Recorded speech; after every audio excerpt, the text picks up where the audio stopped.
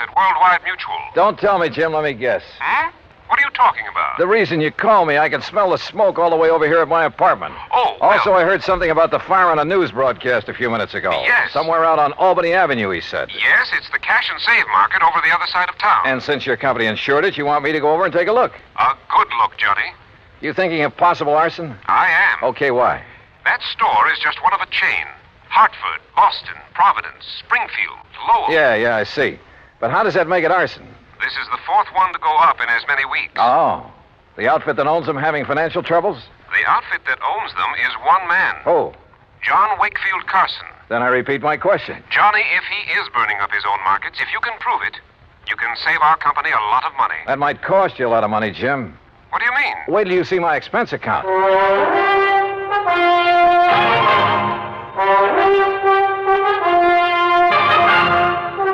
Bob Bailey, in the exciting adventures of the man with the action-packed expense account. America's fabulous freelance insurance investigator. Yours truly, Johnny Dollar.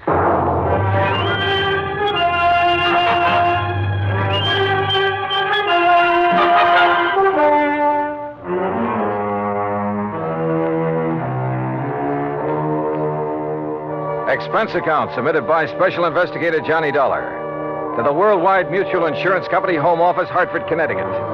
Following is an account of expenses incurred during my investigation of the Carson arson matter.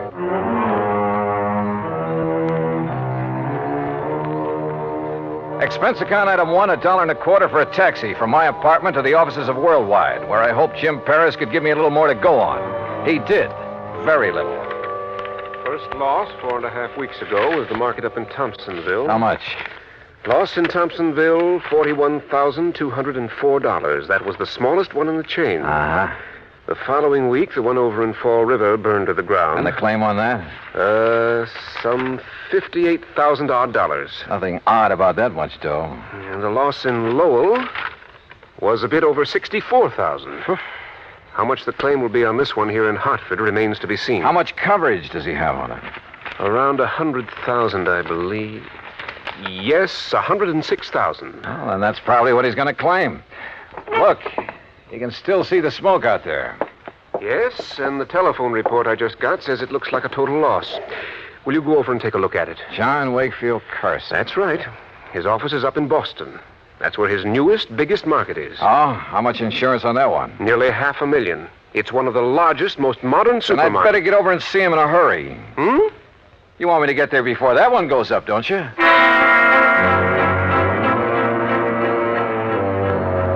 Expense account item 2, $450 for a cab to the scene of the fire way out on Albany Road. 3 or 4 fire companies were hard at it. But it was easy to see there wasn't a chance of saving much. It struck me that this location, part of a brand new residential area, was about as far from an established fire company as it could be. I wondered for a moment if this was deliberate. I finally ran down Hal Gibbons, an old pal, and one of the best men an arson squad ever had. Stick your nose up in the air and take a deep one, Johnny. You smell it? Well, it's not kerosene, Hal. I don't think it's gasoline either. No, but it's something highly inflammable. The boys of that chemical truck could get it out. Might learn something. Of course, these stores always stock a lot of cleaning fluid, stuff like that. Most of them are not inflammable. Well, how about... Johnny, look out!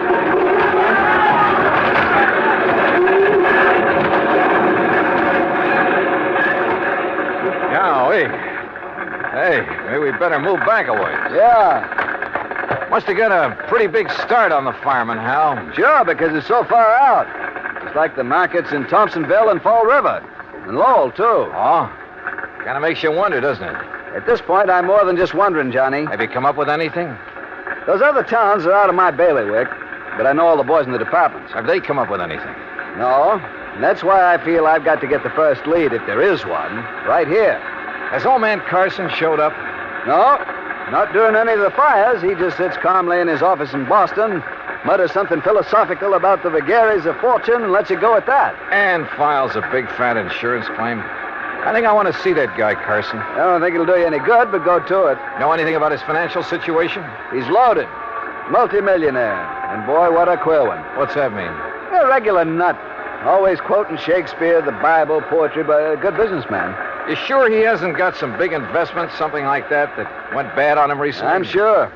There has to be some reason. Get back, I tell you. You gotta stay back of the line. You want to keep your job, you tell your chief I'm here, and I want to know why this fire got out of hand. Well, who's that? Now, look, miss, I got orders. Don't choke on them. It's all right, Jerry. I'll take care of her. Whatever you say, Mr. Gibbons, but I got It's orders. okay. Well, Miss Carson, it looks like you're losing another market. This is the fourth one and a little over a...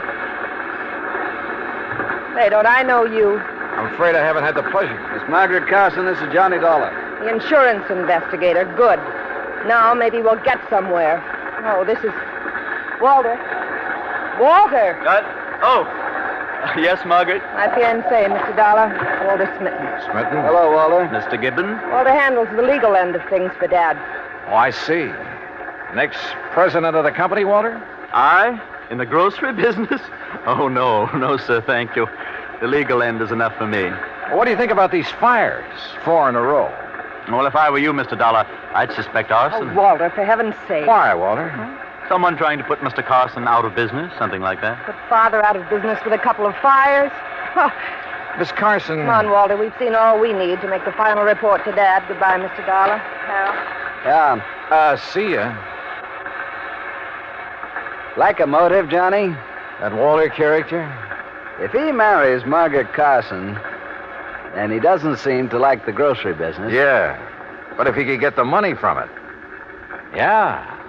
I see what you mean.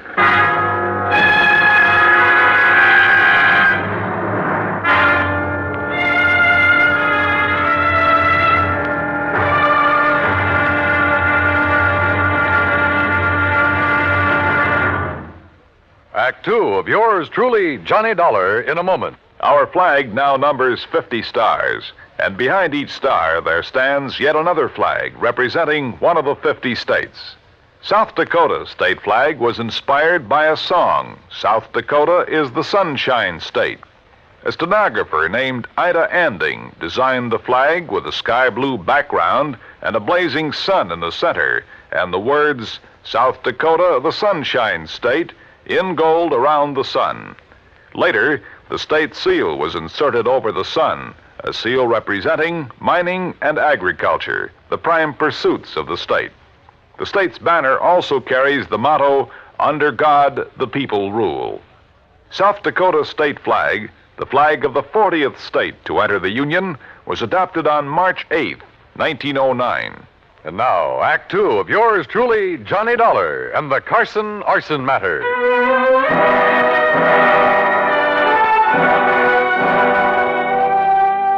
Expense account item 3, 20 cents, phone call from a booth near the scene of the fire. I wanted more information from Jim Paris at Worldwide Mutual. Information about the policies covering the 13 cash and save markets, 4 of which had recently gone up in flames. I waited in the phone booth until Jim called me back. Johnny Dollar. Jim here. Oh, good. All right, here's the list of markets, Johnny, in the order of insurance coverage, starting with the smallest amount. Go ahead. Thompsonville, Fall River, Lowell, Hartford. That's the same order in which they burned. Exactly. Okay. Which remaining store has the next biggest coverage? Salem. Okay, I'll start with Salem. What are you thinking of, Johnny? It's just a hunch, Jim, but... Well, I'll call you later.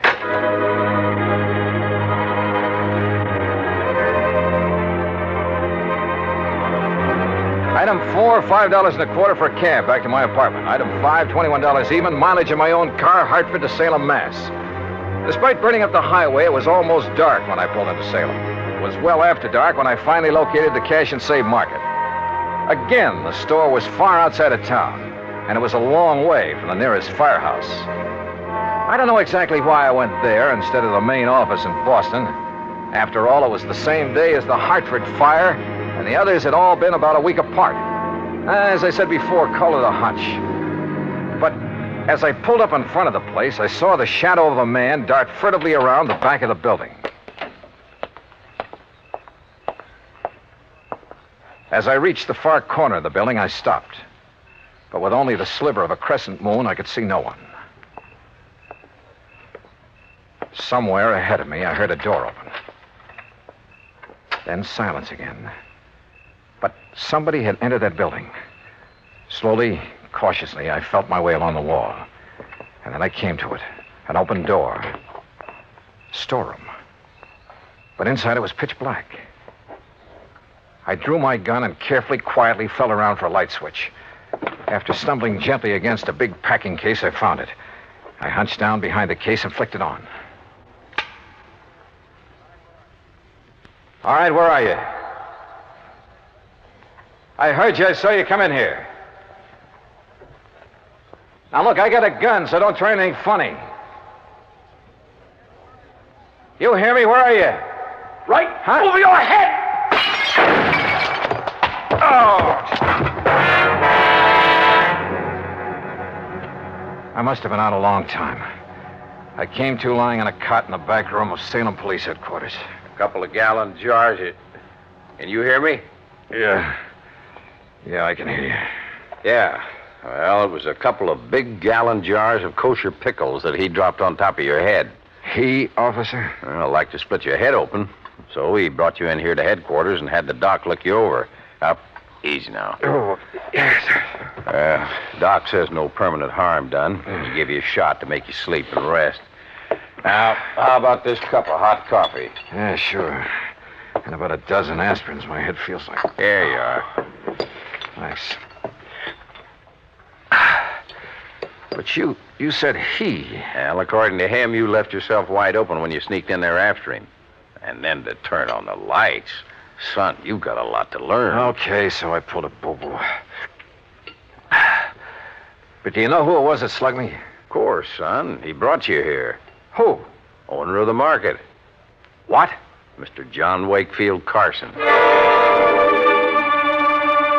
Item 6, $2 more mileage on my car. This time down to Boston and the main office of Cash and Save Markets. To the private office of John Wakefield Carson. Please be calm of mind, all passion spent, Mr. Dollar. What? That's from Milton. Please sit down. Now look, Mr. Carson, about last night. Baydock plays tricks upon us all. It did so in bringing us together last night. How did you know I was going to investigate that market of yours up in Salem? Well, I didn't know. But look, you young man. Yeah? The fires which destroyed those 4 markets did so in order their value to me. So I found out. And possibly then the next to go would be the store in Salem. For that indeed is next in order of value. It figures. Or perhaps 'twas mere coincidence those accidents occurred in that order. Accidents? Remember, coincidence breeds further coincidence. That's a quotation from Brescott. Now listen to me, Mr. Carson. For that reason, I decided to inspect the Salem store myself. Inspect it, huh? Make sure there'd be no possibility of spontaneous combustion there. Let's get one thing straight right now, Mr. Carson. Yes? I think those fires were set. And if you'll come down to earth. Possible, I suppose. It was Shakespeare who said, fire answers fire. Oh, Through their paly flames, each sees the other's umbered face. Listen to me, will you? Of course. I think you set those fires, or had them set. By Mr. I Dollar. think you were going to burn down the store in Salem until I came along. When I saw you there, I thought that was your intent. Oh, sure. All right, tell me this. What do you plan to do with the insurance money, if you get it? Rebuild? Bigger and better stores where the old ones stood? Why, no. Or did you find out you hadn't made them big and modern enough for those real estate developments where they were located and decided the cheapest way for you to do? No. To build again where tragic dealt the fate. Forget the fancy quotes and answer my question. Shakespeare said, you tread upon my patience, sir. Look. It's most enough to make a deacon swear. That's by James Russell. Mr. Carson. What disposition of the funds I choose to make is mine alone to settle. And from my heart. Carson? Enough. I've had enough of this. Now be on your way. No, wait a minute. Be gone, Dollar. And irk me now no more. No, you wait. From your heart, you said. Now I have said enough. Henceforth, my lips are sealed. Okay. But you know something? I think you've told me who might have set those fires. And if you'll answer me just one more question.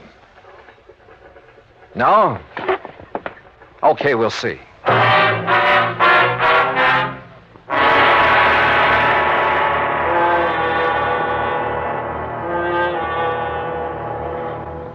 Act 3 of yours truly, Johnny Dollar, in a moment. Sometimes we may wonder why a football team doesn't quit playing and walk off the field when it finds itself 50 points behind with only a few minutes of play to go. What is that indomitable spirit that fills men with hope and keeps them going in spite of terrific odds? keeps them going just to play the game according to the rules, just to get the job done as well as they know how. This kind of spirit pervaded the feelings of heavy bomber crews of the 9th Air Force on that day of glory, August 1st, 1943, the day of one of the most secretly planned surprise bombing missions of World War II, the day of the low-level attack on the Romanian oil refineries at Ploiești. More than 170 B-24 heavily loaded bombers took off in a swirl of red dust from Benghazi, Libya, to bomb a highly defended priority target. The element of surprise in the low-level attack was to be one of their greatest weapons. But things went wrong from the start. 3 planes exploded during takeoff operations. 11 more aborted due to engine trouble. Of those that reached the target area, less than 1/3 returned to home base. The leaders of the mission encountered navigation difficulties and difficulty in identifying the specific targets. And due to the loss of that elemental hope, surprise, they also encountered devastating enemy firepower from flak and fighters. The mission was partially successful, but a horrifying experience. 5 medals of honor were awarded to the heroes of the Ploiești raid for valorous action above and beyond the call of duty. At any time, the men would have been justified in turning back. But they had a code of conduct that made them want to see the unequal game through to the end. It was a job that had to be done, a charge of the Light Brigade in the air as they flew down the Valley of Death to glory. And now, Act 3 of yours truly, Johnny Dollar and the Carson Arson Matter.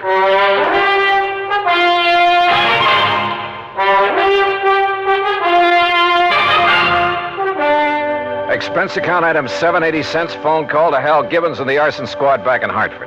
Yeah, Johnny, I finally found plenty in the remains of that fire. Then it was arson. By some rank amateur. That's why it was hard to spot. What do you mean? When a pro sets a blaze, we know what to look for. I see. And what about the other 3 fires? I called the boys in those cities immediately. Heard back from them this morning. Same story. All right. Have you checked on Walter, what's his name, the fiancé of Carson's daughter? You mean stepdaughter? Stepdaughter? I have, and that's what stops me. Alibis, huh? Perfect. Walter Smitten couldn't possibly have started those fires. I didn't think so. Huh? Now, that boy may call himself a lawyer, Hal, but he just hasn't the nerve, the gumption. But who else? He stands to benefit if he marries Margaret Carson. And surely you don't think Carson himself... Johnny? Call the Boston police, will you? Have them meet me at Carson's office. What for? Maybe to make an arrest. Do that for me, will you?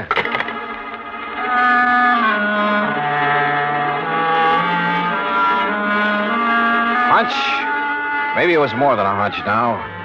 Sure, I know there was no real clues in the case, but maybe for once I could get along without them. I went back to Carson's office and, I must confess, tried a little bluff. Court? You'd hail me into court? That's right. Unless you open up and tell me what I want to know. Very well. Speak to me as to thy thinkings, as thou dost. And you can remain. forget the quotations. Walter Smitten is your lawyer, isn't he? A timid but an eager lad who saved me many a fall. You like him? Like a son. I would he were my son. Or as the Bible says, a wise son maketh a happy... All right. Oh, yes. You have a stepdaughter, Margaret. Alas, I have. Okay. Now, who is to get the insurance money you may collect? Well, that, sir, is none of your concern.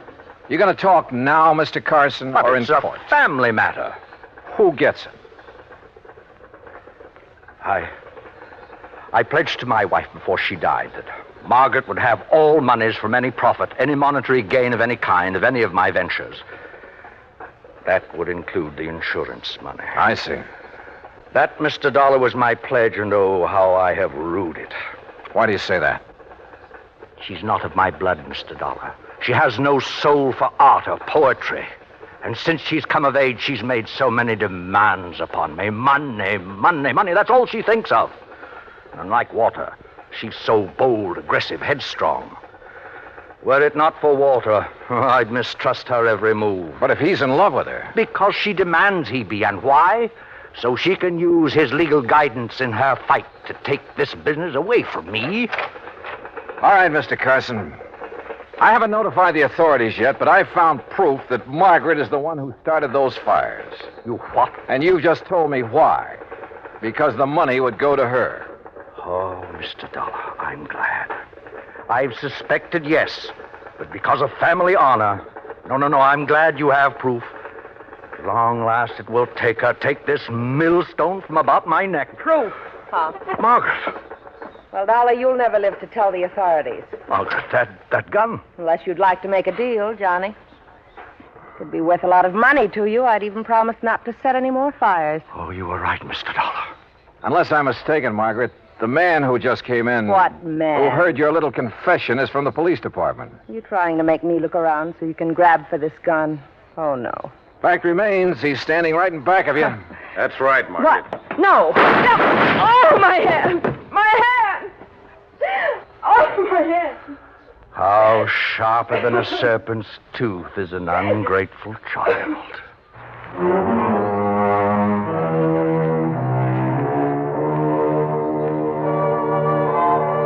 Yeah, the company will have to pay on those 4 markets. And the courts will have to take care of Margaret. I'm sure they will. And next time, well, give me something clean to work on, will you? I hate this kind of stuff. Expense account total, including the trip home, $56.90. Yours truly, Johnny Dollar.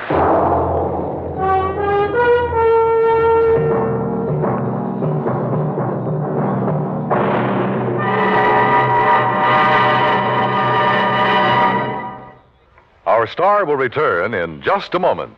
Our flag now numbers 50 stars, and behind each star there stands yet another flag representing one of the 50 states. Oklahoma's state flag depicts an Osage warrior's circular buckskin shield from which hang 7 eagle feathers. Across the shield is the Indian's calumet, or pipe of peace, crossed with the white man's peace symbol, the olive branch. On the shield are small crosses, the Indian's graphic sign for stars, indicating lofty ideals or a purpose for high endeavor. The background of the flag is a field of blue, the blue of the Oklahoma sky, signifying loyalty and devotion. The important symbols, however, are the calumet and the olive branch. These override the shield, the symbol of war, and bespeak a predominant love of peace by a united people. Oklahoma's state flag, the flag of the 46th state to enter the Union, was adopted on April 2nd, 1925. Now, here's our star to tell you about next week's story. Next week, the Rolling Stone matter. Remember that old saying about a rolling stone? Well, it applies here, with a vengeance. Join us, won't you? Yours truly, Johnny Dollar.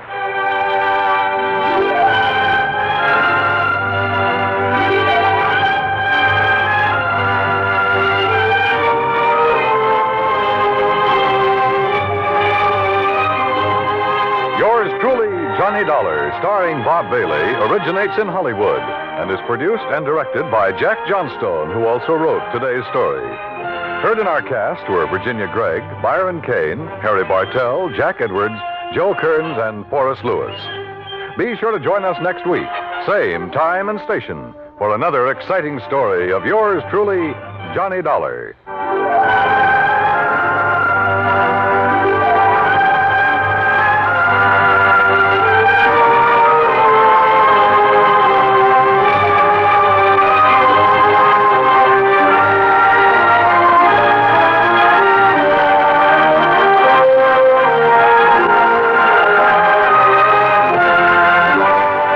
This is the United States Armed Forces Radio and Television Service.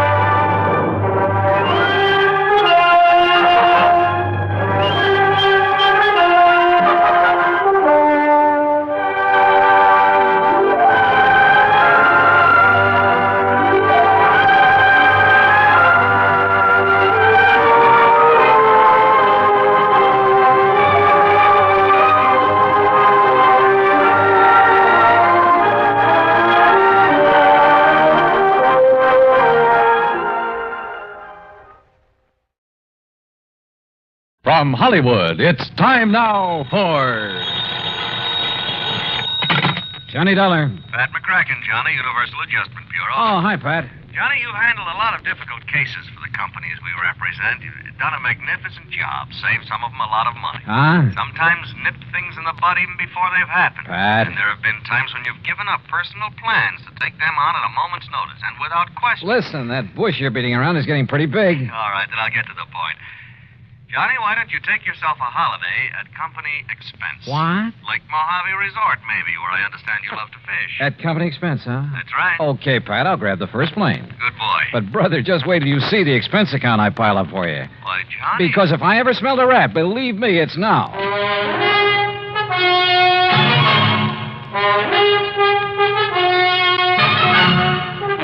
Bob Bailey in the exciting adventures of the man with the action-packed expense account, America's fabulous freelance insurance investigator. Yours truly, Johnny Dollar.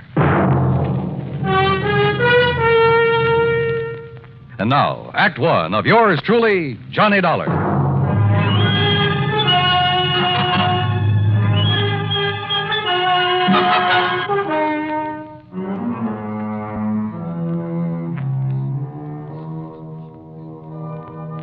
Expense account submitted by Special Investigator Johnny Dollar to the Universal Adjustment Bureau, Home Office, Hartford, Connecticut. Following is an account of expenses incurred during my investigation of the Wayward Trout matter.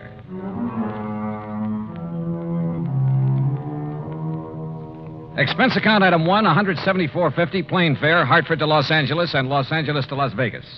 Item 2, $50, deposit on a rental car. I headed south on Route 95. The Mojave Desert. Thousands of square miles of sand, sun-bleached gravel and rock, of cactus, sage, and Joshua trees. High flat mesas, towering crags. Countless trails leading off from the highway. Long abandoned roads leading up into the harsh, bleak mountains, with their promise of infinite wealth to the prospectors who scratched away in their hungry search for silver and gold. And who knows, perhaps some of these were trails of the pioneers who beat a tortuous path westward to the great Pacific, who, with their oxen and heavy wagons, were lucky if they made 6 miles a day. Yet here I was, cruising along at an easy 60 miles an hour. And above me, a jet plane, lazily tearing off 600 miles an hour. Yeah, it made me think about the men who lived and struggled here, the men who died of hunger and thirst following the same path I was taking, never knowing that only a few miles away beyond the mountains was the mighty Colorado. Water, food, and life for those lucky enough to find it. But let's get to more practical things, like Davis Dam and huge Lake Mojave. On the east bank at the lower end, Lake Mojave Resort, with its clean, modern cabins, boathouse, dock, and harbor. Everything for a fisherman. It was after 9 p.m. when I pulled in. My old friend Buster Faber was waiting for me. By golly, Johnny, I'm glad to see you. Yeah, same here, Buster. How are you? Before you start on why I'm here, how's the fishing? You remember Ham Pratt, the general manager? Sure do. How is he? Went out 3 days in a row, got 3 limits, 5, 6, 7 pounders. Oh, and I have to come here on business. Yeah, but as soon as you clear it up, you and I are going to do some fishing. Believe me, we'd better. But now, what's the problem? Oh, well, here, let me take your bags. You're in number 8. Okay. I'll put you right next to Mr. Hatch. Hatch? Old-time confidence man, Johnny, and just plain big-time thief. Oh, Gordon Hatch? That's the one. Used to operate up in San Francisco, over in Reno? Tried Las Vegas, too, but they ran him out. Sure. He served a couple of short stretches for petty theft, things like that. But they could never nail him for anything big. That's right. Sit down. Yeah. Well, what's he doing here? Oh, ordinarily, we'd give a man like that some excuse about being full up, something like that. I should think so. But Ham and I decided if we let him stay, and with somebody like you here, well, maybe we could do a kind of public service. Keep talking, Buster. Well, Tuesday morning, I got a call from some wealthy folks in Los Angeles. They wanted accommodations for themselves and their wives beginning tonight. They're doing now. So? Well, Tuesday afternoon, this Gordon Hatch came barreling in. My wife, Marilyn, not knowing who he was, put him in number 7. What are you getting at, Buster? Well, those folks from L.A. have been here before, Johnny, and the women always come with enough furs and jewelry to a fishing resort? Well, you see, every night they drive up to Vegas to gamble and take in the fancy night spots. Ah, but what makes you think Hatch would come here just because of them? One of them's a lawyer that got him sent up for embezzlement once, and Hatch always swore that someday he'd get even. Oh, well, now, Buster... I don't think he'd try any rough stuff, anything like that. He isn't the type, but... Well, that's why I called Hartford. Well, what's the insurance angle? There isn't any. Unless a lot of heavily insured jewelry suddenly disappears from around here. And your man in Hartford was willing to play along with that. Yeah, I see. Well, so do I. Hmm? I see we have another guest buster. How do you do? My name is Gordon Hatch. Mr. Hatch, this is Johnny Dollar. He's come for a few days fishing, same as you. Excellent. We must go out together, Mr. Dollar. I found a couple of wonderful spots. Yeah, I understand you had pretty good luck, sir. Oh, didn't Ham Pratt tell you about the big one I got over near Sculpture Rock? Nearly 10 pounds. I'm keeping him in a live box so I can take him back to Los Angeles and have him stuffed. Live box? Yes. It's a big sort of box made of heavy screen, Johnny. You leave it in the water, it'll keep the fish alive for days. That's right. Well, aren't you afraid somebody will walk off with them? Oh, the nice people who come to this nice place? Of course not. And as a fisherman, I'm sure you know that even the worst crook in the world wouldn't touch another man's catch. Yeah. Look, excuse me, I hear some cars coming down the road. Must be the folks I'm expecting. Why, of course, Buster. I'll see you later. Right. Any plans for the evening, Mr. Dollar? Oh, not particularly. I'm a little tired. Well, then come along into my cabin next door. Have some excellent scotch and plenty of soda. Oh, well, I've had a pretty long day. Now, look, we can relax and regale each other with tall tales about the big fish we've caught here and there. After all, there isn't anything else to do out here of an evening. Oh, I kind of thought I'd wander down to the dock and see if Ham Pratt is about. Oh, save that for tomorrow. Now, come along, Mr. Dollar. I won't take no for an answer. Actually, I was glad for the invitation. I wanted to know more about this man, sound him out if possible, about his real reason for being here. As it turned out, we spent a very pleasant evening talking entirely about fishing. Only once, in answer to a pretty direct question, did he speak about what I wanted him to. That is all water over the dam, Mr. Dollar. If it's possible to make amends for some of the, shall we say, questionable things I may have done in the past, well, I can only assure you that I'm sincerely trying to make such amends. Please don't embarrass me this way again. Yeah, sorry. Now, tomorrow we'll go fishing. Well, I'll not only take you to one of the hottest spots on the lake, but I'll show you the beauties I have in the live box. You'll turn green with envy. Night, Cap? Well, it's been a pretty long day, and I really should hit the sack. So should I. So, here we go. Bottoms up, and may tomorrow bring us each a limit. Then I will drink to. Now, there we are. And I'll see you at the crack of dawn. Sleep well. Right.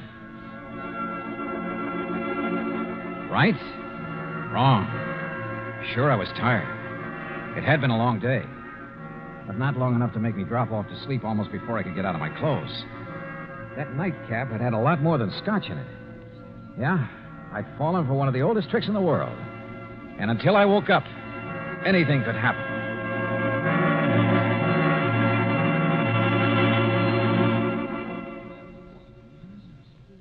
Act two of yours truly, Johnny Dollar, in a moment. And now for another episode in the life of Sergeant Donald Bellwether, my husband.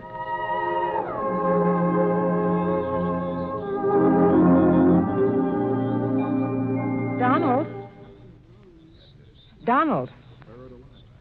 Sergeant Donald Bellwether. Please, Reba, can't you see I'm absorbed in the sports section? So I see. Who's the girl in the bikini? A shot putter? Look, what's the difference if she's an athlete or a Hollywood celebrity? Why do you insist on disturbing me while I'm reading? Did you drop off the laundry this morning? Yes, dear. Did you mail my letters? Yes, I mailed the letter. Did you know that angry, brooding, and impatient drivers are the major cause of many accidents? Yes, I know. What? I said angry or impatient drivers behind the wheel cause many serious accidents. And when a driver is emotionally upset, he's more apt to make an irrational decision or take unnecessary chances. My dear wife, you ought to know by this time that I am a well-adjusted individual. I have complete control over my emotions. You didn't have this morning. Now, just because I burned the toast, you stormed out of the house in a fit of rage. You didn't even kiss me goodbye. Mm-hmm. You're determined to pick a quarrel with me, is that it? No, I just want you to drive safely. I don't want you to be under any emotional strain when you drive a car. I want you to return home safely. I love you. Come here, woman. Yes, Donald. You sit right here on my lap, and I'll give you that kiss you missed this morning. And you promise you'll never again drive the car when you're angry? I promise. Oh, that's my Donald. That's my doll.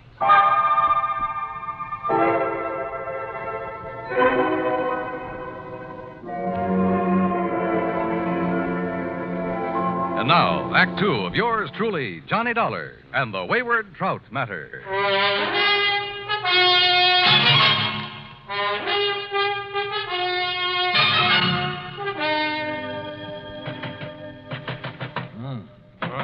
What is it? Hey, Johnny. Huh?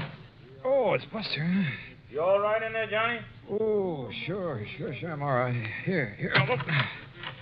Holy, what time is it anyway? Almost 9 o'clock. Oh, look at those big red eyes. You weren't kidding. I feel as though Where's Gordon Hatch? Went out fishing at the crack of dawn. Said you'd promised to go with him, but he pounded on your door and finally gave up. Johnny, you look like you... Hey, Buster, the folks you were expecting in from Los Angeles. Yeah, they came right after I left you and Mr. Hatch last night. 6 of them. I figured you wanted to be alone with Hatch to sort of feel him out. Yeah, I did.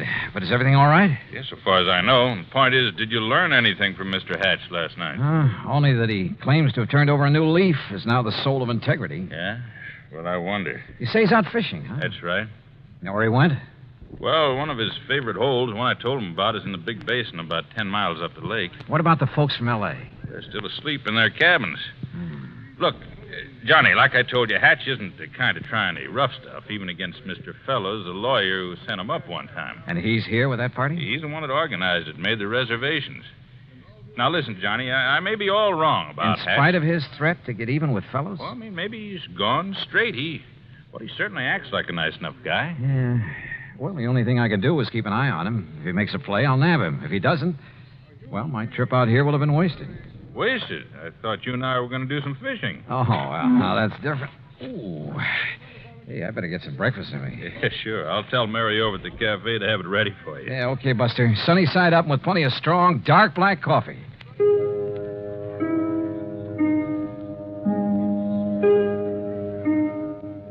My head felt like it might split open any second, and I was more sure than ever that Hatch had poured me a Mickey last night. Yet he had expected me to go out on the lake with him this morning. Must have been nearly 10 a.m. by the time I'd showered, shaved, dressed, and joined Buster at the little cafe. Already, half a dozen early morning anglers had come back to boast about their catches, and the big ones had got away. Now, don't you tell us all, Buster, but that big one, Buster, he must have been 8.5 pounds. Yeah, I'm sure it was, Mr. Hector. Well, the place I lost him was in the second cove this side of the dam by the big square rock. Second cove this side of the dam, did you say? That's right next to the big square rock. Hey, Jim, I know a great spot for us to try this afternoon. Yeah, I heard that, too. Now, don't you tell us all about that spot, Buster. Cross my heart, Mr. Hector. Good. Say, Henry, I want to tell you about a place I found this morning. Feeling any better, Johnny? Yeah, much. Now, listen. If Gordon Hatch is up here after the money and jewelry of Mr. Fellows and his party, or for any reason at all connected with them, yeah? I think you and I had better hop into a boat and get... Mr. Faber. Oh, yes, Miss Fellows. Good morning. Please come outside quickly. Come on, Johnny. Right.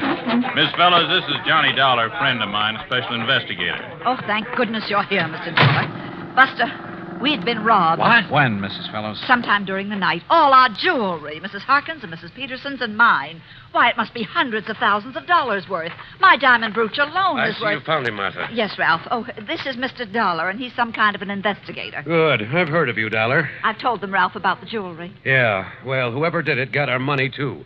With all we brought along to gamble in Vegas, it must be over $20,000. And how he managed to sneak into our cabins... And without waking us, too. Of course, we were pretty tired last night. Well, good morning. Oh, Mr. Pratt. Oh, what seems to be... Johnny, glad to see you. How are you, Ham? I got some bad news for you. Yeah, Ham, it looks like he's done it. Oh? Gordon Hatch? Yeah. Better make a thorough search of his cabin. Gordon Hatch? Oh, no. I'm afraid so. Great Scott. So, Ham, look in his luggage, under the mattresses, anywhere else you can think of. Right, Johnny. Mr. Dollar, do you mean to say that Gordon Hatch is here at this point? Better look in his car, too, Ham. Under the car and the upholstery. Look here now, Mr. Dollar. Sorry, Mr. Fellows. I'll have to talk to you later. Come on, Buster. You and I are going for a boat ride.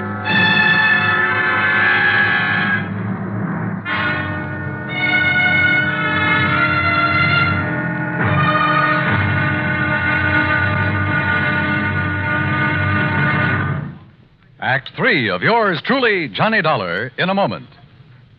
Do you know who Uncle Sam's lawyer is? If your answer is the Attorney General, you're absolutely right.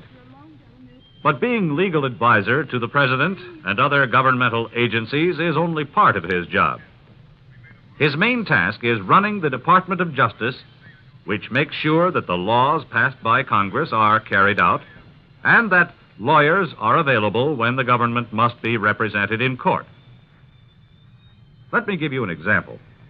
Suppose there is some question concerning the amount or kind of tax you should pay, or suppose you and the government don't agree as to which of you owns certain land.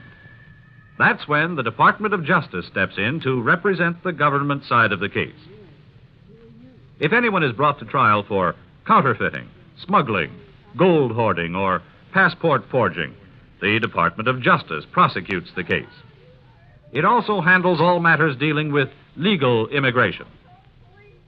And all of this activity is the responsibility of an important member of the President's cabinet, the Attorney General. Just as it is the duty of the United States government to protect each and every one of you, it is the duty of the Attorney General to protect the government of the United States.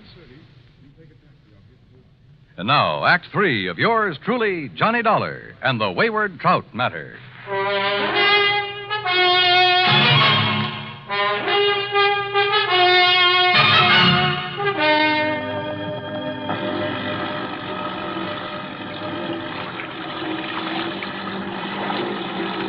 Lake Mojave was calm as a mill pond, and Buster made the spray fly as we headed almost due north up toward the big basin. But we didn't have to go that far. Buster, with the sharpest eyes I've ever known, spotted the ripples from the wake of a boat that had pulled into a deep, winding cove on the Arizona side. Hang on, Johnny. Looks to me like Hatch's boat went in that cove. You mean to say you can tell what boat made that wake? Plain as a pair of footprints in the sand when the lake is calm like this. First thing I want to do is inspect that boat of his. You think he might have the jewelry and money on board? He's too smart to have left them around the cabin or his car. Look, that's his boat in there, all right.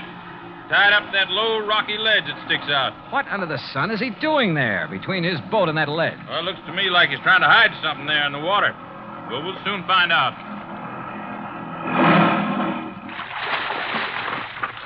Well, Buster, Mr. Dollar, it looks like you've caught me in the act. Yeah, it kind of looks that way, doesn't it, Hatch? What were you so busy shoving down in the water between your boat and that ledge when we pulled out? Well, I figured no one would find it here, Mr. Dollar. Yeah, I'll bet. But I decided to move the live box into this hidden cove when I first came out this morning. The live box? Well, after all, it was you who warned me someone might try to steal some of these beautiful fish I've caught and I'm keeping alive in it. But as long as you found me out, well, here, take a look at it. Well, the thing here on his boat, Johnny. Here, look at them. Ever see such a nice mess of bass in your life? Yeah, they're beauties. And that trout on the bottom. I got him way up the lake yesterday morning. Must be 10 pounds. That the one you plan to have stuffed? That's the one. Well, you better have it done pretty soon. He looks dead to me. Yes, he was this way when I came out this morning. So, when I'm through fishing today, I'll head back to L.A. with him to a taxidermist. Hatch, there's something I want to talk to you about. I know, Dollar. But it's your own fault. Huh? I pounded on your door till I thought I'd wake the dead. Oh, no, that isn't what However, since you're here now, well, why not keep our fishing date now? Mr. Hatch, will you Darn please... it, though, I don't have an extra rod in my boat. Well, come on, Johnny. I'll give you one out of my boat, rod and reel. Oh, yeah, sure, okay. Dollar, I'll take you to fishing spots even Buster doesn't know about. Not a sign of the jewels and stuff on his boat, Johnny. He even went through his tackle box. Well, maybe he's hidden the stuff somewhere along the shore. If he's the one who took it. He looks and talks as innocent as a baby. So the only thing I can do is keep an eye on him and try to feel him out. Come on, boys. Time's a wasting. Oh, here, Johnny, you try this rod on for size. Well, that looks good to me. And here, take along a couple of these fast strike minnow hooks. If anything, they'll get you big bass. They sure will. Yeah, or maybe a trout like the one that Mr... What's the matter, Johnny? Come on, Buster. What? What's the matter? Well, it's about time. What were you two gabbing about over there? Say, Hatch, I want another look in the live box at that big trout. I don't blame you a bit. Well, step into the boat and I'll raise the top so you can really see it. No, I think I'll pull the whole contraption up here on the ledge. That'll take the fish out of the water. Well, you said that trout was dead early this morning. Well, that's right. Then why is he on the bottom of this thing? Why isn't he floating belly up? Here now. I don't know, but I don't see what... Now, wait, what are you doing? Oh, those beautiful fish in there will die like the trout. Oh, I just want a real close look at that trout. Oh, just a minute. These live ones will hold still long enough for me to... Dollar, put them back in the water. Here we are. Ooh, 10 pounds? Look here now. Why, this fish weighs 20 pounds if he weighs an ounce. Dollar? And no wonder the way you've got him stuffed full of... Oh, how about this? A beautiful diamond brooch. No wonder you decided to get back to L.A. And not to stuff this trout, but to unstuff him. And how about this bracelet? Emeralds, aren't they? And look at these nice new $100 bills. A bit wet, perhaps? You're holding more than money and jewels in your hand, Dollar. Oh, now, put that thing away. I'm talking about your life. And I won't hesitate to pull this trigger unless you toss that money and those jewels into this boat. While I toss this over at you, Mr. Hatch. Put it down, Buster, or I'll shoot you, too. Toss me the jewels, Dollar. Toss them. And Buster, stay where you are. How about the whole trout, Mr. Hatch? All right, drop that. Boy, Johnny, you really clobbered him. Yeah, but... Oh, Buster, if you hadn't thrown that oar... And if you hadn't hit him in the face with that wet fish, Johnny, he would have plugged you. Yeah, Buster. I always did like trout.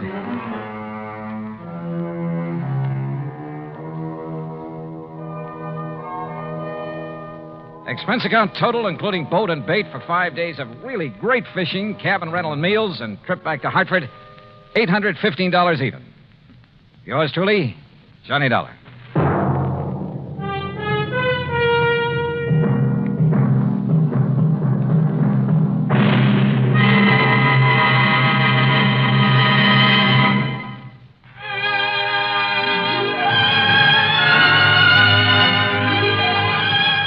Yours truly, Johnny Dollar, starring Bob Bailey, originates in Hollywood and is produced and directed by Jack Johnstone, who also wrote today's story. Heard in our cast were Eleanor Audley, Larry Dobkin, Barney Phillips, Edgar Barrier, Junius Matthews, Russell Thorson, and Alan Reed. Be sure to join us next week, same time and station, for another exciting story of yours truly, Johnny Dollar. This is Dan Cumberly speaking.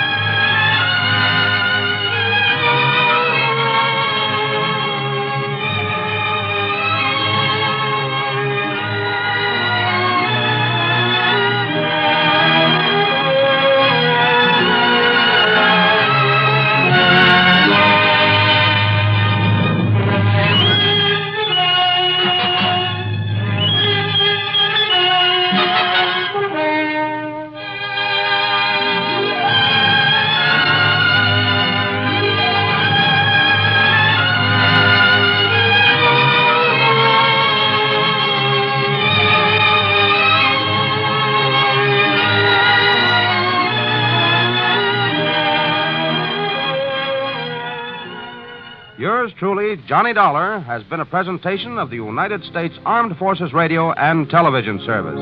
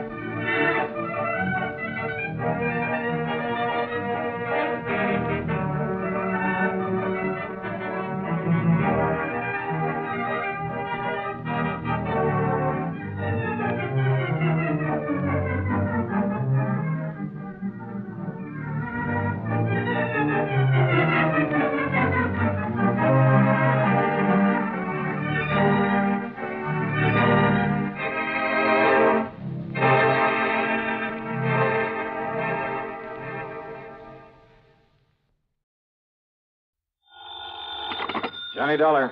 This This is Bert Larkin, International Casualty in Life. Oh, hiya, Bert. How are you? I'm afraid I have a bit of a problem, Dollar. Yeah? Yes, involving some $300,000. Wow. Will have to be distributed very shortly. Oh, well, easy. Bert, just send me a check. Forget the whole thing. You're testing, of course. Oh, well, now, how could you say a thing like that?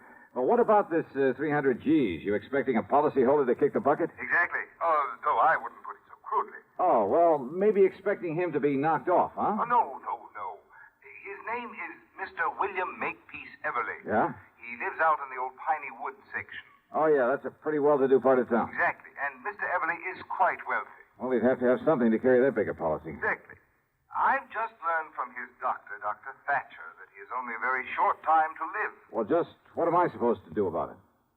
I don't know. You don't know? All I know is that Mr. Everly wants you out to see him immediately. And beyond that, Hey, Bert, there's something funny about this. I'm inclined to agree with you, Dollar. But will you do it right away? Sure, why not? But I wonder.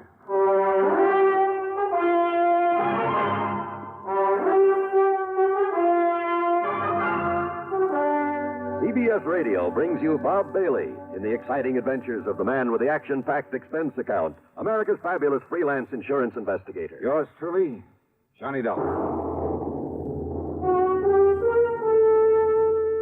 Get the really light refreshment. This is where I talk, Kay. Get the really light refreshment. That's Pepsi-Cola, of course. I just wanted to say be sociable, Charlie. Of course, Kay. Be sociable. Have a Pepsi on the road or at home. It always refreshes without filling. Charlie. Pick up extra cartons now. Pepsi is so delicious it goes fast. That's why you should keep plenty of Pepsi on hand. Oops. Maybe I'd better sing. Be sure to say keep Pepsi handy. Yes, Charlie. But the song says it sociably. Be sociable. Look smart. Keep up to date with Pepsi. Drink light, refreshing Pepsi. Stay young and fair and debonair. Be sociable. Have a Pepsi. What Kay means is get plenty of Pepsi next time you shop. Well, yes. And now, Act One of yours truly, Johnny Dollar.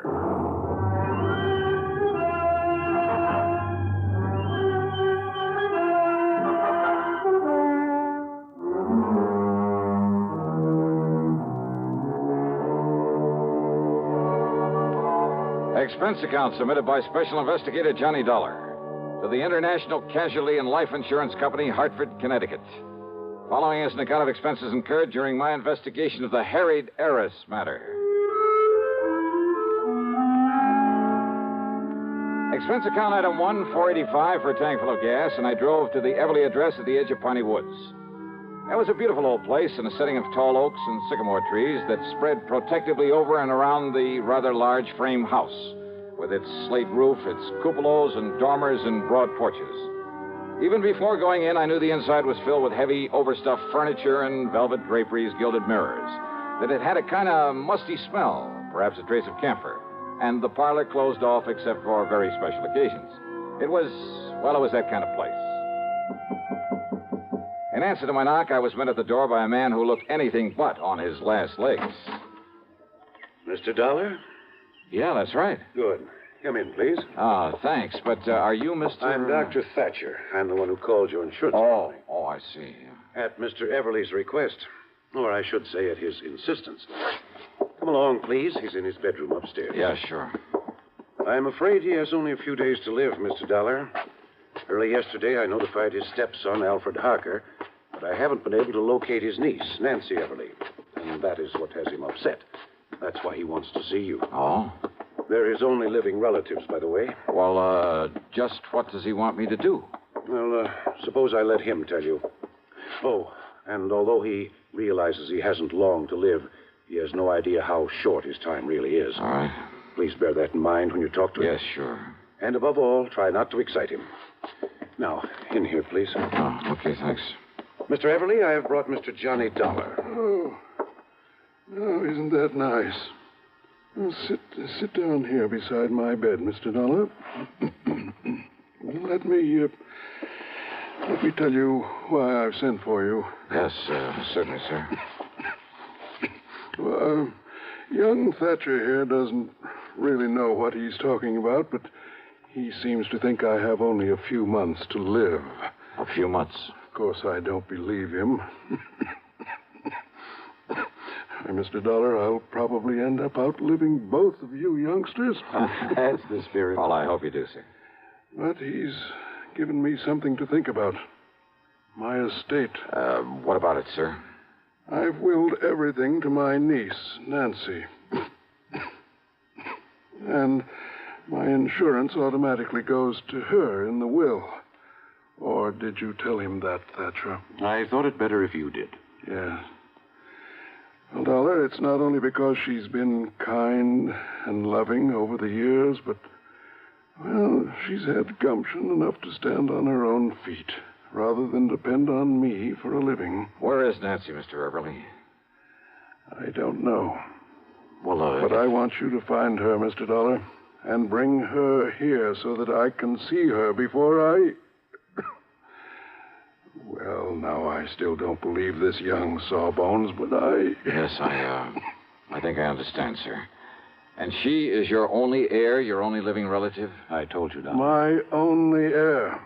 And I want to be sure. I want you to be sure it stays that way. Well, I'll do everything I can. I want nothing to go to my stepson, Alfred Harker. I see. Idle, worthless, sponging off me all these years, even forging my name to checks to get my money now and then. That kind, huh? Yes. And if he finds out I'm leaving everything to her, there isn't anything he wouldn't do to... Please, take it easy, Mr. Everly. I'm all right. Well, of course, Nancy realizes this about Alfred, doesn't she? No. And that's why you must find her. Bring her to me. I'll certainly try, sir. Yes, you must. Please, Mr. Everly, and if anything happens to me, you must protect her from him. You must. You... Dollar, quickly, hand me that hypo there on the tray. Yeah, sure, Doc. Here you are. I was afraid he might get too wrought up over this hole. There now. Just relax, Mr. Everly. Relax. Yes. Thank you.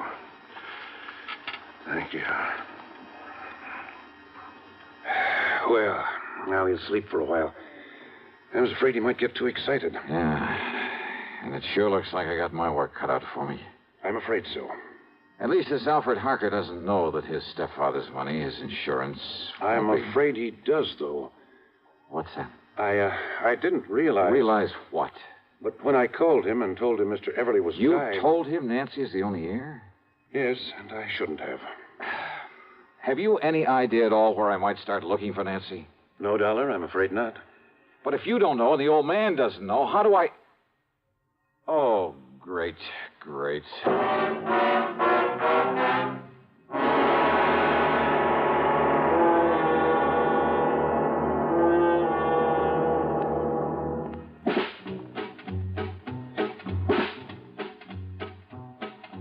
Have a real cigarette. Have a Camel. Have a Camel cigarette. Have a real cigarette. Have a Camel. Have a Camel cigarette. Best tobacco makes the best smoke. Have a Camel cigarette. Best tobacco makes the best smoke. Have a Camel cigarette. If you're smoking more these days, but enjoying it less, change to Camels. The Camel blend of caustic tobaccos has never been equaled for real smoking satisfaction. Have a real cigarette. Have a Camel. Start to really enjoy smoking again. And now, Act Two of yours truly, Johnny Dollar.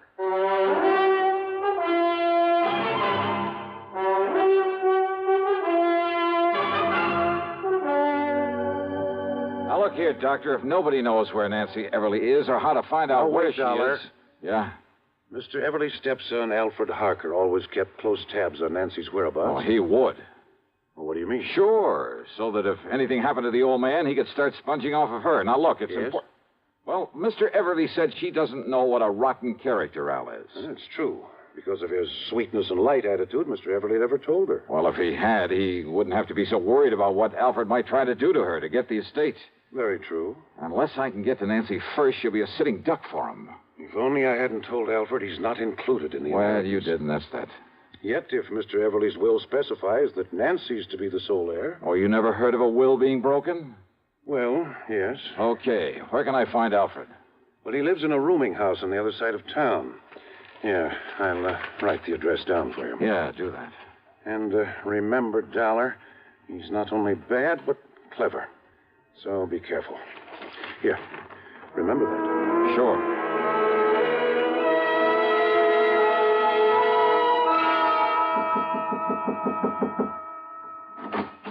You looking for that young Mr. Harker, mister? Yeah, that's right. Yeah, well, he ain't there. I'm the building super. And where can I find him?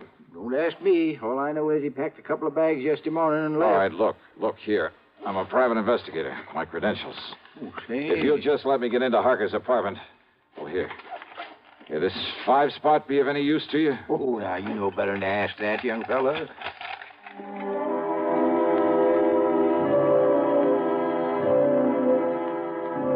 It was pretty obvious Al Harker had left in a hurry. The clothes he hadn't packed were strewn all over the place. But luck was with me. On a desk, I found an airline timetable. One of the flights to Los Angeles had a check mark beside it. More important, I found the address of Nancy Everly, an address in Philadelphia, PA. I drove to the airport and spent item 2, $12.55 on a plane to Philadelphia. Then item 3, $6 1/4 for a cab to Nancy's address. It was a neat little apartment in the section they call Upper Darby. But instead of finding Nancy there... Why, no, Johnny Dollar. I'm Mary Ann Hooper. Oh, yeah. Now, Miss Hooper... But I know Nancy Everly from the office where we work together. Well, where can I find her, So Miss when she moved out of town, I agreed to take over the lease on this nice apartment. Won't you come in? She moved out of town, you say? Mm-hmm. Where? Oh, she was transferred. She was a copywriter, you know. For whom? The name of the company you work for? Hardin, Carmen, and Fisher. Oh, yeah, the ad agency. Mm-hmm. And they sent Nancy out to their Los Angeles office just a few weeks ago. Then Alfred must have found that out. Why don't you come in just a minute, Johnny? It's awful chilly out Hey, here. listen, do you have her address in L.A.? Well, no, but maybe at the office. All right, okay, thanks. Thanks Johnny, very much. has she done something wrong? No, she hasn't. What?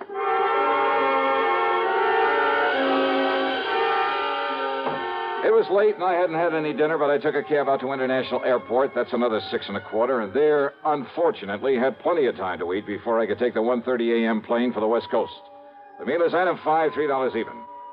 Item 6, $161.60 plane fare to L.A. Item 7, another $6 1/4 taxi into the office of Hardin, Carmen, and Fisher, where I had to wait for the joint to open up. Then I talked to the receptionist. No, Mr. Dollar, Nancy isn't here. Oh, As then a I'll matter go of out and fact, grab she some won't breakfast. Be in at all today. Oh, when does she come in if you... What did you say? I said she isn't coming in today. Why not? Well, I don't know. Oh, then give me her address. Yes, certainly. It's 1308 Pandora Avenue out in West Los Angeles. Okay, thanks a lot.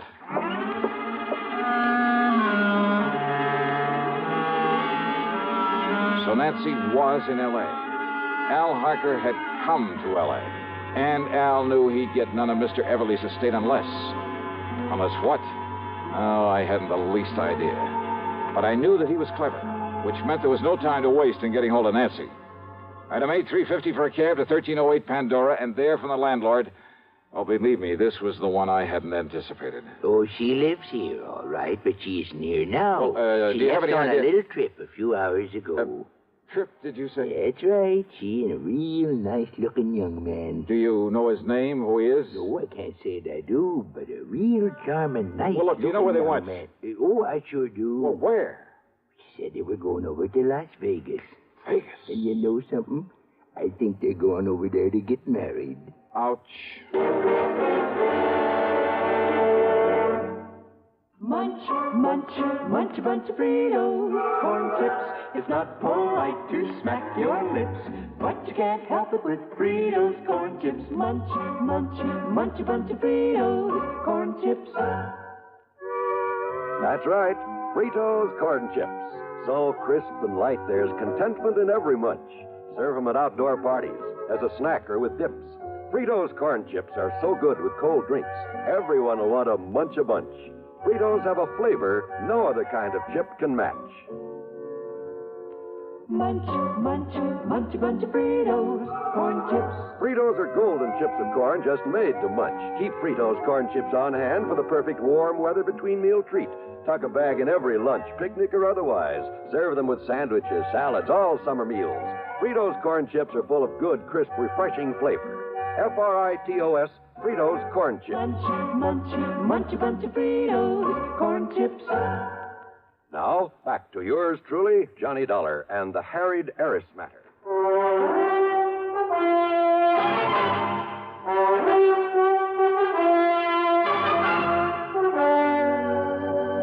Expense account item 9, 70 cents for a phone call to Las Vegas, Nevada, to that well-known license bureau. Johnny Dollar, the special investigator? Yeah, that's right. Listen. Well, sir, this is a real privilege talking to you this way. Hey, listen, there's a young couple on the way over there to get married. Happens all the time, Johnny. Oh, yeah, sure. Especially here. Yeah, now listen. Their names are Nancy Everly and Alfred Harker. You want me to arrange something special for them to help them on their way? No. Somehow you've got to keep them from getting married. Well, now, unless you've got some legal reason, Johnny, some kind of court order or something. By the time I went through that, they could be married and gone. Yes, I guess that's So, true. look, you got to stall them. Somehow you got to keep that pair waiting. Well, now, Johnny, I'd certainly like to do you the favor. And do it. But unless I got some legal cause. You see, it works like Well, look, this. just you stall them off until I get there. I'll make it worth your while. Johnny, that sounds like bribery. All right, call it anything you like. Just hold them up until I can get over there to Vegas. But on what excuse, Johnny? Anything you can think of, but do it. I'm on my way.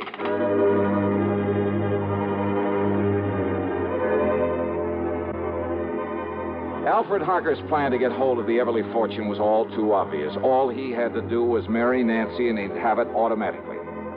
Item 10, $7.50 for a fast taxi out to Lockheed Air Terminal in Burbank.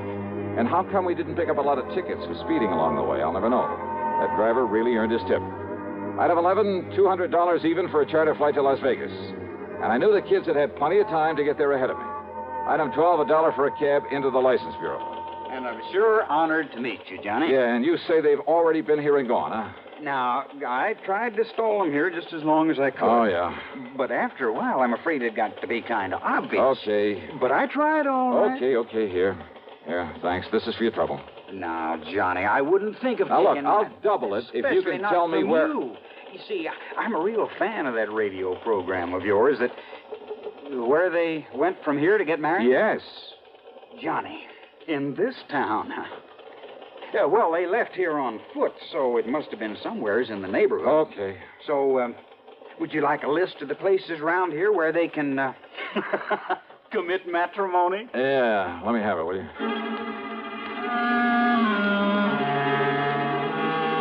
Item 13 is the 10 spot I accidentally left on the counter for him. Then I started checking every place in the area, every person who could seal the bonds of matrimony. Churches, marriage chapels, justices of the peace, even ordinary-looking private homes that were on the list. Hey, you know something? A lot of weddings take place in Vegas. I almost got thrown out of a couple I barged in on, and then finally... Why these two excuse me, folks. in holy matrimony. Speak now or forever hold your peace. Excuse me, please. Just wait, young man. I'll take care of your wedding in just a minute. Yeah, well, look... Let us finish the ceremony, please. Yes, of course. Now, do you, Alfred Harker, take this woman... No, he doesn't. I beg your pardon, young man. Yes, what is this? Who's this man, Alfred? Well, I'm sure I don't know. All right, now listen to me, Nancy, and listen to me very Who are carefully. you? The only reason Al Harker is rushing you into this marriage is to get his hands on your money. What? My money? That's right. Now, look But you're wrong, because I have no money. That is, not enough. Well, maybe not now, Nancy, but you will have within the next few days when your uncle dies. Uncle Bill is dying? Ask Alfred here. He knows it. What in the world makes you think a thing like that? Because Dr. Thatcher told you he is, and told me that he told you. William Everly's dying, all right, and you know it. Alfred, why didn't you... Quiet, darling. Just let me handle And it. Al, you know something else that Nancy doesn't know? That Mr. Everly isn't leaving you 1 cent, that everything goes to her.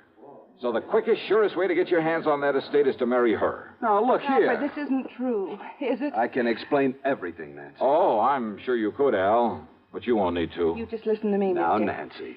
If what you say is true, why did Uncle Bill write to Alfred and beg him to marry me? That it's the one thing he's always hoped for. Who told you that? I saw the letter myself. Alfred showed it to me. Oh, do you have that letter, Nancy? Alfred? Well, no, I threw it away. Yeah, you would. So not to have any evidence lying around. Evidence? A forgery. Like the checks your darling Alfred forged over the years. Alfred, no, that isn't true, is it, Alfred? It's true, all right. No. But neither this man or anybody else is going to stop this wedding. Come here, Nancy. Young man, Now, look, pulling that gun is about the most foolish thing you could possibly do, Alfred. Is it? Alfred, listen. No, Nancy. Now, let go of me. Please, Alfred, listen to me. Go, I Hey, just hang on to him, Nancy. say. I'll kill you. Sure.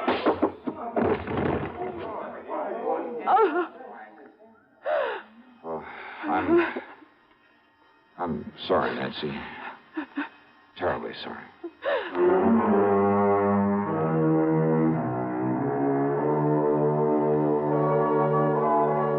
Well, pulling his gun was a big mistake. Yeah, the people there in Vegas, the police, just don't go for that sort of thing. As for any charges the company may care to make against him, well, that's up to the legal department. The main thing is to keep him away from her permanently. Incidentally, I managed to get her home to see her uncle before he died. Expense account total, including the trip back to Hartford, and for Nancy, too, of course, $76,425. Yours truly, Johnny Dollar.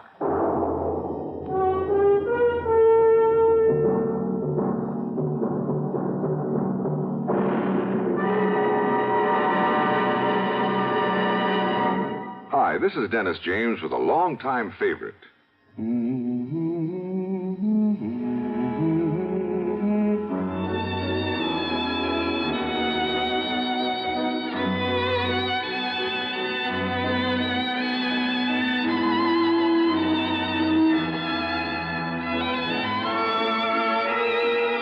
Yes, the longtime favorites are usually the best, aren't they?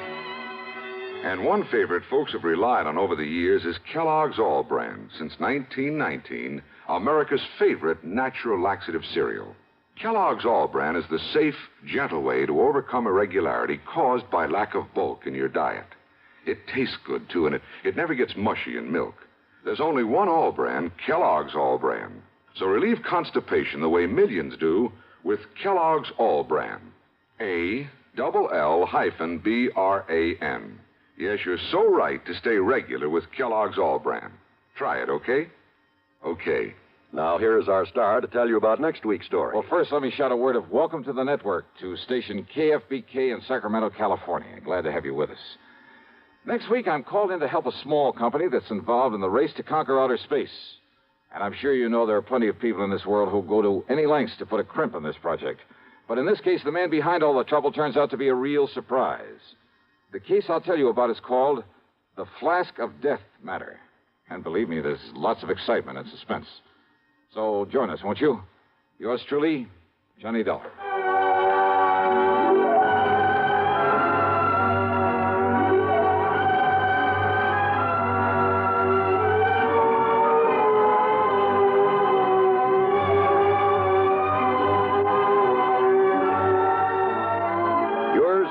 Johnny Dollar, starring Bob Bailey, originates in Hollywood and is written, produced, and directed by Jack Johnstone. Heard in our cast were Virginia Gregg, Gene Tatum, Lillian Baeff, Marvin Miller, Russell Thorson, Bart Robinson, Forrest Lewis, Sam Edwards, and Harry Bartell. Be sure to join us next week, same time and station, for another exciting story of yours truly, Johnny Dollar. This is John Wall speaking. Suspense follows on the CBS radio network. You know, Dooley, I've been reading up on hypnosis. Come here and let me try it on you. I'm an officer of the law and don't approve of making a man divulge his secrets. However, I'll stand by in case there's criminology involved.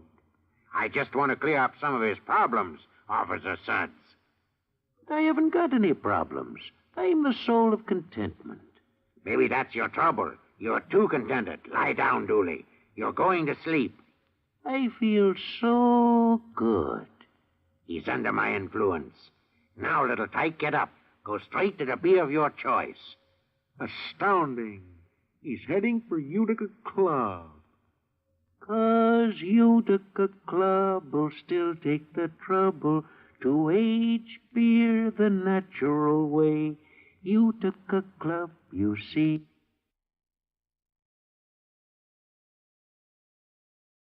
Time now for Johnny Dollar. George Reed, Johnny, at Floyd's of England. How are you, George? Do you by any chance remember Durango Laramie Dalhart? From that place out in Oklahoma with the crazy name of Bum Spung? That's right. Now, Johnny... How could I ever forget him? And more to the point, has he ever forgiven you? Forgiven me? After all, you were the one who accused him of passing counterfeit money. Well, I know. All he did was wash and starch and iron a few $100 bills to make them look nice and new and crisp. I'm quite frank to admit I was entirely wrong about him that time. Hey, tell me, does he still pay his premiums in brand new money and in person? Yes, and that's what has me worried. How do you mean? Well, he wrote me some time ago and said he'd be here on the 10th of last month to pay his regular $4,500 premium. The 10th of last... Well, that's nearly 6 weeks ago. Exactly. And he hasn't appeared. Well, did you write or wire him to see what's holding him up? I got no answer. Johnny, I think something's happened to him. After all, with the way he flashes money around, it's a wonder somebody hasn't knocked him off long before this. George, if anything's happened to old Durango Laramie Dalhart. Yeah, I thought you'd feel that way about it. Yeah. I'll let you know what I find out when I get to, if you'll pardon the expression, Bum Spung.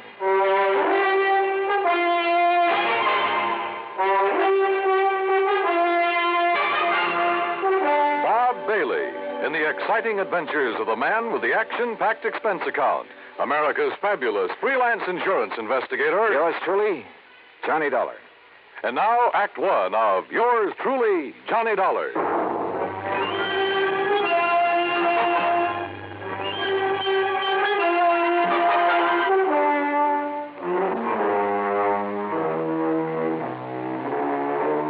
Expense account submitted by Special Investigator Johnny Dollar to Floyd's of England, American Office, Hartford, Connecticut. Following is an account of expenses incurred during my investigation of the Durango Laramie matter. George Reed has quite a penchant for handing me really offbeat cases, but for once this looked like serious business. Expense account item 1, 9420, transportation. I arrived in Enid, Oklahoma shortly after 4 a.m. Item 2, $1.85 for breakfast. Item 3, $50 deposit on a rental car. I headed due north on Highway 81 across some of the flattest plains country I've ever seen that I hadn't expected to see again so soon. About 26 or 7 miles further on, after crossing what remains of the Salt Fork of the Arkansas, I spotted the familiar weather-beaten sign indicating that Bum Spung was somewhere up a rough dirt road to the left. Bum Spung, named by the Indians. It means bad water. And finally, there it was, the same old broken wooden fence surrounding a couple of acres of poor sandy ground. The same ramshackle house, the broken-down barn, propped up in spots with timbers. And in the yard were the same 2 sad-looking cows I'd seen on my previous visit. The swayback horse and the friendly, mangy, toothless hound, some decrepit-looking chickens. Bum Spung, so-called ranch of Durango Laramie Dalhart, who'd made it in oil and who chose to settle down in this lonely, desolate spot. And standing there looking at it, it was hard to believe that the inside of the huge unpainted house was clean, modern, well-furnished, thanks to his niece Carol, who occasionally came up to see the old man. As I swung aside the sagging wire gate, I wondered if she was here now. I wondered if anyone was here, but not for long. Durango! Durango, it's Johnny Dollar. Stay outside that fence, you meddling young varmint. This here now is private property. Wait a minute. You're not Durango. I came here to see Durango Laramie Dalhart. Oh, you did, eh? Well, Durango ain't here. Now, look, you. Oh, you shut up that gate and drive away from here. You see this here now, 30-30? Drive away? After you've blown a hole on one of my tires? I did, eh? Well, I guess that wasn't very sociable, now was it? Hey, look, lower that gun for a minute, will you? Oh, no, you don't. No, you don't. You try anything funny and I'll let you have it. Only, I guess it is up to me to fix that there tire for you, ain't it? Huh? After all, as long as I done it, Now, let me take a look and make sure you just ain't up to some trick here. See what I am. Hey! Just give me that gun now. Oh, no, you don't. No, you... Okay. Now, who are you and what are you doing here and where's Durango?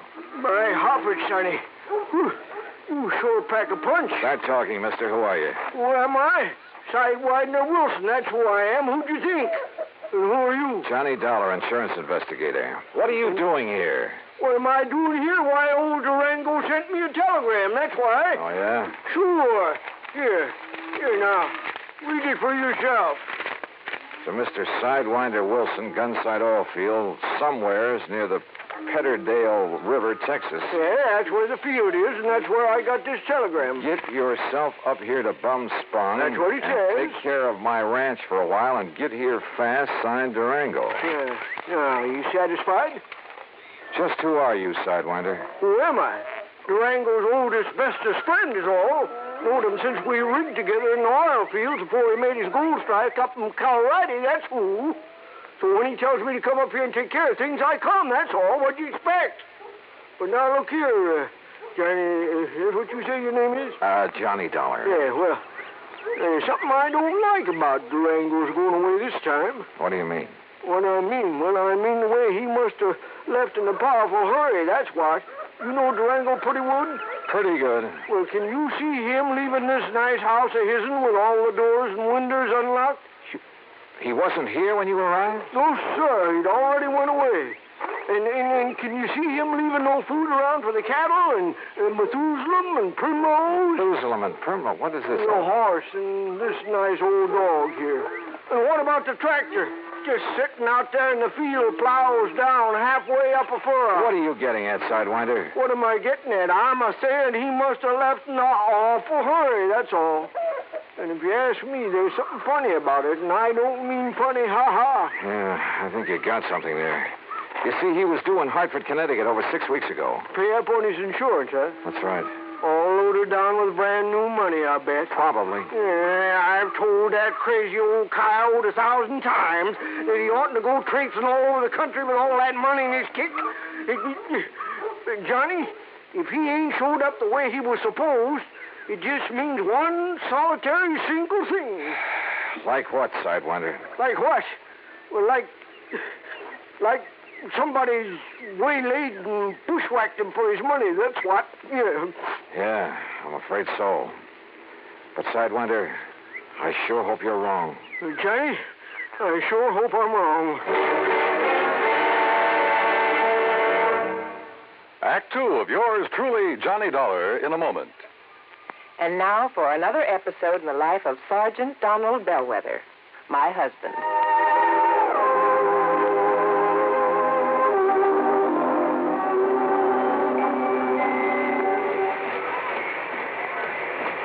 Hi, honey. Did you fix the windshield wipers? I sure did, Reba. How's that?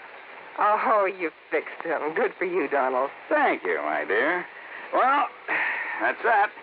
Now, if it rains, we're prepared for it, huh? I feel better now. Oh, me too. A driver has to see the danger if he expects to avoid it. That's right. And also keep the back and side windows clear in rain and snowy weather. That's right. Oh, how about the horn? The horn? The horn doesn't work, Sergeant. Aren't you going to fix it? No, I don't think so. Frankly, Reba, I hate horns. Whenever there's a traffic jam, the first thing some guys do is blow their horn. Which does absolutely no good. Of course not. All it does is jar everyone's nerves. No, I don't think I'll fix the horn. Oh, but now wait a minute, Don. Hmm? Look, supposing we're driving along and suddenly we see a youngster on his bicycle headed right out into the street. Sounding that horn will warn him and possibly avoid a tragic accident. Yes, that's true, but... Or supposing we're driving on the highway, and just as we're about to pass a car, that car decides to pull out into our lane and pass the car ahead of him. He obviously doesn't see us, and he won't hear us shout. But one little beep on that horn, and he'll automatically scoot back and avoid a collision. Reba, you've convinced me. Even though it can be a nuisance, the automobile horn is a necessity. Then you'll repair it? Immediately. Oh, that's my Donald. That's my doll.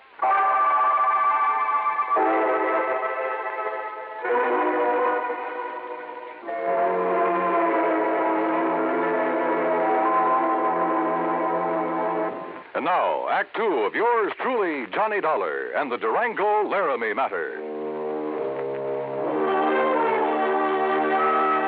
Durango Laramie Delharts, great old character from Bumspung, Oklahoma, gone, disappeared. His pal, Sidewinder Wilson, a bit of a character himself, had no idea what might have happened to him, but feared the worst. And I had to agree that his fears were justified. But tell me this, Sidewinder, have you heard anything from Durango's niece, Carol? You mean that pretty little gal fixed up this place for him so nice, kind of looks after him? That's the one. Well, say, don't she live down to Enid? Enid, yes, runs a gas station. That's right, sign of the Flying Red Horse. Come on, help me fix this tire. We'll drive back to Enid. Well, I'll help you fix the tire, but I'm staying right here. Oh, why? Why? Because Durango's trusting me to take care of the place. And if he does turn up, God willing, I'll be here to have him get in touch with you. Okay, now let's get this tire fixed. No, wait. Look. Huh? See that fancy convertible coming up the road? I not only saw the convertible, but more important, who was in it, who pulled up alongside the fence and stepped out. She was 23 or 4, a tall, slim brunette wearing a neatly tailored skirt, a tight-fitting silk blouse. Neat, trim. She looked like she'd just stepped out of Charles of the Ritz. Well, I'll be dog-breasted, Johnny. Carol, how are you? You couldn't resist my fatal charms. I couldn't stay away. With that. Oh, now, wait a minute. What's the matter with you? You don't like that? Oh, no, come here, gal. Oh, now, Johnny, Yeah? Carol? Oh, Johnny. Gee, I've missed you. Oh, you shut up, Sidewinder. Johnny. Mm-hmm. By coming, by glory, Durango could see Durango. Oh, yeah. Carol, listen to me. You gonna propose, Johnny? Where's Durango? Have you heard anything from him since he left here 6 weeks ago? He went to Hartford. But he hasn't arrived there. Oh, now don't you start worrying none about old Uncle Durango or anything. You sure, Johnny? I'm sure. That crazy old goop setting out across the country with over $50,000 in money in his pants. He ought to know better than to... Oh, Johnny, do you think something's happened to him? You ask me, I think somebody's killed him for that money. Oh, no. You haven't heard from him since he left? Only a postcard from Chicago where he stayed overnight at some fancy hotel. And, Johnny, that wasn't like him. What do you mean? Oh, it was before he went straight to Hartford. That real estate man was from Chicago, Carol. What real estate man? Oh, he used to come out here looking for people with oil money. Tried to get Durango to invest in real estate, Florida, New England. Well, what did his postcard say? Nothing, really. Just that he was staying overnight. And before he come back, he was going to look at Ong's hat. Who is Ong? Oh, he was always writing silly stuff like that. I don't know. Ong. Oh, Johnny, what'll we do? Where's the nearest phone? Back in Enid. Then come on, that's where we're going.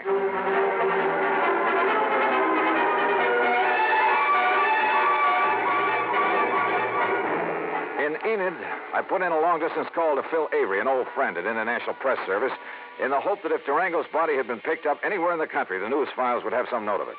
Durango Laramie Dalhart? That's a man's name? Yeah, Phil. Does it mean anything to you? I'll say this, Johnny. If a name like that had ever come in over the wires, I'd certainly have remembered it. But it hasn't. Not to my knowledge. Incidentally, what's this all about? Oh, he left here loaded with cash. Now he's disappeared. No clues? Only that he's planned to see some guy named Ong. Ong? For some crazy reason, he's interested in Ong's hat. Well, that's about as silly as... Ong's hat, did you say? Oh, no. You mean that rings a bell? Are you kidding? Of course it does. Oh, no. Phil. Phil. Phil, listen, will you? This may be a matter of life or death. Phil.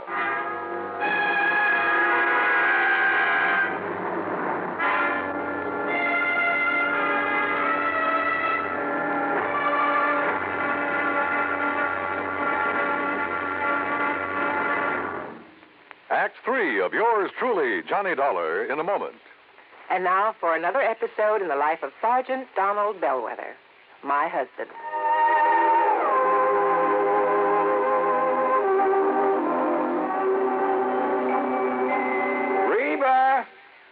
Reba! What is it, Donald? Confound it, Reba, I can't find the fountain pen. I've looked all through this desk. Here it is, dear. Here it is. You must have used it as a marker when you were reading this book. Let's see, this great literary classic, Six-Gun Showdown at Powder River Gulch. All right, never mind about my reading habits. Just look at the coverage we're going to get with this new auto accident policy. Let's see. We have collision. $50 deductible. Fire, theft, public liability, property damage, medical benefits. In other words, we have complete coverage. That's right. Of course, it's going to cost us money. I'm sending the company a check right now. Gee, it's too bad we don't live in Rhode Island.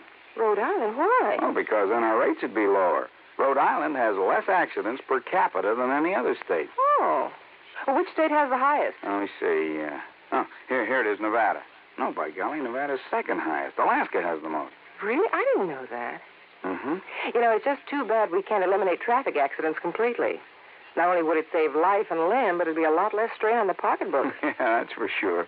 These automobile accident policies get more expensive every year just because there's so many costly accidents. Well, I'm glad we've got some good insurance coverage, Donald, but just remember one thing. Oh, what's that, honey? Well, some auto accidents ruin a fender, and some ruin a family. Yeah, that's true. Very true. But as far as I'm concerned, I don't want any of your old insurance money. I want you here at home, safe and sound. You'll always drive carefully, won't you? Yes, I will, dear. Oh, that's my Donald. That's my doll.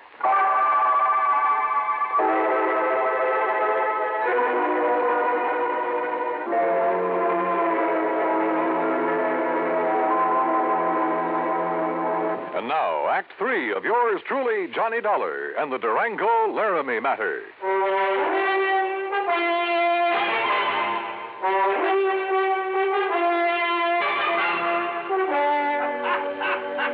Phil, will you stop that howling and make some sense? This could be a matter of life or death. Ong, did you say? That's right. You know who he is. Ong San, oh, no. Do you know him? No, I don't know the Ong, but I know what it is. Huh? Ong San, New Jersey. What? Sure. down in the pine and cranberry bog country. Down near Mount Holly, south of Trenton. Are you serious? Of course I'm serious. Johnny. Okay, Phil. Well, that's where the big Okay, Phil, thanks. Johnny, I found the car to that real estate promoter from Chicago. Good. We'll take the first flight we can get out of Tulsa. Come on, Carol, we're on our way. Expense account item 4, $164.80, plane fare and incidentals.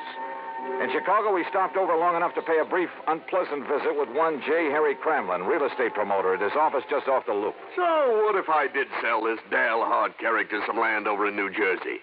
What's it to you? You trying to cut in on a good thing? How much did you sell him, Mr. Cramlin? Oh, a little over $35,000 worth. But now if you... What was it, a lot of worthless swampland? He didn't seem to think so, after the glowing report I gave him. But why did he buy it? Because the old fool thinks there's oil on it. Cramlin, if you've taken Durango... Now, ain't that a name? Durango Laramie Dalhart. If he's been chipped in this deal, well, you better duck the next time you see me coming. You threatening me? About a cash, perfectly legal deal? Oh, I'm sure it was legal. But oil in South Jersey. Cramlin, my warning still goes. The next leg of our flight took us to Philadelphia. There I rented another car. That's $50 deposit, item 5. We drove across the Delaware River and picked up Route 537 to Mount Holly. There we stopped for a sandwich and a Coke. That's item 6. And there a passing glance at a newspaper headline stopped me in my tracks. Something about a big oil development at, yeah, you guessed it, at Ong's Hat. We burned up Highway 530 to Pemberton, then hit a sandy back road that led deep into the pine and scrub oak. Finally, suddenly, we came to a clearing. And there, well, there must have been 100 cars, expensive ones, some of them chauffeured limousines, and people milling about, haranguing each other, shouting each other down. And right in the middle of the crowd, a tall, angular man in blue jeans and a 10-gallon hat. Durango. Johnny, there he is. Durango! And then I saw something else on the edge of the clearing. 2 brand new towering oil derricks. Come on, on, Johnny. Let's get him away from that mob. Not only was he cheated by that shyster real estate operator into thinking he was buying oil land, but he's thrown more money away building those derricks. Oh, Johnny. Oh, that mob is probably trying to sell him enough rigging and pumps and equipment to fleece him royally. 10 to 1, somebody in that crowd's offered him the Brooklyn Bridge to boot. Then we gotta stop him. If only I'd done the shooting. Hey, look, Durango's seen us.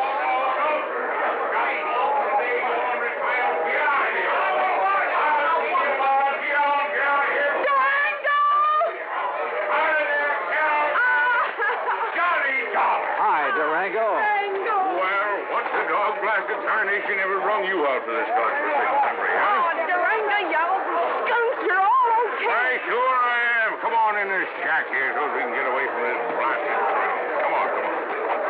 You look here, Johnny. What are you doing with my little Carol, huh? I'll tell you, Durango. You sneak out to Enid behind my back and hitch up with her? All right, get on in there now where we can have some peace. Just sit down where you can. All right, now, you young rascals. Is that what you done? Gone and got married? Well, of course not, you old goot. Oh, well, doggone it, that's what I was hoping for. Oh, goot. Well, don't you give me that, gal. I know how you was talking ever since Johnny come out to Bum Spung last year. Durango, you What'd shut you up. say? I'm afraid this trip is on business, Durango. Business? With a pretty gal like Carol here? And how'd you two get here, anyway? Johnny brought me on the plane, but what difference does that... Oh, he did, eh? Transported you across state line, huh? A whole lot of them. And if there ain't no law about that, why, Jake, you two are going to have to get married. Durango. And I'm just the one to see that you do. Durango! I don't carry this old 6-gun for nothing. Durango, will you shut up and let Johnny tell you why he's been looking all over for you? What do you mean, looking, Jake? Huh? Durango, you've been had. Me? By the crook who told you this was oil land. Ah, Johnny, I knowed it weren't the minute I seen it. But you put up derricks, and they must have cost you... Sure, they cost me plenty. It just, a funny thing happened. Oh, now, wait a minute. Yes, sir, the minute the folks got wind of me, a millionaire oil man from Texas and Oklahoma putting up the derrick, Johnny, on my word of honor, I've told every one of them people, I've told them that there ain't no oil here. You mean you Yes, already... sir, I've told them till I was blue in the face. Durango. But would that stop them? That wouldn't stop them from wanting to buy this land away from me? No, sir. And you've been selling it? Why, sure. I told them it was no good, but I just couldn't stop them. And so far, I've come out a mite over $65,000 to the good. No, really, no, wait a minute, I said. Yeah? Johnny Dollar, are you here to buy a piece of my land or to marry my little Carol here? Oh, no. Durango. Believe you me, it better be both. Now, how about it?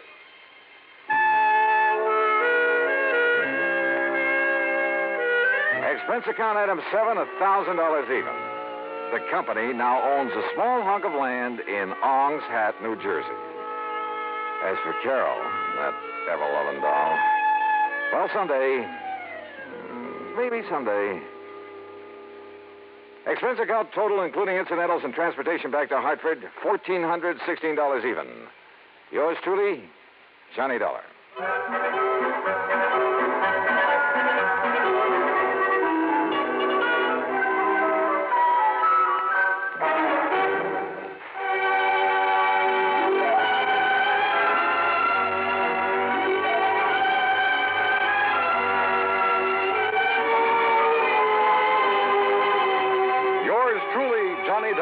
Starring Bob Bailey, originates in Hollywood and is produced and directed by Jack Johnstone, who also wrote today's story. Heard in our cast were Virginia Gregg, G. Stanley Jones, Junius Matthews, Alan Reed, Frank Nelson, and John McIntyre. Be sure to join us next week, same time and station, for another exciting story of yours truly, Johnny Dollar. This is Dan Cubberly speaking.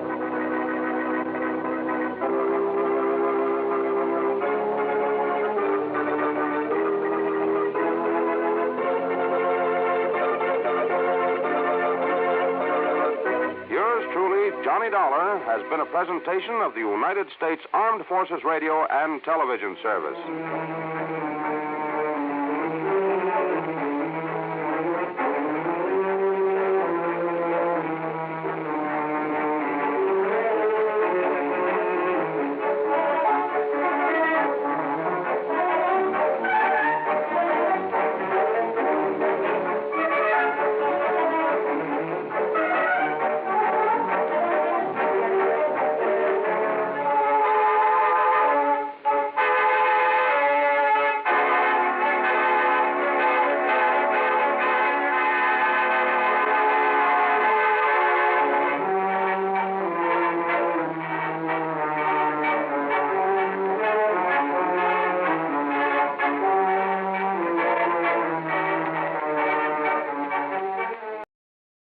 From Hollywood, it's time now for Johnny Dollar. Hi there, Johnny. This is Buster. Buster?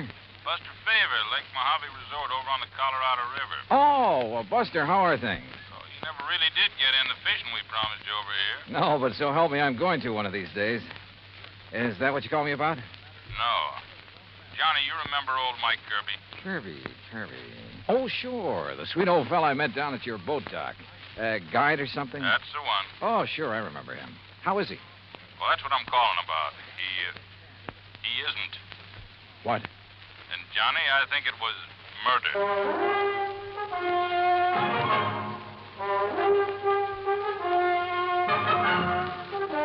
Bob Bailey in the exciting adventures of the man with the action-packed expense account. America's fabulous freelance insurance investigator. Yours truly, Johnny Dollar.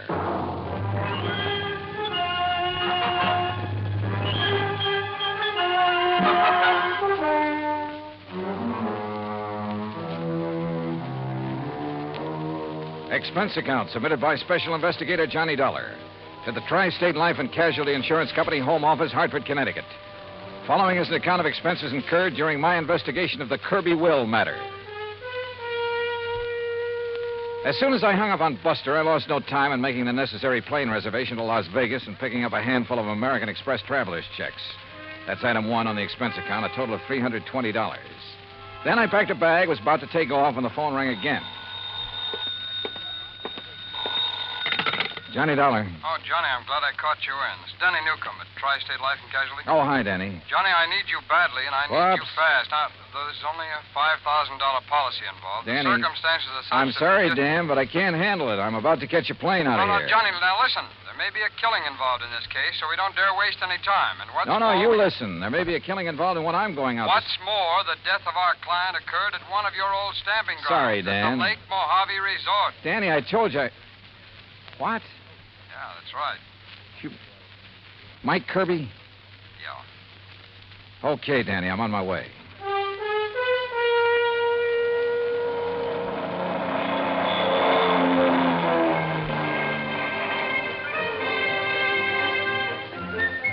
It was 7:30 a.m. when the plane dropped me off in Las Vegas, Nevada, smack in the middle of the Mojave Desert.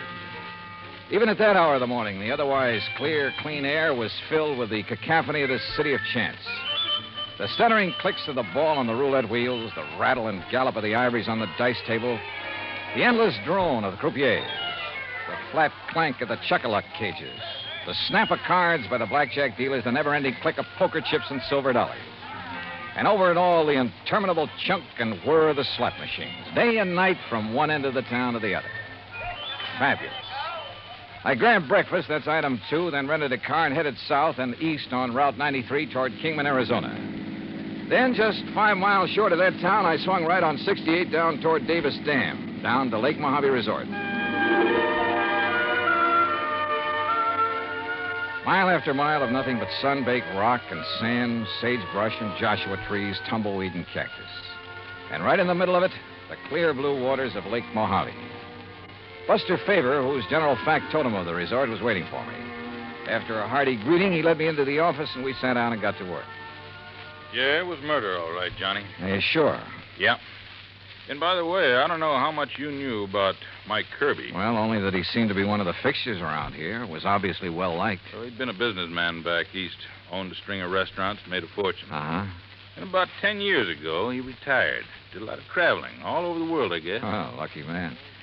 Did he have any relatives, Buster? Oh, only some nephews and nieces. I see. Anyhow, a little over 3 years ago, he settled down here to spend the rest of his life just fishing, taking it easy. Can't think of a better place or way to retire. How old was he, Buster? 61. Didn't look it, though. No. Well, if I remember right, he was pretty fit. He was. Well, I had the impression when I was here before that he was just a hired fishing guy, something like that. Oh, he used that as an excuse to meet folks. Half the time, he clean forgot to charge for his guide services. Accidentally on purpose, no doubt. Well, now you said... Now, don't rush me, Johnny. I got to give you the background. Okay, shoot. He kept saying over and over and over again how glad he was to be out from under a lot of responsibilities. Then one day, about 6 or 7 months ago, he suddenly transferred title to his boat, his motor, his fishing tackle, and his old beat-up Ford to us. Oh? I know. I asked him at the time if he wanted to get him off his personal inventory, why not give him to his relatives? Well, what'd he say to that? Said he didn't like him. Felt they were just waiting around for him to die so they could get their hands on his money. Oh. Said he just wanted to make sure that if anything happened to him, the stuff would end up with us on account of we'd use it and appreciate it. Also, Johnny, he plunked down $10,000 in cash and insisted that we take that, too. $10,000? What for? His rent on his cabin for as long as he lived. Oh. Buster, did he leave a will of any kind? Well, now I'm getting to that. Anyhow, last Friday afternoon, he went out fishing alone like he often did. And just before dark, one of the rental boats came in with 2 young kids. Yeah.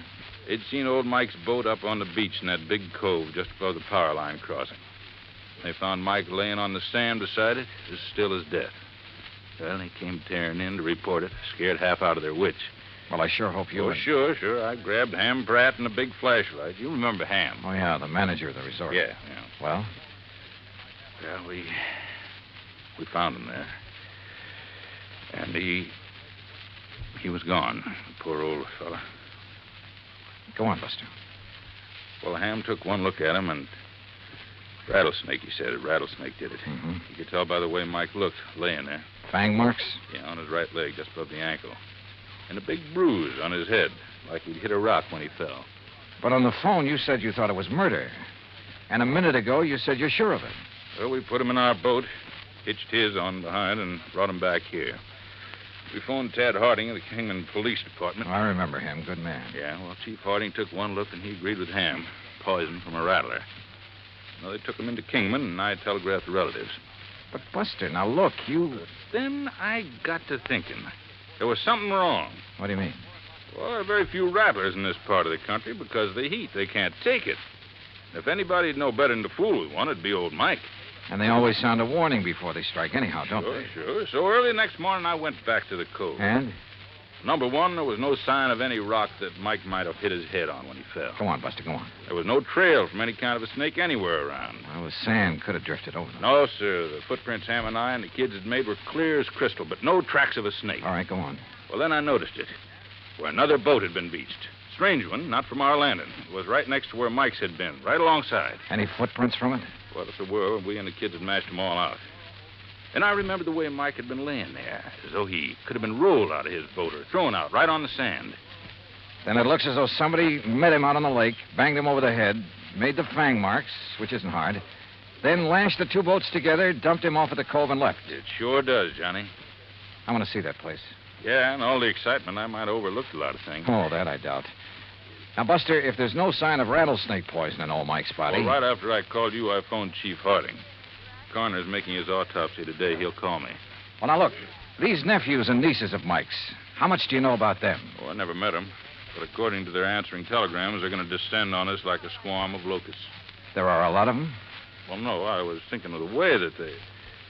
Well, one, there's a woman named of Martha Woodbury who... Excuse me. Mr. Favor?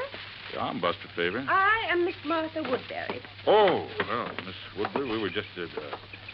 this is Mr. Johnny Dollar. How do you do? Mr. Favor, I'm a niece of Michael Jonathan Kirby, and probably the major beneficiary of his estate. I wired you that I would be here, and I am. You got here kind of fast, too, didn't you? I also wired Uncle Michael's attorney in Kingman that I saw no reason why he should delay the reading of Uncle Michael's will. Lawyer Guilford phoned me about that, and I guess you weren't the only one. He should be here late this afternoon. I also wish to make funeral arrangements befitting one of his financial status. Won't you sit down? Now, please tell me the circumstances of his death.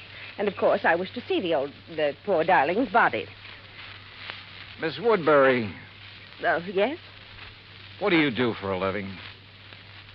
Why, if it's of any concern to you, I teach at Armand College. Toxicology. Toxicology, huh? Yes. Poison. Very interesting. Is it? Why? Who are you, Mr. Dollar? Well, I'm a special investigator for your uncle's insurance company. What? Yes, you see, we have good reason to believe your uncle was murdered. Murdered? Murdered? Who said that? Hello, Martha. You said murdered. Are you talking about Uncle Michael? Well, that's right. Who are you? I am Chester Kirby, and as far as I know, the heir to my uncle's fortune. Who are you, sir? Chester, Mr. Dollar is an insurance investigator. Oh? Investigator, huh? Dollar, I'm Hank Kirby, family black sheep, also Uncle Mike's nephew. What's this talk about murder? Are you three his only relatives? That's right, Dollar, except for Lita. Lita? Lolita Laverne. We sometimes try to forget that. Oh, come off of that. Why, Miss Woodbury? My sister is a cheap nightclub dancer. We prefer to forget it. And the silly stage name she uses. Now, take it easy, teacher. Of course, Martha. This is hardly the time or place to... What do you do for a living, Mr. Kirby? Chester? Play the stock market a bit, that sort of thing. He's a playboy, Mr. Dollar, and a gambler, and I suspect not a very honest one. Martha, my dear girl, I resent... You've never done a lick of honest work in your life. And if you think Uncle Michael didn't know it, would let his money ever get into those soft pickpocket fingers of yours... You don't think you're the well, one let doing me it. tell you something, Oh, shut up, both of you. Pair of money grabbing. If you had to work for a living... Like what, Hank? What do you do? Yes. Tell him, Henry. Oh, I told you I was the black sheep of the family, but I work. You know, odd job. I'll tell you, Mr. Dollar. He's a roustabout. Circuses, carnivals, that disgusting sort of thing. Where are you working now, Hank? Well, there's a sort of a scientific exhibit. Sideshow is more like it. All right. Along the highway over near Victorville. A lot of rare animals, reptiles, and things on display. And Henry, dear boy, when he's off the bottle, is appropriately enough in charge of the snake pit. Oh. Well, we do scientific work, too. You know, like what, Henry? Like milking the venom from the snakes to sell to laboratories? Yeah. Well, that is... Excuse me. Hello? What? You sure? Well, what? Mr. Dollar, Now, I wait a think it's second. about time you tell us Hey, what Johnny, you listen meant a minute. when...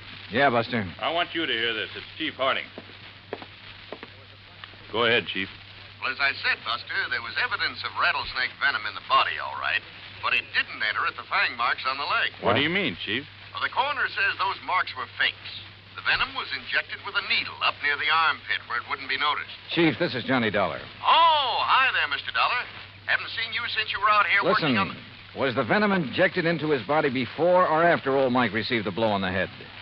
Was the coroner able to check that? I don't think he's tried, Mr. Dollar. Well, have him do it, will you please, if he can? Well, sure. Also, I'll do me a favor and check with Lawyer Guilford. I'd like to know when he's coming out here with a will. Oh, I saw him just a few minutes ago, and he asked me to tell Buster. Sometime this afternoon, if he can get away. Good, thanks. I'll talk to you later. Well, sure, Mr. As I started to say, Mr. Look, Dollar, Miss Woodbury, there is nothing that you or any of us can do until we get the complete report from the coroner. Well, you can at least tell us what you meant. And when what you meant... about dear Uncle Michael's will, Mr. Dollar? That will have to wait for the attorney. He expects to be here sometime later today. Now, wait a minute. You said murdered. Incidentally, I suppose the will shouldn't be read until Lolita, or whatever her name is, gets here. According to her telegram, she ought to get here today. Well, she better. What I want you to do is arrange for quarters here. And, all of you stay here. If you won't do it of your own free will, I'll have Chief Harding of the Kingman Police Department take whatever... No. Such a humiliation is entirely unnecessary. There's nothing to keep me from sticking around. I want to hear that will, too. Of course. Don't we all? Okay, then. Sit tight. For my money, any one of them could have done it. A toxicologist, a man whose business was handling poisonous reptiles, and a cheap tin horn gambler, and the nightclub dancer who hadn't appeared yet. Yeah, any one of them to latch on to the old man's fortune. I avoided telling the three present about the circumstances of their uncle's death in the hope one of them would slip, would give himself away by saying something to show that he or she already knew. As soon as they were ensconced in their rooms, Buster and I hopped into his outboard and headed up the lake. Remember the last time we rode up here looking for evidence, Johnny? Yeah, I sure do. That was the Midas touch mine. Yeah. And the pretty little lady owned a high-power rifle with a scope sight. Just about here, she started taking pot shots at us from the shore. Wow, that's one thing we won't have to worry about this trip. Now, right around this point is where I found Mike's boat on the beach. And like I told you, I may have overlooked some clue that you'll spot in a second. Buster. Yeah? Tell me, did old Mike earn enough as a fishing guide to make a living? Well, just about enough to buy food and a few odds and ends and... Well, like I told you, most of the time he deliberately forgot to charge, not needing the money and all. Hey, Johnny, there in the cove. What? A boat, right where Mike's was. Whose is it? Do you know? Isn't out of our landing by... Hey, that puff of smoke from behind the bush way up on the sand dune. Swing us around. That's somebody with a gun. And look, we're taking in water, those holes in the bottom. Grab that can, start bailing. There, that guy can shoot. Pull us around, Buster. We're like a pair of sitting ducks out here. Right.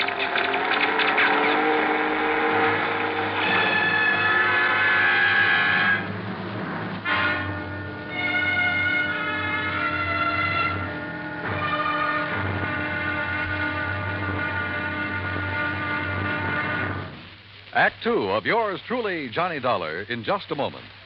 Democracy. It takes an awareness of life and a respect for mankind to make democracy work. But when this happens, democracy works in mysterious ways to better the lives of everyone. Why? Because democracy is concerned with everyone. One could say that democracy is people. For the people rule themselves in a democracy. No tyrant stands a chance. No dictator can get a foothold. The systems of laws and justice in a democratic government is made and operated by the people, for the people. And people like to be free.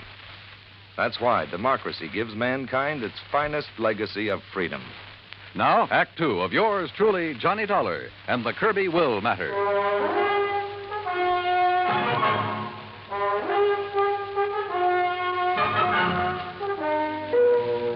Whoever had been shooting at us from the shore there on Lake Mojave had a good eye. But a 30-mile-an-hour outboard at over 200 yards and swerving like mad can be a pretty tough target. With a hull full of holes, we had no choice but to go back to the landing. There, I made a quick check of the three I suspected of having killed old Mike Kirby. First, his nephew, Chester. Right here in my room, Mr. Dollar, reading.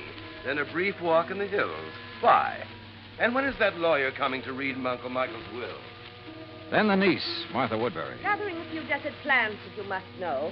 Hardly racing about on the lake armed with a gun, as you seem to suspect. Why don't you question Henry? If anyone should know how to handle a gun, he should. So I questioned Hank Kirby. Fishing, that's what. I saw no reason to just sit around waiting for that lawyer to arrive. I was fishing in that first big cove on the right. On the Arizona side. That's right. And I saw you and Buster tearing back here. That's when I come back to see what was up. Now, what is up? Mr. Kirby? Yeah, Buster? On the payphone, the phone booth next to the cafe. Yeah? Kingman operator just called. Yeah? She still hadn't been able to reach your party on whatever that call was you made. Oh, yeah, thanks. What call, Hank? I've been trying to locate Lita to find out why she hasn't got down here. Maybe she doesn't care about the will. Where is she, Hank? It was to a dive up in Las Vegas that I sent the telegram, Johnny. Yeah, that's where she's been working. Is that where you called earlier, Hank?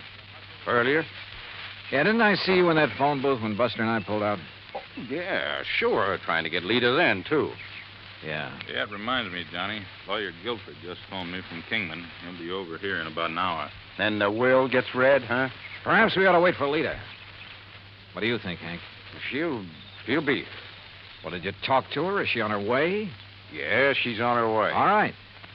If Buster's willing, we'll use the office when Guilford gets here. Sure. So, Hank, You tell the others to be ready and waiting. Yeah, sure thing. Come on, Buster. Right, Johnny. What's on your mind? Well, maybe it's just a hunch, nothing more. But I want to get on that phone in the office. I called Armand College first. Yes, Miss Martha Woodbury had left there only last night. So she couldn't have been here when Mike Kirby was killed. A call to Chester's Hangout, a private gambling club in Reno, indicated the same thing.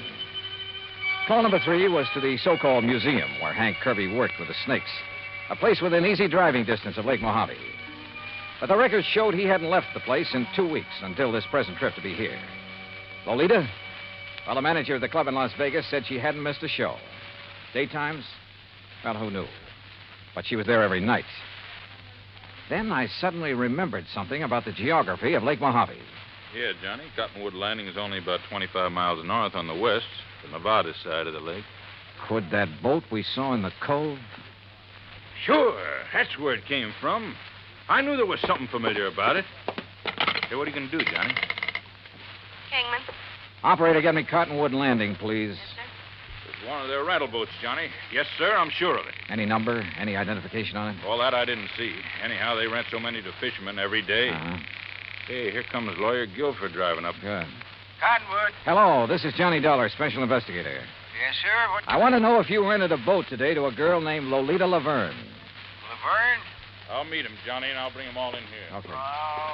No, sir. Nobody by that name rented today. Well, what about Friday? Friday afternoon. Friday. Yeah, that's right. Well, the only women we rented to on Friday was old lady Newberry, down from Canada for a couple of days. No, this is a young girl. Well, the other was a Miss Hancock. Hancock? Lucy Hancock. Okay. Thanks very much. I've never seen it. Johnny, this is Lawyer Guilford. Lawyer, Mr. Johnny Dollar. It's a pleasure, Mr. Dollar. How are you, sir? Now, if you'll all please sit down. All right. I'm a little pressed for time, so I'll waste none in getting to the reading of Michael Kirby's will. Good. Well, you don't think we ought to wait for Lita to get here? It won't be necessary. Now, I possess a full accounting of the net value of Mr. Kirby's estate. Excellent. It may surprise you, by the way. Fine. This will confirms that valuation. It is dated, by the way, just 5 months ago. You must have made it out right Oh, after. look, let's get to the will. Now, let's read it. Yes, come Please, on. Please. His real property consisted only of his clothes, then the outboard motorboat, and an old car which he transferred to the Lake Mojave Resort, together with a sum of money to provide for his living here. How much? Only $10,000. Oh, well, good. Some years ago, he turned all other of his real property, including some rather important real estate and business holdings, into cash. Well, where is all the cash deposited now? Surely you aren't considering adding bank robbery to your rather questionable career, Henry. Martha, that is quite uncalled for. Now, why don't we proceed with the will? Yeah. There is one asset specifically set aside that perhaps I should mention since it concerns Mr. Dollar. He is the beneficiary? Oh, no. I refer to the insurance policy for $5,000. Well, don't worry about a piddling amount like that. Let's have the will, man. The insurance policy is to cover burial expenses and nothing else. All of it is to be used. Okay. Let's have the rest of the will. Yes. Can't you leave all that out? Very well. I, Michael Jonathan Kirby, do make, ordain, and declare this instrument to be my last will and testament. Oh, why don't you skip that stuff? Please. Being of sound mind and body, determined to enjoy the fruits of an industrious life to the fullest. The bequests, man. Life to the fullest. And rather than burden others with the responsibility that money demands. What? For these and other reasons, I have carefully spent every dollar I ever owned. What? No, he was out of his mind. He couldn't do that. That is the will of Michael Jonathan Kirby in its entirety. Good day. Good day. What fools we've made of ourselves. What fools. And it's no less than we deserve. I only wish that Lucy had been here. Wait a minute. Lucy? Yes, Lucy. Her real name, her proper name, not Lolita Laverne. It's Lucy Hancock Woodbury. But as I told you before... Now listen, all of you. You're to stay right here. Stay in your rooms. Oh? What's the point? Now we know the contents of that stupid will. Yeah. By Buster, what call right you... Chief Harding. Tell him to stand by in case these people get itchy feet. Right. What little I'd done so far in this case was based on nothing but hunches. So when 10, then 11 p.m. came and Lolita, Lucy Hancock Woodbury, hadn't arrived, I acted on another hunch. Sure, Johnny. My room is right next door to the office, so if this leader arrives and signs in, I'll let you know right away. No, Buster, no. Huh? Just sign her into a room after you've done a little tampering with the register. What do you mean? Chester is in number 6, isn't he? That's right. All right. Change that on the register to number 8. That's this one, your room. That's right. And be sure that Lita sees the register. I don't understand. You don't have to, Buster. Let's just hope she gets here. Buster left. And with my door ajar, I turned off the light and lay on the bed and waited. It must have been after midnight when I heard the car pull in. Heard Buster admit someone to a room a couple of doors down the line and then go back to his own. Then, silence. Then the quiet click of feminine footsteps approaching my door. Quickly, in the darkness, I lit a cigarette, held the glowing end away from my face.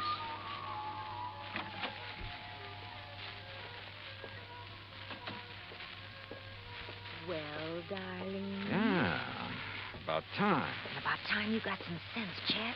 No, don't turn on the light. The others asleep. Their rooms are dark. Uh-huh. Listen, dear cousin, have you lost your mind? Hmm? Shooting at that boat from over the ridge between the two coves. What were they? Police? Detectives? You should have known you couldn't have hit them that far away, Chet. You should have waited till they got on shore looking for me. Well. Did they fall for the rattlesnake bite we made on the old man? Uh-huh. Well, they'll never find the needle I used. It's at the bottom of the lake. And look, if the cops question you, I hope you had sense enough to remind them what Martha and Hank do for a living. No chance. And what about the will? Would you be surprised? What? Say that again, Chet. Say anything. You sound like somebody else. Yeah, like Johnny Dollar. Let's have some light. Dollar? That's right, special investigator. Oh, no. Let me out of here. Now, where do you think you're going? No, let me go with me. Come on now.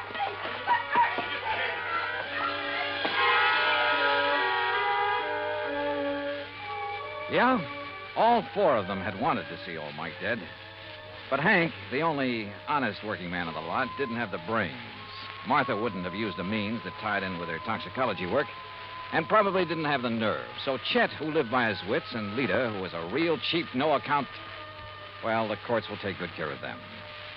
And I still have to chuckle over poor old Mike's will. Being of sound mind, I have spent all my money. Which reminds me, expense account total, including transportation back to Hartford, $331.25. Yours truly, Johnny Dollar.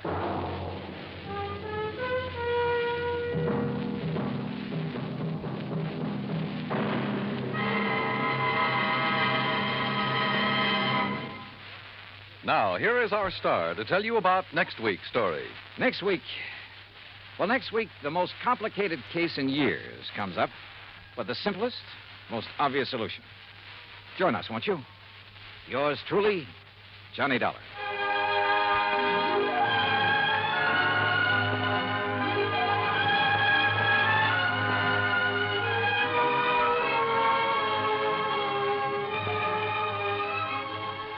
Yours truly, Johnny Dollar, starring Bob Bailey, originates in Hollywood. It is produced and directed by Jack Johnstone, who also wrote tonight's story. Heard in our cast were Virginia Gregg, Barney Phillips, Shirley Mitchell, Stacey Harris, Carlton Young, Forrest Lewis, Frank Nelson, and John Boehner. Musical supervision is by Amerigo Marino. Be sure to join us next week, same time and station, for another exciting story of yours truly, Johnny Dollar. Johnny Dollar has come to you through the worldwide facilities of the United States Armed Forces Radio and Television Service.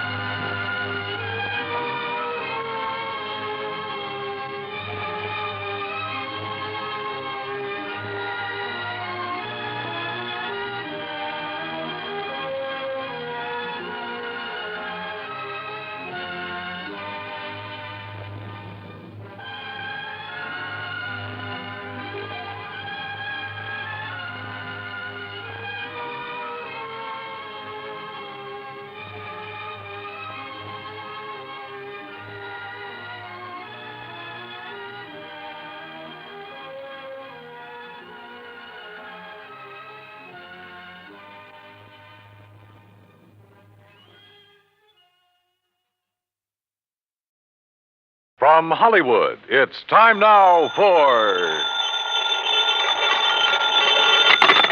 Johnny Dollar. Bert Major, Johnny. Masters Insurance and Trust. Oh, hi, Bert. You know anything about spacemen?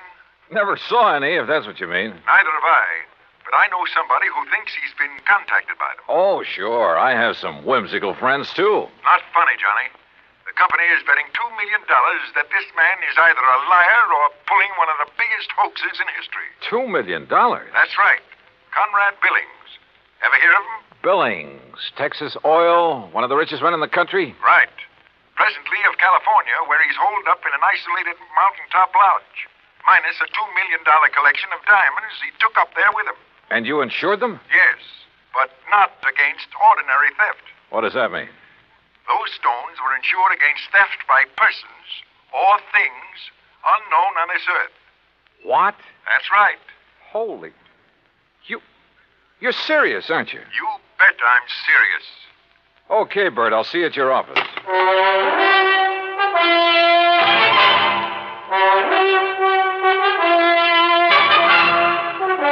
Bob Bailey in the exciting adventures of the man with the action-packed expense account. America's fabulous freelance insurance investigator. Yours truly, Johnny Dollar. And now, Act One of yours truly, Johnny Dollar.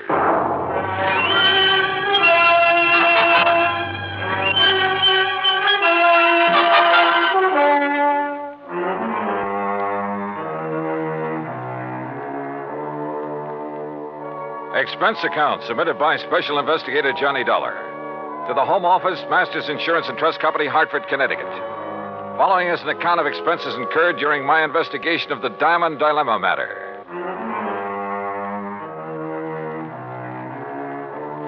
Expense account item 1, $3.20 for a taxi to the office of Bert Major. I've known Bert a long time, and he's been in and out of too many deals, big and little, to get excited over nothing. But he was excited now. This whole thing is incredible, Johnny. Fantastic. It's utterly impossible for $2 million worth of diamonds to simply vanish into thin air. So it's impossible. But it's happened. The police out there in California state positively that no man on earth could possibly have gotten to those stones. Then, Bertram, tell me all. All right. 2 weeks ago, Conrad Billings called me from his lodge up in Northern California.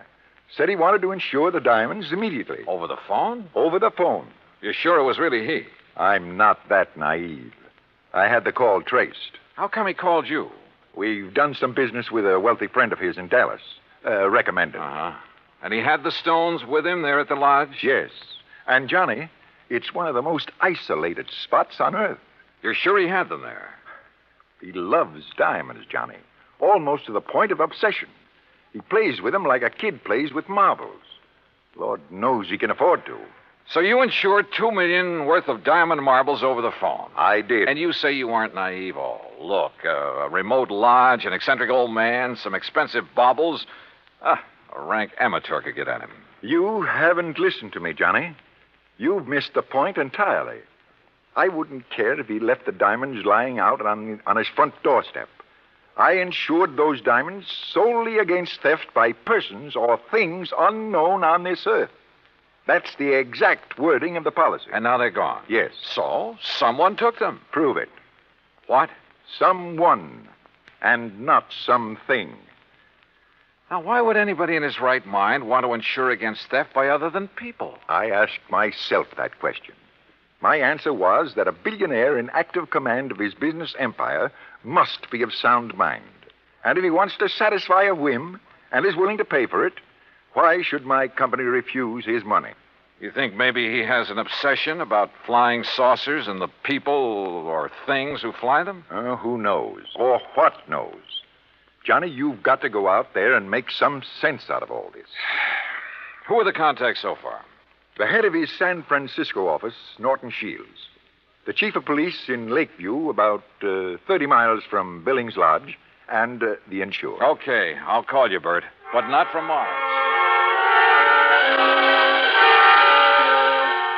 Expense account item 2, $280, deluxe flight with trimmings, Hartford to San Francisco. A pea-soup fog was rolling up Market Street, and it was 2 a.m. when I finally got to the office of Billings Enterprises and met Norton Shields.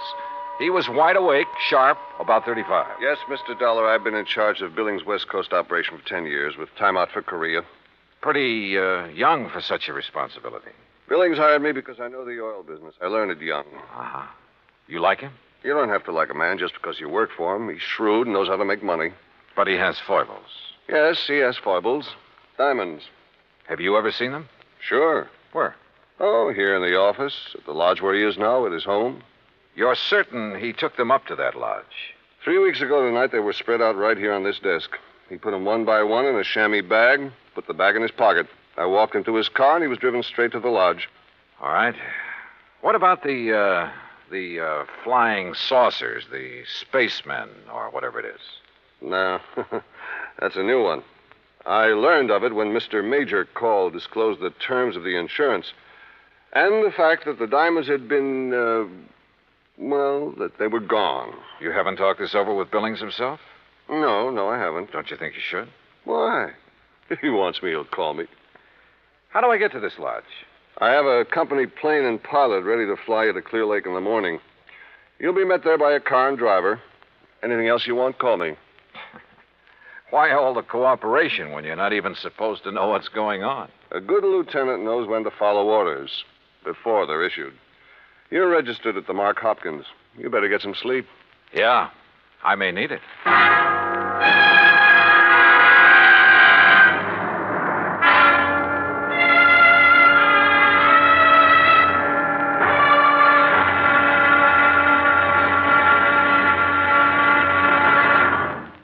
Act Two of yours truly, Johnny Dollar, in a moment. And now, Act Two of yours truly, Johnny Dollar, and the Diamond Dilemma Matter.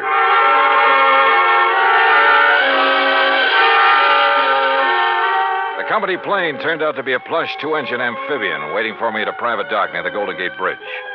The pilot introduced himself, and we headed due north up San Pablo Bay and then northwest past the Valley of the Moon. Then, a few minutes later, we glided in for a landing on Clear Lake, the largest body of water in the state of California. There, I was met by a car and a driver as promised.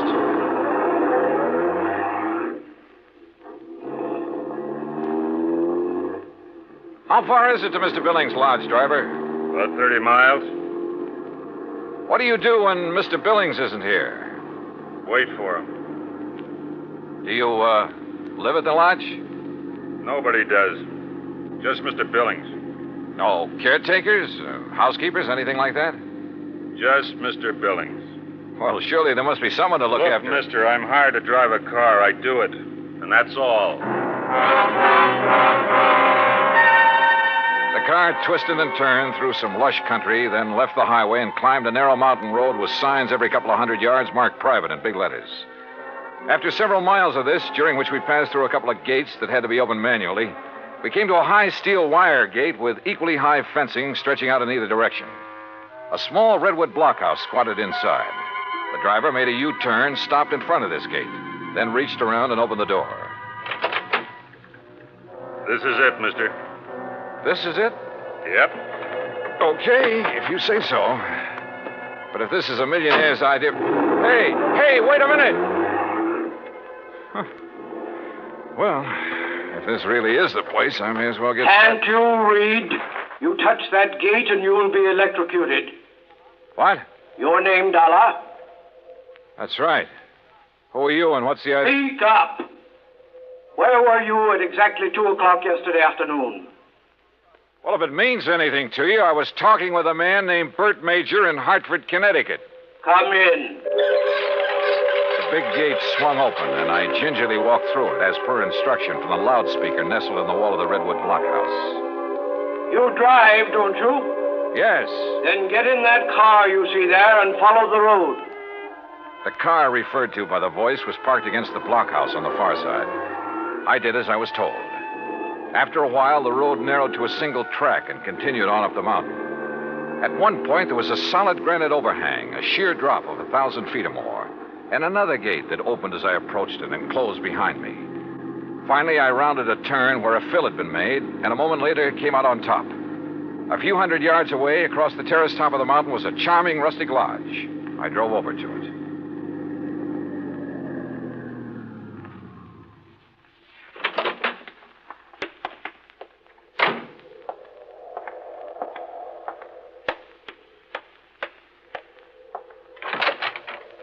Good morning, Mr. Dollar.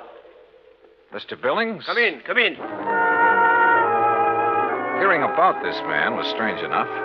Seeing him was even more of a shock. About 5'2", flashing gray eyes, bullet bald.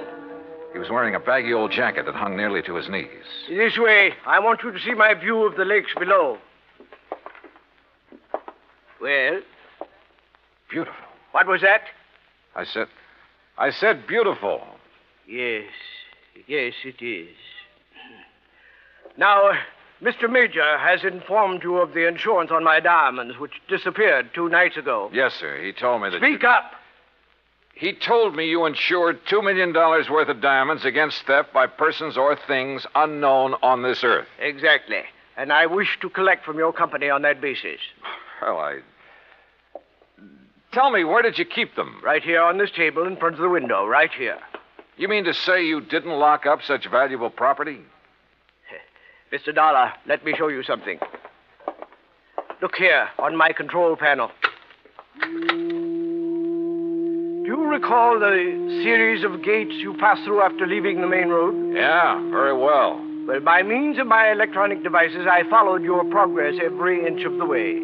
Well, I'll be darned. I watched your arrival at the main gate on this video screen. Ingenious, eh? That's putting it mildly. What did you say? I say that's putting it mildly. Yes. As I'm sure you noticed, this mountaintop is completely encircled by a 12-foot electrified fence. Between it and the inner fence is a maze of photoelectric cells. This panel controls floodlights with which I can cover every inch of ground between the two fences. These viewers are geared to the floodlights. All of this equipment is automatically activated on contact. In short, Mr. Dollar, I can detect and follow any person or thing which moves through or between these two fences. Anyone who knows electricity could cut your fences and come right on up the road. I did not say this mountaintop was impregnable. I said no one could reach it without my knowledge. Why did you take out such limited insurance on your diamonds, Mr. Billings? I've made my money by leaving nothing, absolutely nothing, to chance. Now that man has projected objects into outer space, it is reasonable to assume that other planets may be ahead of us in technical endeavors. Diamonds would be of tremendous value to an unknown civilization. Well, look, how do I know this is not just an elaborate scheme to collect $2 million? A fair question, Mr. Dollar. What would prevent you from hiding those diamonds somewhere on this mountain? I should consider that question an affront to my integrity, but under the circumstances, I do not. I simply defy you to find them. Then what's your explanation of their disappearance? I have none. And unless you find one, I intend to collect from your company under the terms of the policy. Mr. Major mentioned the chief of police in Lakeview. Do you mind if I talk to him? Andy Prentice? Not at all. I have a direct phone to his office and his home. Would you care to talk to him now? No, thanks. But I would like to use your car. By all means. I'll open the gates for you on your way down. Just one point. There must be no publicity on this matter. Understood? Mr. Billings, if I can't prove that your diamonds were taken by a person, those space cats are going to get a lot of publicity. Act 3 of yours truly, Johnny Dollar, in a moment. And now, Act 3 of yours truly, Johnny Dollar, and the Diamond Dilemma matter. While I drove down the mountain with gates electronically opening and closing behind me, I did some thinking. Billings had bought and paid for his privacy at tremendous cost. I couldn't see any loopholes in the setup. Yet, the diamonds had disappeared. 45 minutes later, I pulled up in front of the police station in Lakeview. Obviously, I was expected by the chief of police, Andy Prentice. Hello, Mr. Dollar. My name's Prentice. Mind if I join you? No, hop in. Just cruise down by the lake. I'm sure you want this to be a private conversation, too. Good idea. Well, what's your opinion on the diamonds? Well, I don't know who took them, but I'll tell you one thing. I don't believe it was some thing or somebody from outer space. Well, how would you get through all those electrified fences, photoelectric cells, floodlights, and closed-circuit viewers?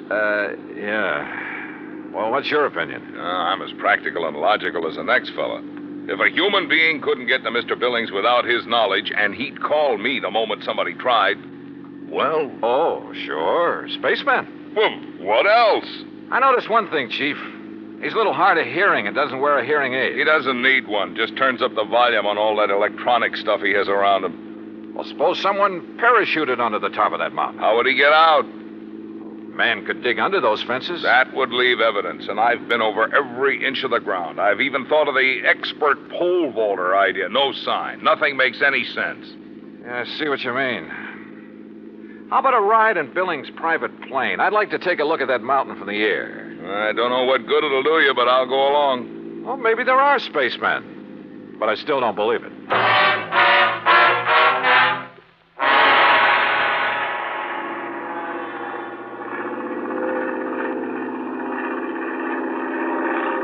We're coming to it now. See the road winding up? And there's the lodge. Yeah. I asked the pilot to circle around the top as close as the air pockets will permit. Good. Chief, have the pilot drop down just below the top and steer a course between the two fences all the way around. Whatever you say. Oh, pilot! For the next few minutes, I studied the top of that mountain from all possible angles. The road leading up to it, the terraces, the lodge itself. Suddenly, an idea hit me. And a few minutes later, I left a somewhat puzzled chief of police at the landing dock on Clear Lake. An hour later, I was explaining who I was and what I wanted to do to a somewhat incredulous captain of police at San Francisco's International Airport. I finally convinced him I wasn't out of my mind, and he reluctantly agreed to cooperate. Then, about dusk, I found myself exactly where I wanted to be, on top of Billings Mountain, calmly walking toward the lodge.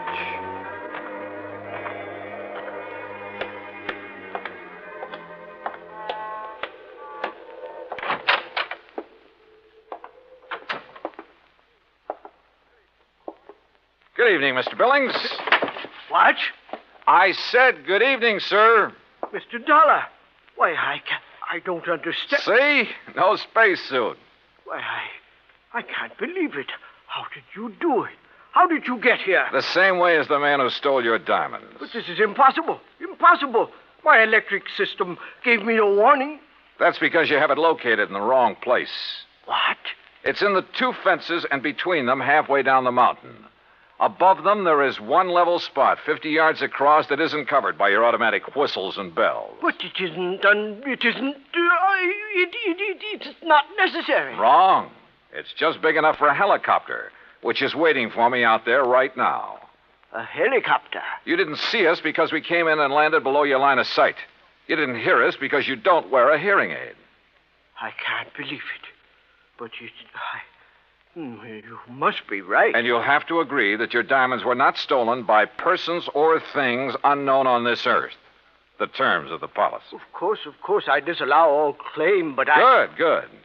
Now, it's none of my business, Mr. Billings, but was your San Francisco manager, Norton Shields, a pilot during the time he was in Korea? Why, yes, he flew rescue missions in a helicopter. Yeah. The company that insured your diamonds against ordinary theft might be interested to learn that. Good night, Mr. Billings. Yes. Good night, Mr. Dollar.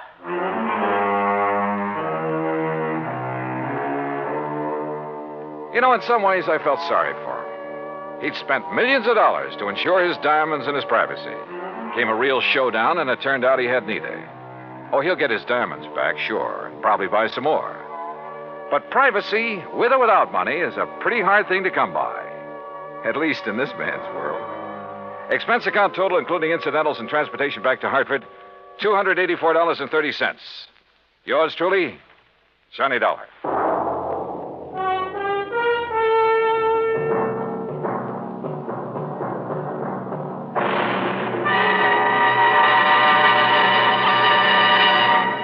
Our star will return in just a moment. Now, here is our star to tell you about next week's story. Next week, a moth, a tiny moth, solves a case involving our national security. Join us, won't you? Yours truly, Johnny Dollar.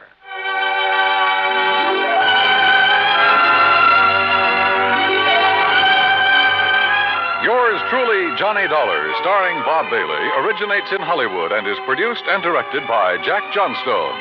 Today's story was written by Alan Botzer. Heard in our cast were Edwin Jerome, Paul Dubois, Frank Gerstle, Junius Matthews, and Marvin Miller. Be sure to join us next week, same time and station, for another exciting story of yours truly, Johnny Dollar.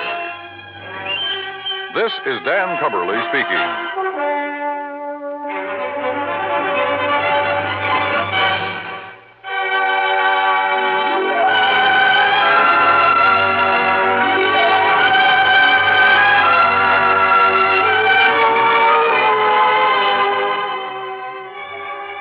This is the United States Armed Forces Radio and Television Service.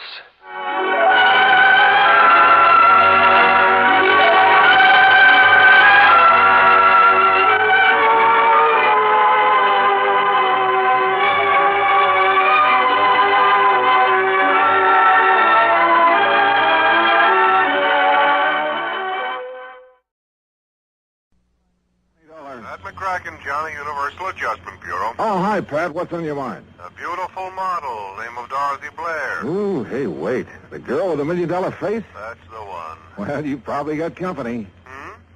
She's on a lot of people's minds. Well, she's no daydream to me. She's a nightmare. Oh, come. Well, that face of hers may not be worth quite $1 million, but it's worth at least $100,000. That's what we've got it insured for. So? So it looks like somebody's trying to tear it up. The policy? No, her face. She got slugged last night.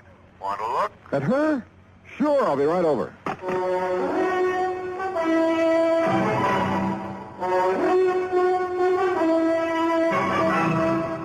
Bob Bailey in the exciting adventures of the man with the action-packed expense account. America's fabulous freelance insurance investigator. Yours truly, Johnny Dollar. And now, Act One of yours truly, Johnny Dollar.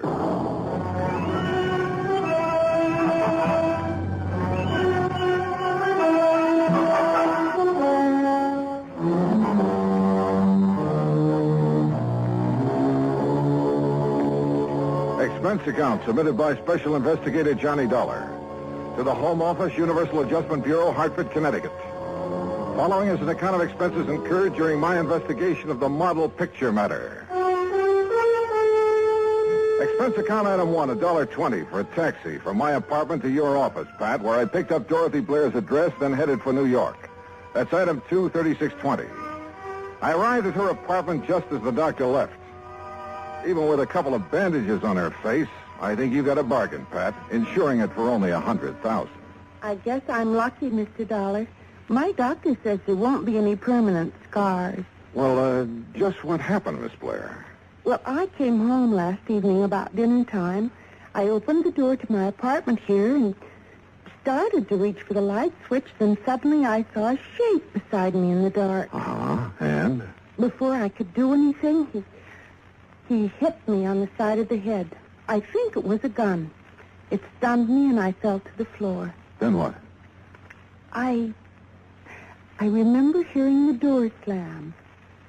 When I could get on my feet and turn on the light, whoever it was had gone. I see. You think it could have been a burglar looking for money or valuables? I don't think it was a burglar, Mr. Dollar. You mean you have some idea who it was? Well? Jerry Dunsmuir. Who's he? A fashion photographer. A creep, Mr. Dollar. Oh? The real article, believe me. They ought to put that guy's eyes in jail. You've modeled for him before. About a year ago. I swore I'd never do it again, and I didn't. Until yesterday. Yeah, well, go on. Jerry'd gotten a commission to do a spread on winter fashions. He wanted to make some street shots with me in tweeds. Things like that. Street shot? Well, I figured the street would be a lot safer for me than his studio. But it didn't turn out that way, huh? No. After the second picture, he started in again with the same old line. And he's not very subtle, believe me. So? So I walked out on him. He didn't like it. But is that enough reason for him to break into your apartment and slug you? It wouldn't be for most people. But like I say, he's a creep. Yeah. Okay, Miss Blair. Thanks. I'll have a talk with Dunsmuir. And that was easier said than done. I took a cab to his address. That's item 3, $1.60. But his studio was locked up tight. So I contacted my old friend, Detective Lieutenant Al Rico at 18th Precinct Headquarters. You think you got troubles, Johnny? Try some of mine on for size. Oh, like what, Al? Like an unsolved murder I got tossed in my lap. Oh, that one I've been reading about. The girl up in... Yeah. Edith Summers. No lead. Sure, a real fat lead, except it's no good. Her ex-boyfriend, Ed Chatsworth. Lots of motive, but no case. Alibi? Airtight. So I got troubles. Now tell me yours. Mine? Well, I'm trying to get a lead on a fashion photographer named Jerry Dunsmuir. Dunsmuir? I never heard of him. How come you're interested? Dorothy Blair got slugged last evening. Oh, yeah, the girl with the $1 million face. I heard about it. She thinks Dunsmuir might have done it. I went up to his studio to have a talk with him, but it was locked up. Well, I'll have her files checked, but if we had anything hot on him, I think I'd remember. Yeah. Well, it was just a chance. Excuse me. Rico. What? Yeah. Okay, I'll be right down. That was about your Jerry Dunsmuir, Johnny. Oh? A couple of my boys have found him. Great. Yeah. They found him floating face down in the river. Act Two of yours truly, Johnny Dollar, in a moment. And now, Act Two of yours truly, Johnny Dollar, and the Model Picture Matter.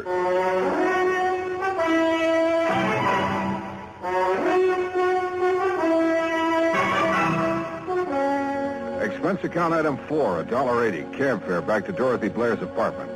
She had company. I'd like you to meet Edward Chandler, Johnny. Hi. Glad to meet you, Mr. Dollar. Dorothy, I wonder if I could talk to you for a few minutes. Why, certainly. I've got to be running along anyway. Still okay for dinner, honey? Sure. 8 o'clock. I'll pick you up. Bye, Mr. Dollar. Yeah, so long, Chandler. Dorothy. Did you talk to Jerry Dunsmuir? Now, look, you say Dunsmuir tried to get a date with you while he was taking some fashion shots of you on the street yesterday. That's right. He was pretty persistent about it. That's putting it mildly, John. And you think Dunsmuir is the one who was hiding in your apartment and slugged you last evening? Yes. I think he must have been the one. Why, who else could it have been? And why are you asking me all this again? There's nothing you haven't told me, Dorothy. Of course not. Why? Well, the police just fished Dunsmuir's body out of the river. He was murdered? I haven't seen the medical examiner's report yet, but it's a good bet. People don't usually go for a swim with all their clothes on. But who could... Johnny, you certainly don't think I had anything to do with it. I didn't say that, Dorothy. But your tone of voice, the question. Look, I'm telling you the truth, Johnny. Can you prove it? I can prove the part about him taking pictures of me yesterday. This manila envelope. It came in the mail today. Here. It's from Dunsmuir's studio. He always sends me prints. See? Here's one of me in a tweed coat. Here's one in a fingertip lens. Okay, so he took pictures. I still want to know why you think it was Dunsmuir who slugged you if you couldn't see his face in the dark. Why, I guess because of the way he looked at me yesterday afternoon when I told him to stay away from me, not to call me again for a job. Oh, Johnny, believe me. You didn't see him after that, huh? Unless, of course, he was the one who slugged you in the dark. No. I didn't have anything to do with what happened to him, and I don't know who did. It's the truth, Johnny. Okay, Dorothy. If it is, I'll find out sooner or later. But if it isn't, I'll find that out, too. Maybe Dorothy Blair was leveling with me. But there were a few pretty important facts I didn't know. Was it really Dunsmuir who'd slugged her? And who killed Dunsmuir? And why? Also, this fella I'd met at Dorothy's apartment, Edward Chandler. Where had I seen his face before? Item 5, $1.75, cab fare to Dunsmuir's studio. A blonde secretary named Susan Billings was just closing up when I got there. She looked pretty dragged out. Please, Mr. Dollar, I've already told the police all I know. Right now, I don't exactly need any more questions. What you need right now, Susan, is a drink. Come on.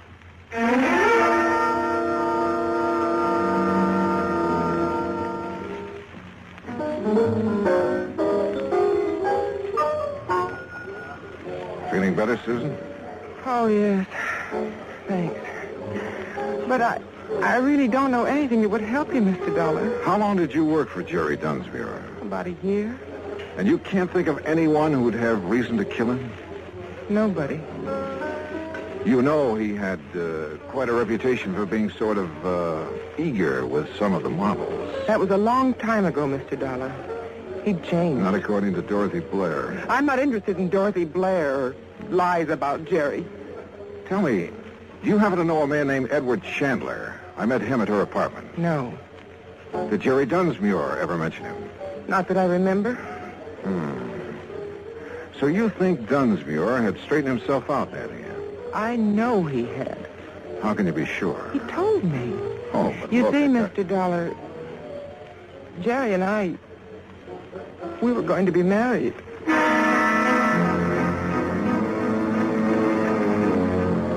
Either Dorothy had been lying to me about what kind of a guy Dunsmuir was, or else Susan had been living in a dream world. Either way, I was fresh out of leaves. I headed back to Lieutenant Rico's office, hoping I'd find some there. Johnny, the only thing we know for sure about Dunsmuir is that he sure had a weakness for women. Yeah, but Susan Billings believes that she was his one true love. I know. And I've been thinking about her. Maybe she found out about Dunsmuir's activities and didn't like him. It's a possibility. But if she knows more than she's told us, she's a pretty good actress. The same goes for Dorothy Blair, which reminds me I want to have another talk with Dorothy. I picked up a couple of names out of Dunsmuir's past, and I want to see if they mean anything to her. Want to come along? Sure, but we'll have to hurry. Hurry? Why? She has a dinner date with a guy named Chandler at 8 o'clock, and it's 1:45 right now. Okay, let's go.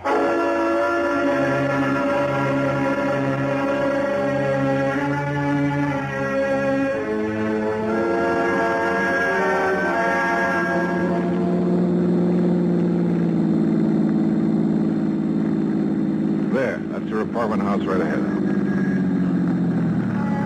Wait a minute. Isn't that Dorothy coming out the front door? Yeah, with Chandler. Come on, we can still catch Hold them. it. What's the matter? Who'd you say he was? A friend of hers. His name is Chandler. I met him in her apartment this afternoon. Johnny, remember when you came to see me today, I told you I had a murder case in my lap? I mean, before the Dunsmuir murder? Sure, a girl, Edith Summers. I told you her ex-boyfriend was the logical suspect, except that he had an alibi. Ed Chatsworth. Oh, hey, wait a minute. I knew I'd seen that guy's picture somewhere. It was in the paper. Dorothy introduced him as Chandler. But his real name is Chatsworth. And now it turns out he's a friend of Dorothy's.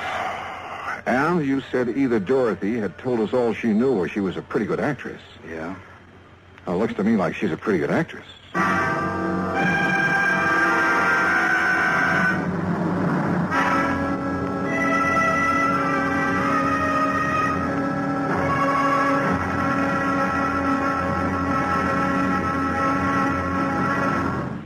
Act 3 of yours truly, Johnny Dollar, in a moment. Act 3 of yours truly, Johnny Dollar, and the Model Picture Matter.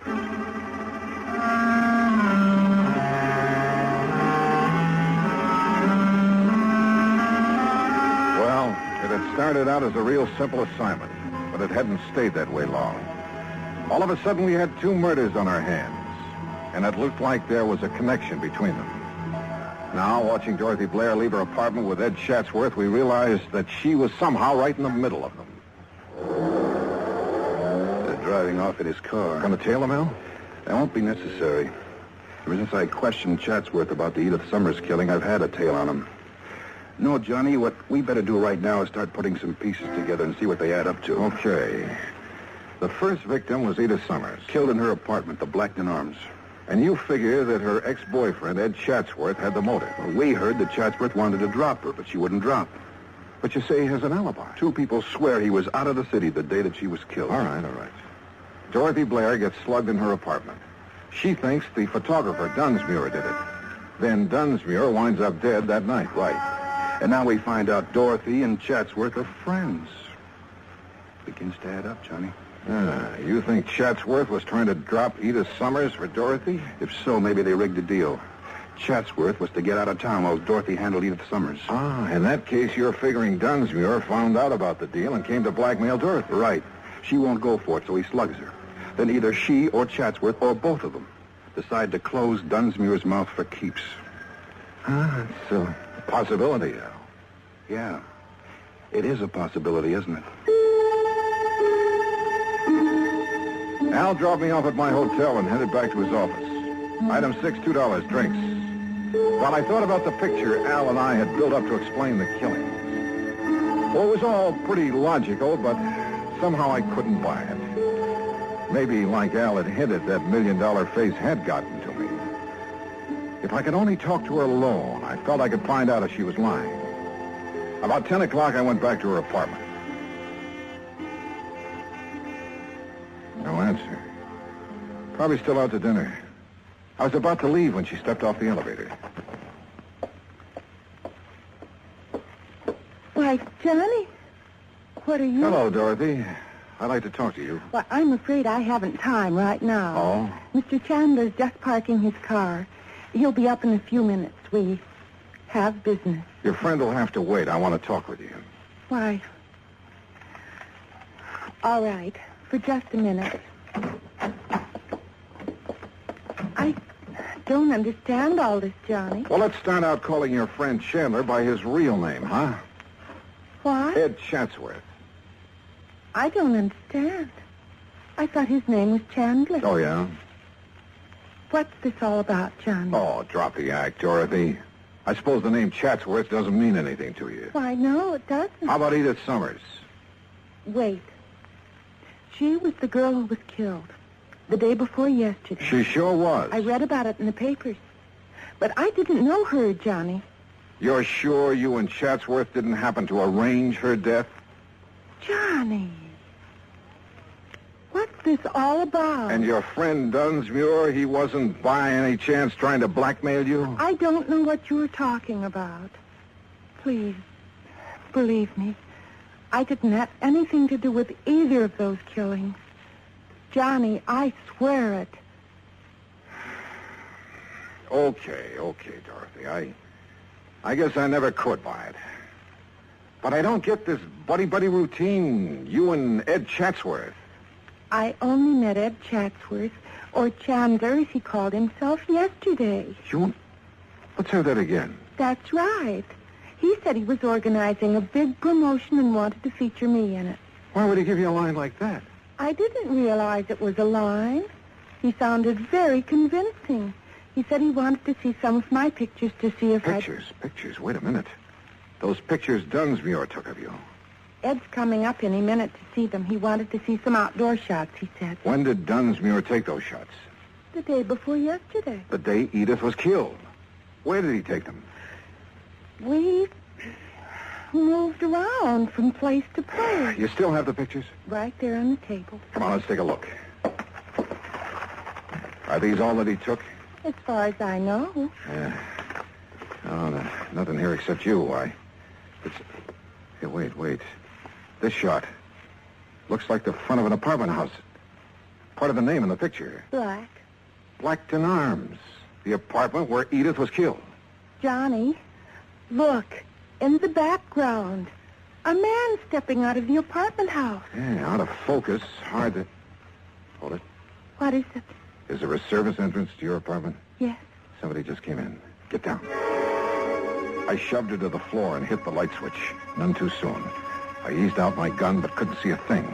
And I knew I had to locate him before he located us. There was a cigarette lighter on the coffee table. I heaved it toward the kitchen and my aim was pretty good. The flash of his gun pegged him for me. I turned on the lights. It was Chatsworth, all right. I'd hit him in the shoulder, but he'd keep for the state. Johnny. He's the one who killed this Edith Summers. Yeah, sure. He had an alibi rigged, but he spoiled it by walking out of her apartment. into the background of that picture Dunsmuir took of you. Then he's also the one who was in my apartment. He probably recognized you by your face. Figured he could find the name of the photographer here. Slugged you when you came in. And I thought it was Jerry Dunsmuir. Poor Jerry. Yeah. Well, I imagine when Chatsworth comes to, we'll find that he killed Dunsmuir to get the negative. He certainly wanted that picture. Yeah. Most pictures don't do people justice. But I guess this one will do him all right.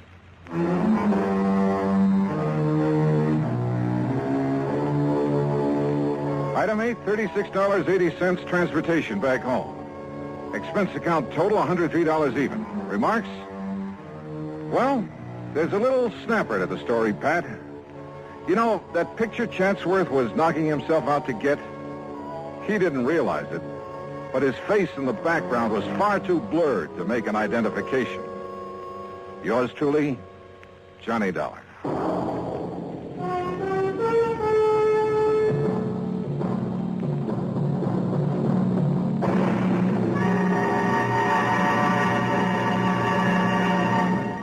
Our star will return in just a moment.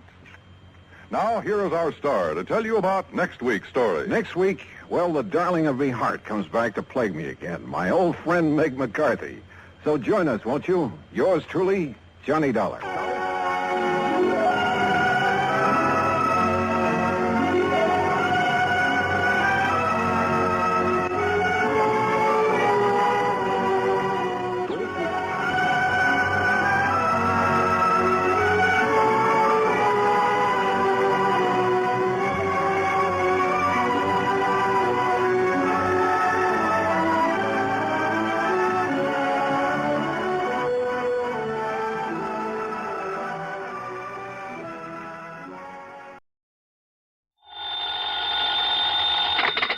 Johnny Dollar. This is Frederick Keeley at Masters Insurance and Trust Company. How are you, Mr. Keeling? Fine, thank you, but that's rather beside the point. I have a bit of a problem, Mr. Dollar. Haven't we all? Huh? Beg your pardon? Nothing, sir. Just go on, please. Well, Mr. Dollar, one of our claimants, that is to say the beneficiary of a small insurance policy, apparently never received the check for $3,000 we sent him. I'm afraid I don't get it, Mr. Keeley. Why call on me? What do you mean, sir? Well, all you have to do is call the bank, stop payment on that check, and issue another. I'm afraid not, sir. Why not? I said apparently never received it. I use that word advisedly. Well? Because it so happens the check we sent him has been cashed. Oh. Yes, properly endorsed and apparently cashed by the claimant, the beneficiary himself. Apparently. Yes, and again, I use the word advisedly. Well, then it kind of means one of two things. Either this beneficiary is trying to collect the money twice, yes, or somebody else got to that check first. In which case, we have a little matter of forgery on our hands. Which, of course, should exact the fullest possible penalty of the law. Will you look into it for us? Sure, Mr. Keeley. Why not?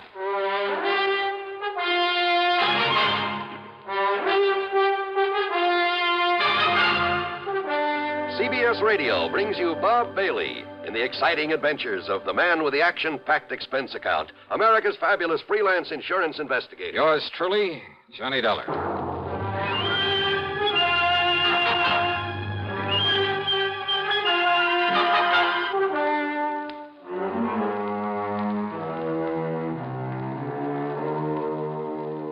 Expense account submitted by Special Investigator Johnny Dollar to the Masters Insurance and Trust Company, Home Office, Hartford, Connecticut.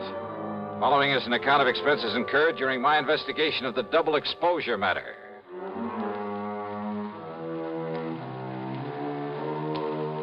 Expense account item 1, $1.20 for a cab to Keeley's office on the 10th floor of the Star Record Building.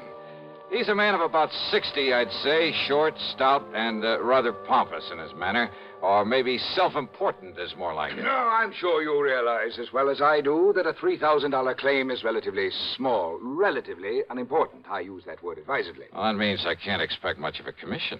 Huh? What's that? Nothing, sir. Go ahead, please. Yes.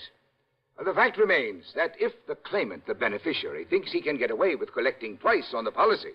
Seems to me he'd have to be pretty stupid to try a thing like that. Oh, you're right. You're entirely right, sir. Exactly the way I feel about it. And Peter Upman is not a stupid man, so far as I have been able to determine. Upman? The beneficiary. In other words, it becomes evident, and I use that word advisedly, that someone else got hold of that check, endorsed it with Peter Upman's name, signed the receipt, of course, and, shall we say, left for parts unknown? In other words, we are faced with a case of forgery. Yeah, I think I suggested something of that sort. Why, yes, of course you did. And forgery is a serious matter, sir. I'll go along with you on that. Not only in this particular instance, because of the relatively small amount involved, and I use that term advisedly. Oh, I'm sure you do. But because it could lead to other attempts where perhaps much larger amounts could be involved. So you want me to see if I can run down this forger for you? No. No? Why do you say that? If we are to believe the People's National Bank over in Milford. Milford, Connecticut? That's right. If we are to believe them, the personnel concerned, their actual photographic record of the transaction, there was no forgery. But I thought you just finished saying... What's that? Mr. Dollar, according to them, and I have no reason to doubt them in the least, Peter Upman himself appeared, endorsed that check, cashed it, and left with the money. However, I have here a properly signed deposition to the effect that Upman not only never cashed that check, but that he never saw it. Oh, no, this doesn't make sense. We have no reason whatsoever to question the validity of this deposition. You're sure of that? I am certain of it. But you can't be. That is why I have called upon you. Somehow, Mr. Dollar, you must bring the criminal, whoever he is, to justice. Will you do it, sir? Well? Yeah, sure. Why not? And I use that term advisedly.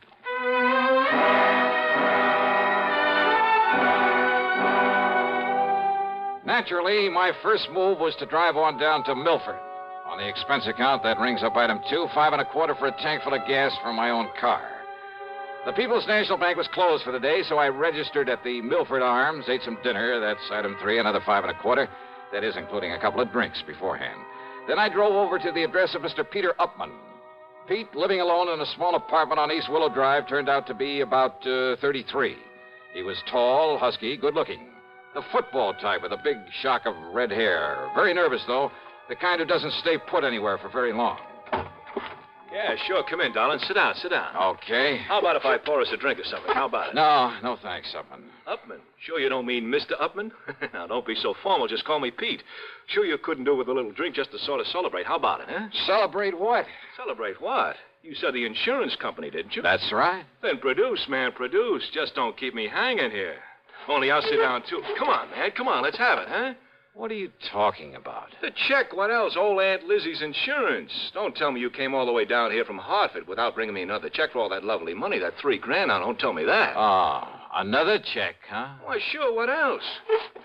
Hey, now, look. What I mean is... Yeah. Now, what do you mean, Pete? I mean another one to take the place of the one the company was supposed to send me, but I never got it. That's what I mean. They said they sent it to me, but, man, I never saw it. Oh, they sent it all right, and they got a receipt for it. That's what they say, man. That's what they've been saying to me ever since I put in that claim for it.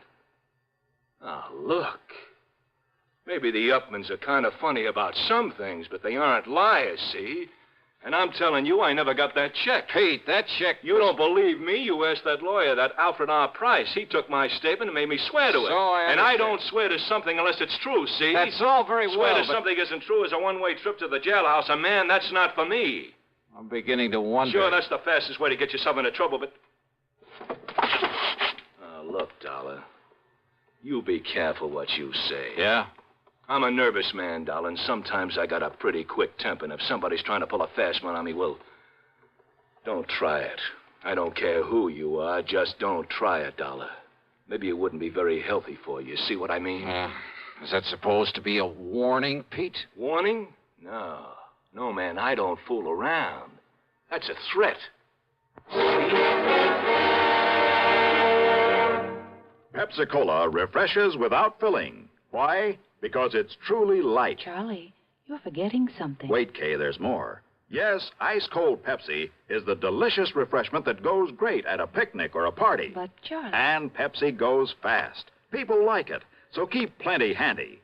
There. Oh, you did fine, except for one thing. Well, I mentioned lightness and how Pepsi refreshes and how fast it goes. You left out Pepsi sociability. You know the Be Sociable song. But, Kay, I can't sing. I can. Listen. Be sociable, look smart, Keep up to date with Pepsi. Drink light, refreshing Pepsi. Stay young and fair and debonair. Be sociable. Have a Pepsi.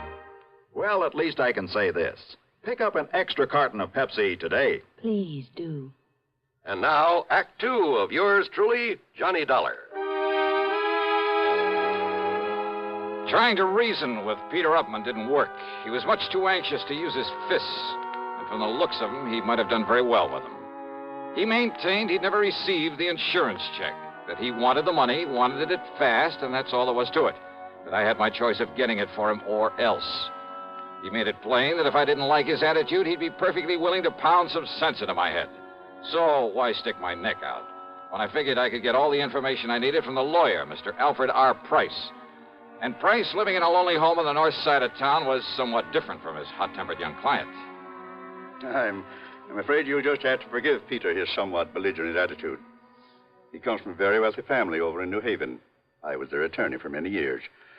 They tried to spoil him, make him the same lazy, indolent sort that his sister and his two brothers are. One of those things, huh? But Peter would have none of it. He was determined to make something of himself entirely on his own. I see. As a result of his stubbornness, his defiance, and his father's unreasonable attitude, well, his father blandly told him he was cutting him off without a penny. Well, how do the other kids feel about him? Well, there's no love for him, believe me. But how's he made out? Very well, Mr. Dollar. He owns a little electronic shop. More important, he's the only member of the family who has any real knowledge of the value of money, simply because he's the only one who's gone to work for it. Which explains, I suppose, why he's so anxious to get his hands on the $3,000 insurance that his aunt left. Oh, he can use it, too. That is, if he hasn't already got it and is simply trying to bluff his way into another $3,000. No, don't you believe it, Mr. Dollar. Peter could no more think of such a thing. Well, you seem pretty sure of that. Well, I've known him since the day he was born, and have liked him in spite of his hot temper. And I'm absolutely certain he would never attempt anything out of line. Well, you're pretty convincing, Mr. Price. Well, after all, I'm a lawyer, Mr. Dollar. But the fact remains the company sent him a check. It was properly endorsed. The money was paid out. But not to him. Well, how can you be sure? Because he says it wasn't. And that's good enough for me. But in that case... Have you talked to the people at the bank, to the teller who made the payment? No, I haven't. Have you seen the photograph of the actual transaction as it took place? See, you're the second one to mention such a photograph. Very ingenious device there at that bank. I suggest the first thing in the morning you go down there, see it, talk with the president, Mr. Oliver, and then see what you think. So first thing in the morning, I was at the bank talking with Mr. Barton Winfield Oliver, the president. Yes, a very ingenious device, Mr. Dollar, when it works properly. Oh, what do you mean by that, Mr. Oliver? It's called a photo register. One of the very first models to be installed in a place of business. Actually, it was an experimental model. Well, just what is it? What does it do? Comparable devices, much improved, of course, are in use throughout the whole country now. What does it do, sir? It automatically takes a picture of everyone who steps up in front of the teller's cage. Oh, yeah, I think I've heard of such things. Of course. Yeah, aren't they used in a lot of supermarkets, places like that, to make a photographic record of people who cash checks in them? Yes. And as a result, the incidence of bad checks in those places, why, they're almost a thing of the past. All this means that you have a picture of the man who cashed that insurance check. Yes, I have. May I see it, please? Yes. Because if it is a picture of young Peter Upman, I don't care what his lawyer says. Here you are, Dollar. If this is photographic proof it was he who... Huh? Yes. Oh, now, wait a minute. Well, that was an you early... mean to say this is the best that fancy machine of yours can do? It was an experimental model. Why, this could look like almost anybody. In the beginning, it was very good. Made very clear pictures. Well, it certainly doesn't anymore. But only the head cashier and I know that. Huh? The general public don't. They think it operates as well as ever. So it serves its purpose. Yeah, how? Because anyone thinking of trying anything is scared by it. Oh, great. Then this photo doesn't really mean a thing. Oh, sure, in a way it does look somewhat like Peter Upman. Same build, same general sort of face, even the same shock of hair. But it's so blurred, so indistinct, like a double exposure. I Yes, I know. But when Mrs. Eberhardt says that it was Peter... Who's Mrs. Eberhardt? She's one of our oldest, most trusted employees. The teller who waited on him. Oh, let me talk to her, please. Certainly. Mrs. Eberhardt, will you close your cage for a moment and come here, please? Certainly, Mr. Oliver. That's the one? It is. She's been with the bank much longer than even I have. Almost from the beginning. She knows more about the people here in... Mr. Dollar, what does this mean?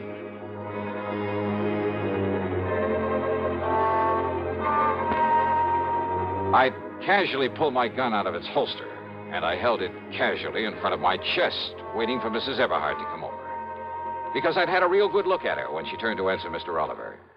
And suddenly I began to see things a lot more clearly.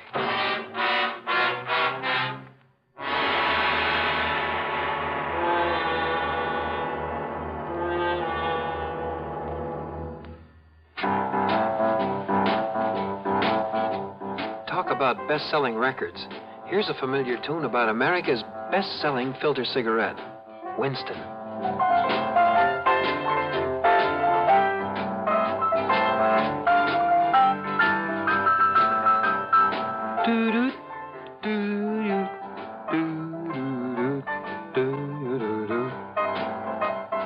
Winston gives you real flavor, full, rich tobacco flavor. And you know, that's because only Winston has filter blend up front. Choice, flavorful tobaccos, specially selected and specially processed for filter smoking. No wonder Winston tastes good, like a cigarette should. Smoke Winston. And now, Act 3 of yours truly, Johnny Dollar, and the double exposure matter.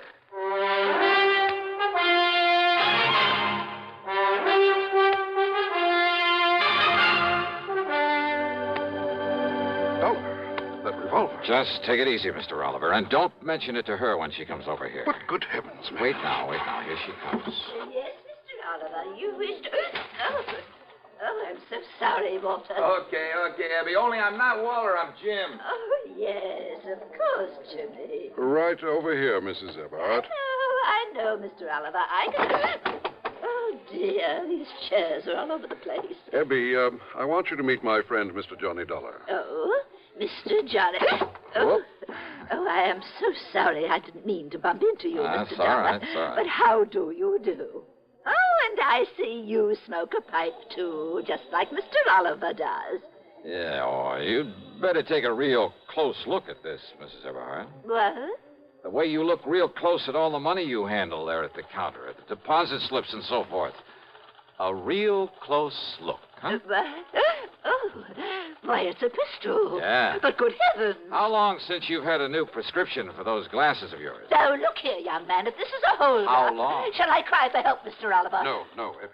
Better answer my question. Young man, I don't see that it's any of your business. I thought so. And if you're here in the bank for any nefarious... And this is the person who identified Peter Upman for you. Now, look here, Dollar. Yes, you look here, young man. Look, huh? That's right. Mr. Oliver, hasn't this bank of yours got a nice, generous pension plan for an old and faithful employee who's blind as a bat? I beg Item 4, 10 cents for a telephone call to the lawyer, Mr. Price. Item 5, $1.50 for a leisurely lunch at the hotel, after which I wandered around the town a bit, then drove on over to the lawyer's office. I tried to call you at the hotel, Mr. Dollar, but they told me you'd left. Yeah, no, I was out taking a little walk. Look here. Do you think these will be of any help to you? Who knows, but I certainly hope so. Now, this is Janet Upman. I believe she's about 31 now. Well, quite a dish. Yes, she's quite a dish. I bet that mink set her back a lot of money. Now, this is Edward, Peter's older brother. Not very bright. Kind of bald, isn't he? But there is a family resemblance. And this is Peter. Oh, no, that's Paul. A couple of years younger than Peter. They dislike Peter, didn't you? Yes, I did. Because he had the guts to go out on his own, huh? Partially, perhaps. Because he didn't take a hunk of the family fortune? Well, that wouldn't make sense. Now, wait. You mean I... Oh, didn't I tell you of the hidden bequest? The what? Peter never knew about it, but the others always have. Known about what? Well, because of the way Peter had renounced his family, his father wanted to punish him. By cutting him off without a cent. So he said. But in a late codicil to his will... Oh, Peter will get some money, huh? Over $1 million, Mr. Dollar, in a few months, when he's 35. I see. Provided he keeps out of any serious trouble. The money the others were left. Millions, Mr. Dollar. I'll bet they've been going through it like a tornado. Yes, I'm afraid so. All right, then, Mr. Price, if I can bluff my way with this picture from the bank, and if you're any kind of an actor, well, let's get busy.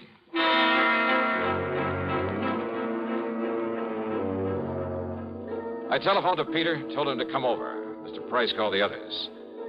They didn't care particularly about seeing Pete again, but Price told them some of the as-yet undistributed money was at stake, and they quickly changed their mind. So, about an hour and a half later, there was a gathering of the Upman clan there at the office of the old attorney.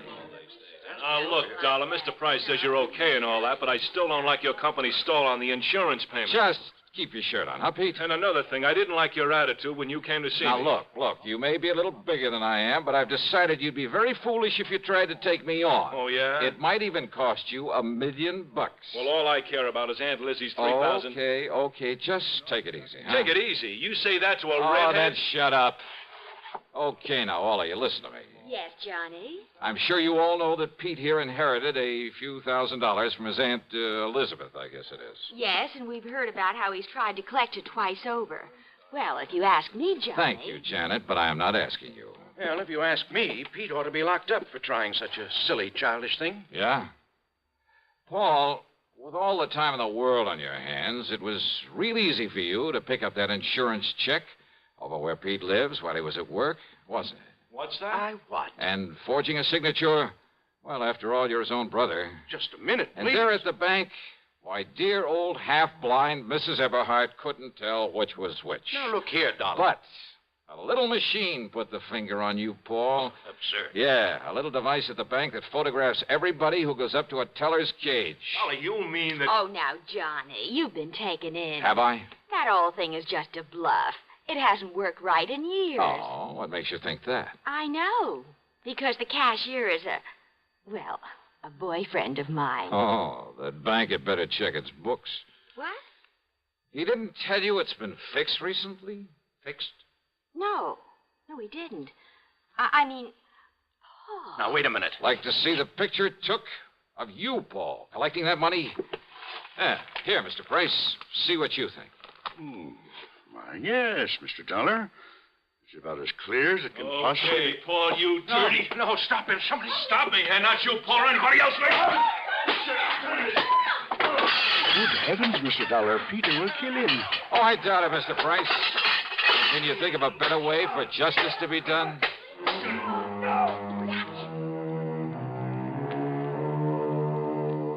Yeah, Peter paid Paul on this one, but I mean royally. And I must confess it did my heart good to watch him. And Pete, bless his fighting Irish heart. Yep, he'll be a millionaire one of these days. He's earned it. Expense account total, including hotel and food, $17.20. Yours truly, Johnny Dollar.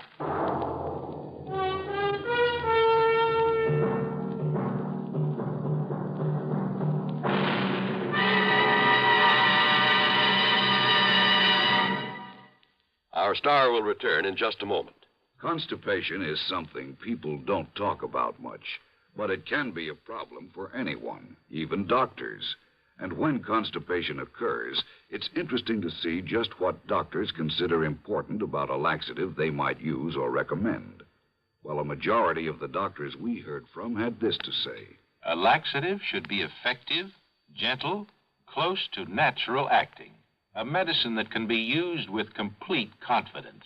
Now, X-Lax has been popular with many doctors and millions of people over the years because pleasant-tasting chocolated X-Lax is effective. Overnight, it helps you toward your normal regularity. X-Lax is so gentle, so close to natural acting, there's no upset. That's why many doctors and millions of people use X-Lax with complete confidence. X-Lax, the laxative that helps you toward your normal regularity gently, overnight. Now, here is our star to tell you about next week's story. Next week, a story of a deadly swamp and 4 dedicated killers. Their intended victim, Well, join us, won't you? Yours truly, Johnny Dollar.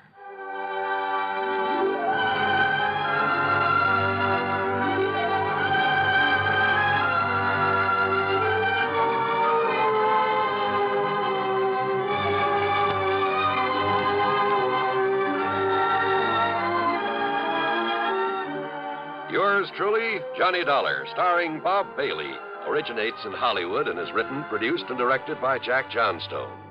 Heard in our cast were Marvin Miller, Peter Leeds, Jack Moyles, Ralph Moody, Bartlett Robinson, Eleanor Audley, and Sandra Gould. Be sure to join us next week, same time and station, for another exciting story of yours truly, Johnny Dollar. This is John Wall speaking.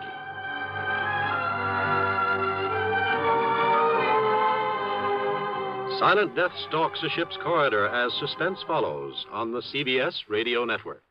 One more pitch may do it. Judy Wood has been pitching a great game all afternoon. She's just about the best softball pitcher in the Women's League.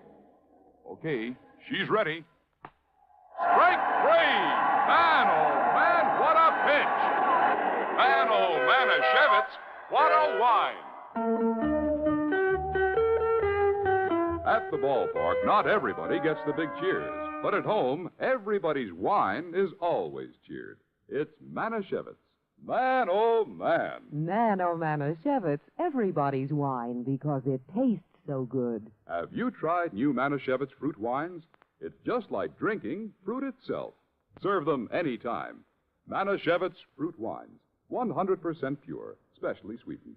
Blackberry wine, cherry wine, loganberry wine. Man, oh man, Manischewitz, everybody's wine because it tastes so good. Manischewitz Wine Company, New York. Radio 59, WROW, Albany, New York. Johnny Dollar. Johnny, this is Pat McCracken at Universal Adjustment Bureau. Well, hiya, Pat. How you doing this bright and sunny afternoon? Pat?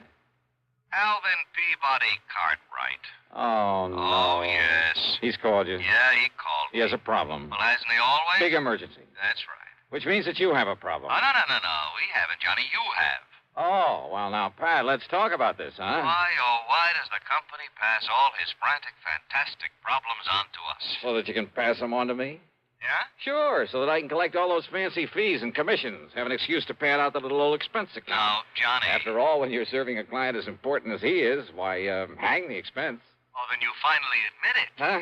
It's only because of the dough you collect that you put up with that wild, wacky old coot. No, wait, that isn't true. Oh, it isn't, huh? Well, I freely admit I've made a lot of money handling his problems over the years, a real sackful. Yeah? But more important, I've grown to like Alvin P., and I feel kind of sorry for him and all the messes he gets himself into. Uh-huh. So, if he's having trouble again, if I can give him a hand... The heck with the expense account. Right. Good. That'll save the company a lot of money. No, wait a minute. I didn't mean that. Oh, well, I wish you did. Cartwright's cost us plenty. More than any other client of any other company we act for. Would you rather he took his insurance somewhere else? Right. Maybe I can arrange it. No. Wait a minute. I didn't mean that. Now, listen, Johnny. Okay, I'm listening. Drive on up to Lakewood and see him, will you? Right away? He particularly asked for me? You know he did. He always does. So will you do it? Yeah, sure, Pat. Only what's his problem this time? Johnny, I don't know. Huh? But you said he called you. That's right. And he didn't tell you? Sure he did. Well? Well, he told me one thing, told the insurance company something else. Heaven only knows what he'll tell you. Is there anything unusual about that? Nope, not a thing. So go ahead, Johnny. Go over and see him. Get him off my neck. Patrick, that I will.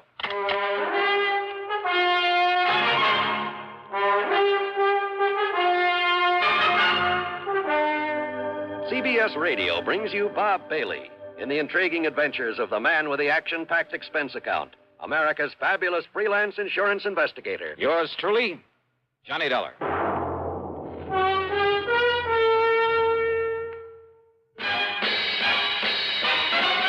Are you smoking more now, but enjoying it less? Have a real cigarette, have a Camel. The best tobacco makes the very best smoke. Have a real cigarette, have a Camel. Are you looking for flavor and mildness? Have a real cigarette, have a Camel. The best tobacco makes the very best smoke. Have a real cigarette. a real cigarette, a real cigarette. Have a Camel. If you're smoking more today, but enjoying it less, try Camels. The Camel blend of costly Turkish and domestic tobaccos has never been equal for rich flavor, easygoing mildness, real smoking satisfaction every time you light up. The best tobacco makes the best smoke. Have a real cigarette, a real cigarette, a real cigarette. Have a Camel. And now, Act One of yours truly, Johnny Dollar.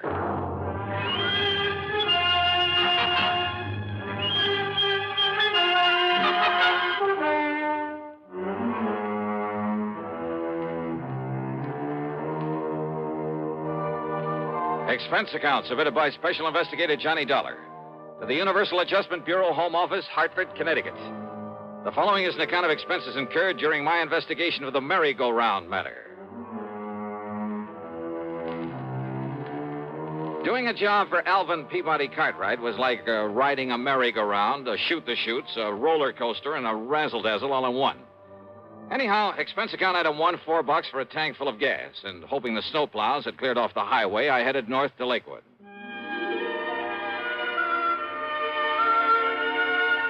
In my humble estimation, Lakewood is one of the prettiest little towns in all of New England, especially in the wintertime. The Cartwright place where the old man lives by himself is on top of a low hill beside the lake. 3 or 4 acres, I'd say, with plenty of elms and towering oak trees guarding the sprawling old mansion. And now, at dusk, with a soft blanket of snow on everything, a group of skaters gliding gracefully over the frozen lake, and a horse-drawn sleigh loaded with happy kids circling around the edge of the lake. Well, it was mighty nice. Peaceful, too. Yeah, it was good being out here in the country again, breathing deep of the crisp, cold air. I felt real good. And I hoped the problem at hand would be no more serious than most of those that were handed to me by Mr. Cartwright. Hiya. Well, don't just stand there letting in the cold. Don't you know it costs a lot of money to heat a place like this? Yeah, but it does. Well, how are you? And did you stop the snow off your feet? Yeah, I think I Don't did. want you tracking up the house. Now, what can I do for you, Mr. What? Huh? Why, it's Johnny Dollar. Oh, and I know it's a little late, but Merry Christmas, Johnny. Merry Christmas to you. Well, thanks, Mr. Cartwright. Same to you. I knew you wouldn't let me down, boy. Just throw your things here in the hall rack, will you? Yeah. Yes, Thanks. sir, I knew you'd come. And so I saved it for you. Right in here, Johnny. Yeah, save what, sir? Saved what? Saved what? Why, your Christmas present, of course. You mean to say that's why you... Here you are, Johnny. Oh, well, now, listen. Go ahead. Open it up and see if you like it. Oh, okay, but now you shouldn't... Holy smoke. Well, do you? These are diamonds on this Of thing? course they are. What do you think it is? A piece of junk? Oh, well, no, this is too much, Mr. I Cartwright. don't see why, Johnny. Everybody should carry his money in a bill clip. Everybody. Just think how it will impress the folks. But a bill clip studded with genuine diamonds. Well, do you like it? Well, sure. Well, I don't know how to thank you, You sir. don't need to, boy. You don't need to. If you like it, that's all that counts. So, Merry Christmas. Use it in good health. And before you go, yes, let me wish you a Happy New Year, too. Belatedly. Yeah, well, thanks. You mean this is the only reason you call me up here? Of course not, Johnny. Can't you see I'm in trouble? Terrible problem. Terrible. Better tell me all about it, then. Come, Johnny, and I'll show you. And I hope to heaven you can help me with this.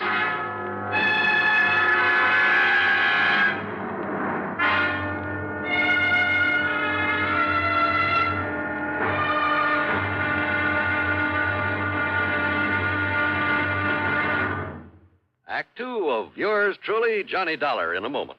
Welcome, recording star Mel Torme. It's terrible trying to sing with a bad cold. So I always take 4-way cold tablets to relieve cold miseries fast. Good idea. Tests of all the leading cold tablets proved 4-way fastest acting. 4-way starts in minutes to relieve muscular pains, headache, reduce fever, calm upset stomach, also overcomes irregularity. When you catch cold, try my way. Take 4-way cold tablets. The fast way to relieve cold distress and feel better quickly. 4-way, only 29 cents. Now, here's a word about another fine product of Grove Laboratories. Had dandruff for years? Now get rid of it in 3 minutes with Fitch Dandruff Remover Shampoo. 3 minutes with Fitch regularly is guaranteed to keep unsightly dandruff away forever. Apply Fitch before wetting hair. Rub in 1 minute. Add water, lather 1 minute. Then rinse 1 minute. Every trace of dandruff goes down the drain. 3 minutes with Fitch. Embarrassing dandruff's gone. Fitch can also leave hair up to 35% brighter. Get Fitch Dandruff Remover Shampoo today. And now, Act 2 of yours truly, Johnny Dollar, and the merry-go-round matter.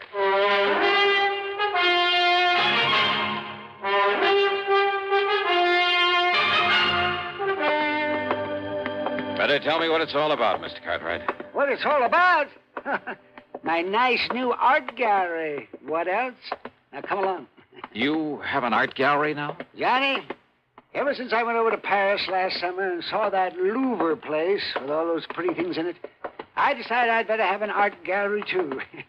Maybe not as big, but with everything just as good. Well, the Louvre has some pretty valuable things. And by spending a bit of money, I have some things that even the Louvre couldn't get.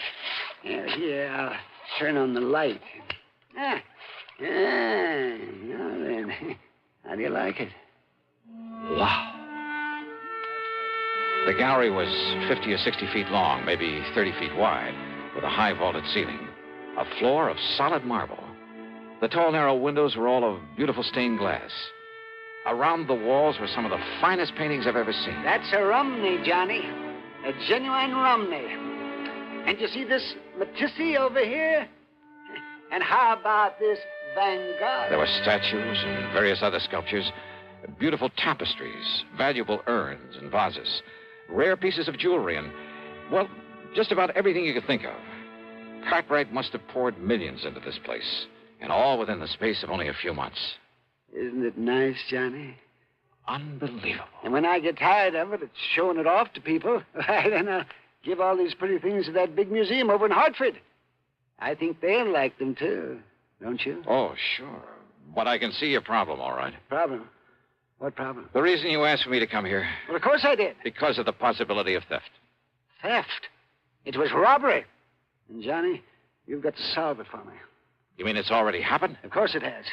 Why do you think I sent for you? What's been taken? One of the most valuable things in my whole collection. A sacred painting, a holy picture.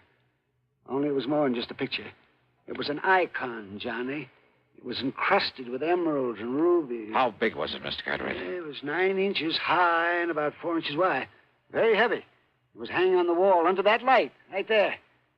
Johnny, it was worth over $90,000. A thing as valuable as that hanging right out in the open? So that people could see it? Yeah, and small enough to be hidden away under an overcoat. Well, yes, that's why. So I hadn't thought of that. Oh, I'm afraid you had it coming, Mr. Cartwright. You're lucky that Moore isn't missing. Now, what do you mean by that? Well, I mean you alone in this place with all these valuable objects of art. Yeah, but and letting all sorts of people in to see them. Well, pretty things like these have to be seen to be appreciated. Well, did you ever screen any of the people you let in here? You think for 1 minute the kind of people who would come to admire these nice things would ever steal anything? Somebody did. Oh, yes, I did. Yes, I guess you're right, but you were wrong about my being in here alone when it happened. What do you mean? Every day, Johnny, during the hours people were allowed to come in and look at my things, I had a guard on duty all the time. Oh, a registered peace officer? Well, no, he just happened to be the first man who answered my ad. Oh, great.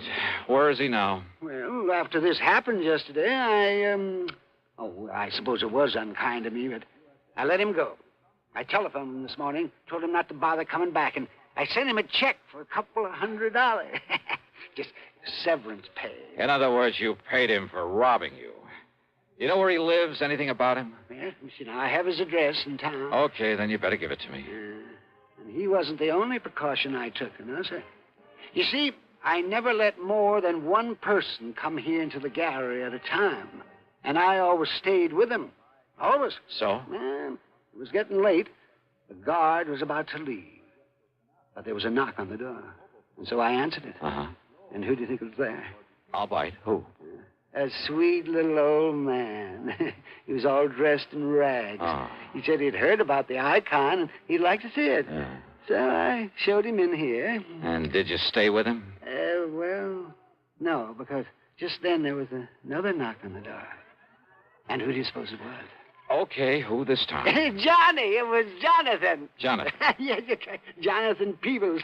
Oh, yeah. My oldest and dearest friend. He lives down in New York. Oh, yes, I remember him now. Yes, he's the oldest, most loyal friend I have. Yeah, sure. He was the one who gave me a hand that time we all thought you were lost at sea. A bit of an eccentric, though. Aren't we all? Well, Yes, well, anyhow, it was Jonathan. And, of course, he gave me the usual lecture. Lecture? Oh, you know, the sort of thing that you would. I'm afraid I don't understand. You know, about it being wrong for me to have all these valuable things here in my home and being alone at night and maybe somebody might break in and try to kill me and get at them and, that sort of nonsense. Nonsense, huh? Now, you listen to me, Mr. Cartwright. Anyhow, as we were about to come in here to the gallery, I saw that the old man was leaving. So naturally, I stayed out there at the front door to say goodbye to him and to have the guard look him over kind of, and pat his clothes and so forth. But then, Johnny, Johnny, that poor old man. What happened? He tripped over the door sill and had a terrible fall. Well, the guard helped him up and made sure he wasn't badly hurt. And, well, I just gave him a few dollars just in case. And I had the guard drive him back to town. Uh-huh. And then you found the icon was gone. It was Jonathan who came out and asked me what I'd done with it. And, Johnny, when I looked and it wasn't there, and I was so upset, well, the first thing this morning, I put in that call for you. Well, that's probably too late to do any good, but give me the address of that guard you had on here and tell me what he and the old man look like. Yeah, right. Well, the guard's name is Gummy. Is what? Well, that's right. It's Gummy O'Banion. Gummy O'Banion? What's the matter with you, anyhow? Well, Don't you remember? Gummy O'Banion was mixed up in more rackets down in New York in the old days. Of course, I remember then that. Why under the sun he would you... assured me that he's through with all that he's gone straight and he's retired. And he's the one you picked for a guard? Oh, but, brother. Surely you don't think that Gummy... No. You want to bet? You know something? I'm glad that Mr. Cartwright didn't want to bet. As I said before, any case where he's involved, well, you can bank on just one thing. The solution isn't going to come from any logical process of deduction or series of sensible clues. It's going to come from way out in left field. And believe me, that's exactly what happened on this one.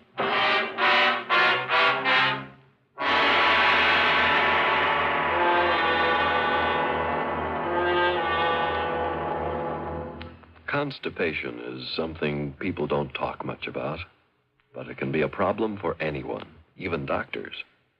And when constipation occurs, it's interesting to see just what doctors consider important about a laxative they might use or recommend. Now, a majority of the doctors we heard from had this to say. A laxative should be effective, gentle, as close to natural acting as possible, and a medicine that can be used with complete confidence. Well, pleasant-tasting chocolated X-Lax is effective.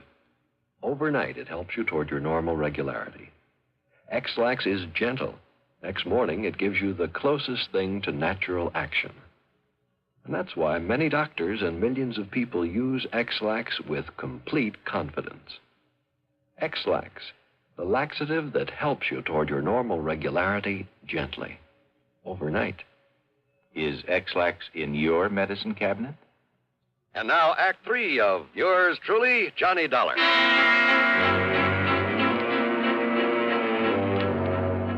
The address of Gummy O'Banion turned out to be little more than a shack at the south end of town. But there was a light inside, so I parked well on down the street, then pulled a peeping Tom act at the window the light was coming from. The window was slightly ajar. Inside, sitting at a bare wooden table, guzzling beer, were O'Banion and a ragged-looking little old man. On the table between them was a stack of bills. Not only 10s and 20s, but I spotted several 50s among them as they poured them over. If I'd known I could have picked up easy money like this, I would have went legit long before I did. Yeah, Gummy? And you know what? What, Gummy? Old Cartwright says he's sending me 200 severance, too. What do you think of that, Doc? 200? That's right. So, with that and all this dough the other guy gives us for that act we pulled at the front door... Other guy? Why, Doc, you and me won't have to work for months. That's pretty good, huh, Gummy? Yeah, Doc, that's pretty good. Well, then open me up another bottle of beer, huh? Sure. There. But, Doc, I still don't get it. Why that other guy wanted us to make all that fuss for him there at the front door. You falling down and me helping you up and all. A diversion, they call it, whatever that means. Diversion. Diversion? Yeah, and what'd you say his name is, the one that give us the dough, huh? Oh, crazy kind of name. Reminds me of a church like Steeple, only it wasn't. I didn't wait to hear that name. I didn't need to. Because things had suddenly begun to add up the wrong way. Instead of disturbing the two lucky gentlemen, I got back into my car and drove hard. And I didn't stop until I got all the way down to New York, to a fancy apartment building on East 52nd Street. It was well after midnight, and the uniformed doorman was half asleep and a little grumpy about it all. Look, what do you think I am, your brother's keeper or whatever it is they say? And that crazy old man. And you have no idea at all where he might be, huh? Your name ain't Dollar, is it? What'd you say? I asked, is your name Dollar's all? Yeah, that's right, Johnny Dollar. Why? Well, why don't you say so? Here, old coot left this note for you. He what? Here you are. Dear Johnny, I have tried all day to reach you by phone. But with no success. Knowing you, I'm sure that sooner or later you will come to look for me here at my apartment. I can only ask your indulgence. My indulgence? And beg that when you return to Alvin Cartwright's home, you speak with me before you talk further with him. What? The icon, incidentally, is safely ensconced in the bottom of one of the large Roman urns there in the gallery. Sincerely, Jonathan W. Peoples. But now, will somebody please tell me? Huh? What's the matter, mister? Here's a 5-spot for your trouble. Well, thanks, Johnny. You're okay.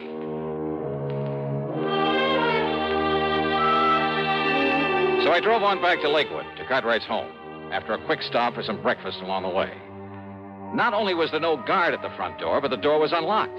And I wondered, had Jonathan Peoples deliberately left it that way for me? Anyhow, I sneaked inside, and there, sure enough, in the breakfast room, their backs toward me, were the two wild old characters. Or maybe just one such, and his really good friend. Fool, you listen to me. Oh, fool, huh? That's right, I'm convinced of it. Oh, you are. Unless you'll solemnly promise me two things. Promise? Oh, what are you talking about? That you'll immediately, mind you, that you'll turn this whole collection over to a museum, the way you plan to do sooner or later anyway. But, Jonathan, I haven't got tired of it yet. No. Well, by the time you do, somebody will come here and bash in that silly head of yours. Or at least come here and steal some of those things. Oh, with me around there? I'd just like to see anybody try to...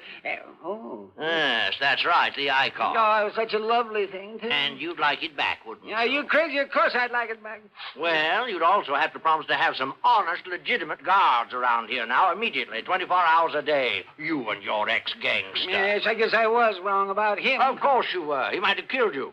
Unless you make those promises, Alvin, somebody will, you stupid, incompetent old... Don't you talk like that. But it's true, isn't it? Of course it is. Oh, dear, of course it is. This whole thing was silly right from the beginning, and losing that beautiful icon, it just... Would you, like it back? Yeah, I'd do anything to have it back. Anything? Yes, anything. You can hear, can't you? I can give it to you, Alvin. No, I don't care what you can do. All I care about is that...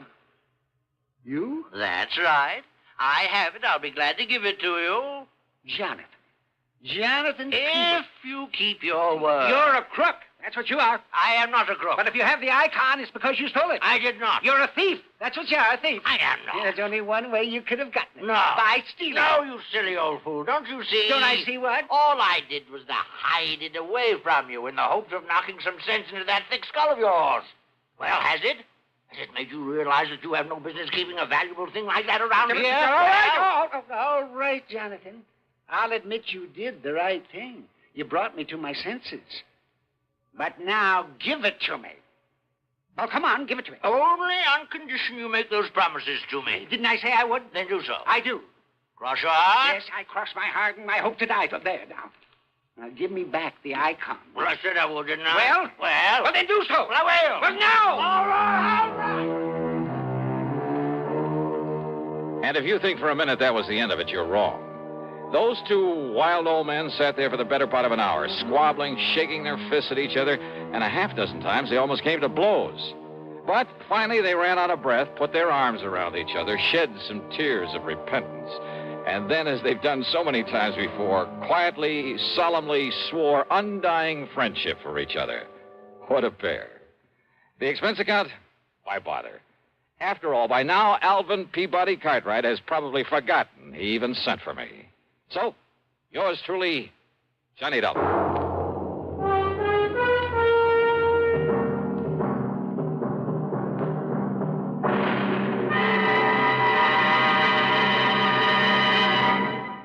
And now our star has a few words for you about the case he'll investigate on next week's program. It's called the Sidewinder Matter, and the whole thing happens out in the middle of the Great Mojave Desert.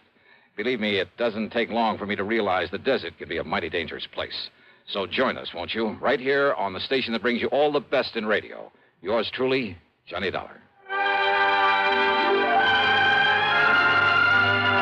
Yours truly, Johnny Dollar, starring Bob Bailey, originates in Hollywood and is written, produced, and directed by Jack Johnstone. Heard in our story were Lawrence Dobkin, Howard McNear, Frank Gerstle, Will Wright, Forrest Lewis, and Joseph Kearns. Be sure to join us next week, same time and station, for another exciting story of yours truly, Johnny Dollar. This is John Wall speaking.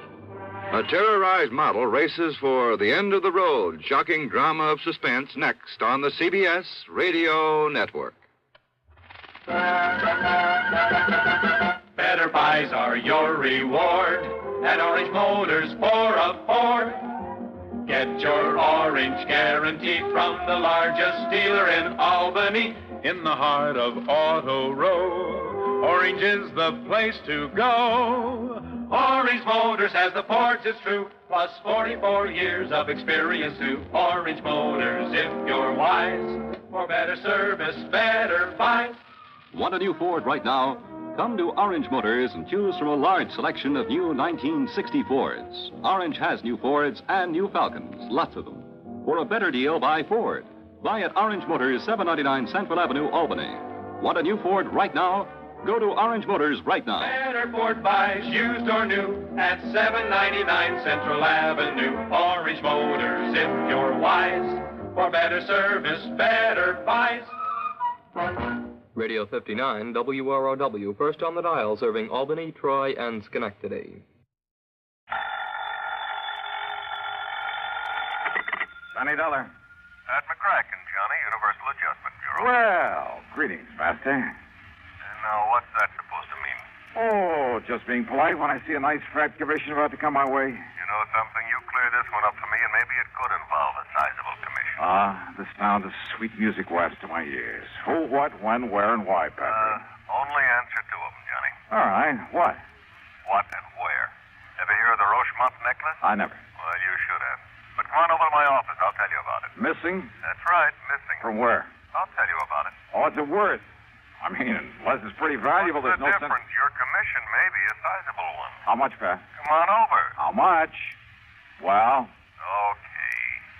The necklace is insured for exactly $321,000. What? That's right, $321,000. Okay, baby. I'm on my ever-loving way.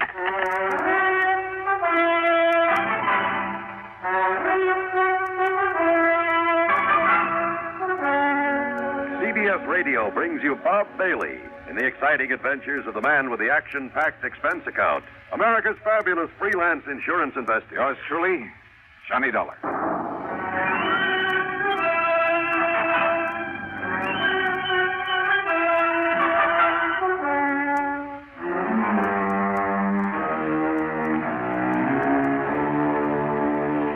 Expense account submitted by Special Investigator Johnny Dollar to the Universal Adjustment Bureau, Home Office, Hartford, Connecticut. Following is an account of expenses incurred during my investigation of the super salesman matter.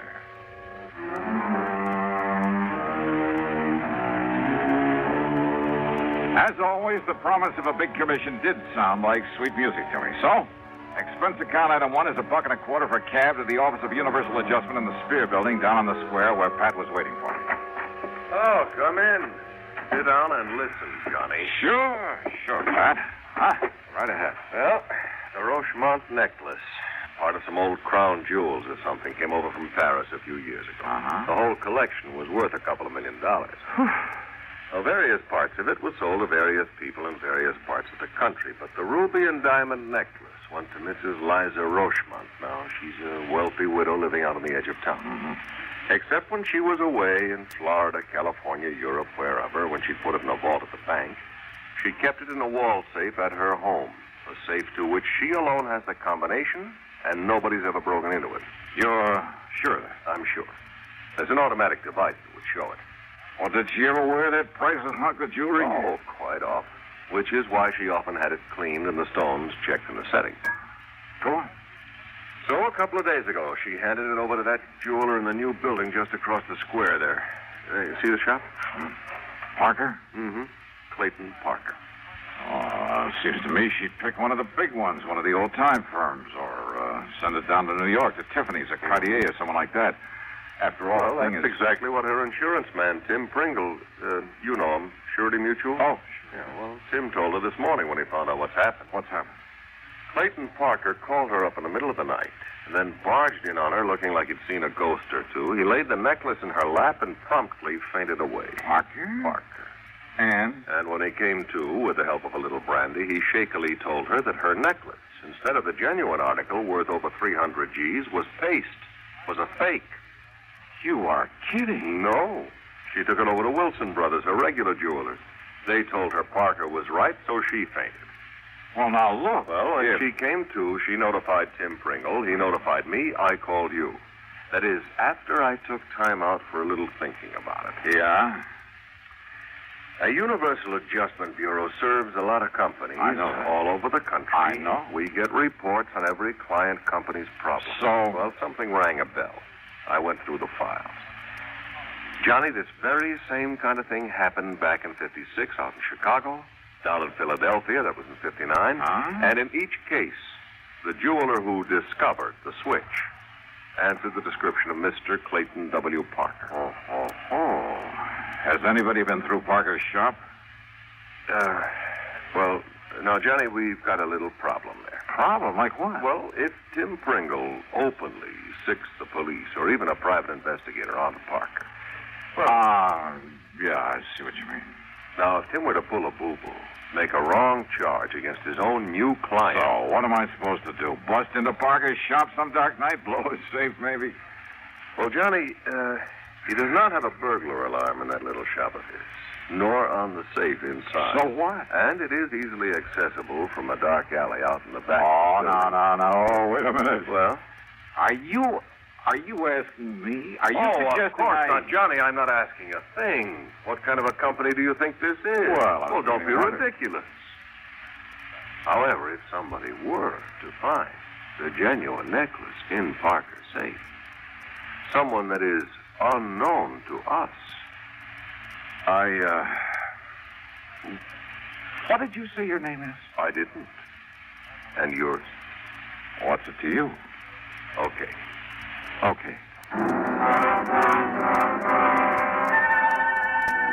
Item 2, $100 to a man named Fingers J.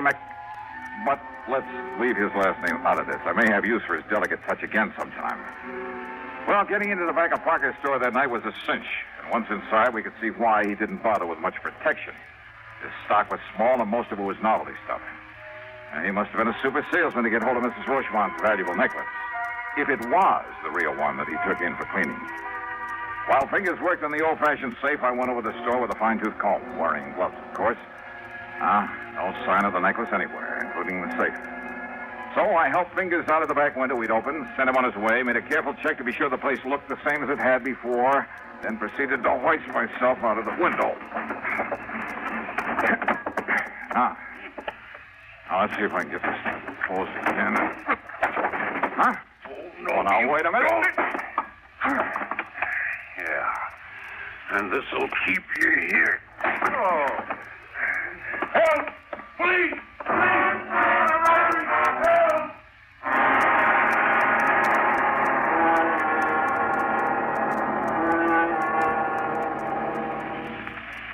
Listen carefully. Get the picture.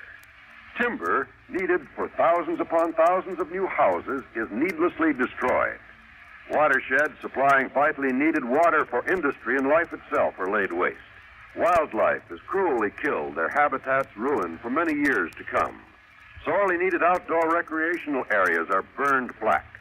Homes are leveled to the ground and human lives destroyed. And what causes this terrible destruction, this tragic loss? It can be as tiny a thing as one paper match. 90% of our forest fires are caused by people. People who are careless for just one fatal instance with their cigarettes, matches, campfires. Every American, every one of us, man, woman, or child, is a potential firebug. It takes only a moment's carelessness or thoughtlessness to set fire loose in the forest. Let's all observe the simple common sense rules of forest fire protection. Remember, only you can prevent forest fires. And now, Act Two of yours truly, Johnny Dollar.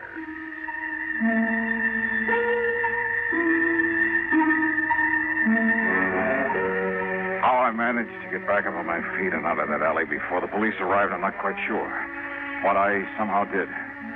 I ran a couple of blocks through some other alleys, and then, playing drunk, which wasn't hard after that club in the head, I grabbed a taxi. That's item $3, $1.50. I went back to my apartment, had a couple of stiff drinks, a couple of aspirins, and soaked my aching head with a wet towel. And after a good night's rest, I was all set to call Pat McCracken and tell him to go jump into the nearest lake. Until I remembered that officially he'd had nothing to do with all this. And then I did some thinking. If what Pat had told me was true, only two people could possibly have substituted a phony for the Rochemont necklace. The wealthy Mrs. Rochemont herself, of course. This new small-time jeweler, this Clayton Parker. But it wasn't in the store. Yeah. So maybe hidden around his home someplace. Well, I could try. In the meantime, hope he hadn't recognized me in that alley. No doubt he'd be in a shop this morning. And if he was married.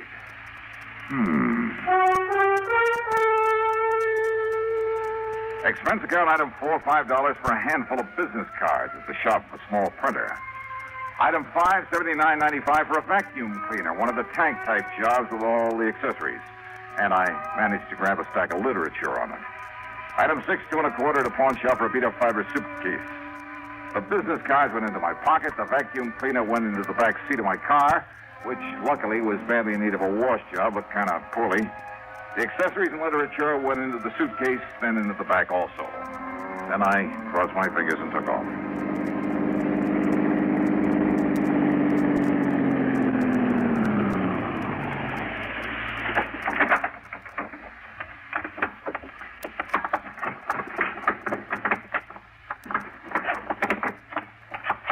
Alrighty, here we are now.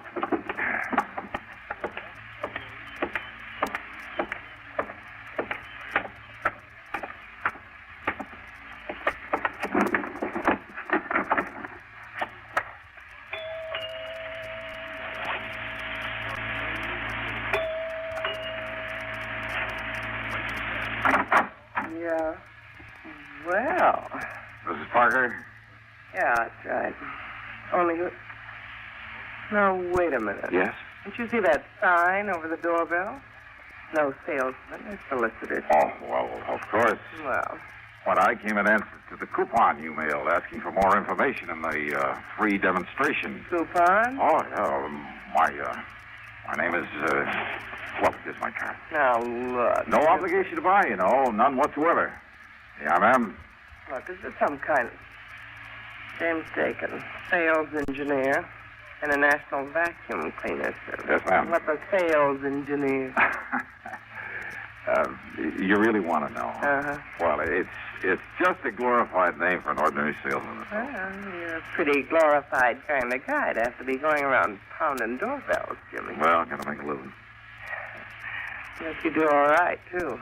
A beautiful, lonesome, long-suffering housewife. See a good-looking guy like you at the door and pop off to work somewhere. You probably do all right. Oh, now, wait a minute.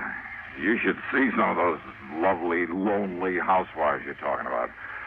No makeup, hair still up in curlers, a pair of dirty bedroom slippers chewed up by the family pet. What? Yeah, and all decked out in a sloppy house coat with an old apron full of soap suds from the breakfast dishes. Oh, what a picture. Yeah, and maybe even kind of hung over from the night before.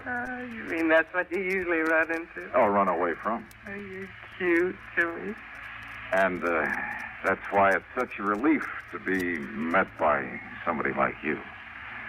I mean, well, that is.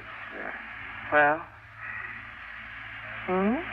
I'm sorry. I mean, I brought the cleaner around to give you the demonstration you asked for when you sent in the coupon. Are you kidding, Jimmy? I didn't send in any coupon. Oh, but you must have. Whoa. Would you like me to go get my list out of the car? Oh, because if you hadn't sent in a coupon, And I wouldn't... hate to do you out of commission. And I sure don't need to buy another vacuum. I'm sorry. Good luck. But I wasn't going to send you one. What? Oh, no. No. They're sold only in the stores. I simply get paid for the free home demonstration. Oh? So just let me come in and show you how it works, huh? Then you can fill out the card saying you have had a demonstration and... Listen, Mrs. Parker. Yeah, my name's Gloria. Well, look, things have been kind of tough. And if I don't fill my quota this week, well, look, I'll do the whole house for you, and no obligation whatsoever. Well, Mrs. Parker? Oh, look, Jimmy, if my husband should ever know that he doesn't like people in here while he's out, but... Well... Come on in. And after all, if you have to work so hard, maybe you could use a little drink. Come on. Just to make the demonstration. Sure. Come on in.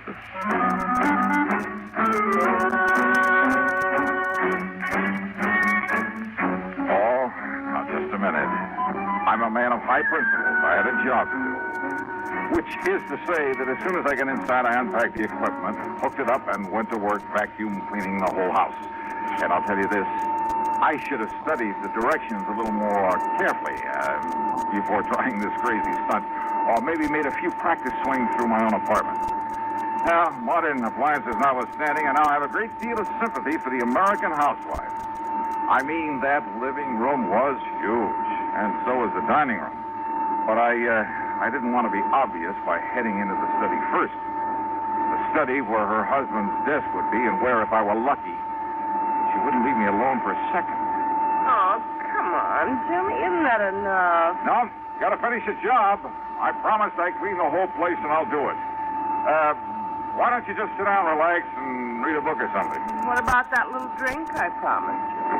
We could have it right here in the den. Hey, look, I know. While you're out the bottle and some ice and soda. Yes, this'll be fine. Suits me, too. See? We have the same taste.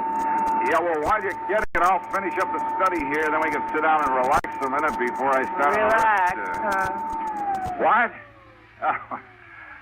What did you say? Nothing.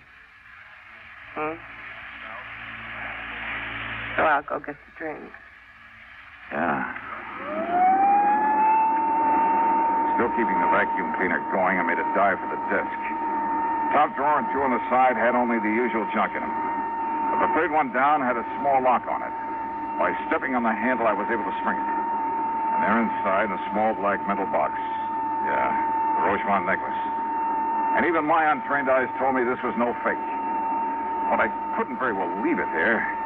And what if Gloria Parker knew about them? What if she suspected that my loud job was just an excuse? Oh, right there on the desk nearly scared me of a year's room. It was the only phone. Oh, no, it quit in mid-ring. Yeah, she must have picked up an extension. And that gave me time to close the drawer again and finish up my cleaning job before she came back into the study. But when she did, instead of a couple of drinks in her hand, she carried one of those interesting little devices made out of blued steel. Okay, baby, that's enough. Huh? That's right. Now, why don't you just put up your hands over your head? Johnny. That's right. Johnny.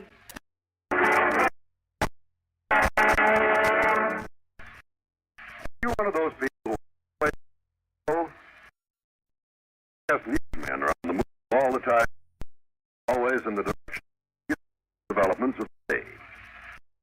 Schedule practical understanding of the value listeners put upon their services. They know you rely on them for accuracy at all times. And they have a first-hand appreciation of the importance of clarity and brevity as well.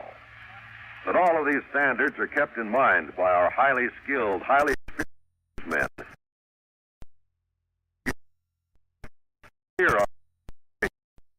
The busier you are, the more you'll appreciate the efforts of our CBS News staff. These men offer you a direct link with history day by day. But more than that, they do their job with full regard for your busy schedule. For accuracy, brevity, and clarity in news reports. For news at frequent intervals at the most time. Every day. Now, Act 3 of yours truly, Johnny Dollar, and the Super Salesman Matter.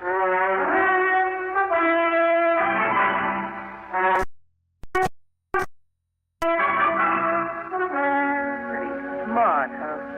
Making like a famous salesman to get in here. Now, why don't you put that thing down? Oh, no. But you should have been smart.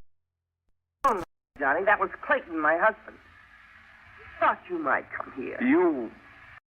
Johnny, Mrs. Parker. That's right. Johnny Dollar, the famous dick. You stupid. You think Clay didn't recognize me in the store last night? Oh? Then why didn't the police pick me up this morning? Police find out you were checking on him, they might think he had something to do with that phony necklace that... That what, Mrs. Parker? You know, that rich Mrs. Rochemont asked didn't know his phone. Gonna prove otherwise? Maybe. Oh, no. Got some crazy ideas. Well, I don't think anybody's gonna hear them. Because when Clay gets here... Ideas? What? What if I have some proof?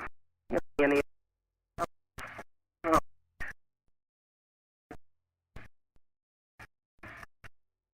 Oh, it's still lot. You got no proof of anything. All right, now listen. So, you got you my record. Gloria. Shut up!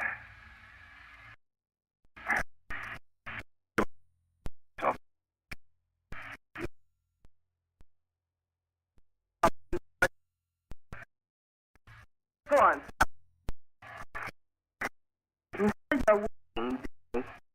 You better pray.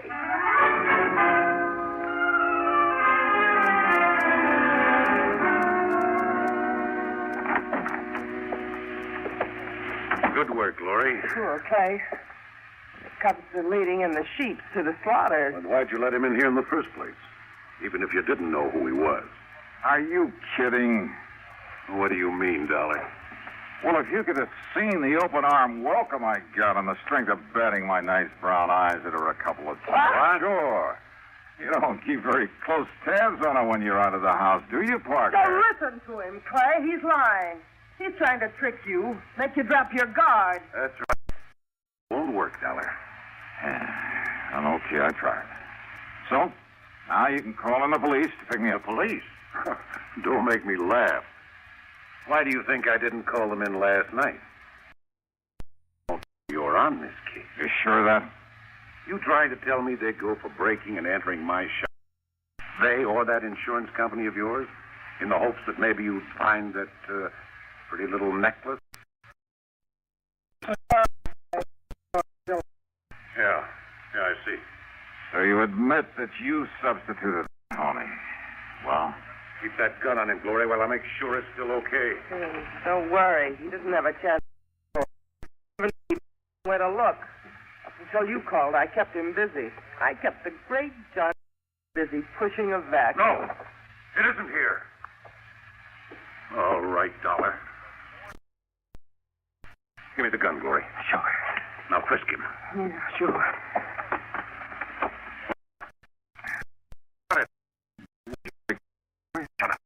Perfectly willing. Shut up! Not on him. Is anybody else in this house? No, Clay. And I only left him alone in this room for... Here, then. And shoot him down if he makes one move. Worry. He turned the room upside down, looked in and around, even outside the windows. He made me strip to my shorts and went through every inch of my clothes.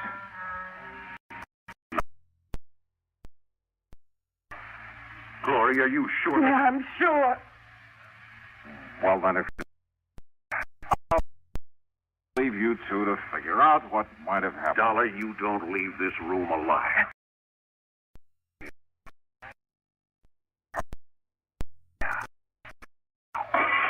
Police! Yeah, well, they don't get... It was a nice... You okay? Oh, sure, Pat. Oh, and thank you, Lieutenant. Only Pat. Why? Well, when you didn't report to me that you'd found that thing in his in were last night. Please go on. Yes. Well, when I saw Parker from my office window, I saw him tear out of a shop a few minutes ago and burn rubber heading out in this direction. Obvious. So thanks. Yeah, thanks, Pat. And would you like to see the necklace? Somewhere inside this vacuum cleaner I didn't sell.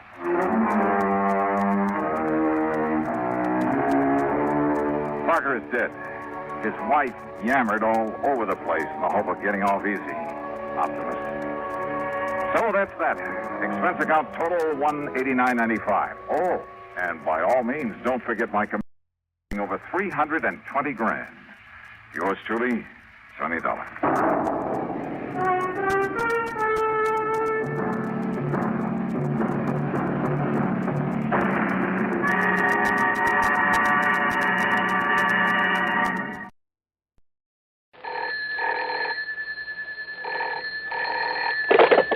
Johnny Dollar. Monsieur Dollar, you will be amazed. You will be thrilled. Yeah, well, I think I've had all the thrills I need here in Paris. And who are you? I, monsieur, am the night clerk here in the hotel. Oh, well, what's all the excitement about? Monsieur Dollar, I have the telephone call for you. And, monsieur, Yeah. it is wonderful. It is the long distance. It is the transatlantic.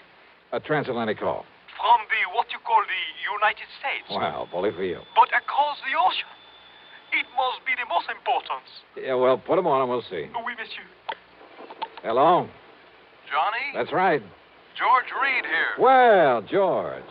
All right, clerk, you can get off the line now. What, Johnny? You hear me? Clerk? But, monsieur. Go on, hang up. Very well, monsieur. Now, George, you get my cable report on the only jewels? Yes, you did a great job in spite of all the money you threw around. I mean, what you gave that man de Marsac. But listen, I'm glad I caught you before you left. I'm flying on back tonight. See you in Hartford in the morning. No. What? Contact Mr. Maurice Rigaud there at our Paris office. Oh, what about? Getting those jewels back to America? No, that's all taken care of. But in talking with him a minute ago, I happened to mention that you're there, so he wants you to stay around and see if you can help locate a Cellini medallion. Cellini, the famous Italian artist? Yes. Well, the medallion was stolen from the galleries of the Louvre 2 or 3 weeks ago. Priceless, so it has to be found and returned to them. Well, I'll do what I can, George. Good. Now, contact this man Rigaud at our office there immediately. Contact Rigaud, huh? That's right. But why do you say it that way? Because maybe I won't bother him. What? George, maybe I've got a better idea.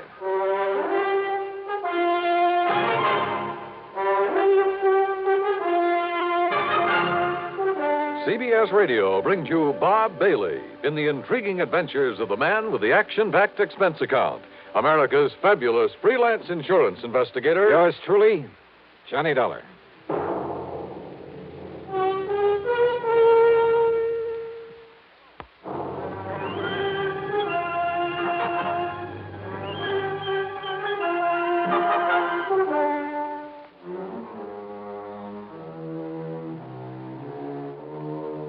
Expense account submitted by Special Investigator Johnny Dollar to Floyd's of England, North American office. Or maybe it's the Paris office. We'll see. Following is an account of expenses incurred during my investigation of the Embarcadero matter.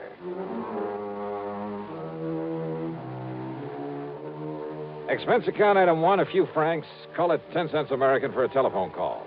Not to Rigaud at Floyd's of England, but to my old underworld contact, Louis de Marsac.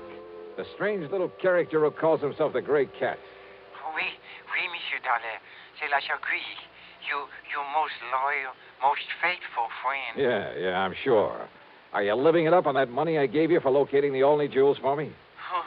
Alas, monsieur, I have been most unfortunate. Only one small, what you call investment.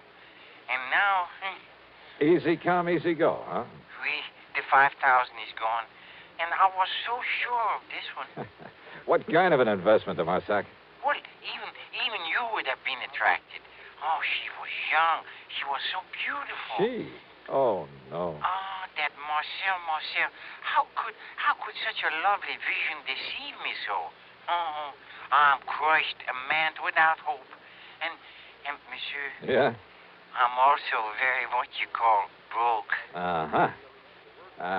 Think $100 might help to raise your spirits? $500? Oh, oui, monsieur. But for what? 100. For some information about what happened to the Cellini medallion. Oui, stolen from the Louvre. Oh, you know about it then? But of course. You know where it is? No. But for you and me, I will somehow find out. Good. But it may be dangerous, monsieur. The people I will have to see, the cutthroats I will have to pay for the information. But for you and the $400 you have promised me. Okay, 150. Want to call me when you've got the dough for me? No, if I bring the information to you, I can then collect for it right away. 200? I'll wait to hear from you. Okay, now, George, don't flip your lid over some more money for de Marsac. After all, he knows more about what goes on in the Paris underworld than any other man alive. And if in a day or two he can come up with the information I need, I'll put it this way. He saved the company a lot of time and money in the past, and I'm sure he can do it again. Also, if his poking around is as dangerous as he seems to... Yeah? Well, come in. De Marsac. Oh, oui, monsieur. De Chagui. Oh, the dangerous mission you sent me on is a fait accompli. But I only talked to you on the phone about an hour ago. I've wasted no time. You have the $300 for me? 150. You have the information? Oui, the Cellini medallion. Well, it's on the way to your own country. On the way? How? Hidden away in a case of wine aboard the ship, the Klemper Hall, out of Le Havre. The Klemper Hall, huh? Destination? San Francisco. Now, when's it due to arrive there? Late tomorrow night. The cargo is many cases of wine. Yes, bottles of wine. The medallion is hidden away in one of them. You're sure of all this, de Marsac? But of course, mon ami. Because if I fly all the way to San Francisco and find out you're giving me a wrong steer... Oh, no. How can you, my oldest, my dearest... Yeah, sure. Now, this means that someone over there is going to have to pick it up.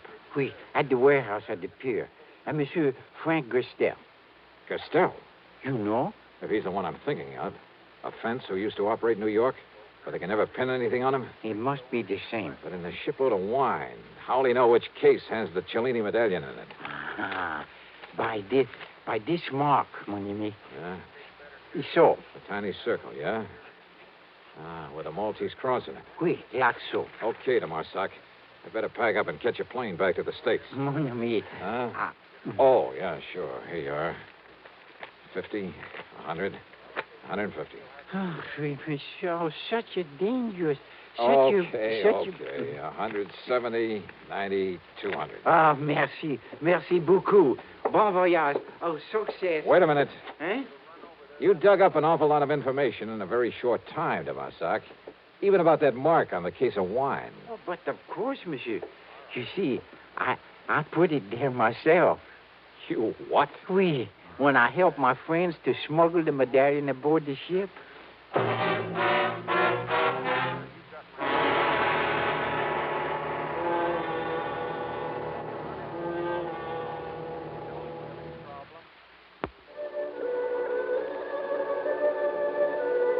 Expense account item 2 is the couple of $100 to de Marsac for the information about the stolen Cellini medallion.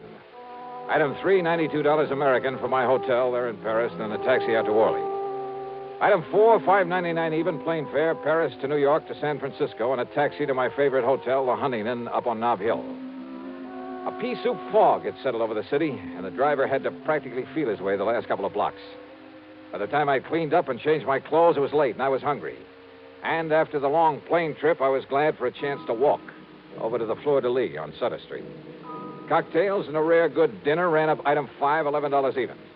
Then I started back to the Huntington, again on foot. I say I started. It was late, remember, and dark. Not many people on the streets. And suddenly I was conscious of someone behind me, slowly catching up with me. In the fog, he was only a shadow, but I was sure he was following me. I slipped out my gun under my coat and slowed my pace. All right, brother, what? Huh? Yeah. Hi, Johnny. Smokey Sullivan. Yeah. Well, what under the... How are you, Smokey? I thought that was you coming out of that Fleur de Lis. Hadn't you better put that back in your coat, huh? Oh, yeah, sure. Hey, listen, you're just the man I want to see. Yeah? Yeah. And if you can dig up some information for me about somebody, I'll make it worth your while. You're real good to me, Johnny. I'll do anything I can. And listen. Yeah? I don't know why you're out here this time, and maybe this ain't got nothing to do with it. What's that, Smokey?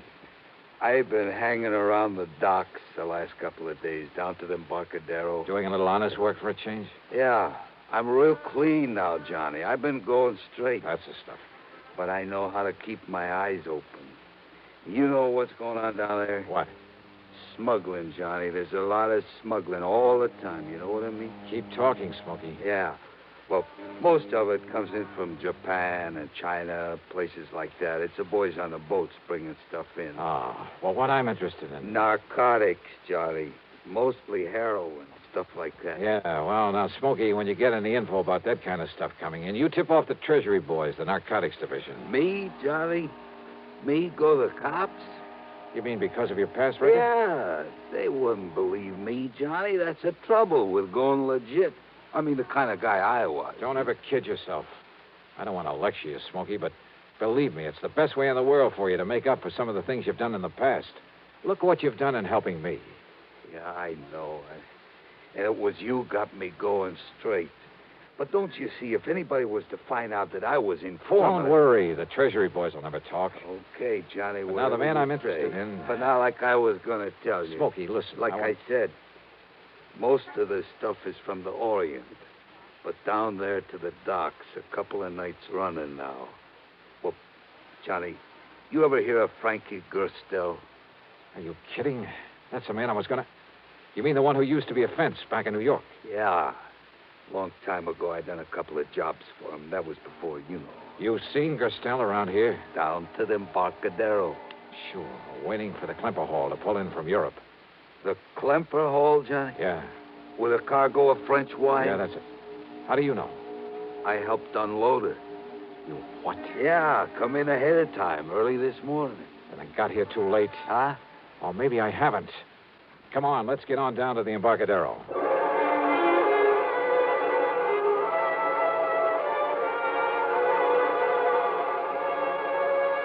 Item 6, $1.50 for a taxi.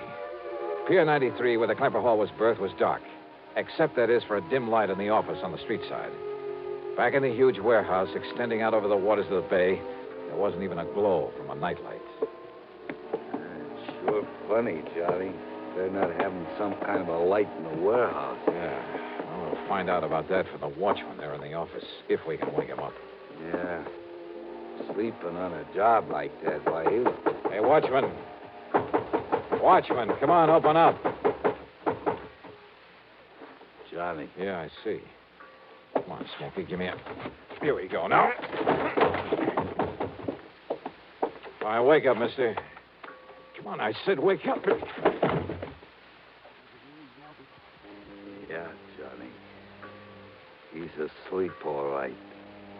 For good.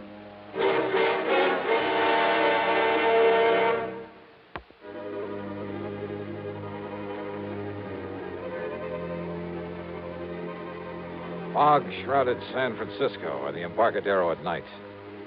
There in the little office on the shore end of Pier 93, we found the watchman. Found him dead, with a bullet in the back of his head. Which meant that in all probability, Frankie Gerstel had gotten there before us, had already taken the Cellini medallion out of its hiding place. Or was it still there, one of the cases of wine, stacked up in the warehouse in the long, dark pier? There was only one way to find out. We better get out of here, Johnny. If the cops come around and find this watchman laying here dead, even with Johnny Dollar to explain Reach up and it. pull off that light, will you? But, Johnny, All right, here, I'll do it. But, look, don't you see, if the cops come around, they see this office dark. Yeah, we got to chance it. Now, if this watchman had a flashlight on him. Yeah, in the side pocket of his coat. Side pocket here. Yeah, here it is. What are you going to do, Johnny? I'm going back into that warehouse. But, Johnny, don't you see, if you put on the lights back there... That's why I've got this flashlight. I've got to locate a case of wine in there with a peculiar mark on it. Something else in that case? A priceless medallion that was stolen from the Louvre. It was smuggled in so Gastel could pick it up. But if he's already been in here and taken it... Well, I gotta make sure. Now, you wait right here.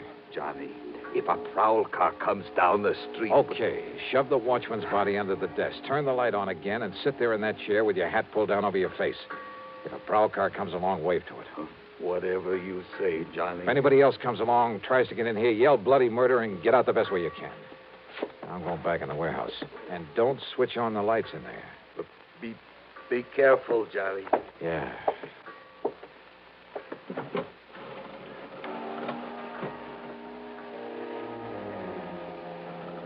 The light in the office, when Smokey turned it on again, made only a thin yellow line beneath the sliding door. It showed me nothing. It seemed only to accentuate the gloomy darkness of the huge warehouse. Cautiously, I felt my way to a pile of crates, stuck my head around the corner of it, and flicked on the flashlight for a moment to get the lay of the land. Bales, crates, packing boxes, and barrels filled the place. The cargo of the Klemper Hall. And there, at the far end, were the cases of wine I was looking for, hundreds of them. After mentally plotting a course through the mass of shipping, I turned off the flashlight and worked my way back to them in the darkness. Finally reached them. Yeah, when I tilted one of them, it gurgled slightly. I was about to flick on the light again when I realized that if Frankie had come here, if he'd killed the guard but hadn't left, yet somehow I had to find the case with the identifying mark on it. I put on the light again. And there in front of me was a case that someone had pried open. The cinch bar was lying beside it. On one corner was the mark that... Someone. I heard someone else in there. Behind me. Behind one of the packing cases I'd felt my way around in the dark. I heard him again. So I picked up the cinch bar. And I waited. Then... Holy... At least I'd seen the flash of the gun. But again, I waited. Give up, Dollar. I've been here over an hour. I can see in here, but you can't. Now? Well, I can see the flash of your gun.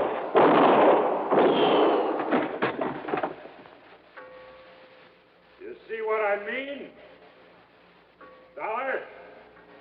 Just keep on talking, Frankie. What? What'd you say? Dollar! The cinch bar. All right, here, Frankie. Now, that's a stupid trick.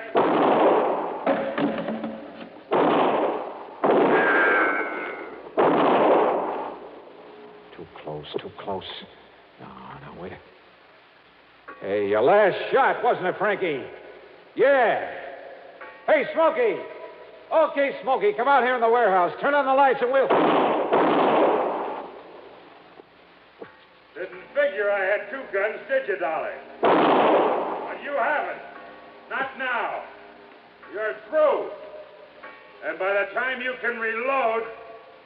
Yeah, Smokey, put on the lights. I can use them now. No, Smokey, no. That's right. And leave them on. And, Dollar, I'm going to dig you out from behind those crates and kill you. You hear me, Dollar?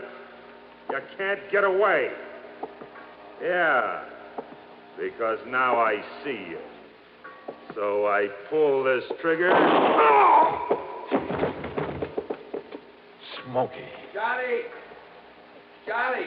I took the gun off the dead watchman. Are you all right, Johnny? Yeah. Are you all right? Yeah, sure I am. You saved my life, Smokey. Thanks. Yeah, you're welcome, Johnny. But listen, the cops are coming. Yeah, I hear them. Well, then, Johnny... Stop worrying, Smokey. But don't you see... You're on their side now, remember? But if they... Yeah. Yeah, I guess I am. Sure.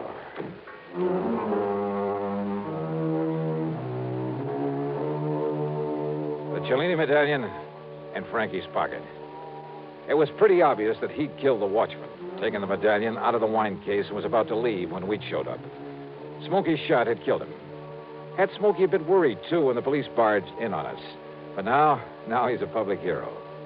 Oh, sure, there'll have to be some kind of a hearing on the whole affair. My deposition's already in. But Smokey's really in the clear. As for the couple of $100 I gave him, well, forget it, George. It came out of my own pocket.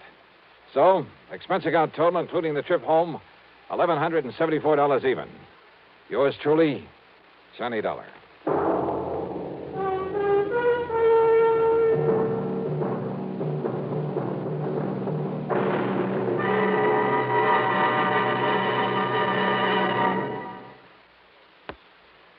Now, here's our star to tell you about next week's story. Instead, let me say hi to 3 new CBS affiliates.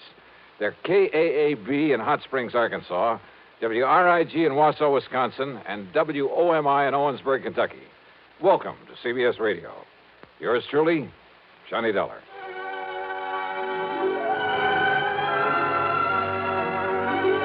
Yours truly, Johnny Dollar, starring Bob Bailey, originates in Hollywood and is written, produced, and directed by Jack Johnstone. Heard in our cast were Forrest Lewis, Vic Perrin, G. Stanley Jones, Tony Barrett, and Frank Gerstle. Be sure to join us next week, same time and station, for another exciting story of yours truly, Johnny Dollar. This is Dan Cubberly speaking. This is the CBS Radio. It's time now for Johnny Dollar. Hi. Well, hiya, George. I've been wondering when you were going to come up with another wild one for me. That is not the case this time, John. John? Tell me, how is your, well, have you had a security clearance lately? Well, sure, in connection with that rocket fuel case I handled. Good. But, now, what's this all about? Well, I can hardly discuss it with you over the phone. Oh, top secret, huh? Top secret, and of tremendous importance. Okay, George. I'll run over and see you.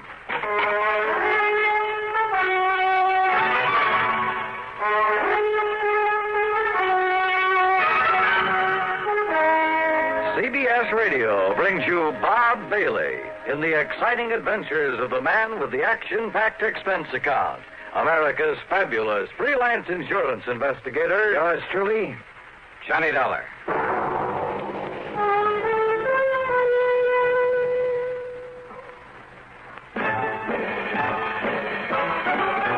Are you smoking more now, but enjoying it less? Have a real cigarette, have a Camel. Are you missing the smoke? The nation likes that. Have a real cigarette, have a Camel. Are you looking for flavor and mildness? Have a real cigarette, have a Camel. The best tobacco makes the very best smoke. Have a real cigarette, a real cigarette, a real cigarette, have a Camel. If you're smoking more today, but enjoying it less, try Camels. More people smoke Camels than any other cigarette. Any filter, any king, any regular. The Camel blend of costly tobaccos has never been equal for rich flavor and easygoing mildness. The best tobacco makes the best smoke. Have a real cigarette, a real cigarette, a real cigarette, have a Camel. And now, Act One of yours truly, Johnny Dollar.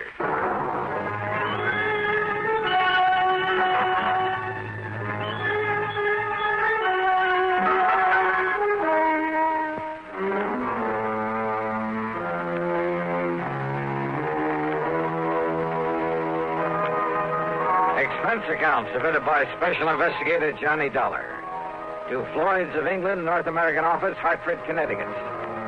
Following is an account of expenses incurred during my investigation of the missing missile matter.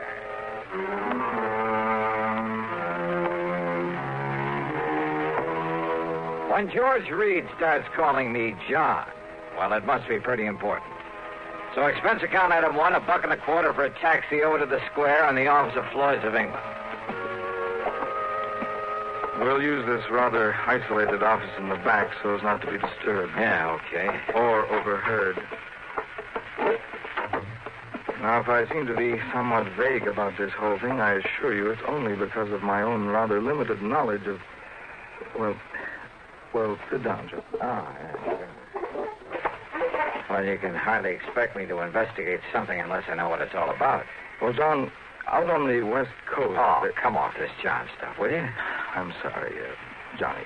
But now listen. Yeah, shoot. Out near Los Angeles, in North Hollywood to be exact, is a small plant that operates as the Smithwick Paint Remover Company. Oh, what's so all-fired mysterious about that? Not one drop of anything even faintly resembling paint remover has ever been put out by them. Huh? Actually, that name is only a blind, a cover-up. Yeah? For what? An outfit that might better be called the Smithwick Missile Development Company. Government stuff, huh? Johnny, they have no official connection with our government whatsoever. But unofficially? That's the sort of question we never ask. So far as anyone knows, our government simply doesn't recognize them, gives them no support, financial or otherwise. So far as anyone knows. Which means they receive no protection from Uncle Sam either. So Floyd's of England writes the insurance? Precisely. Under orders from our top brass. Well, what's happened out there? What's the trouble? Johnny, it appears from what Smithwick told me on the phone that one of their missiles is missing. Oh, well then. What? Yes. Oh, now look, George, I heard of a guy who mislaid a bass drum once and somebody who had an elephant stolen. Johnny. Oh, one of those missiles? Oh, wait. Hey, maybe he was talking about one that got lost in outer space. But then why send for me? They have nothing whatsoever to do with the firing of those things. But don't you... A small plant out there, did you say? Yes. Oh, then it simply doesn't make sense. Now, George, Johnny, all I know is what Dr. Smithwick told me over the phone. Now, I agreed to have you go out there immediately. He'll be waiting for you there whenever you get there. Well? Okay, George, whatever you say.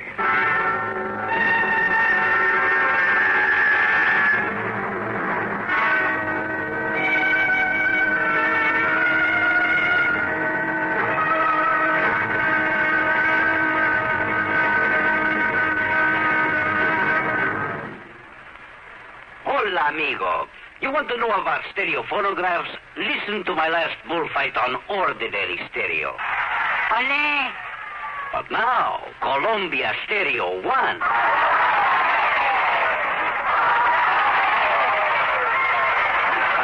There is a corrida de toros. Real lifelike, magnifica. There is such a big difference in stereo phonographs. With most, all you get is a couple of speakers shooting in different directions. But with Columbia, hombre, you get fantastic stereo projection. What it does is to send circles of sound sweeping through every inch of a room. You are surrounded with live sound, live feeling, live passion. Ole! Ole! How they cheered me. Ask your Columbia phonograph dealer to demonstrate Stereo 1 by Columbia. Prices start as low as $39.95 for portables, $129.95 for consoles. El Picador! Who let that bull out? And now, Act 2 of yours truly, Johnny Dollar and the Missing Missile Matter. Expense account item 2, $8 for a plane to New York. Item 3, $176.25 for a 707 to Los Angeles. I arrived about 6 p.m. Pacific time. Item 4, $50 deposit on a rental car, and I drove to North Hollywood, to the so-called Smithwick Paint Remover Company. As I walked into the reception room at the front, a good-looking blonde hurriedly closed the door in back of her that led to a huge room full of desks and drawing boards, but no people. Yes, sir. Oh, my name is Dollar, Johnny Dollar, and I'm here. Johnny Dollar, the insurance investigator. My name's Gloria, Johnny. Gloria Snowden. Snowden? Will you just call me Gloria, huh? Why not? But look, I've come to see Dr. Smithwick. Oh, that's too bad, Johnny. He isn't here. Is what? Well, he left very suddenly late this morning for Washington or someplace, I guess. Oh, no, that's funny. After asking He for me to asked be me sent. to be sure and stay here until you came, and... Gee, I didn't think it was really going to be you, Johnny. He just said Mr. Dollar would be arriving, But anyhow, when he makes these sudden trips, he's always back here first thing in the morning, and I'm sure he wants to see you. So my. Funny, though. What? What, Johnny? Well, I suppose I'd better get something to eat and find myself a place to sleep. Oh, gee, I'm hungry, too. And it's all your fault, Johnny, because I had to wait around for you. Well, then the least I can do is take you out to dinner, okay? Oh, gee, yeah. And I'm free all evening, too, Johnny. Great. We'll do the town. Now, is there a hotel or a motel around here where I can hang my hat? Oh, gee, I don't... Well, there's the Paradise Motel over on North Sherman Way. It's kind of a smallish place. On North Sherman Way. 1131. Then just let me drop off my luggage, shower and shave, and I'll pick you up. Where do you live, Gloria? Oh, I'll just wait here for you. I have a couple of things I ought to do before I leave. Okay, whatever you say. And you don't mind taking me to dinner, I mean? Are you kidding?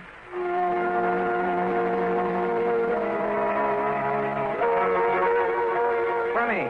All this big emergency, all this hurry. The man who'd sent for me was off somewhere else.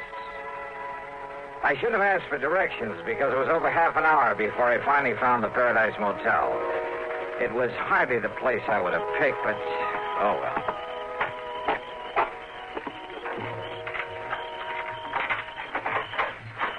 Yeah, there you are, Mr. Dollar. Number 7. Okay. This be satisfactory? Yeah, sure.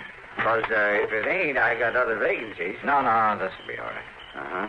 Anything you want, I'll be in the office. Well, I could sure use a few ice cubes. Oh, brought your own jug, huh? Have them for you in the jiffy. Good. Now, let's see. Shirts will go in here, I guess. Huh? That's about the fastest service I ever heard of. Mister, you certainly don't waste any...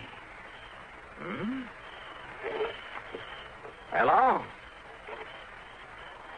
Somebody out here looking for...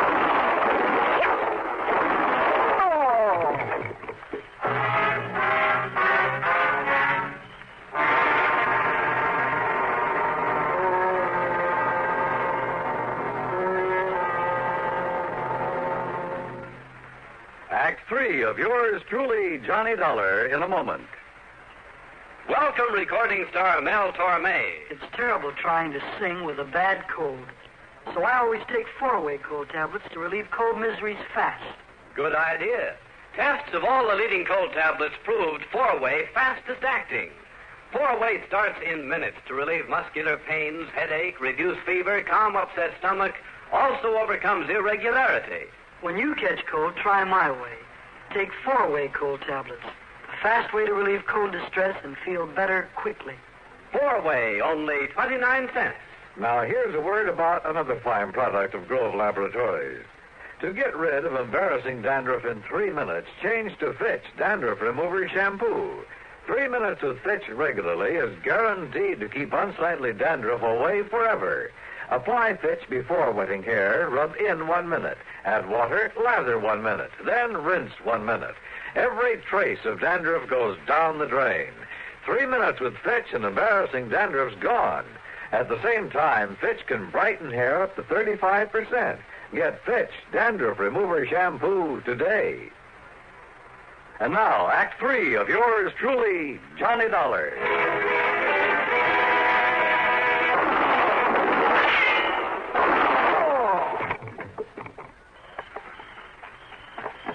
Mr. Dollar, what was that noise I... Well, you been hurt? Then that was shots I heard. Mr. Dollar, whoever fired him was a pretty lousy shot, thank heaven. Oh, then you're okay? You mean he missed you? Oh, how do you know that wasn't just a backfire you heard? Backfire? Yeah, from some passing car. Well, don't you tell me that is any backbone. Wait a minute. He, did you say?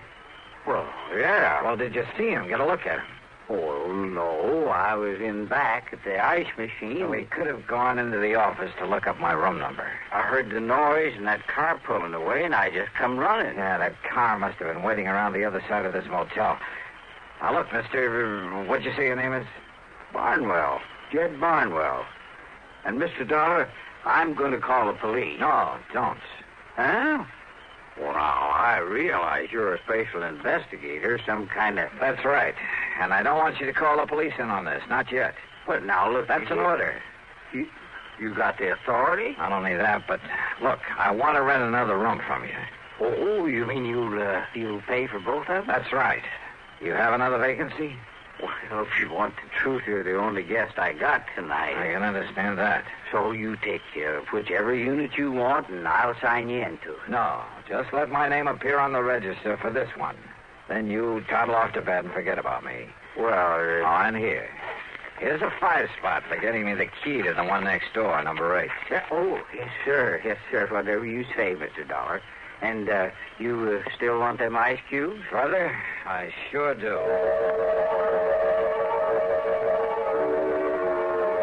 I left one handbag and its contents in number 7. Then I sat quietly in the darkness of my own room and waited. But I suddenly remembered my dinner date with Gloria Snowden, so I jumped into my car and drove back to the missile development plant. The place was dark. I drove to a corner drugstore to a phone booth and looked for Gloria's name in the directory. It wasn't. So, back to the motel. In number 7, the room registered to my name. The door was still locked. I went back to number 8 and sat there trying to think this thing out. I doused the light, pulled my gun out of the holster, and sneaked quietly to one side of the doorframe. Mr. Dollar?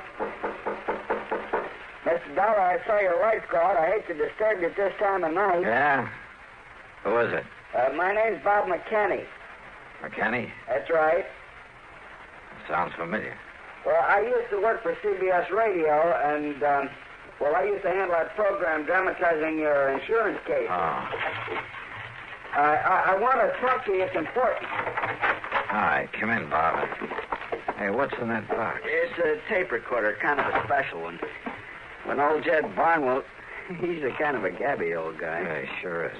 Well, when he told me you were staying here, well, Johnny, I figured I'd better get to you and tell you about... About what, Bob? About some code signals I have here on tape. I picked them up about an hour ago. Morse code signals? Yeah, international code.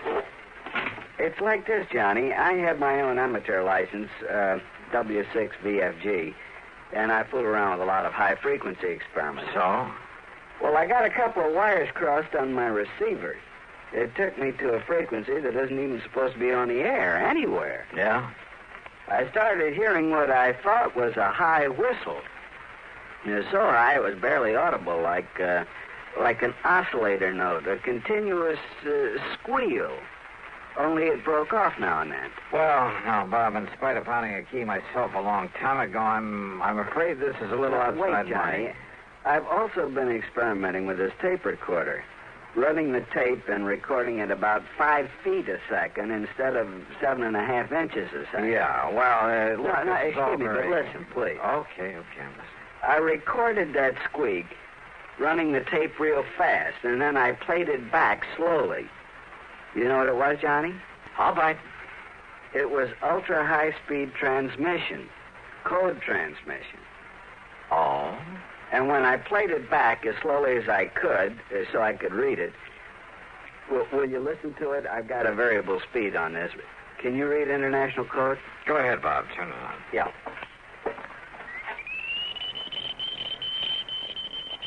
Oh, can't you slow it down a bit? Maybe by holding back on the reel. Wait a minute. Listen to that. That's what I mean, Johnny. It's legitimate code, all right, only... Well, have you any idea what language that is? I certainly have. Well, what? Whatever that message is. Well, it wasn't intended for anybody this side of the Iron Curtain. And did you understand just, well, maybe a couple of words? Yeah. Now, look, have you any way of telling where that signal comes from? Well, it was mighty powerful, like it was real nearby. Ultra-high-speed transmission. And on a frequency that nobody in the world's supposed to be using. Bob, if there was some way to spot that transmitter, if we could only... Kenny McManus. What? If I can rig that direction finder at Kenny's to my receiver when it's rigged to catch a signal... Then do it. Get hold of McManus and his direction finder and trace down the source of that signal. Meantime, leave this tape recorder with me. I'm going to round me up an interpreter. Then you caught those two familiar words in that message. My name. That's right, they were. Johnny Dollar.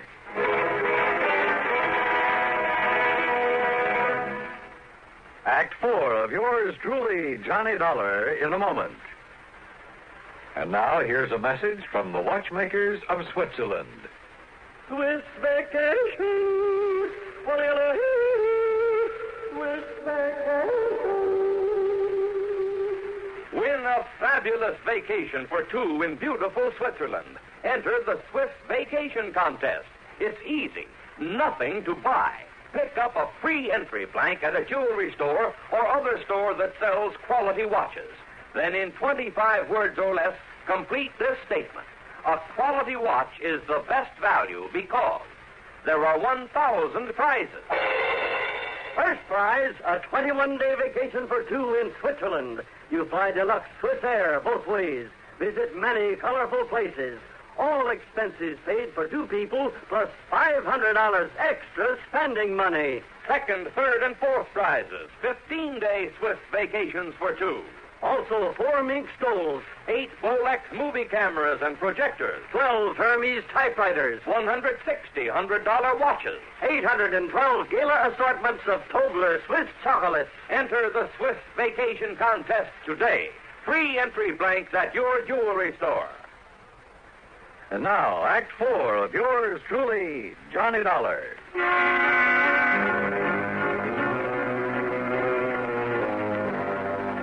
Two familiar words and that high-speed code message that Bob McKinney had intercepted.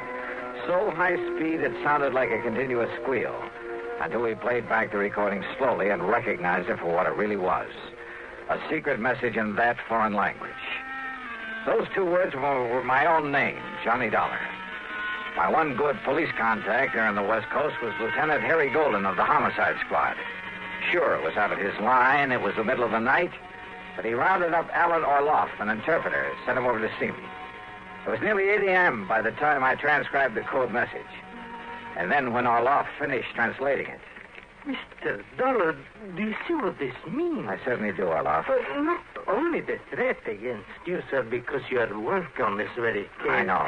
But the sender of this message has somehow got hold of secret plans for a missile, a space rocket. Orloff has copied those plans, is holding them for an agent of this other government to pick them up later on today. Which means that somehow I've got to locate the sender of that message. But how? And it must be done immediately before the contact with this other agent. I know. Then don't you see, Mr. Dollar? Wait. Yeah? Who is it? Bob McKinney. Oh, Bob. What'd you find out? Johnny, that secret transmitter's right here in North Hollywood. It's been working ever since I talked with you, up until just about an hour ago. Here's the address and the name of the person who owns the house. Good. Only the antenna must be set up in the attic or something. What do you mean? There's no outside antenna to show there's a transmitter working there. And, of course, using that frequency that nobody would ordinarily be able to pick up. If it hadn't been for my dumb luck in receiving an ultra-high-speed transmission. Did you record any further messages? I got them right here on tape, on this recorder. Good. Then while you transcribe them so Mr. Orloff can translate them, I'm going to the address you have on this... Huh? Kind of figured the name of that sender might surprise you. Surprise, huh? That is the understatement of the week. I'm going over to that missile development outfit. And I hope and pray Dr. Smithwick is there now.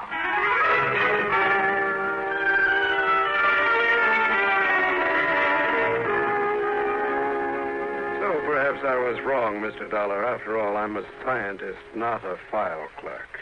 But I was certain the plans for that missile were missing from the vault just before I was hurriedly called to Washington. Dr. Smithwick. Contrary to our usual policy, I asked the government to send some men here to investigate. They'll probably arrive here shortly. Doctor. Yet now on my return, I find the plans intact in their proper place. Oh, those plans were stolen, all right. And for the benefit of one of the big foreign powers. What? But that could only mean that someone here in this organization... Right. You mind if I call in your receptionist? Gloria Snowden. I want her in on what I have to say.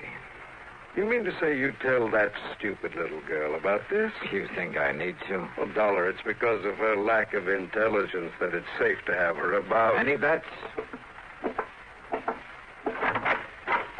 Gloria. Yes, Johnny? Come in here, please. Oh, gee, sure. Hi, Doctor. Now, Mr. Dollar. Doctor, Gloria was the only one beside yourself who knew I was out here, who could have arranged or carried out the attack on me last night. Attack? More important, she's the last one you'd suspect of being able to gain access to your vault, of taking the plans, having them copied, and preparing to turn them over to a... Well, it sounds corny, but to a foreign agent. Are you serious? Whatever you mean by that. However, having intercepted a radio message sent out from a transmitter hidden away in her home. Well, this, Doctor, is a slowed-down, intelligible tape recording of that message. Well, I don't know what... Well, Gloria, or whatever your real name is. Very well, Dollar. And, of course, neither of you gentlemen can be allowed to leave this office. Gloria, that gun. That's right. Any famous last words, Dollar? You know, Gloria, this tape recording is the only real evidence I have against you. What? So what? So here. Maybe you'd like to have it. Oh, no, you...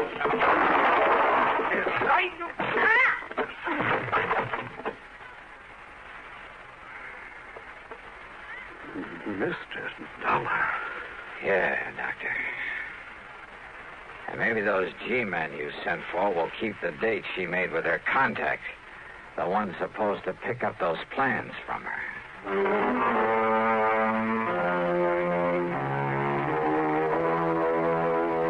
The government boys were more than glad to take over, and I hope they can find some way to reward Bob McKinney, who really solved this case. Expense account total, including the trip back to... wait a minute. Forget it. In so good a cause, it was the least I could do. Yours truly, Johnny Dollar.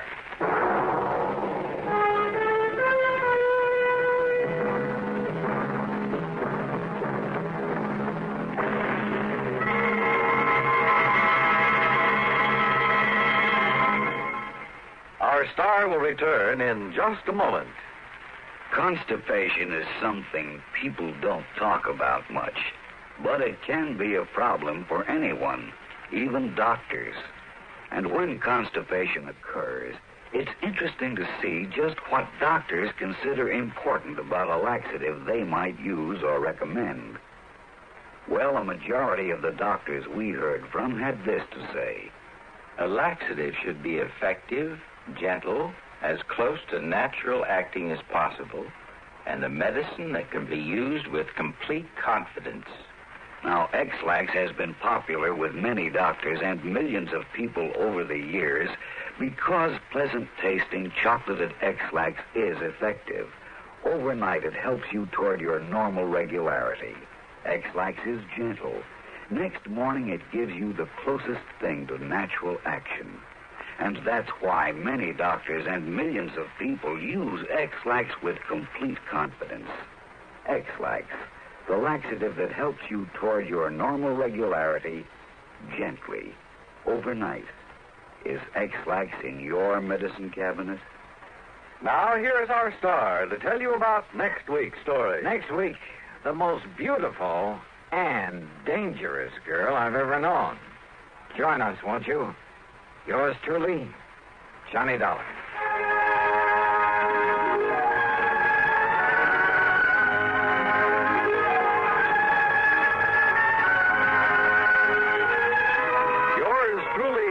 Dollar, starring Bob Bailey, originates in Hollywood and is written, produced, and directed by Jack Johnstone. Heard in our cast were Virginia Gregg, G. Stanley Jones, Horace Lewis, Harry Bartell, Don Diamond, and Bartlett Robinson.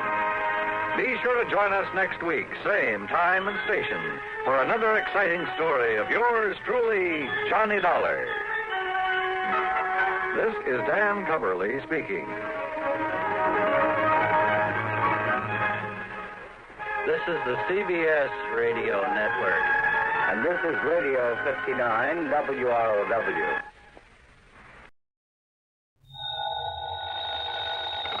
Johnny Dollar. Yeah. What?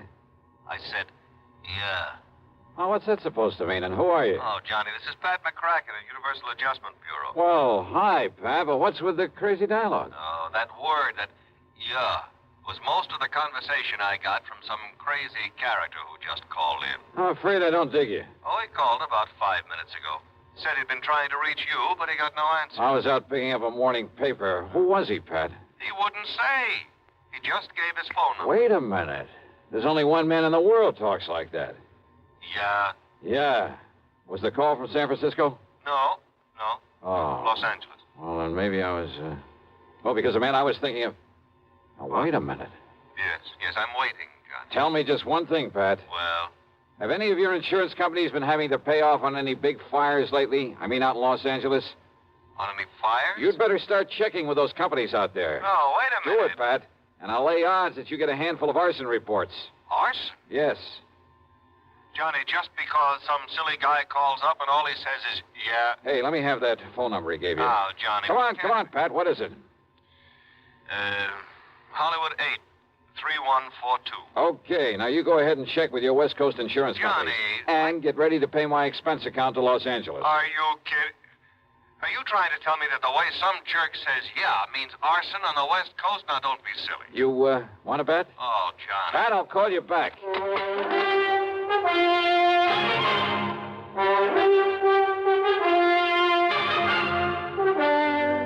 CBS Radio brings you Bob Bailey in the exciting adventures of the man with the action-packed expense account, America's fabulous freelance insurance investigator. Yours truly, Johnny Dollar.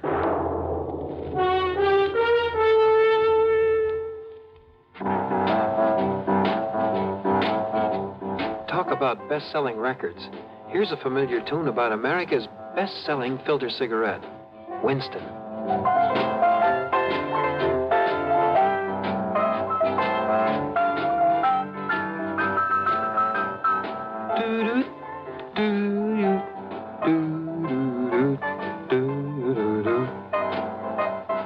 Winston gives you real flavor, full, rich tobacco flavor.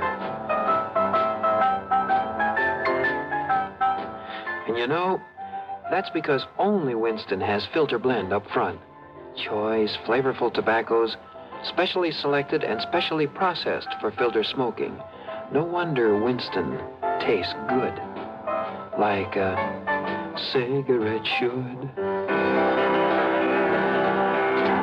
Smoke Winston.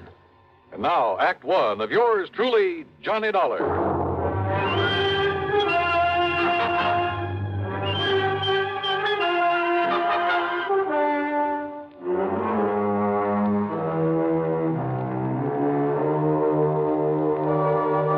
Expense account submitted by Special Investigator Johnny Dollar to the Universal Adjustment Bureau, Home Office, Hartford, Connecticut.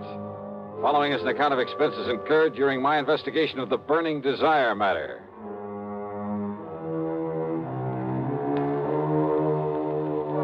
Yeah, as I told Pat McCracken, there was only one person I knew whose conversation might consist mostly of that one word. So, expense account item 1, $250 for a phone call to Hollywood 8, 3142.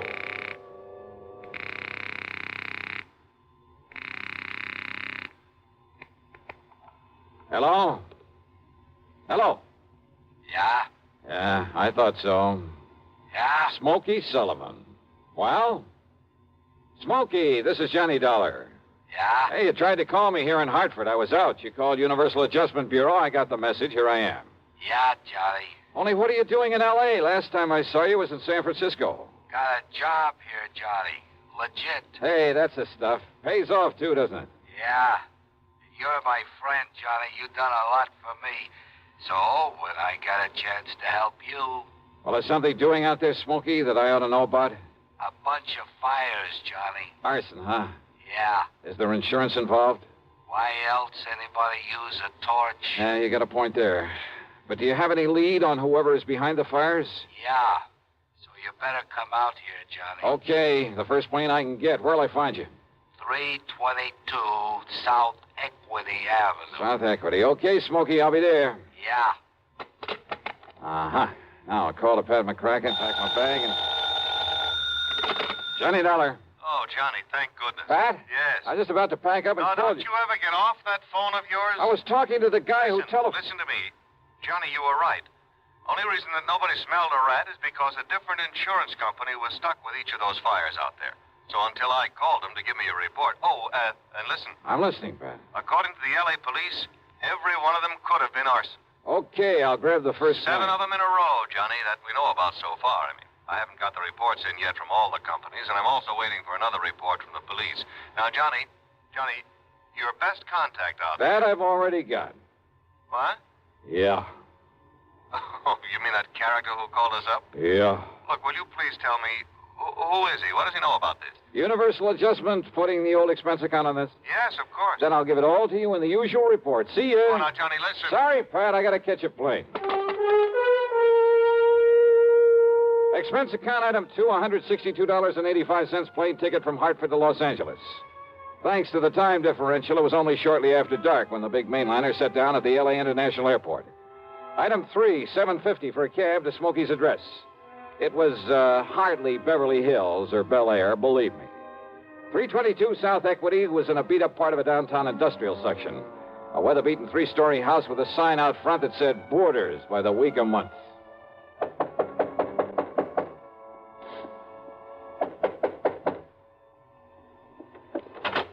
Yeah, who are you? Well, my name is... Just what's a fancy dresser like you want around a place like this, huh? Well... I'm looking for a man by the name of Smokey Sullivan. I understand he lives here. That's right. Are you the man he said he was expecting? That's right. My name is Johnny Dollar. Well, he didn't tell me what the name was, but if you're sure he was expecting... I'm sure. Now, where is his room? Now, I don't know. Where is his room, please? Well, it's up on the second floor. It's just to the right after you get up the stairs. Okay, thank you very much. Well, now, maybe you'd better... It's all right. I'll find it. Thanks a lot. No, what I mean is, I thought you'd already come. I mean, what I mean is...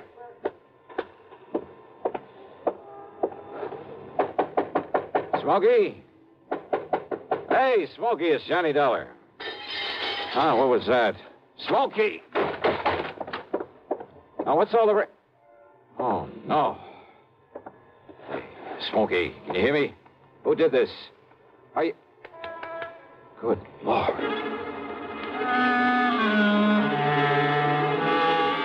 Smokey had really had it.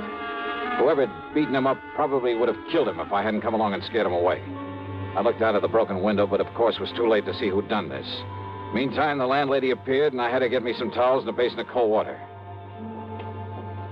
Here you are, Mr. Oh, good. Thanks a lot. Ooh, somebody sure laid into him, I'll say that. You ask me, it's a wonder if he stays alive. He'll be all right.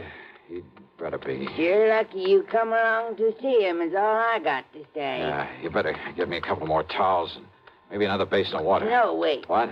You won't need him, mister. I got a much better idea. If I can find it. Hey, Smokey. Give me a minute to find that bottle. Well, here it is. Yes, sir. This here'll fix him up. Smokey, can you hear me? Fix him up quicker than a wink. It's Johnny Dollar. Here now, mister. You just pour a slug of this down his gullet and see if it don't bring him to. Huh? Oh, yeah, good idea. Let me have that. Oh, sure. It's real genuine California cognac, it is. And soak up another towel for me, will you, please? I sure will, mister. All right, here now, Smokey, here. See if you can get down some of this. Easy now, huh? That's it. Attaboy. Really? Yeah. A little more of this. Here. You know, before you come up here, mister, I tried to tell you. Easy now, Smokey. Yeah, I tried to tell you. I thought that other man that come up here to see him was the one he was expecting. Here, now, here's your fresh towel. Thanks. Did you say other man? That's right. Come in just before you did. You know him, who he was? The chimp. What? What, Smokey? The chimp, Johnny. That's who it was. The chimp? Yeah. Strong arm for Mickey Fortina. Who's Mickey Fortina? He's the one that... Oh, now, look, Smokey, maybe you'd better wait until you feel better. You and I should get a doctor. No. Now, listen, Johnny. Yeah? Unless you stop him, there's going to be a lot more fires around here. Fires? That's what he said. Just don't worry about it, Mrs. Miss Fletcher. Bertha Fletcher. That's my name. Johnny, listen. Oh, okay, Mrs. Fletcher. You go along. I'll take care of him. Oh, well, now, I don't know. You sure I hadn't better get a doctor? No. I'll take him to a hotel. When his condition, I'll look after him. Now, you go downstairs and give me a cab. Well, I don't know. Here's a 10 spot for your trouble and this bottle of brandy. Oh, well, thanks. You're a gent. Go ahead, please. Oh, yes, sir. Anything you say. Johnny. Yeah? You gotta listen to me. Yeah, go ahead. You had come up the stairs, scared him off. The chimp might have killed me. Well, he won't get to you again. I'm going to take you out of this place. Somebody must have tipped off Mickey Fortina. Must have known I'd put in that call to you. So listen, Johnny. Later, Smokey, after I get you out of here.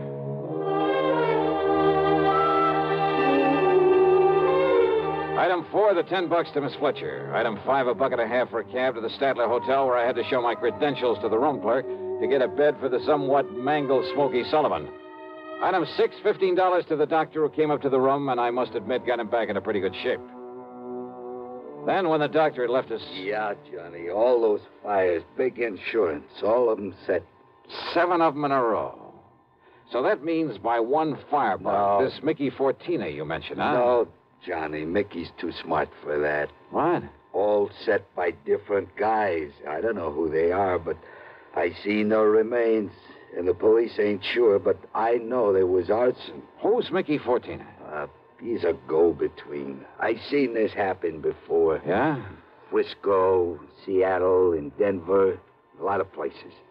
He brings in a lot of boys of his own.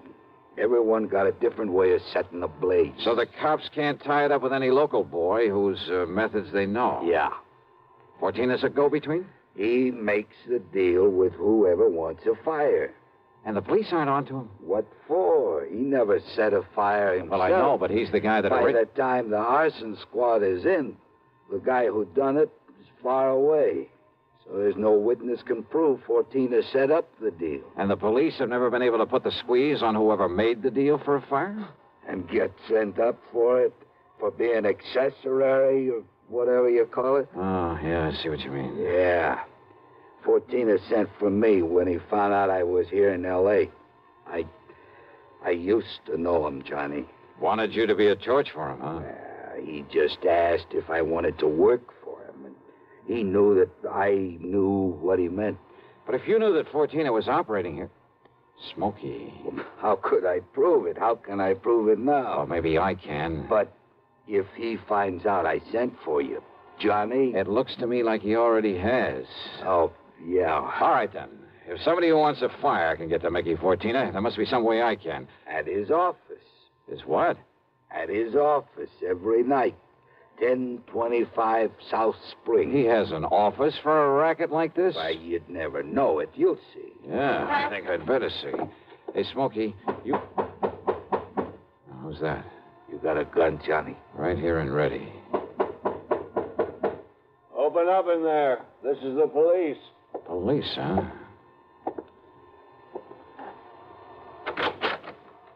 Well, surprise. It is the police.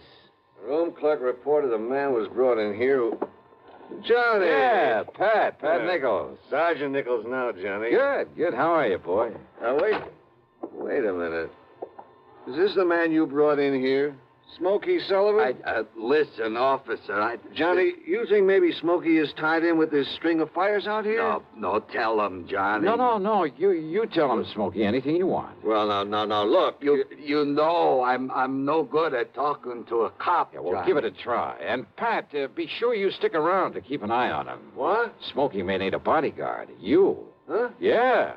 Until after I've made a little business call. Johnny. Now, look, if you're out here because of those fires... Did I say I was? I didn't tell him anything like that, did I, Smokey? No, Johnny. And I see what you mean. Now listen, Just you two... stick around, Pat. I'll see you later. If I had told Pat where I was going, he might have wanted to come along. And a man in the uniform would hardly have helped in the plan I had for trapping Mickey Fortina. But you know something? Going over to see him alone was a big mistake. One I almost didn't live to regret.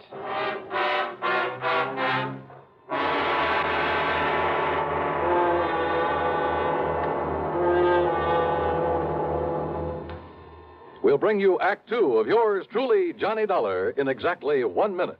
Here's Hollywood star Mona Freeman. Who feels like acting with a miserable cold? I relieve cold distress the fast way with 4-way cold tablets. Yes, tests of all the leading cold tablets proved 4-way fastest acting.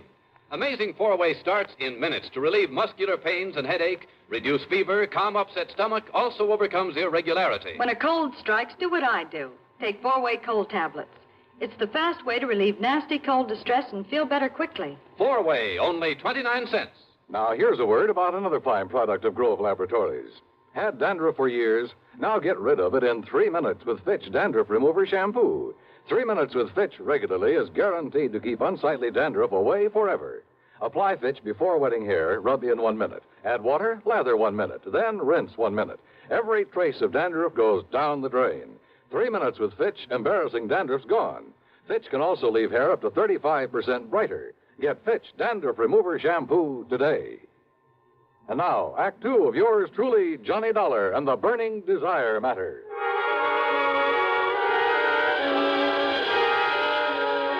My plan for trapping Mickey Fortina was a very simple one. I'd make like a property owner who was anxious to collect some fire insurance, who was willing to pay in advance to make sure my property went up in flames. Easy, or so I thought. Item 7, 85 cents per cab to the office building at 1025 South Spring. The only lights on were in Suite B on the second floor. According to the directory in the lobby, that was the office of the Fortina Friendly Loan Company. Loan office, huh? Yes, sir. Can I help you? Yeah, I'd like to see Mr. Fortina. You got an appointment? No, but I'd like to make a little deal with him. Well, can I have your name, mister? It's Morris, Theodore Morris.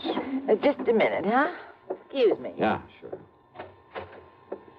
Man says his name is Morris, wants to see you, Mick. Oh? Hey, listen, has the chimp come back yet? No. And he said he was going to send Husky over there. Husky? Why? Well, Chimp said he was afraid if he showed up at that hotel... Careful what you say. Close the door. Sure. The chimp. And somebody was going over to the hotel. That can mean only for one thing, to get Smokey Sullivan.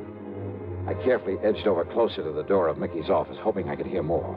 But it was too thick. And it suddenly dawned on me. If they knew I was the one who put Smokey in that hotel, they probably also knew why I'd come here. There was only one way to make sure. I'd have to go through, or at least try to go through, with a bluff I'd planned. Oh, sorry to keep you waiting, Mr. Morris, is it? Yeah, that's right, Mr. Fortina. Ted Morris. Oh, Mary, when he gets here, send him in. Sure, Mick. Come in, please. Sit down. Yeah, surely. Thanks a lot. All right, I'll get right to the point, Mr. Fortina. Oh, by all means do, Mr. Morris. Well, I own a big shoe store over on North La Brea. Yes? Well, business has been pretty bad lately. I've been losing a lot of money. Too much stock on hand, big inventory, and how it is. Well, if it's good merchandise, I see no reason why we can't arrange a loan for you. Yeah, a loan? Of course. What else? Well, listen, I carry a lot of insurance on not only the stock, but the building, too. Oh? How much, Mr. Morris? Well, it adds up to over $185,000. I see. It's very commendable. But why do you tell me about this insurance? Well, I said I'd get to the point. Now, listen. If that place was to burn up some night, the whole works, I'd collect a lot of money on it, all the insurance. And, of course, be in a position to repay whatever loan I advanced to you. All right, stop beating around the bush, 14. I want that place burned out. Can you fix it? Mr. Morris, if you want a loan, possibly even a sizable... Well, you know what I want. Come on, how about it? As I said, possibly we can advance it to you. Now, look, I didn't come up here to... However, as evidence of your good faith, your, shall we say, good intentions, are you prepared to make a down payment on such a loan, say, $10,000 cash in advance? What are you talking about? Set the fire, burn the place up so I can collect the insurance, and I'll give you $15,000. Now, just a minute. Who said anything about setting a fire? I did. Well? Who sent you here? If you said it was a former client, I won't believe it. Oh, look, does it make any difference? Do you by any chance know a man by the name of Smokey Sullivan? Sullivan? He knows him all right, Mick. Wow. The chimp? Shut up. Sure, Mick, this is the guy I told you about. I come to see Smokey at his rooming house. What I left of him. Very interesting. After I ducked out, I hung around there. I seen him take Smokey in a cab. I followed him to that hotel. Did you send Husky over to take care of him? Sure. And listen. Yeah? I don't know what name this guy gives you, but when he knocks on Smokey's door, he says it's Johnny Dollar. Dollar? Insurance ticket? Yeah, that's right, Mickey. All right. So maybe I do arrange another fire with you in it, Dollar. Mickey! There's a police car just pulled up in front! Go ahead, Chimp. Yeah, don't kill this dirty All right, now, 14er, your turn. Don't move, Dollar. Reach for a gun and I pull this trigger. I see. Yeah. How are your eyes, Mickey? Can you see in the dark? What? Without this lamp in here? All right, you...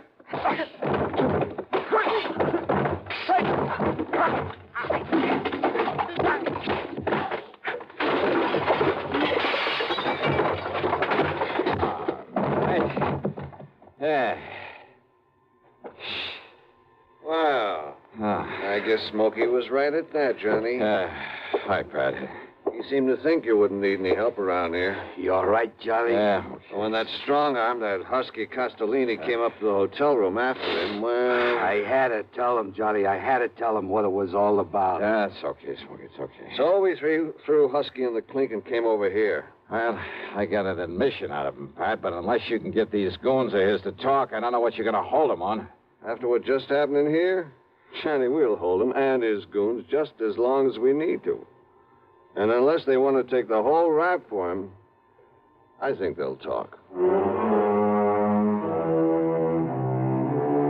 Yeah, they talked all right. And as a result, the police in a couple of nearby states should have no trouble at all in picking up some of the other of Fortina's boys, his hired torches. Funny, isn't it? These stupid jerks just never seem to learn. Expense account total, including hotel bill, plane ticket back to Hartford, and the sizable bit of folding money for Smokey Sullivan, $874.20. Yours truly, Johnny Dollar.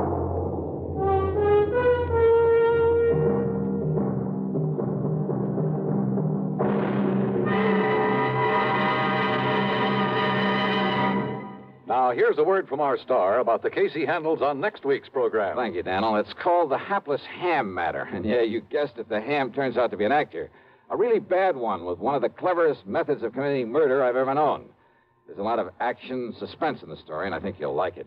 Who knows? Maybe if you listen closely, you'll be able to figure out his method even before I do. So join us, won't you? Yours truly, Johnny Dollar.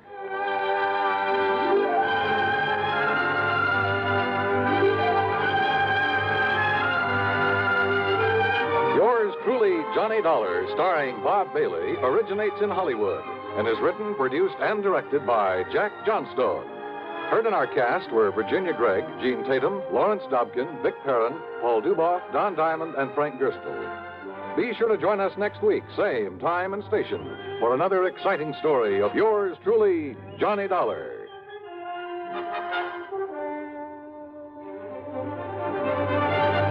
This is Dan Cubberly speaking.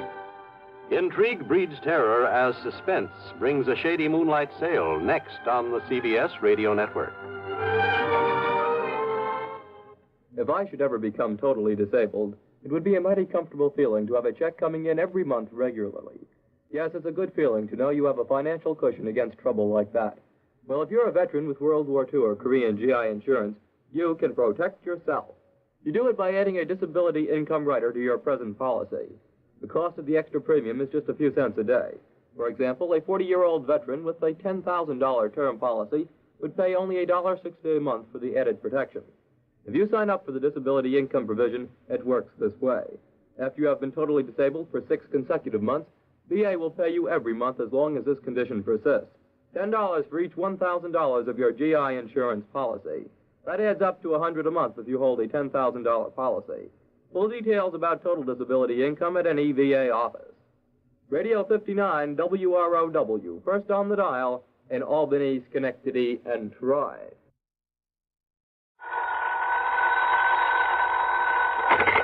Johnny Dollar. George Reed here. Well, George, how's Floyd's of London? And how are you holding up in this hot weather? Johnny, all I can say is I wish I could make a trip to France at somebody else's expense. Now, what's that supposed to mean? I just received a transatlantic telephone call, collect, by the way, from that underworld friend of yours in Paris. De Marsac. Louis de Marsac. Yes. Calls himself Le Chagris. That's right, the gray cat. Why he ever chose to call himself that? Because at night all cats are gray. So he's hard to see in the dark. Well, free enough yourself. Paris after dark. De Marsac knows more about the dark alleys and sewers and back streets. But what did he call you about, George? He wants to talk to you about the Olney diamond. The what? $750,000 worth of diamonds, a necklace that was stolen from the Earl of Olney during a recent visit to the United States. Le Chagris has a lead on him? He wouldn't say, but if he has, you can get them back. Believe me, we shan't quibble over your expense account. Including whatever may be necessary to grease the palm of de Marsac? His information usually comes pretty high, you know. I understand that. And a bit of an allowance, shall we say, for my own entertainment while I'm there? Well, now, don't go overboard, Johnny. George, I'll be in touch.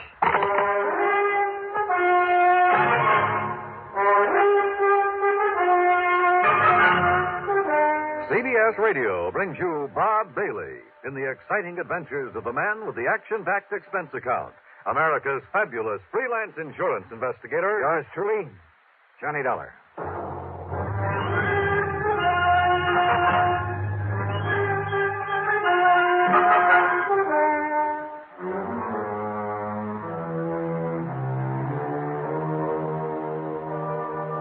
Expense account submitted by Special Investigator Johnny Dollar.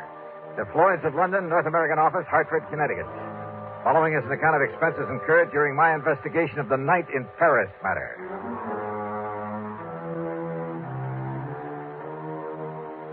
Expense account item 1, $12 even for a call to Paris, France.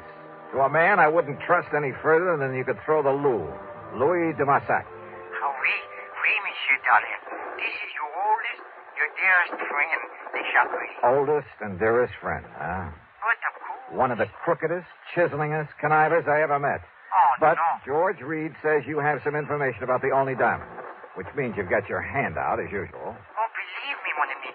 I only told him that I wish to speak to you about something. You didn't hint around about those diamonds? Well, perhaps I did make some very slight reference about them. Yeah. When he objected to my phoning him what you call collect. You know where those diamonds are, de Marsac? Well? Okay, how much do you want this time? Monsieur, you are speaking of money? What else? Mon ami, you hurt me. You touched me to the quick. Oh, sure. How much? Well, one might think that I slave and suffer and risk my life on your behalf only for money. How much, de Marsac? Say, $10,000 American. Yeah, well, it was nice to talk to you. See you around sometime. No. Wait. The only diamonds are worth millions. Millions of francs, not dollars. But if I could tell you where you may find them? In that case, I might be willing to part with, say, 1,000, maybe 1,500. 5,000. If I actually get my hands on them, I'll give you 2. 4. 3,000, that's final. 3,500. Goodbye, de Marsac. No, 2,500. I said I... Huh? 2,000. 2? Okay, $2,000. Yeah, then I think what you say crossed myself up. Yeah, I'm sure you did. But do not worry, mon ami. Do not worry. I will do the same for you. Yeah, I'm sure you will. Now, listen, if I take a plane out of New York a little after 9 tonight, I should get there tomorrow at 5:45 p.m. Paris time. Maybe. I'll hang my hat at the Hotel of Voir. You know where that is? But of course. Then I'll pick you up at that hovel of yours at the end of the, Rue de Pas de la Moule. Yeah, the Rue de Pas de la Moule. And you bring the money for me? I'll be there. Expense account item 2, $1,000 worth of American Express traveler's checks. 428 of it went for plane fare, Hartford to New York to Paris. The flight was uneventful, except for the person who occupied the seat next to me. Annette was her name, Annette Duboff. And brother, well, she's 25 or 6, I guess. Tall, brunette, and beautiful. Apparently has money of her own. I decided this trip to Paris wasn't a bad idea at all. Johnny Dollar? Yeah. Oh, I know who you are. You're the insurance investigator I hear about all the time on the radio. Well, don't look so shocked about it. Shocked. I'm thrilled. Tell me all about you. Oh, I'd a lot rather talk about you. Plan to be in Paris long? Oh, a couple of weeks, I guess. Just sort of a vacation. And I'm all alone, so I don't have any definite plans. Ah. Have you, Johnny? I have now. You certainly don't beat around the bush, do you? You know something? I like that. Well, good. Where'll you be staying? The George Sank. All right, then as soon as I get things cleared away, I'll call you. Are you over here to work on some kind of a case? No, just to see an old friend of mine. Are you by any chance staying at the George Sank? The Lavoie. It's over on... I know where it is. And as soon as you're free, you'll call me. Are you kidding? Well, about that time, the stewardess, bless her heart, came around with a champagne. So, what with one thing and another, the time passed quickly. Then, at exactly 5:45 p.m. Paris time, we landed at Orly. Item 3, 5:20 American for a taxi to my hotel, after dropping Annette off along the way. I shaved and showered, then took another cab to the dingy little apartment of Louis de Massac at the far end of the Rue de Pas de la Moule. You ask me, it's one of the most disreputable-looking apartments in the whole city. Dirty, squalid, ramshackle. And, of course, Le Chagris had to live at the top of 4 long flights of stairs. When I finally got up there, feeling slightly winded, I noticed that his door at the end of the gas-lit hallway was standing wide open. What? De Marsac. Louis. Louis de Marsac. Oh.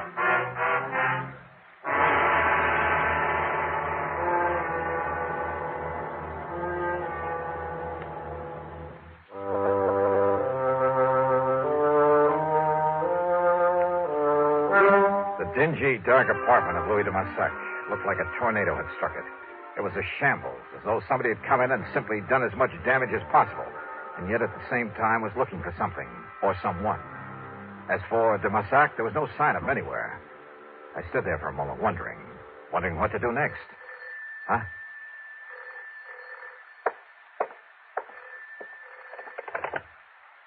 Hello.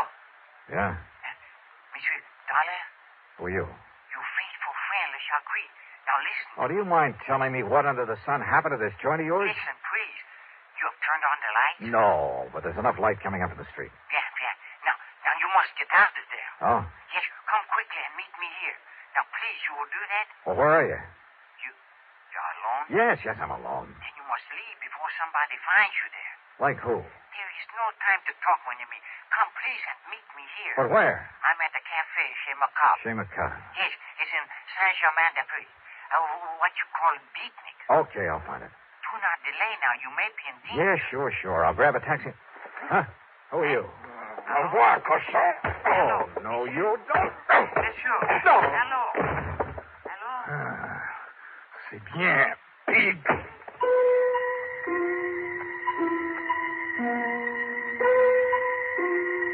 When I came to, I found myself propped up in the remains of a chair. A bottle of cognac and a glass had been placed on a table beside me. I helped myself. And next to it, a piece of paper.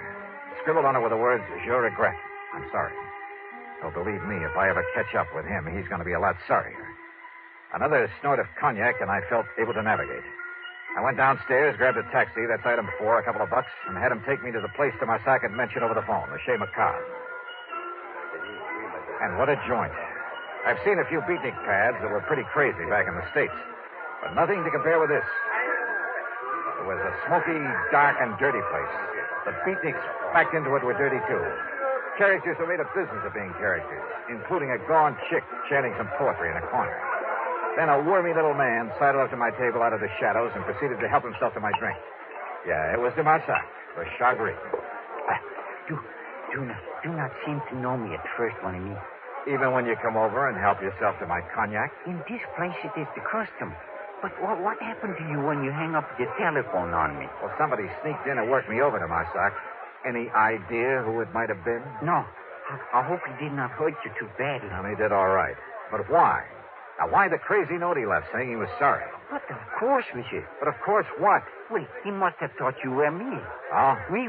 Because of a little deal on the statue that I made a week ago. In my business with some of the terrible people I have to deal with, this sort of thing happens all the time. I'll bet. But then, when this man, he discovered he had made a mistake, that you were not me... Oh, sure. What can you, the American, know of the art, the poetry of today? Huh? Now, what brought that on? Yeah, I will translate for you then my lovely, my beautiful ode to nothing. Ode to nothing? Listen to my every magnificent word. Oh, now, wait a minute. Nothing. Huh? Nothing. Oh, now, look, Demasak, come on down to earth. Wait. It is all right now. Huh? All right, what do you mean? It was for the benefit of the man who came by the table, who looked at us. Oh, yeah, I noticed him. He was very curious about us, like a spy. A spy? Yes, of course. He may have been from my dear friend, Monsieur Francois Dubesson. Wait a minute. Francois Dubesson. Isn't he the fence who got hold of that painting that was stolen from Vincent Price a while back? That I helped you to recover for a slight fee. And it was through him that you located the Blue Madonna that was taken from the gallery in Philadelphia. Oui, the same. And now it is Dubesson who has the only diamonds. You're sure of that? I am sure. Also, it was Dubesson who arranged to have them stolen back in your United States. Your good friend, huh? But of course. But you're perfectly willing to double-cross him. Why? Because you will pay me so well. If I get my hands on those diamonds. Oh, I have it all arranged. So, if you would like to pay me now, the $5,000 American... When I get my hands on them. And it's only $2,000, remember? Oui. I cheated myself. Okay, now, how do I get them? I have told him that you're here, that you are very rich, that you will pay him 15 million francs. 15? Well, that's close to $30,000. It is better there remain lost to your company. All right. Where'll I find him, this Francois Dubesson? He will come to you. With the diamonds? Yes, at your hotel. Tonight at midnight. He knows my name? Well, I've told him that you are Mr. Robert Matthews from Texas. Hey, yeah, good. Then I'll have to take another room under that name. But of course. And you're sure he doesn't know who I really am? My business? No, because only I could tell him that. All right, now look, Demasak. If you have any idea double-crossing me... You? Oh, my oldest, my dearest. And yet, if you were to find out that 3,000... Wait. Okay, Demasak. If it all goes off without a hitch. But if it doesn't... Oh, have no fear, mon ami.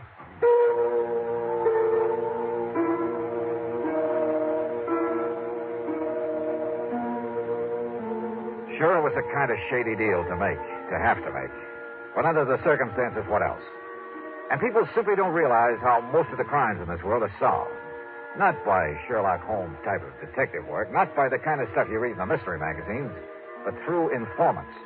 And one way or another, they all have to be paid off. Otherwise, well, look at this case.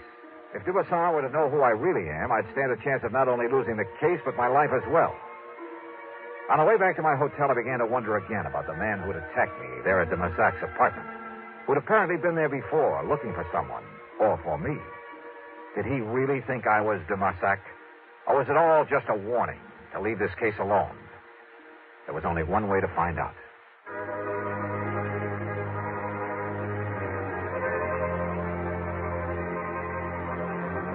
Back in my hotel, I arranged for another room under the name of Robert Matthews from Texas, USA. It was a room adjoining my own with a connecting door. In it, using my best Texas drawl, I'd meet Francois Dubuisson when he came at midnight with the Olney diamonds. 15 million francs, de Marsac had told him. Little enough for a necklace worth $750,000. But I've never yet paid a thief for the return of stolen goods, and I had no intention of doing so this time. I settled down to wait for midnight. And then I suddenly realized why I'd felt only half-dressed ever since I was attacked over in de Marsac's apartment. Sure, my gun was missing. Without it, and if Dubuisson was wise to me, was the phone in the other room, the one where I'd act out the part of the rich Texan, if there was any point in it.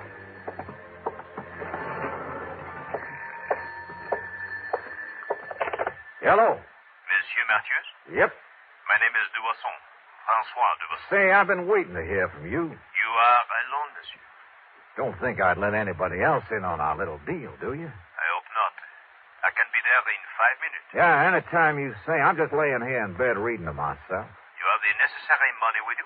In cash? Just finished taking it out of the hotel safe. Monsieur Matheus, if we are able to make what you call a deal... Sure we can, man. Oui, but I must inform you I will come to your home prepared for any, shall we say, exigency. Huh? Now, what's that?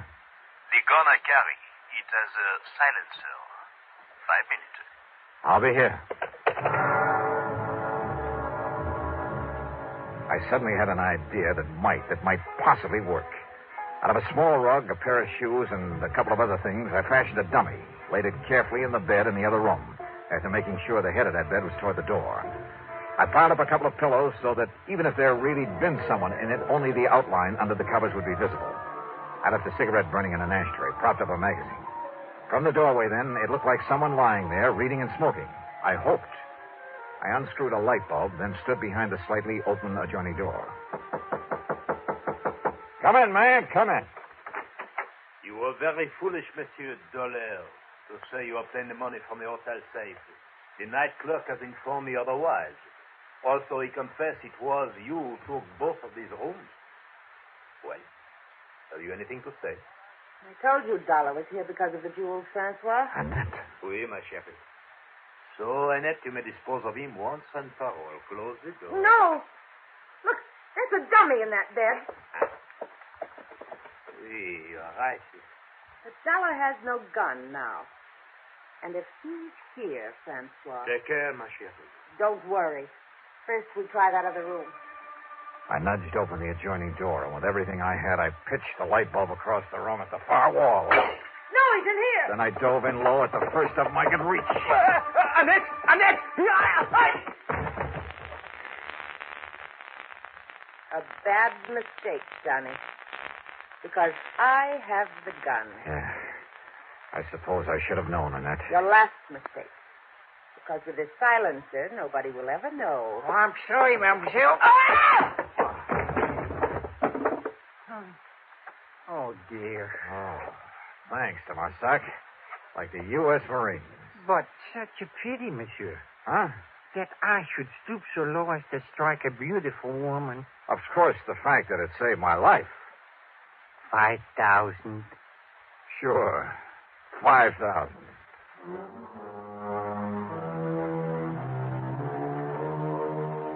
Of course, there'll be some fancy international legal procedure necessary, but I'm sure the company can arrange for return of the necklace to the United States. As for Dubuisson and the lovely but treacherous Annette, well, the Paris police are making the arrangements for them, and I'm sure they won't be very pleasant ones. Expense account total, including a couple of nights on the town, $5,000 for de Marsac and deluxe transportation back home, $5,878 even. Wow. Oh, incidentally, I met a luscious little blonde on that return trip who, well, she...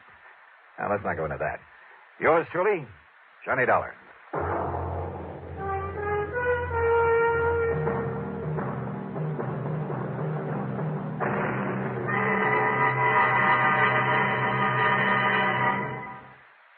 Here's our star to tell you about next week's story. Next week, a foggy night on the Embarcadero in San Francisco. In the shadows, a killer. Join us, won't you? Yours truly, Johnny Dollar.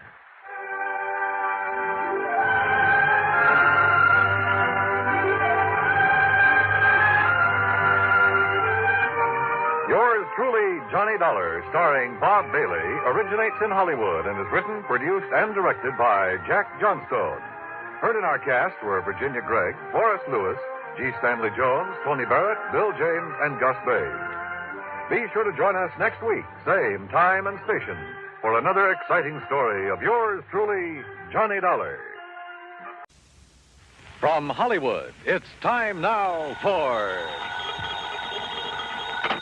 Johnny Dollar. Earl Poorman, Johnny, down in Sarasota. Don't tell me, Earl. The Florida weather's finally behaving itself. The water in the Gulf is warmed up, so I'll grab my fishing clothes, tackle box, couple of rods and reels. Maybe you better grab your Levi's, boots and saddle, and a couple of 6-guns instead. Huh? What is this, a Western? It may be an Eastern Western before we're through.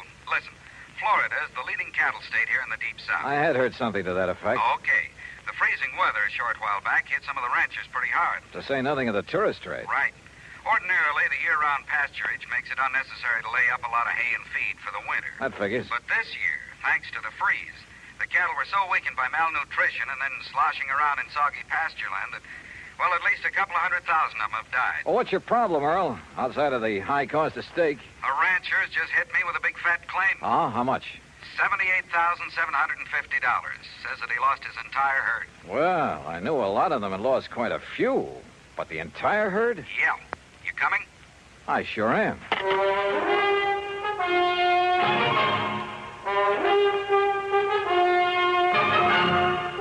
Bob Bailey in the exciting adventures of the man with the action-packed expense account. America's fabulous freelance insurance investigator. Yours truly, Johnny Dollar.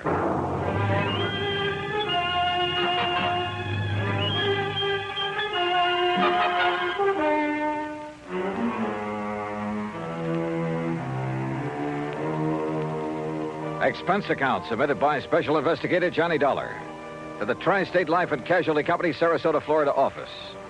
Following is an account of expenses incurred during my investigation of the Eastern Western matter. Expense account item 1, 9480, plane fare and incidentals, Hartford, Connecticut to Sarasota. As I expected, Earl Poorman met me at the airport. We headed north on Route 41. 13 miles later at Bradenton, we turned east on 64 after grabbing a late lunch. That's item 2, 575. Then, still traveling eastward, we crossed the Kissimmee River onto a narrow, unimproved road into the swampland. And it struck me that what should have been lush green vegetation in this low, damp country was brown and lifeless. That's what the cold weather did, Johnny. All that grass, that good pasture froze and rotted away. No wonder the cattle haven't been eating well.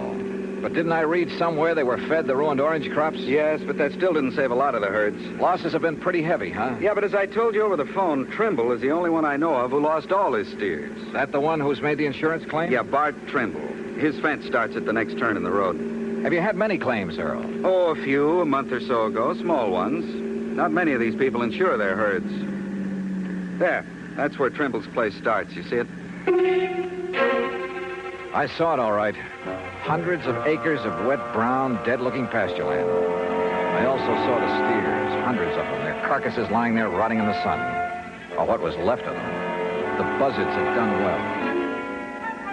525 head, Johnny. But surely some of them must have survived. Not according to the claim I received.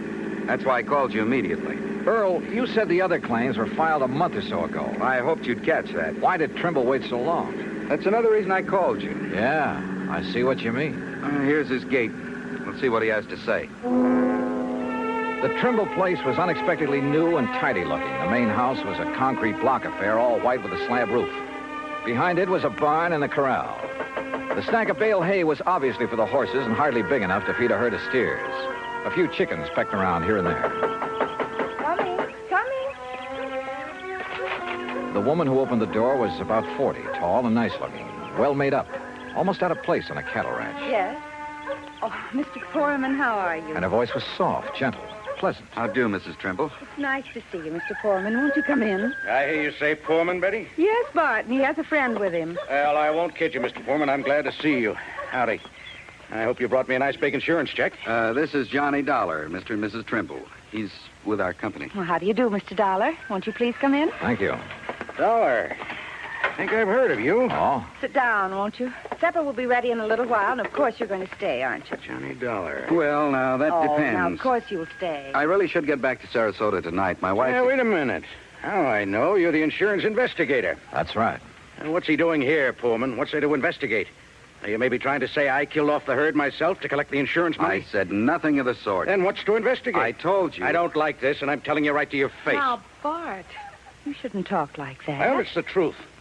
Just what do you think you're going to do around here, Dollar? Bart, please. Well, that depends, Mr. Trimble. Does he have to say it's okay, Pullman, before you can pay my claim? Yes, he does.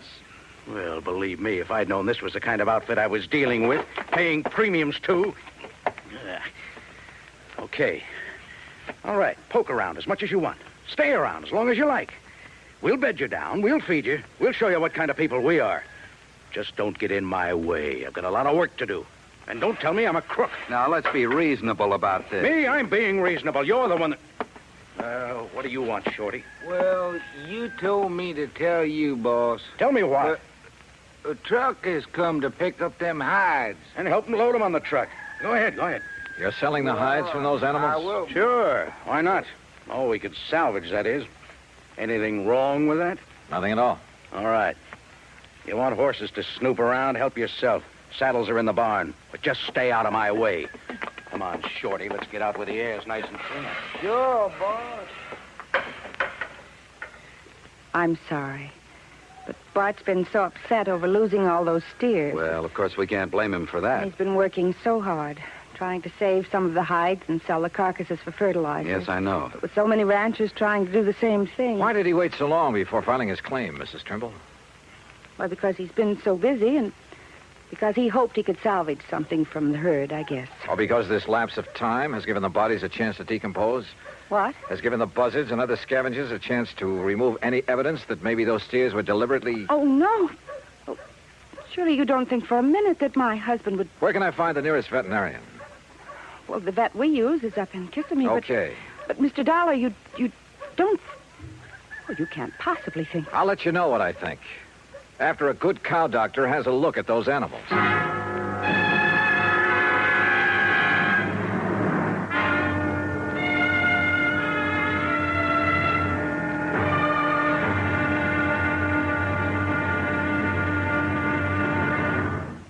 Act two of yours truly, Johnny Dollar, in a moment. From the halls of Montezuma to the shores of Tripoli is an exciting beginning to a stirring song. It is an historic salutation to the efforts of a valiant group of fighting men. Why is their history glorious? What spurred them on? Patriotism and desire for excitement are sometimes given for reasons, but these are not the answers. The answer is, these were men of vision, men who understood our country's needs. Respect, honor, and prestige are things that go hand in hand with a country's greatness. Major Smedley D. Butler recognized this in the year 1915. At that time, our diplomatic negotiations with Haiti were disrupted by Coco bandits who perilously affected the lives of some United States citizens in Haiti. A contingent of Marines under the command of Major Butler was sent in to bring the bandits under control. Though they were holed up in Fort Liberté, Major Butler found an opening in the wall and led a terrifying charge through the breach that resulted in very dangerous hand-to-hand combat for himself and his men. Amid a furious onslaught of Coco bandits and a hail of enemy bullets, Major Butler succeeded in overcoming the resistance and creating a peaceful atmosphere. His grateful country awarded him the Medal of Honor for bravery, forceful leadership, and action above and beyond the call of duty. The second time he was awarded this high honor. Major Smedley Butler had a code of conduct born of years of devotion and service to the United States of America. And now, Act two of yours truly, Johnny Dollar and the Eastern-Western Matter.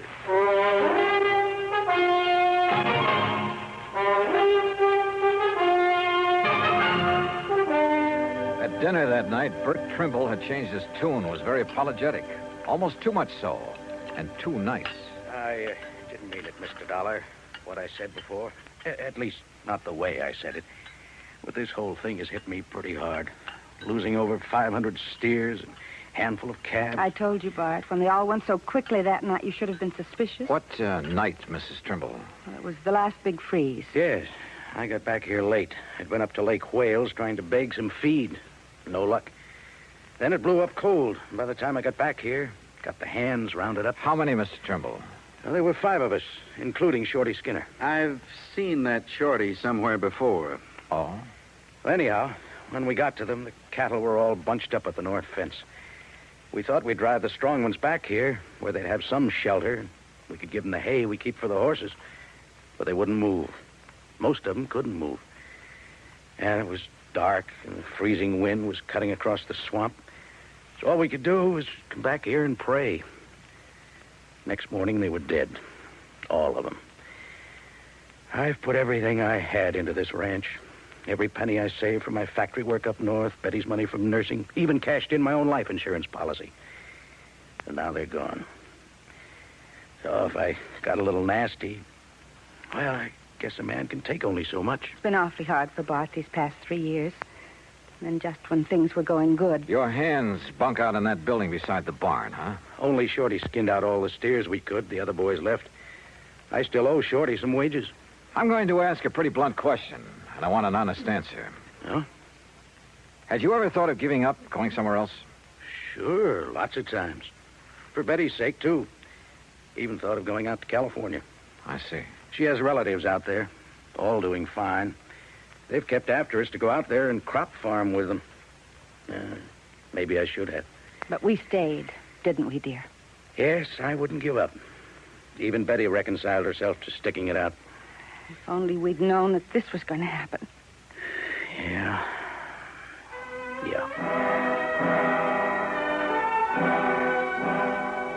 We talked on for a couple of hours, but got nowhere, and finally Earl and I plunked into our beds in the guest room. Mine was beside the open window.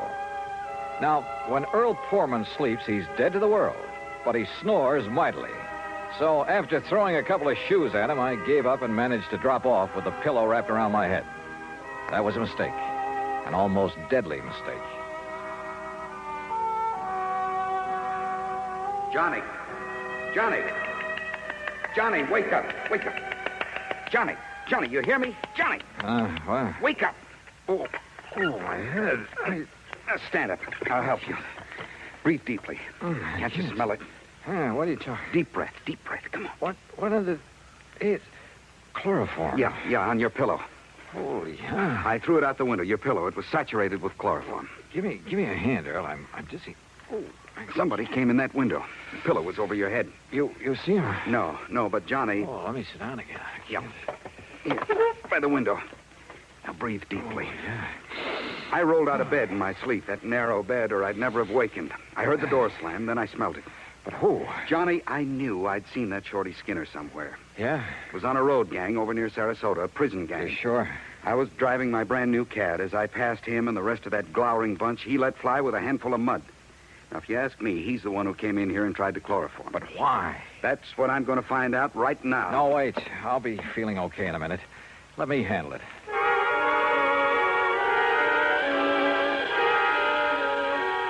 By the time I was able to navigate and get dressed, Mrs. Trimble called us for breakfast. To say the Trimbles were upset over what had happened to me would be an understatement. Breakfast waited while we all went out to the bunkhouse. Shorty was gone. Took what little he owned with him, too. Has either of you any idea why he'd attacked me? Good heavens, no. But I never did really trust that man. He was such a sneaky-looking... like a little rat. Yet he was the only one who stayed when I couldn't keep their wages up to date. Where would he ever get hold of chloroform? That's the part I don't understand. From the locker, dear. Back in the barn. Huh? You know, the stuff we got to put that old sick mare out of the way. Oh, yes, of course. I think why Shorty did this is pretty obvious, Johnny. Yeah? He was afraid you'd find out what and who killed off this herd. Bart, look. Here, Betty. The note on top of this bunk. Here, let me see it. What's it say, Johnny? I'm tired working for no pay. I will leave you know where to send my pay when you collect on that there insurance. Shorty. Shorty Skinner. The crazy fool. Wanted his money. He knew I had none, but I could collect plenty on the insurance if he poisoned my herd. Oh, was it poison, Trimble? What? You didn't seem to think so before, but now that you have somebody to depend it on... No. Now you seem pretty sure of it. Mr. Dollar. No, Johnny, it must have been Shorty. Maybe not. When the vet arrives, if he decides the herd was poisoned, okay, we'll take it from there. Act 3 of yours truly, Johnny Dollar, in a moment. Our flag now numbers 50 stars, and behind each star there stands yet another flag representing one of the 50 states. Wyoming's state flag pays homage to the monarch of the Great Plains, the bison, or buffalo as we call him. Set over the bison is the Great Seal of Wyoming, almost as a brand. The red on the flag's border represents the Indians who knew and loved the country long before white settlers arrived. It also represents the red blood of the pioneers who gave their lives in reclaiming the soil. The red, white, and blue border of the flag indicates Wyoming's oneness with the Union. Wyoming's state flag, the flag of the 44th state to enter the Union, was adopted on January 31st, 1917. And now, Act 3 of yours truly, Johnny Dollar and the Eastern-Western Matter. The veterinarian arrived from Kissimmee. He, Bart Trimble, Earl Poorman, and I rode out on horseback to inspect the dead cattle. As I had anticipated, the vet made it plain that the bodies were too far decomposed for him to tell anything. Until, that is, he noticed a pale purplish line around the inside edge of a watering trough at a far corner of the fence. Whoever used it didn't realize that it'd leave this telltale ring around the trough. Used what, Doctor? Well, let me scrape off a little, make sure. You think it's a poison, Doc? If I can taste it without getting enough to hurt me. Ooh. Well? Yeah, no doubt about it. Phenotic acid. That's what killed the herd? Yeah, beyond a shadow of a doubt. That's not a very well-known poison, Doctor. I know. It's used almost entirely in laboratory experimentation. I remember it well from my college days. But out here? Who did this to me? Who did it? You don't know? Shorty. Who else? Mr. Dollar. Look, I'm going back to the ranch house to a telephone. I'll see you when you get back there. I called the state police to get out on all points on Shorty Skinner. Then I started on the police in the neighboring towns. The second call to headquarters at Lake Wales got me unexpected results. Sure, we got him right here in the clink, sir. Oh? What are you holding him on? Just vagrancy, no visible means of support. Found him sleeping on a bench in the park about 9:30 last night, so we hauled him in, let him put his X on a police blotter. His what? His X, you know. I certainly do. Thanks very much. The others hadn't got back from the pasture yet. Mrs. Trimble was in the kitchen making lunch. Quietly as possible, I sneaked into their bedroom. Carefully hidden in a desk, I found a lot of letters from the relatives in California. Letters urging that they give up the ranch, do something, anything, to get the money out of it and move to California. Those letters were addressed to only one of the Trimbles. They were addressed to... And then I saw it, neatly framed on the wall, a diploma. A diploma from the famous Lippenwall School of... Why, Mr. Dollar, what are you doing? Mrs. Trimble, I found out that Shorty Skinner has served time. Shorty? At least to the extent of working on a road gang. What for, I don't know. Then he is a criminal. Then there's no question about who poisoned the herd. Oh? You know about the vet's findings? That they were poisoned? Well, no. No, but I thought it was understood. A lot of things have been understood. Wrong things. Did Shorty give you a home address when he came to work here? Yes. Yes, he did. Do you think he'd go there after what I'd like he's to done? see it, please. Well, it's here in this top drawer. Yes, here. That's not his writing. No, that's mine. You see, Shorty can't write. Oh? So he couldn't have written this note you found in his bunk. But who... But look at it. Doesn't that curlicue on the letter T look like the one here when you wrote his address? And how about this capital I? Good heavens, Mr. Dollar. Friends who wanted you to go to California, and you wanted to go. Of course. But as Bart told us, you reconciled yourself to staying here, apparently. I did. I did stay here, even though I wasn't happy. Then the big freeze gave you a chance to kill off the herd, collect a lot of insurance money, and get away with it. You thought. Mr. Dollar, how dare The method? you? A little-known poison you'd learned about back in the Lippenwall School of Nursing. No. But you hadn't expected me here to investigate, so you had to get rid of me. How? As a nurse, you knew all about chloroform. Look, Mr. It Dollar... was a natural, with me sleeping with my head on the pillow, and you knew that Earl was a sound sleeper. He's been here before. And who'd get blamed? Shorty, because he'd left. Only Shorty had left long before that. What? He was picked up in Lake Wales at 9:30 last night. What? Well, then, no, listen. You killed the herd. You tried to kill me. Is that true, Betty? Bart. Tell me. Is it? Yes. Yes, it's true. You know how I hated this place, this horrible, miserable cattle ranch, this living out in this godforsaken wilderness. Betty. Well, you wouldn't do anything about it, so I did. Oh, good Lord. But I failed. But I failed.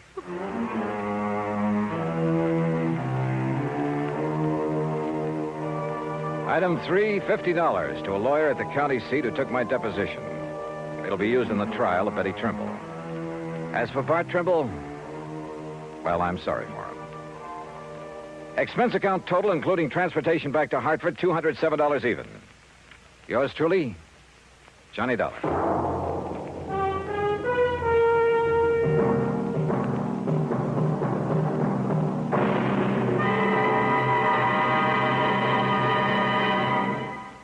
Our star will return in just a moment.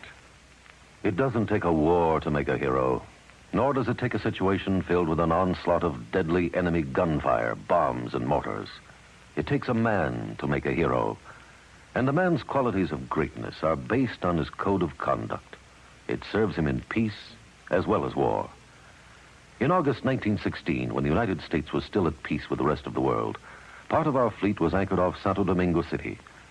The USS Memphis was in danger of total destruction from a hurricane. Only the efficient operation of the engines and boilers could get her out of the critical area. Lieutenant Claude A. Jones was senior engineering officer aboard. In rapid succession, boilers and steam pipes began bursting about him, scalding him with clouds of steam. Thousands of tons of water came down on him. In complete darkness, Lieutenant Jones nobly remained at his post as long as the engines would turn over. His supreme, unselfish heroism inspired the men with him. When the boilers exploded, Jones, with 2 men, rushed into the fire rooms and rescued the men trapped there. In the face of death by drowning, burning, or suffocation from the scalding steam, Lieutenant Claude Jones performed a heroic feat because he felt it was his duty to do what he did. He earned the Medal of Honor because he had a code of conduct that served him well. Now, here is our star to tell you about next week's story. Next week, 1 honest woman, 2 honest men. Yet $100,000 was gone. Fact. Join us, won't you? Yours truly, Johnny Dollar.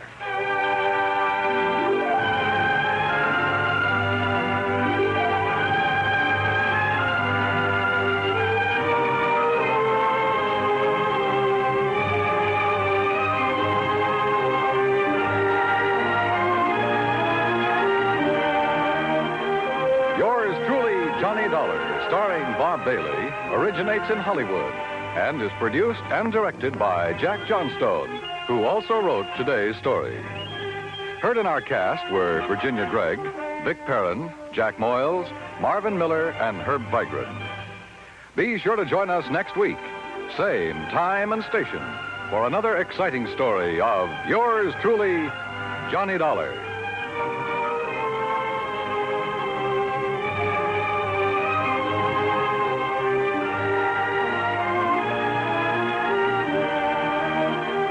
This is Dan Cubberly speaking.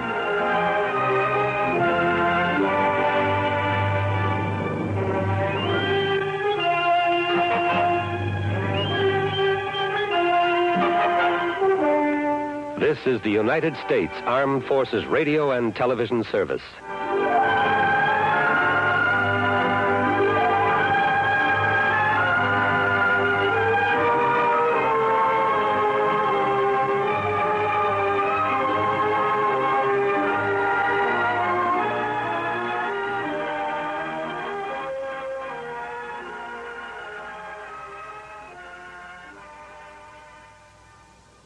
From Hollywood, it's time now for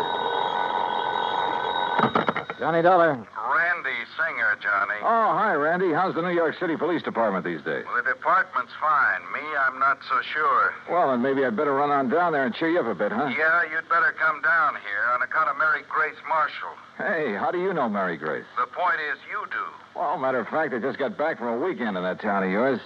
Yeah, Mary Grace and I had a ball. We took in a couple of shows, did the nightclub routine. Yeah, I know. Even spent Sunday afternoon together out at the... What do you mean, you know? Johnny, your little girlfriend's been murdered. What? Yeah. Randy, have you got any leads, anything to go on? Yeah, Johnny, plenty. Then I'll grab the first plane. Yeah, you'd better.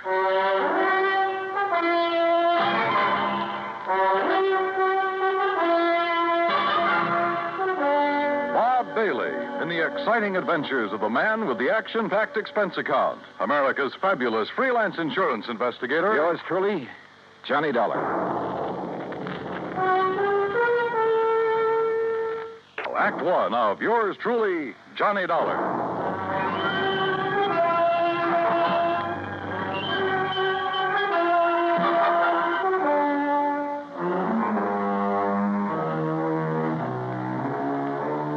Expense account submitted by Special Investigator Johnny Dollar to the Mideastern Life and Casualty Insurance Company, Home Office, Hartford, Connecticut. Following is an account of expenses incurred during my investigation of the Mary Grace matter.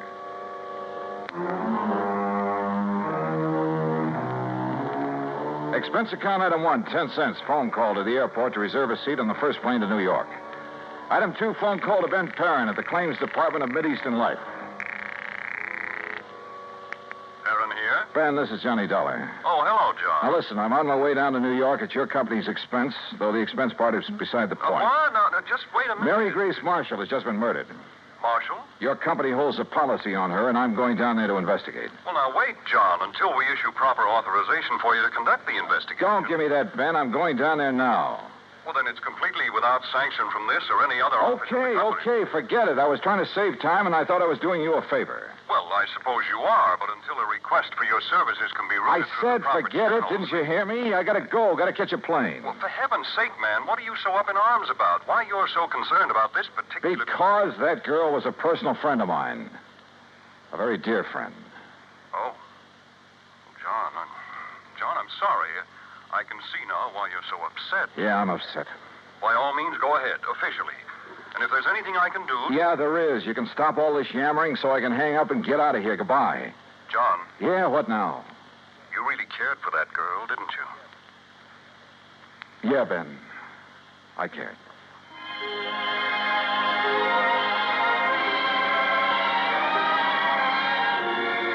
Expense account item 3, 920. Cab to the airport and plane ticket to New York.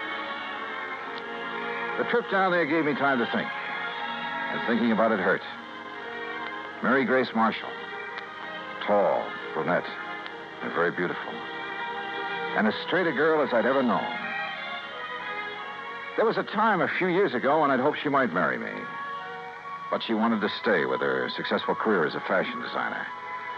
And she was right. I'm not the marrying type either. So we just remained friends. We had a lot of fun together. Theaters, dancing, an occasional nightclub. Sometimes the long hair stuff, a recital or the opera. And we go to the zoo or the circus, a boxing match or a baseball game. Or just go for a quiet walk in the park. And often just a long, quiet evening in her apartment over a tall, cool drink and good conversation. A goodnight kiss? Sure. But that was all. Now she was gone. And believe me, somebody was going to pay. Item 4, $6 even for a fast taxi to the 18th Precinct headquarters and Sergeant Randy Singer. Come on in, Johnny. Close the door. Sure. Hi. Better sit down, huh? Yeah. All right, when did it happen, Randy, and how? You said on the phone you have some leads. Clues all over the place. They all point toward one person. Oh. Toward the one person known to have been with her at about the time the coroner says she was killed. How was she killed? Struggle. Fell and struck her head on the base of the fireplace. Cigarette, Johnny? Oh, yeah, thanks. Incidentally, so far I've been able to keep this thing out of the papers. Oh? Hey, give me a light, will you? I seem to have forgotten my lighter. Yeah, you have. Here. Thanks. Now, the coroner says she was killed Sunday night, late. What? By somebody who must have spent several hours with her. You said late Sunday night. That's a... Go on, Johnny. Hey, look, stop snapping that lighter and... Wait a minute, where'd you get that? According to all the evidence, it was left behind by whoever murdered Mary Grace Marshall. Here. Look familiar? Are you crazy? This lighter is mine. Yeah, Johnny. I know. And now, Act Two of yours truly, Johnny Dollar, and the Mary Grace Matter.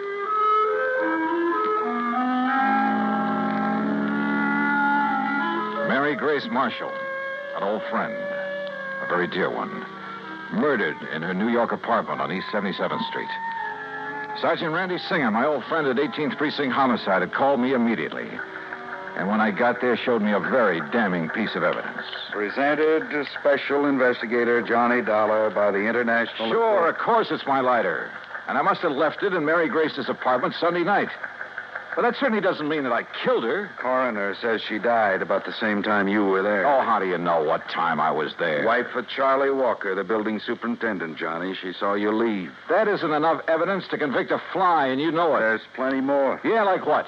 Your fingerprints all over the place. Well, sure, I told you. Cigarette butts, same brand you smoke. So what does that A prove? lot of them, Johnny.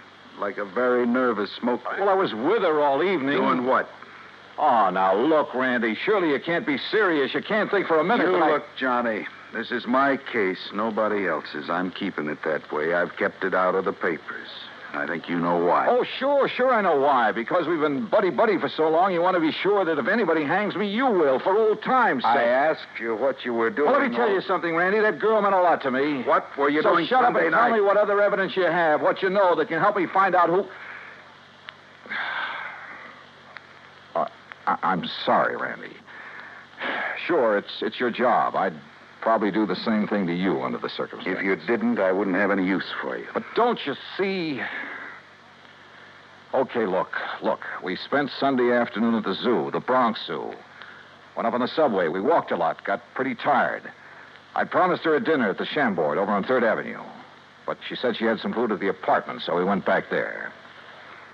Then we just sat around and talked, played some music, that's all. And had some drinks. Yeah, I picked up a bottle of scotch on the way. How many drinks? Oh, 1 or 2 light ones is all. Sorry, Johnny, that bottle was nearly empty. But that's him.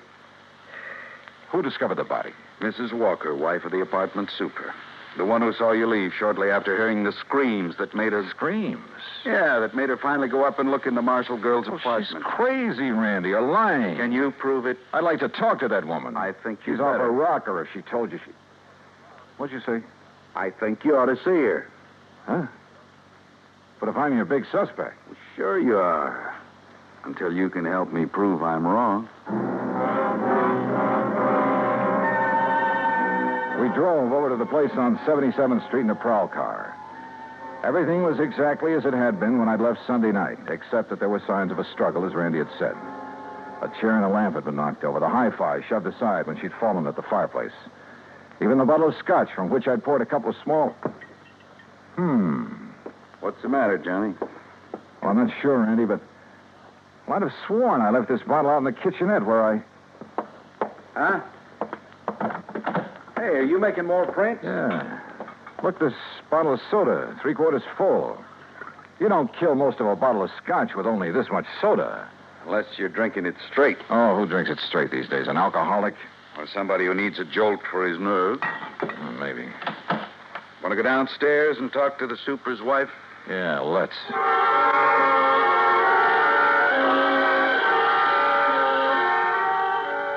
The superintendent's wife turned out to be a living doll.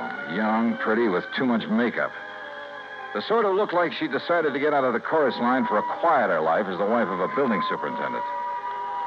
I noticed a peculiar, spicy kind of odor when she first let us in, but thought nothing of it at the time. Now, you're sure this is the man you saw leaving Miss Marshall's apartment, Mrs. Walker? I was standing right here in this doorway. It was after I heard her screaming up there, around midnight. You're sure you heard her scream? Well, my husband heard it first. He woke me up, pounding on the wall between our bedrooms. Well, didn't he get up to investigate? Oh, no, the lazy... Well, he's been sick. He's still sick. But then I heard the screaming, so I run into his room and ask him what to do. Go back to bed and forget it, he says. It's probably just a party upstairs. Then you went up and found the body, huh?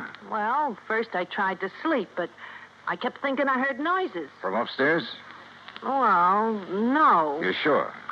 It was like maybe my husband was getting up or something. Go on. Well, finally, about 2 a.m., I went up to her apartment. When she didn't answer my knock, I let myself in. And there she was, dead. Who called the police, you or your husband? Him? Huh. Besides, I told you he was sick. He still is. I'd like to talk with him. Oh, sure. If he's sober enough. Come on. That was a funny crack. If her husband really was sick. She led us toward the rear of the apartment, and I mistakenly started to enter her bedroom. That peculiar odor again, only more pronounced. And believe me, it was an arpege. Here, mister, this way.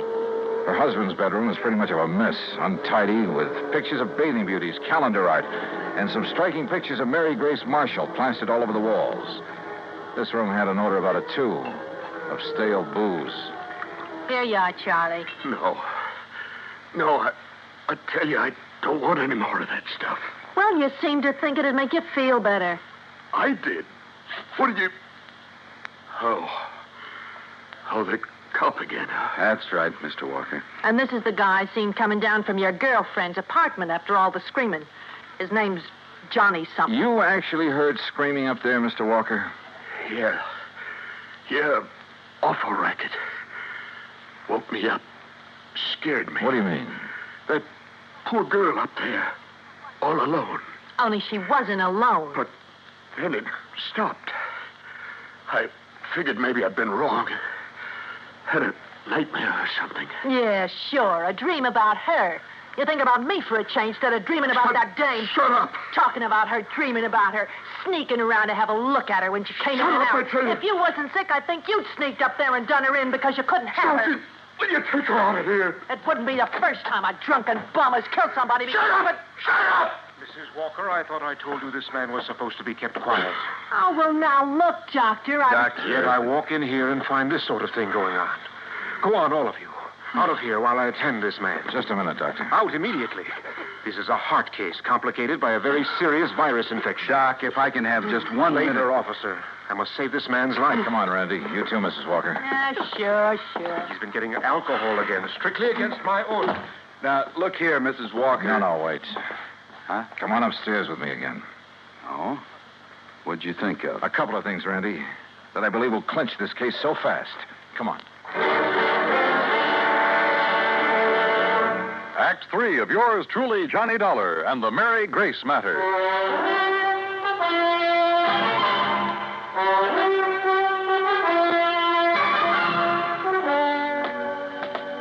What do you mean, clinch the case, Johnny? Didn't you hear enough from Charlie Walker and his wife? Yeah, I heard plenty, Randy. Well, then what's the point of coming back here to the dead girl's apartment? Let me show you something here in the kitchenette. A scotch bottle. You shouldn't pick that up, Johnny. Print. Yeah, prints. And where your boys dusted over them to show them up. But look. Yeah? Right here they're smeared, see? By a piece of cloth. Sure, he tried to erase them when he killed that bottle. Now, come on back to the living room. And here, take a look at this. Well, what's the hi-fi set got to do with I it? told you Mary Grace and I sat here Sunday night talking and playing records. So? This record on the turntable is the same one we were playing just before I left her. Look at it.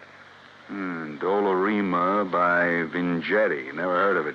We shut it off because it got too noisy in the death scene from that opera. Huh? Listen.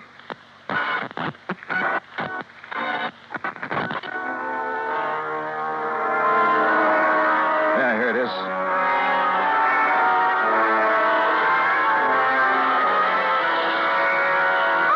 Holy... It sounds like somebody... Shut it off! I'll be darned. Sure. The screams that Walker and his wife said they heard. And that record's what gave him the idea. And now it's a matter of pinning it on him.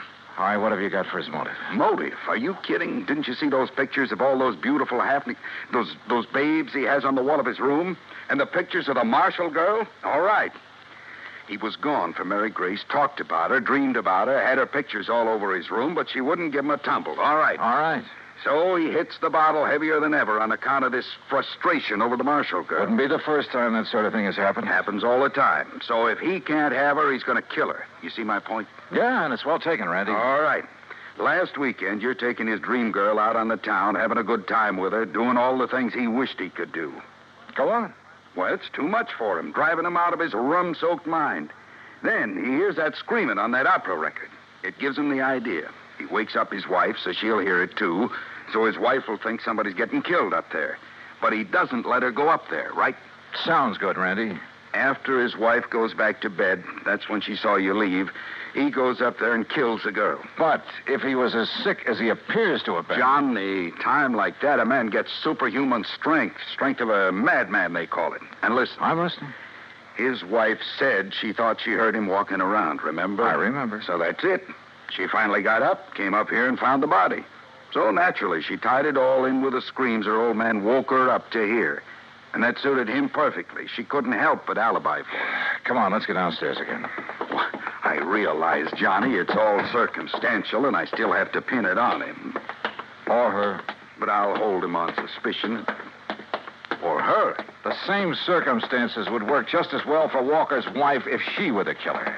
Yeah, but what about the motive? Jealous wife. Jealous of somebody taking that drunken bum out of her hair? That funny odor I noticed about her when I first stepped into this place. I finally remembered what it is. Hey, I noticed that, like a cooking spice. Well, it is sometimes. Cardamom seed. Cardamom? Yeah, they used to call it the drunkard's friend. A man could booze all night, chew a couple of cardamom seeds, kiss his wife good night, she'd never be the wiser. Well, I'll be. That odor was so strong in her bedroom that... Well, maybe she's the lush, huh? Hey. And tried to make the same thing out of her husband, on the excuse it would make him feel better. You mean he isn't a heavy drinker, Doctor? No, he is not. Doctor, you said he has a heart condition. A very serious one. Complicated by a... Yeah, I know. Could he possibly have got out of bed, climbed those stairs Sunday night, struggled with and killed someone? The odds against his surviving such a thing are 1,000,000 to 1. 100 million.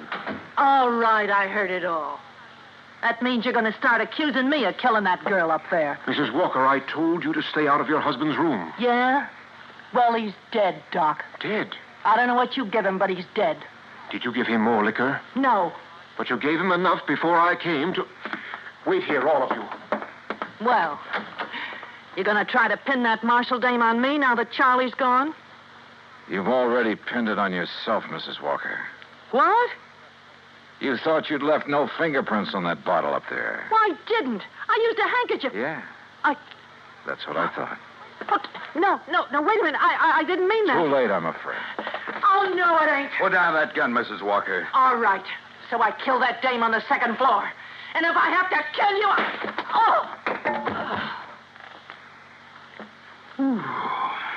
Yeah. Thanks, Doctor. It's quite all right, sir. Well, Randy, there's your killer. Happy? Yeah.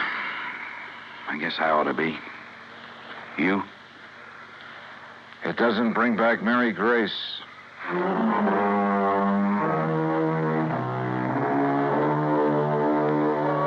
Expense account total, including transportation back to Hartford? No, wait. I took on this case myself because of Mary Grace and, well, whatever she may have meant to me is none of the company's business. Oh, sure, you'll have to pay the claim on her policy. But let it go at that, will you? The rest is on me. I want it that way. Understand? For old time's sake. Yours truly, Johnny Dollar.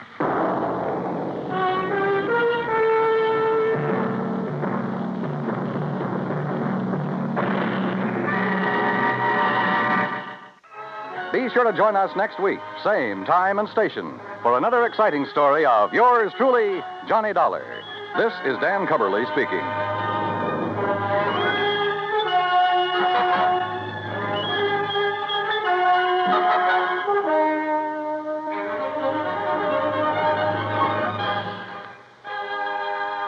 This is the United States Armed Forces Radio and Television Service.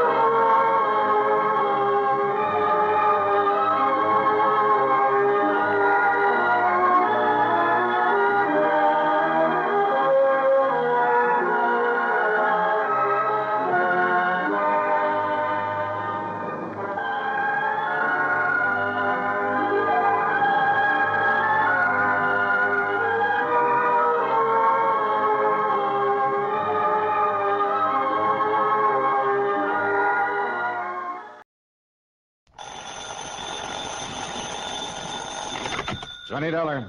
Byron Kay, Intercoastal Maritime and Life. Why? How are things in dear old Boston? Here in Boston, fine.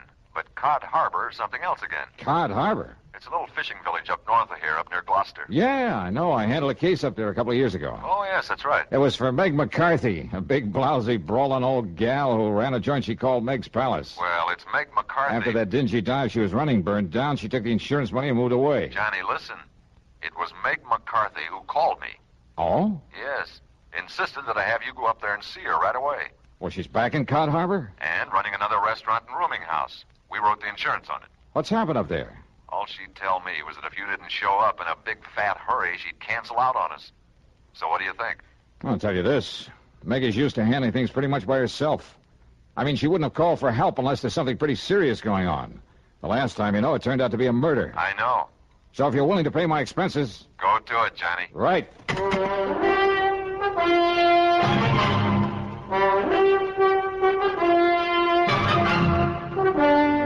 CBS Radio brings you Bob Bailey in the exciting adventures of the man with the action-packed expense account, America's fabulous freelance insurance investigator. Yours truly, Johnny Dollar.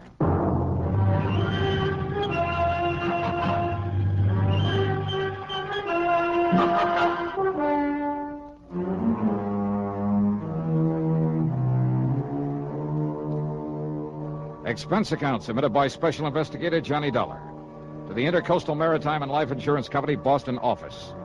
Following is an account of expenses incurred during my investigation of the Silver Queen matter.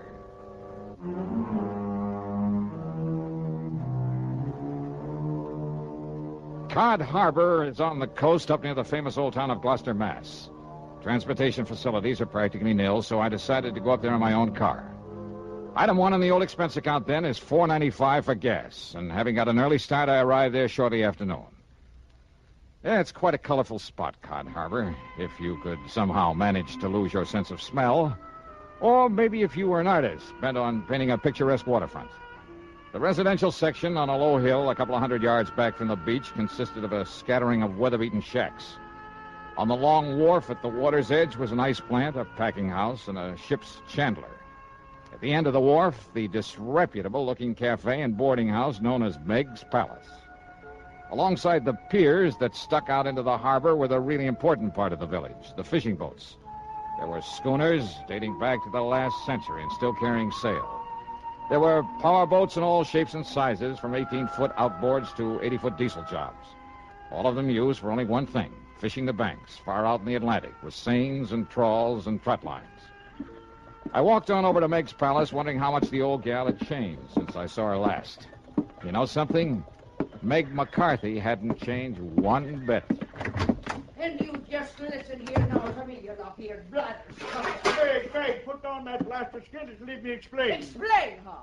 Just on account of you and that scurvy crew of swabs on that stinking tub of yours made a decent catch for once. It's no good excuse for coming over here to get drunk all over me, lovely place. Ah, you crazy old biddy, will you listen to me? No! But I tell you, I'll pay you the money. I'll pay you double for them few dishes and the broken down table they busted up on you. And I tell you to keep your dirty, offensive money to yourself, Captain Andy, and get out of here and never come back. Now get! Meg, put down that frying pan. That's right square on the top of your filthy head, I'll lay it. No, Meg, Oh! Now get before I loses me temper and forgets I'm a lady. You hear me? I see tell this. you, Meg, if you start throwing them things at me, I go Back on here, and you stay out of here. Or to head me, I'll kill how you from stem to stem. All right. I'm leaving there as fast as I can. Leave me out of this here now, madhouse.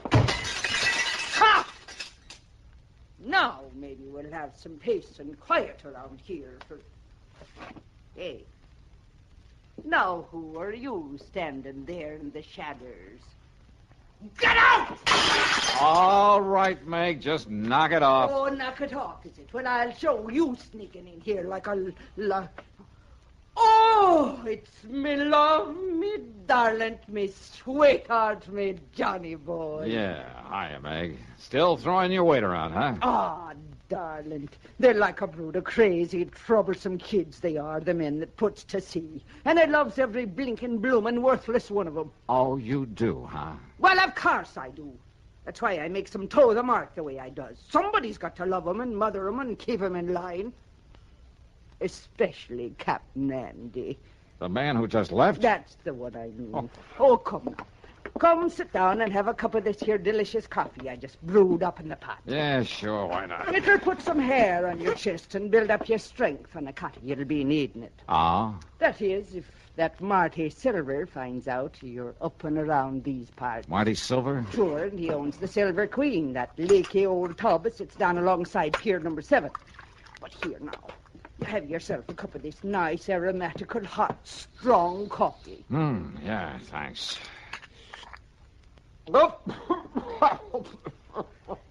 Holy, what are you trying to do, murder me? Hey? Good grief. Well, now, just a minute, me fine young, fair-feathered friend. Is it a snide and despairing remarks you be making about me lovely coffee, You is call it rat poison coffee? I'm most certain. No, just you look here, you hairy-brained young incompetent. No wonder there's trouble up here in Cod Harbor. Oh, is that so? Well, if you think I'm going to let you sit here and make degrading remarks about me cooking... Okay, Meg, okay. Stop waving that coffee pot and settle down. Just you listen, you swab-headed young Forget whisker it, snapper. will you? Pipe down. Quiet, will you? Now, sit down. Yes, darling. Okay. Oh, Johnny. Johnny, you reminds me so of me dear, dead, departed, overbearing husband when you talks up to me like that. Oh, yeah, I'm sure. And I tell you, if I was a few years younger and maybe a mite prettier looking in the face, oh, I tell you, there wouldn't dare another girl so much as set her eyes on to you. Oh, that's true, Johnny. Okay, Meg. But now what about this Marty Silver? Captain Marty Silver, he calls himself. And he sailed in here a few days ago from up to Gloucester, he says, in that tub he calls the Silver Queen. Says he wants to sell the old wreck. Aye, and that he will, Maggie. And who invited you in here again, Captain Andy? There's already 2 or 3 suckers bidding up to buy the old wreck from him. He's pushing them hard to make a sale, he is. Then Andrew P. Hogginham, you keep them from buying it until Johnny Dollar here gets through his investigating. Investigating? Well, now, where's your manners? Shake hands with him. This here's Mr. Johnny Dollar, me lover boy from way back. Hiya, Captain. Lover boy? Him? That pasty-faced landlubber like him? Just you mind your manners, Andy, and get out here and don't let none of them boys buy the Silver Queen. Not yet. Now, look here, Meg. Go on with you. Or do I got to throw you out again? Well, whatever you say, Meg. But I warn you, woman, if you're being untrue to me in favor of this here Johnny Dollar... Ain't he handsome, Johnny boy? And we don't make it generally known, but Captain Andy is me very own fiancé. No. Yes, sir. And all this time I thought you only had eyes for me. Oh, well, now, Johnny... Okay. Now, just tell me about this Captain Marty Silver. Well, now, listen, darling. If Marty Silver finds out that I sent for you, if he finds out you're here to investigate him... Investigating for what? Come on, Meg, you're beating around the bush. Oh, it's because I hate the word. Because I'm afeard of it. What word? Murder. Oh, well, I can't say that I... What? Yes, Johnny. Murder. And now, Act 2 of yours truly, Johnny Dollar.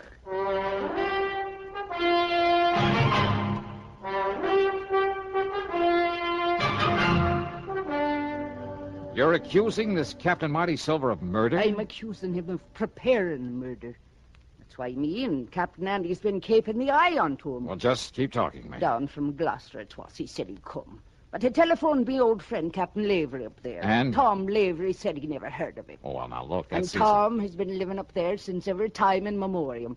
Never heard of any Captain Marty Silver. So I says to myself, says I, if Captain Marty ever was there, he was using another name and maybe on forged papers. When I thought I had a suspicious mind. So then last night, I takes a real good look at his boat.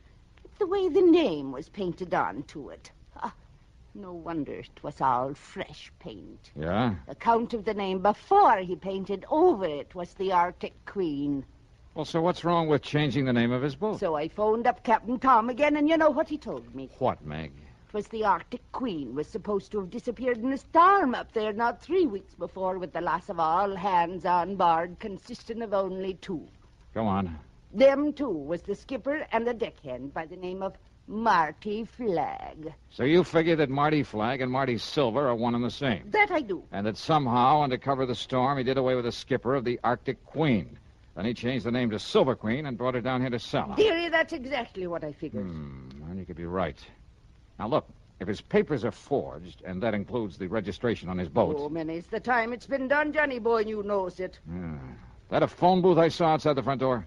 What it is, but what for? I'm going to check with the Coast Guard up in Gloucester. They'll know in a minute if they have a registration in the name of... Oh, now, wait. Yes, dearie. Let's assume that he did kill the skipper of the Arctic Queen. Well, of course he did. Now, you and this Captain Andy think he's going to commit another murder. Yes. Here in Cod Harbor. Yes. Another skipper in order to get his hands on another, a better boat? Oh, lover. All right, then who? Me. What? You? Yes. But why? Because he knows I've been suspicious of him. That I've been keeping tabs on to him. And I think he's seen me when I was poking around his boat last night. Oh, no. Wait, Meg. That's not reason enough to think he might want to murder you. Oh, ain't it? All right, I'll keep an eye on him just to make sure. Oh, just to make sure, is it? Meantime, I'll check with the Coast Guard in Gloucester. Just to make sure he does want to murder me by letting him do it. Is that it now? Meg. Yes, well... Well, if I can prove his boat is the one supposed to have been lost at sea, and if his registry and papers are forged, okay, then the Coast Guard can come down here and take care of him. Meantime... What? But what about me? Meg, look, I think you're getting all worked up over nothing. My own lovely life at the stake, and you pass it off. You pass it off like I was nothing the more than that. Well, And I thought you was me friend, and me beneficiary, and that you cared a little about what might Listen, will happen. you please... But no. You like everything else of the male sex that wears the pants. Oh, now, if just a person don't have a pretty leg or a pretty face full of powder and rouge, and her hair full of peroxide blonde... That's not and true. you... Meg, will you shut up a minute? Now, if you just let me finish. Yes, Mr. Dollar. I'll shut up me ugly old mouth. I'll smother me grief and me poor old broken heart. Look, listen. So maybe Marty Silvers is suspicious of you. Maybe he is the crook, the killer you think he is. And maybe he will try to get at you. So, look, I'll make sure nothing happens to you and until I can get this other stuff straightened out. Oh, Lord, love you, darling. I knew that you wouldn't let down poor old me. Yeah, so why don't you go back in the kitchen and fix me something to eat? Oh, Johnny, love, it'll be the finest supper you ever put your teeth in. Good. Only after I've called the Coast Guard, I'll come back here, and I'll make the coffee to go with it. See you later. No, just a minute. Yeah, now what? If you're trying to make some more cracks about me coffee, Johnny, darling... Meg, put down that platter. I'll put it down, all right, you bug-eyed young. Get out of here. Get! Meg, you are a lousy shot. Oh, I am. Am I? Yep. Oh, God love that boy.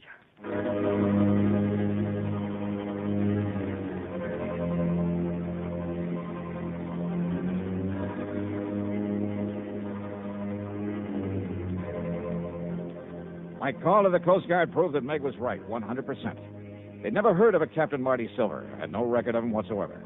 As for the boat, well, it was pretty obvious now that he must have killed the skipper of it in order to steal it, bring it down here to sell. I promised them that I'd do nothing to alarm Silver to scare him away, but that I would keep tabs on him until they could come down here and arrest him.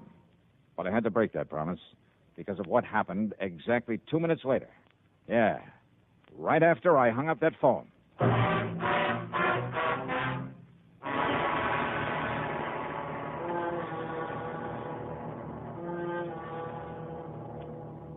And now, Act 3 of yours truly, Johnny Dollar.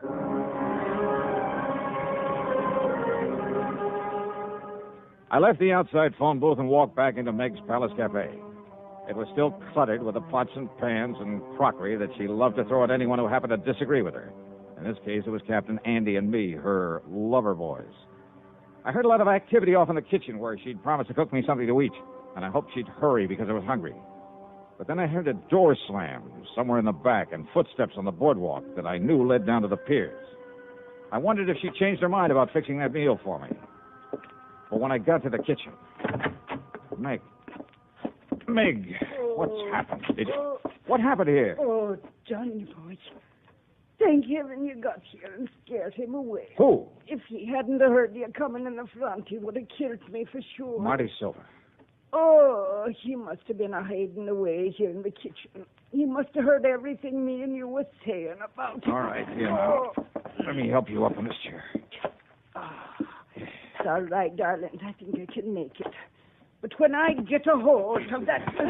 There you are. But I thought Captain Andy said that Silvers was down at the dock trying to sell that boat. Hey, wait, listen. Yes. Stay right here, Meg, while I get back of that door. What? What is it? Oh. Out of my way, Dollar.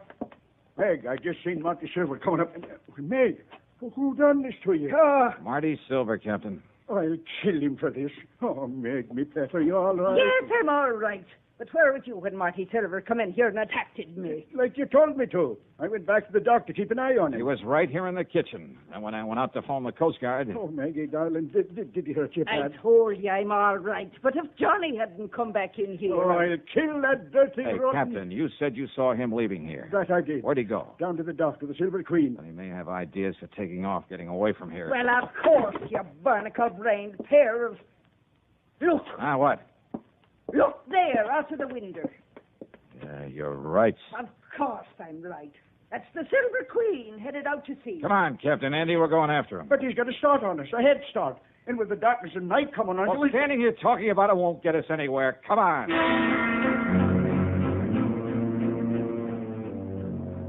We cast off and made for the open sea, because far out ahead of us we could spot the running lights of the Silver Queen. Andy put her on full power, and slowly the lights of Cod Harbor disappeared astern of us. I stood alone up at the bow, staring into the blackness of the night. You keep your eye on those running lights, Johnny. We lose them, we lose the Silver Queen. I think we're gaining on them, all right. Not very fast. Don't worry, boy. There's nothing out of Cod Harbor can outrun this boat of mine. Anything you can do to give us some more power? No. Oh, yeah. There, maybe it is.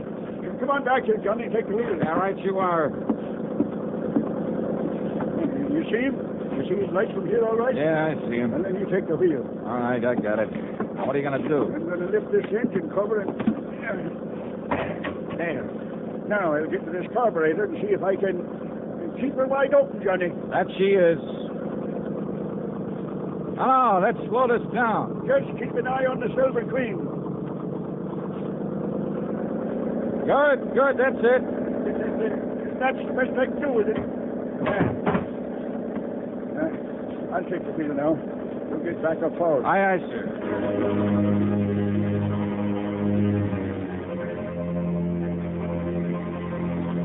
As we slowly but surely pulled up on her, I could see the vague shape of Captain Marty Silver at the wheel. I could see him turn and look back at us now and then. Just a few more minutes and we'd overtake the Queen. But if Silver had a gun, I eased my .38 out of the holster, made sure I had a full load, just in case. And then it suddenly occurred to me that if he could see us and our lights were far brighter than those of the Queen. I went on back to Captain Andy at the wheel. Keep going too long now, Johnny boy. Hey, where's the switch to the cabin lights? Okay. If Silver is armed, then when we get up close to him, he'll be able to pick us off like ducks in a shooting gallery. You're right. The switch is right there inside the... No, look. Ah. Silver has turned them off. Turned off all these lights. We lose him. We'll never catch him now. Won't we? Hey, doesn't the spotlight work? Sure it does. Turn it on. I'll put out the other light. Good. Hey, where's the switch for this spotlight? Here. Running lights. Now the cabin lights. The switch, Captain. Now we're just as black as she The switch for the... Oh, here it is. Now swing that lighter on, Johnny, so you cover the whole horizon with it. Right. When you get it on him, I'll... Hey, what's that? It's coming about. It's going to run us down. I see him. Shove the wheel hard to port. Give it a gas. Yes, I am. But he's got us in a turn. We're losing way. Come on, faster, Captain. As soon as we get back on the straight course, keep the searchlight on him, square in his face. Maybe you can find it. Maybe, if I'm lucky, with my other hand. Oh, we'll never make it, boy. We'll never make it. Now, hold it steady. But he'll ram us right across the Hold it steady. But, Johnny, don't you see?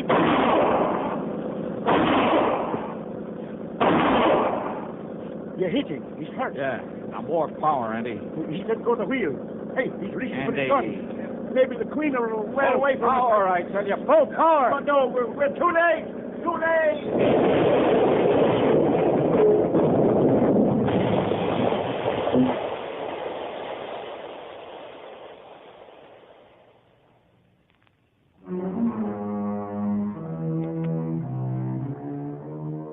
Well, I suppose I ought to make some crack about it being a long swim back to Cod Harbor.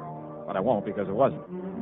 The Silver Queen sank like a rock, and with the help of the spotlight, we finally managed to find and pick up the body of Marty Silver. Then, with both Andy and me bailing like mad, we slowly limped on back to port. And that's about it. Expense account total, including room and board at Meg's Palace and another tank full of gas, $58.35.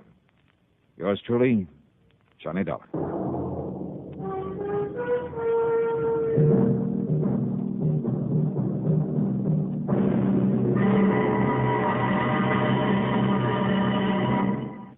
Now, here's our star to tell you about next week's program. Next week, murder. A real weirdie. Because there was no one there to commit it. Join us, won't you? Yours truly, Johnny Dollar.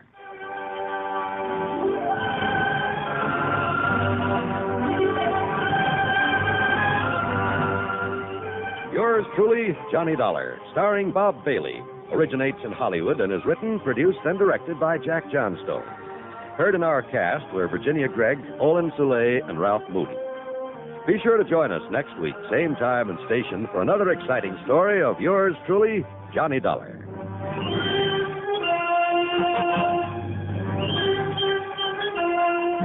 This is John Wald speaking. Johnny Dollar has come to you through the worldwide facilities of the United States Armed Forces Radio and Television Service.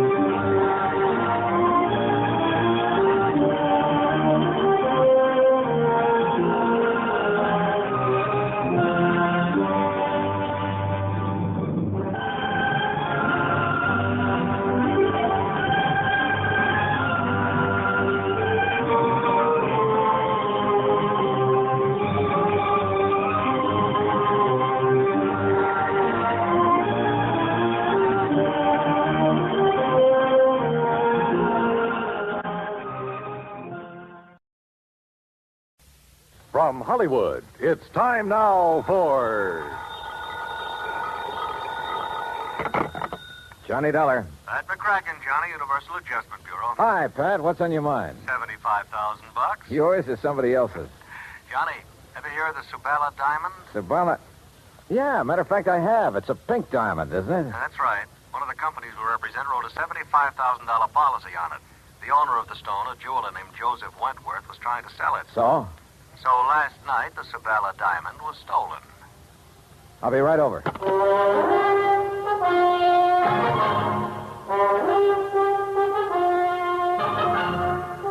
Bob Bailey in the exciting adventures of the man with the action-packed expense account.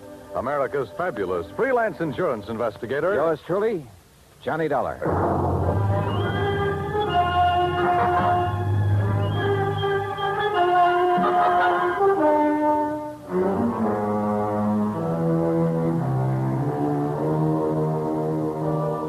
Expense account submitted by Special Investigator Johnny Dollar to the Universal Adjustment Bureau, Hartford, Connecticut. Following is an account of expenses incurred during my investigation of the Rolling Stone matter. Expense account item 1, $1.20 cab fare from my apartment to the office of Universal Adjustment Bureau. Pat McCracken gave me what additional dope he had, which wasn't much, and I headed for New York. That's item 2, $26.40, and the apartment of Joseph Wentworth.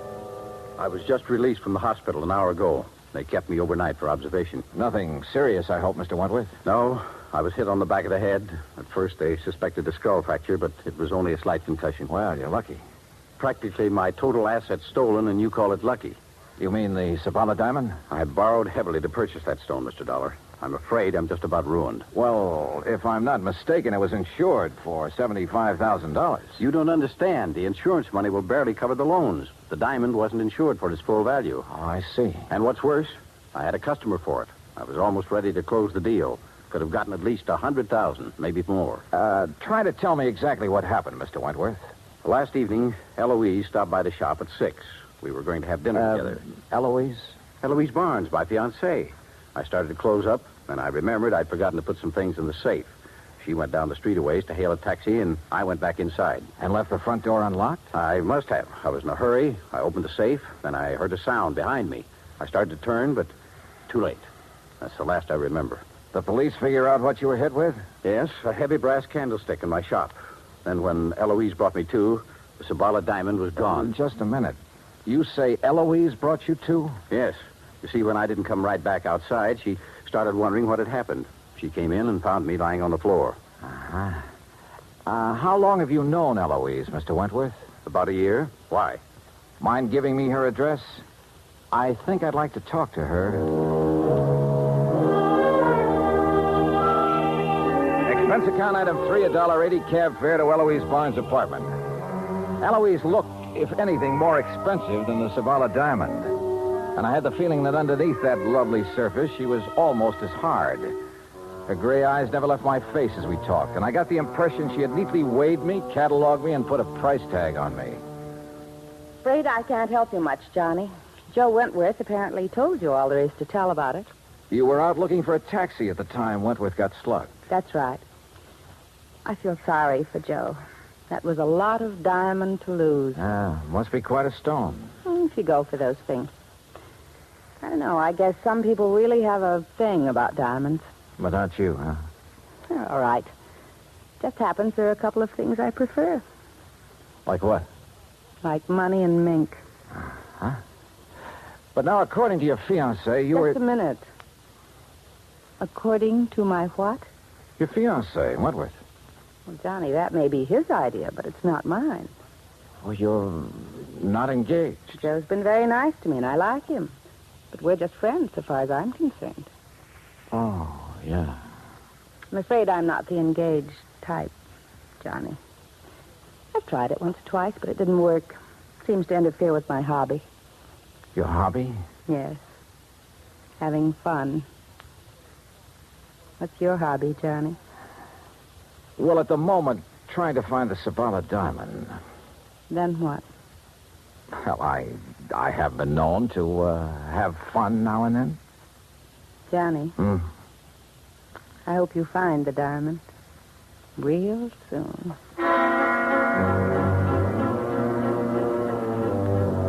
The invitation was printed in large type, but this was no time for an RSVP, especially since I remembered Wentworth mentioning a customer who had been anxious to buy the diamond just before it was stolen. I called Wentworth and got the man's name, Gerald Mantell, who had an apartment just off Fifth Avenue in the East 70s. Ah, yes, Mr. Dollar, the Sabala diamond. An exquisite stone. The pink radiance of it when it caught the light. Positively hypnotic. Such a pity it was stolen. Mr. Wentworth tells me he was negotiating with you for the sale of that diamond. That is correct. Unfortunately, we had reached a stalemate yesterday. You see, he wanted more than the diamond is worth. Well, maybe that's a matter of opinion. Mr. Dollar, I am a collector and a connoisseur. I know what such things are worth. Oh, yes. I only hope it'll be recovered before Friday. It would make things so much more enjoyable for me. What happens Friday? I'm leaving for Europe. Oh? Business trip? Not really. As a matter of fact, more of an impulse than anything else. Uh-huh. Anything wrong with that? Well, Mr. Mantell, that's a good question.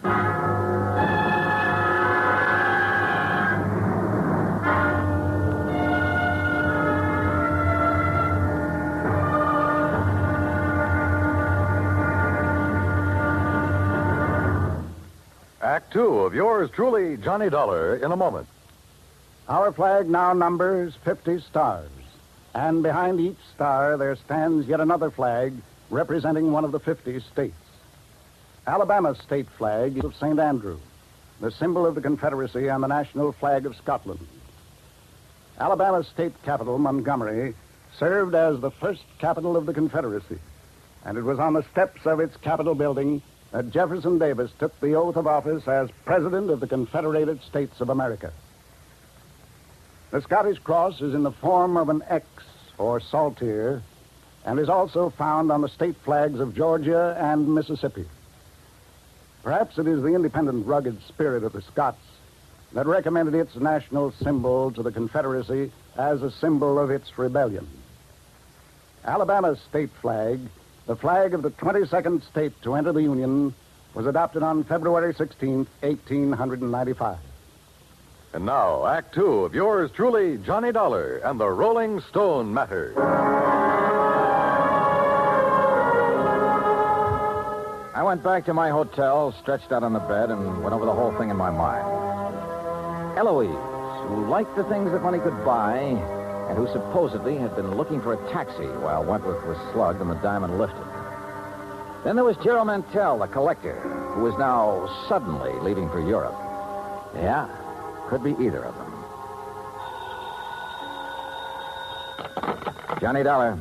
You looking for the Sabala diamond, Mr. Dollar? What's that? Well, that doesn't matter. I know where the diamond is. Oh, where? Not so fast, Dollar. I'm sure the insurance company you represent would pay quite a bit to get that stone back. The question is, how much? Oh, there's a bigger question than that, friend. Whether you're on the level or not. Suppose I can show you the case the diamond was kept in. Would you be convinced then? Maybe. Antonio's bar on East 53rd? Yeah. Maybe there in an hour. Now, wait a minute. How'll I know you? I'll know you. Hey, wait a minute.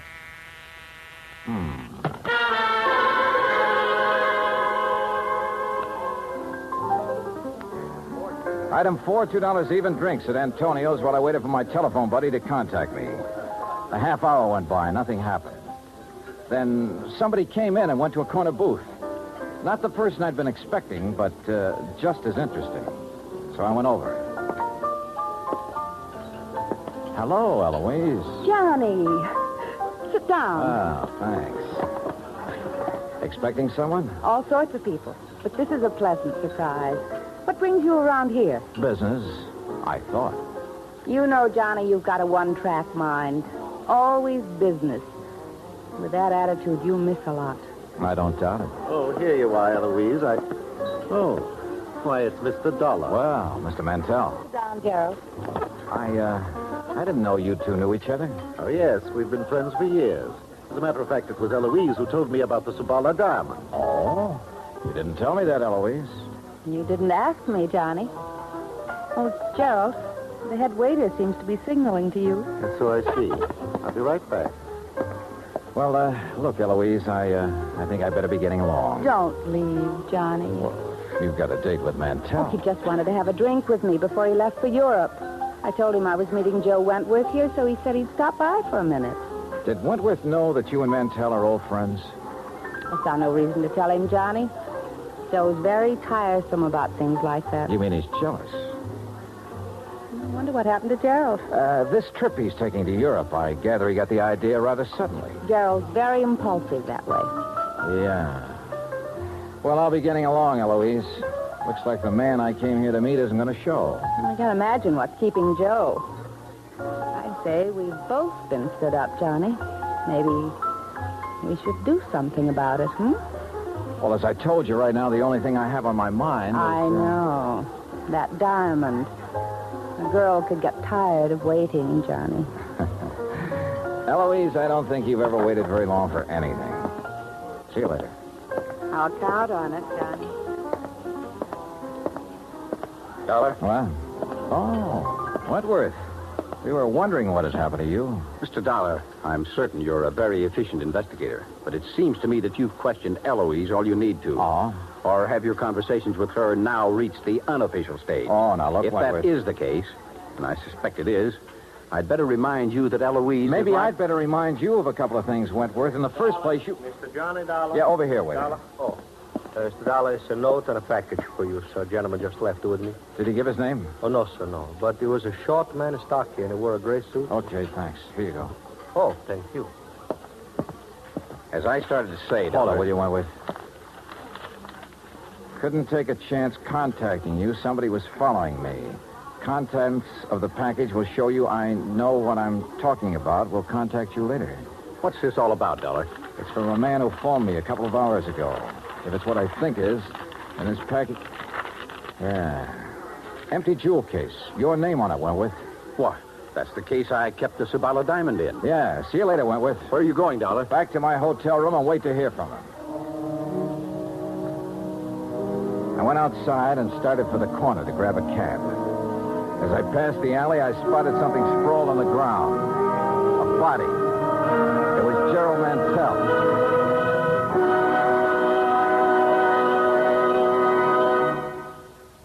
Act 3 of yours truly, Johnny Dollar, in a moment.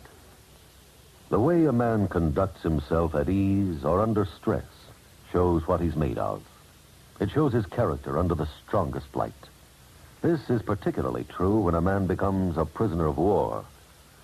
One of the points of the code of conduct of the American fighting man says, "If I become a prisoner of war, I will keep faith with my fellow prisoners. I will give no information nor take part in any action which might be harmful to my comrades. If I am senior, I will take command. If not, I will obey the lawful orders of those appointed over me and will back them up in every way." The very essence of the ideals set forth in those words were displayed by Commander, later Rear Admiral, Richard Antrim in April 1942, while a prisoner of war in Macassar, Dutch East Indies, during World War II. Acting instantly on behalf of a naval officer who was subjected to heavy punishment, Commander Antrim boldly tried to quiet the guard and to persuade him to discuss the charges against the officer. The guard refused. Tension increased. The entire enemy prison force was faced by 2,700 Allied prisoners. An order was given to continue the punishment. Suddenly, Commander Antrim, at the risk of his own life, stepped forward and volunteered to take the remainder of the punishment. This sudden move got a roar of acclaim from the inspired Allied troops and so amazed the enemy that both men were spared any further indignities or punishment. Commander Antrim's heroic and unselfish conduct brought about better conditions for the prisoners and earned new respect for American officers and men. Commander Richard Antrim upheld the highest ideals of an officer and earned for himself the Medal of Honor. And now, Act 3 of yours truly, Johnny Dollar and the Rolling Stone Matter.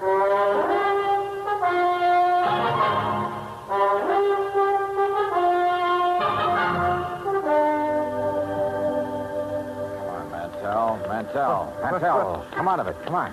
My head. Here, I'll help you. All right, easy now. Are you okay? Yes. So, who did it? I don't know, Dollar. The head waiter told me a taxi driver wanted to see me outside. I came out, but there was no cab in sight. I thought he might be at the corner, so I started walking. Past the alley here? Yes. Mr. Dollar, why would anyone want to beat me up? I can think of one possibility, Mantell. Yes? You wanted the Sabala diamond pretty badly, but Wentworth wouldn't sell at your price. Are you suggesting... I'm suggesting you lifted the diamond and somebody was trying to get it back from you just now. But I don't have the diamond. I never did. Maybe you know where it is. No, I swear I don't.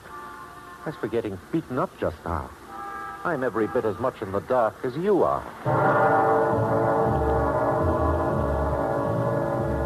I didn't know whether he was telling the truth or not, but I had no proof he was lying.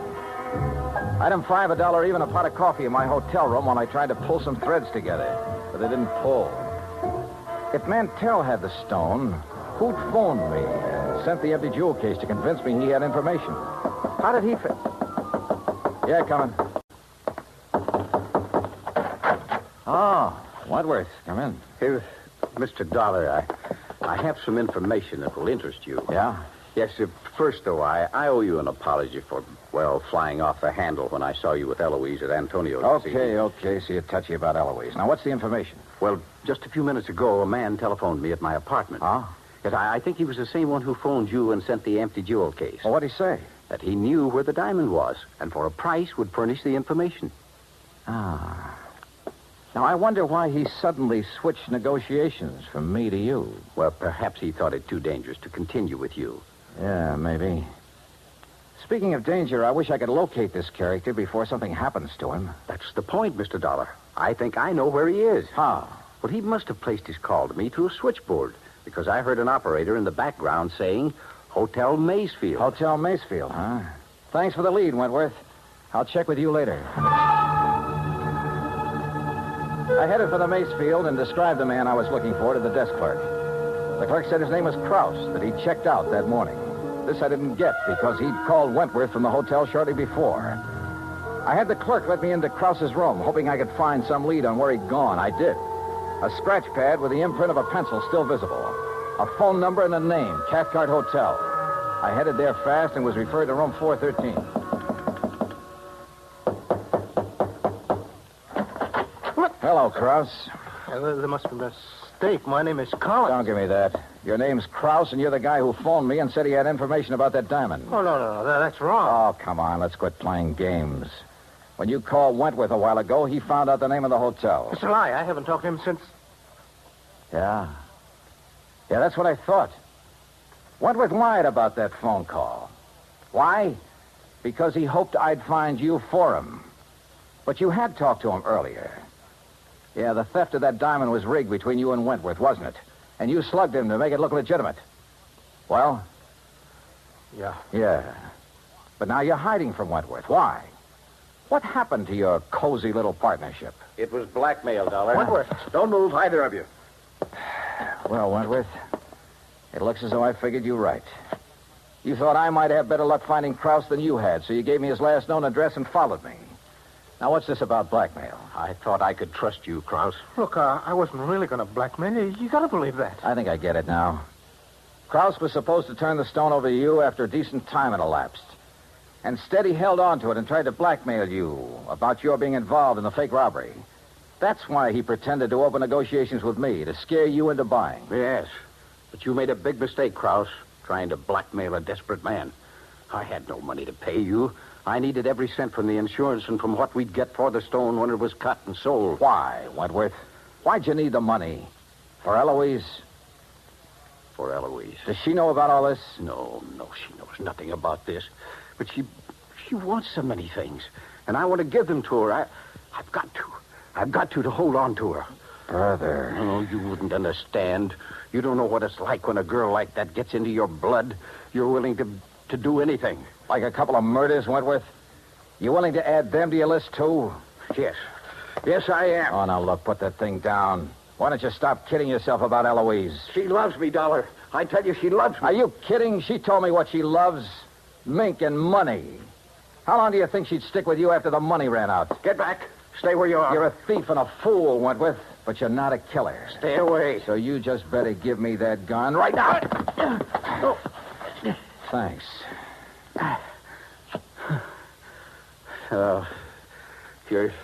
You're right about Eloise. I guess I always knew it, but I just couldn't face it. You just did. And you were right about me, Dollar. I'm no killer. You want to know something, Wentworth? I wasn't sure about that at all.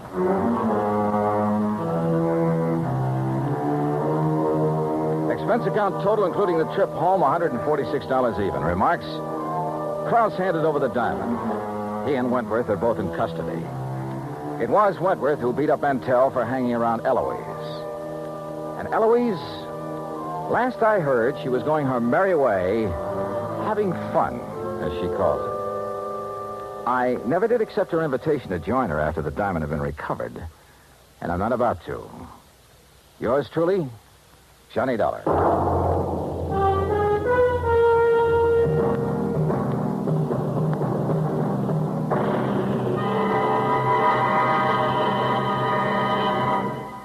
Our star will return in just a moment.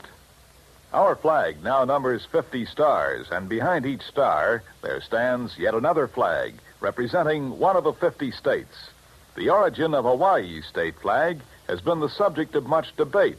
It is now believed that it was the work of foreign advisors to King Kamehameha. Legend also has it that it was designed at the request of King Kamehameha by George Beckley, an English sea captain. The flag consists of 8 horizontal and alternating stripes of white, red, and blue, representing the 8 major islands in the chain. Also represented is the British Union Jack, a reminder of Captain Vancouver, who on his voyage around the world in 1794 gave King Kamehameha a British flag and the promise of British protection. The Union Jack is also a reminder of Captain James Cook, who discovered the Hawaiian Islands in 1778. Hawaii's state flag, the flag of the 50th state to enter the Union, was adopted in 1845. Now, here's our star to tell you about next week's story. Next week, well, the title of the yarn is The Ghost to Ghost Matter, and the story lives up to it. So join us, won't you? Yours truly, Johnny Dollar.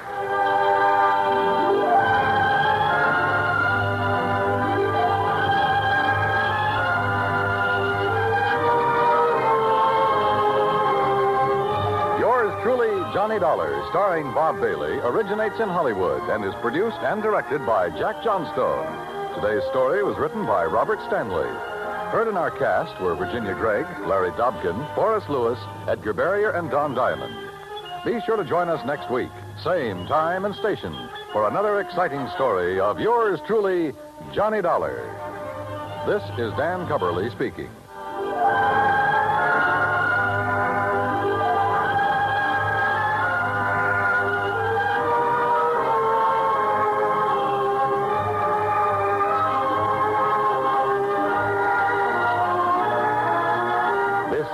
United States Armed Forces Radio and Television Service.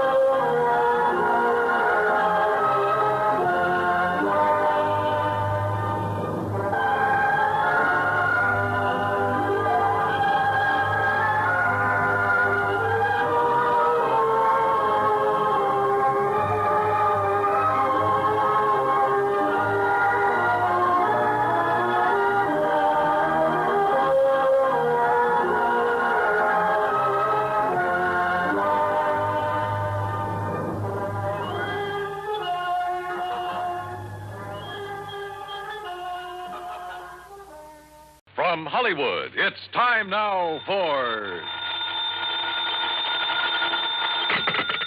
Johnny Dollar. This is Harry Branson, John. Hi, at Harry. The Philadelphia Mutual Liability and Casualty Insurance I Company. said hi. How are you?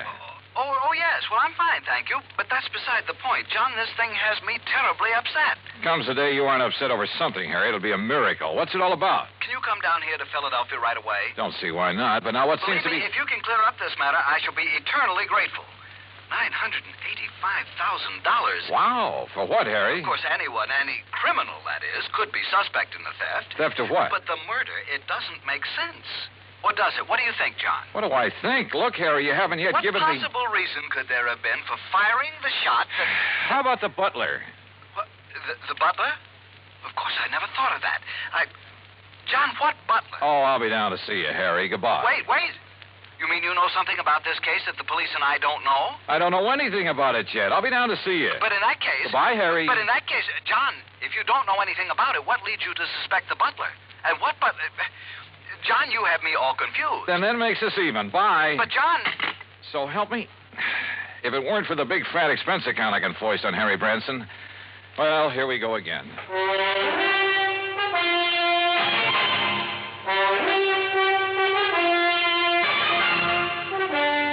Bob Bailey in the exciting adventures of the man with the action-packed expense account. America's fabulous freelance insurance investigator. Yours truly, Johnny Dollar.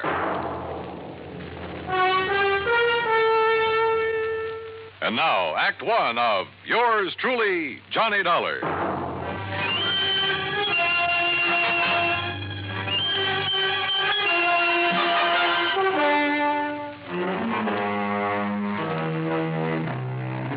Expense account submitted by Special Investigator Johnny Dollar to the Philadelphia Mutual Liability and Casualty Insurance Company, Philadelphia, Pennsylvania. Following is an account of expenses incurred during my investigation of the ingenious jeweler matter.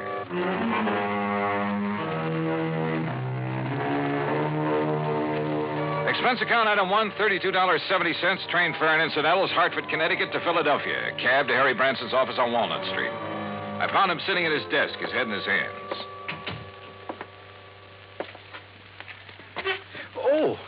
Oh, John, I'm glad you've come. Yeah. Well, how's your good health, Harry?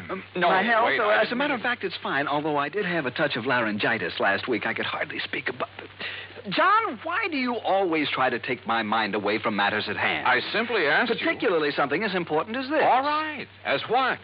The Beaufort collection, of course. Beaufort? Oh, yeah. Seems to me I've heard about that. Jewelry? One of the most important small collections in the world. Why, when His Grace the Duke de Beaufort lost them to the Germans back during the First World War. Yeah, I'm sure. But now let's get to the point. They've been stolen. And we'd insured them for nearly $1 million. Stolen from where? The jeweler who owned them, J. Harold Whipsett. Oh, hey, I've heard of him, too. Isn't he the fellow who was tagged by the Customs Department a few years ago for trying to smuggle in a lot of stuff? Yes, the same one. But his reputation since that incident has been quite all right, completely unsullied. Oh, I must admit that I had some misgivings about issuing a policy to a man with his past record. But since he's in the clear again, and considering the premiums involved, and John, I had a long discussion with a psychiatrist about the man, about what would motivate him Look, Harry, before you go rattling off on another tack. John, I resent that. Look, you said something about murder at the time of the theft? Oh, yes. So far, however, it's only attempted murder, you see? Of this man Whipsett? His secretary, Miss Winkle. Winkle? Perry Winkle. Oh, now, wait. Is that some kind of a gag? It certainly is not.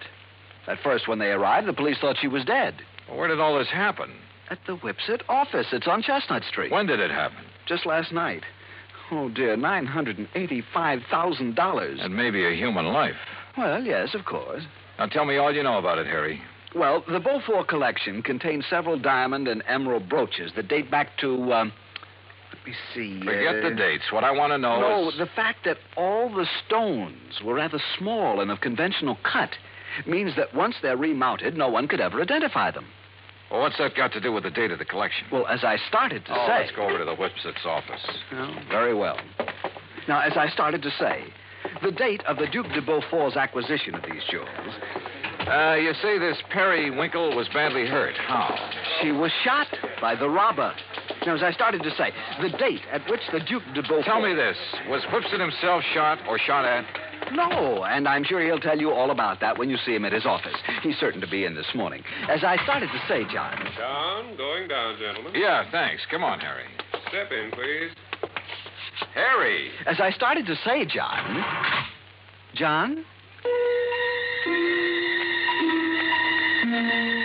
Whether I want it or not, during the 9-block taxi ride up Chestnut Street, I got the whole history of the Duke de Beaufort's jewels, from the time of the French Revolution to the present. That cab, by the way, is item 2, $1 even. What I did want to know was more about J. Harold Whipsett. After all, a man who'd once attempted fraud against U.S. Customs. Anyhow, we finally reached his office in the Prosser building. Present was Police Lieutenant Bart Stanley, with whom I'd worked a case 2 years ago. Glad to see you, Johnny. Yeah, same here, Bart. Well, what do you make of it? So far, blanco. Is Whipsett here?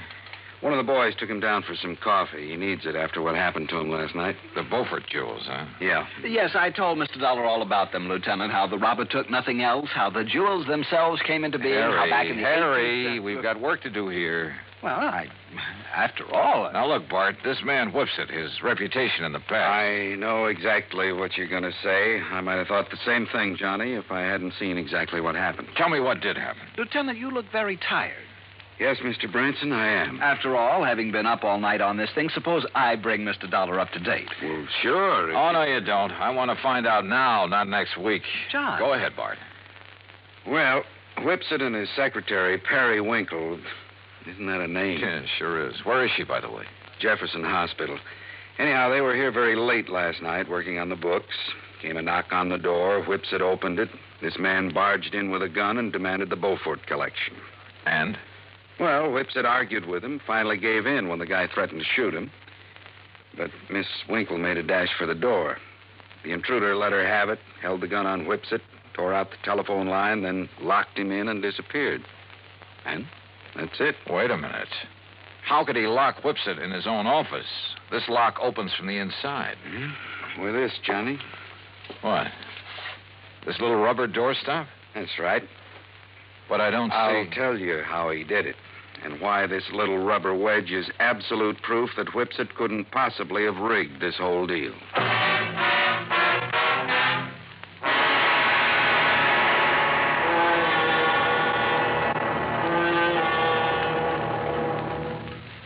Act 2 of yours truly, Johnny Dollar, in a moment. For a long time, people... And now, Act 2 of yours truly, Johnny Dollar, and the ingenious jeweler matter.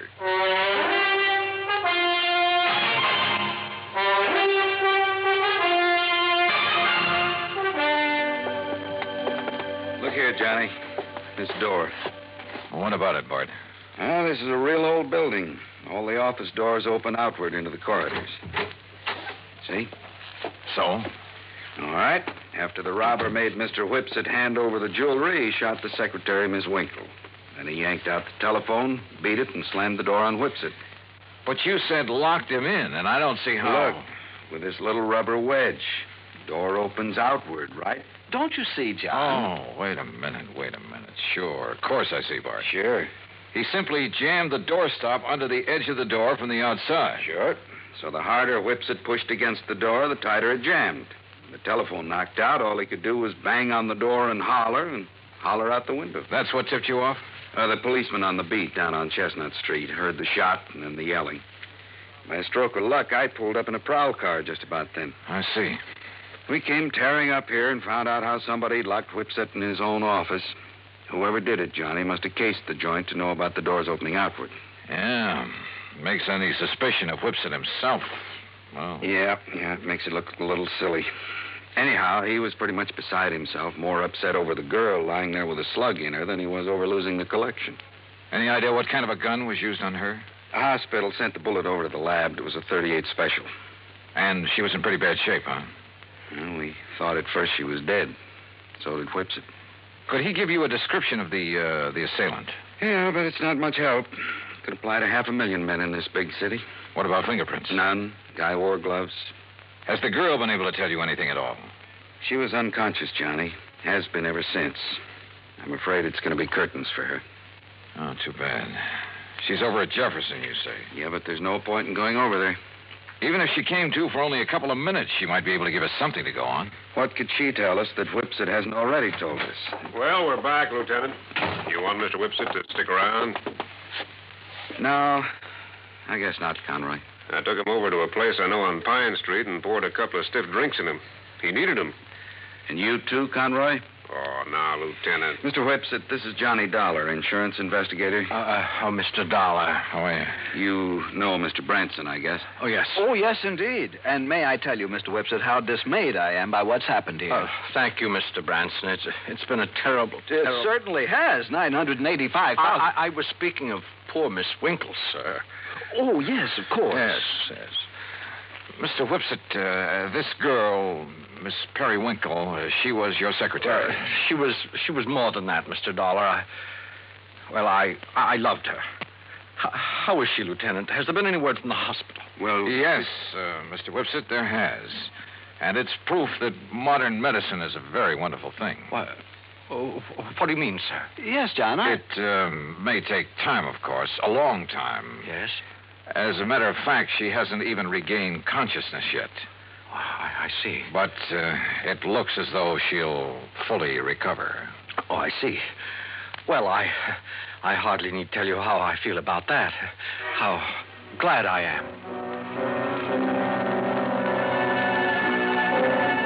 I told that little white lie to see what, if any, reaction I'd get. And I had a strange feeling that his words, how glad I am, were not quite true.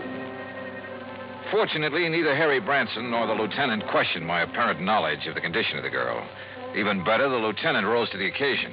Well, as I see it, there's really nothing further we can do here. You look like you could use some sleep, Mr. Whipsit. And Conroy and I'd better get back to headquarters, see if the boys have run down anybody who fits that description you gave us. Yeah, good idea. Let's go, huh? And Mr. Whipson, you close up and go on home and get some rest. Yes, I will. Thank you. Thank you very, very much. You have no idea what a terrible shock this has been for me. Of course, you'll keep yourself available if we need you further. Oh, of course, Lieutenant.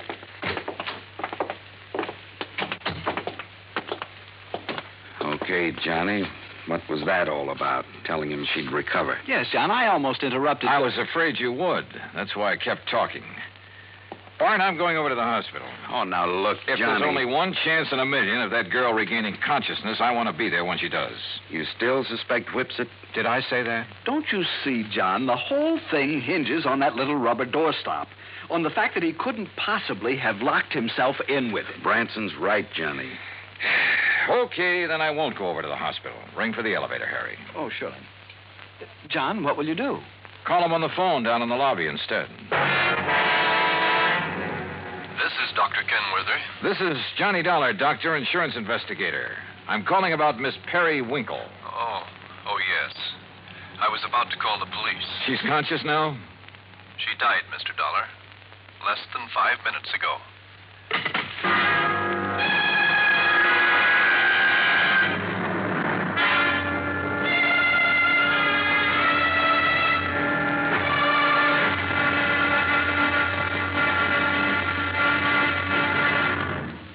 Act 3 of yours truly, Johnny Dollar, in a moment. Our flag, heaven. And now, Act 3 of yours truly, Johnny Dollar, and the ingenious jeweler matter.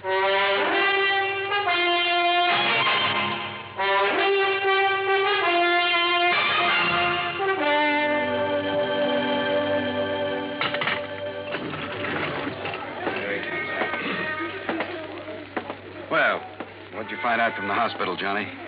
The girl is dead about 5 minutes ago. Oh, dear. And we've got a killer to track down. Now I'd better get on over to headquarters. I'll phone poor Mr. Whipsit. He left the building while you were in the phone booth, John. Bart, have you got a key to his office upstairs? Why, sure, right here. Let me have it, will you? Here. You want me to go up there with you? Why don't you go over to the hospital and see if Whipsit shows there? What do you expect to find up in his office, Johnny? I haven't the least idea. Why kid about it? I didn't have the least idea what I expected to find, or even what I was looking for. When I walked into the jeweler's office up on the 8th floor, I picked up the rubber doorstop, the one thing that proved Whipsit couldn't possibly have rigged the whole deal. But I somehow felt that if only that little wedge of rubber could talk. Then I noticed a funny sort of burr on one side of it. Just a tiny little rough spot. But it showed me where somebody had pierced a tiny hole through it. Why? After a couple of minutes of rummaging around, I found it. A piece of fine, strong platinum wire, about 2 feet long. A wire that could be carefully slipped through the hole in that rubber doorstop. Well, Mr. Dollar. Well, what are you doing back here, Whipsit? If you don't mind my saying so, there was something about your attitude that I didn't exactly care for when you were here with the policeman and Mr. Branson. And when you left them downstairs in the lobby and took the elevator. Oh, I see you found it. Yeah, that's right. It was very smart of you, Whipsit. Thank you. Put this rubber wedge on the floor, just outside the door, with the wire on it leading under the door. Exactly. Then pull the door closed. Then pull the wedge into place with the wire. And the door can't possibly be opened from in here. You've locked yourself in. The more you push on the door, the tighter the wedge holds it. That's right. And you don't forget to retrieve the wire by pulling on one end of it. I suppose those are the gloves you wore when you killed Miss Winkle, so you'd leave no prints. Oh, then she's dead. How fortunate for me. And that's the gun you used? Yes. I'm afraid she was rather averse to my breaking down the Beaufort collection, melting down the mountings and secreting the stones at my home. And, of course, claiming the insurance money, but after all, nearly $1 million. Why are you telling me all this? Because, you see, this is also the gun that will kill you. After which I shall lock your body in this office using the doorstop again. It's a rather nice touch, don't you think? Is it? Well, don't you see? It's now a sort of a trademark of the completely unknown thief, the unknown killer of both the girl and you. Oh, now, wait a minute. Do you think if I found out how you did it, the police can't? Did they, even after their lab crew spent the whole night up here? I guess you got a point there. Yes. Now, turn around, Dollar.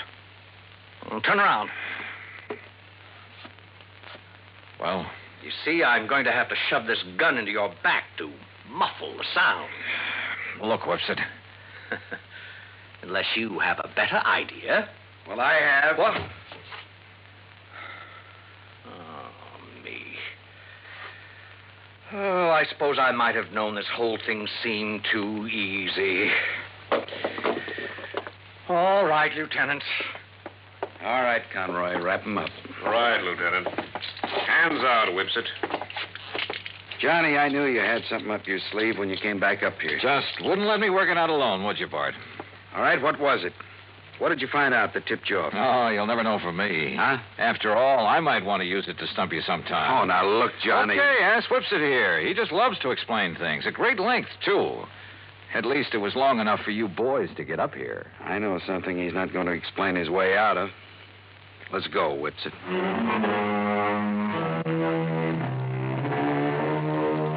Harry, I think I'll have to figure out some way to pad my expense account even more than usual in cases like this. I mean, where a 38 slug nearly ends up in me.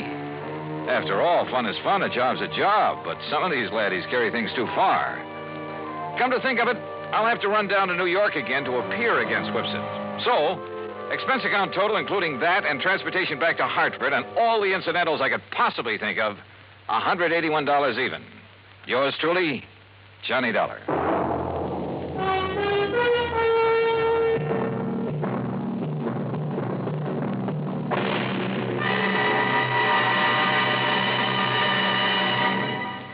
Our star will return in just a moment. With the bigger, more everywhere. Now, here is our star to tell you about next week's story. Next week, an inventor with a device that can either save or wreck our country. Join us, won't you? Yours truly, Johnny Dollar.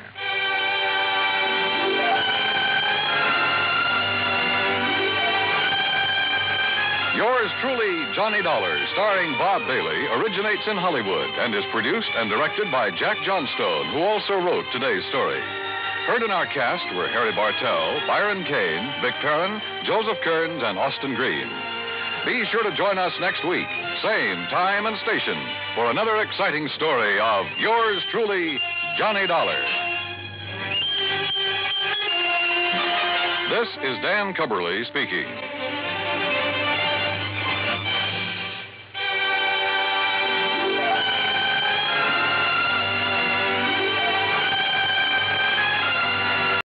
From Hollywood, it's time now for... Johnny Dollar. Bert Major, Masters Insurance and Trust. Oh, hi, Bert. What's up? Poor little rich girl in California wants to take out a $200,000 straight life policy on her husband, with herself as beneficiary. A lot of dough, but not too unusual, if you can afford it. Effective in 2 weeks, and hush-hush, a surprise. But who'd want to...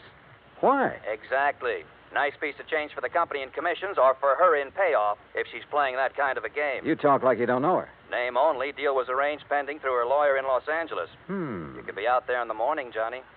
All right, Bert. Who gives me the fill-in? Our agent out there, Roger Hackey. He'll meet you at International Airport.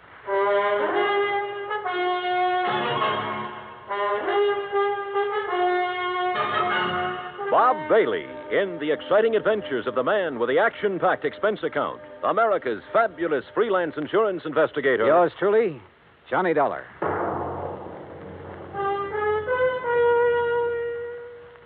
And now, Act One of yours truly, Johnny Dollar.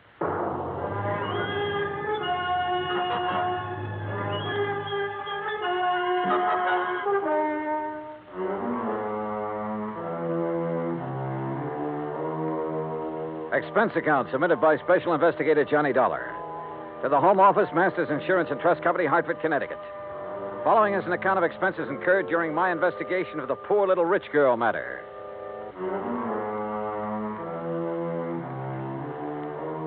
Expense account item 1, $280, round-trip plane ticket and incidentals, including sunglasses, Hartford to Los Angeles. I arrived, rested, ready, and right on schedule. Also on schedule was Roger Hackey, Master's Los Angeles agent, who turned out to be a repressed comedian become insurance salesman. Yep, I said to myself, that's Johnny Dollar, I said. You are Johnny Dollar, aren't you? In person, you Roger Hackey? In person? You got the old feel, haven't you? Simpatico, we call it out here. Have a nice trip? Yeah. Good. Airplanes scare me. Don't like being up there in the wild blue yonder. Terra firma's my dish of tea.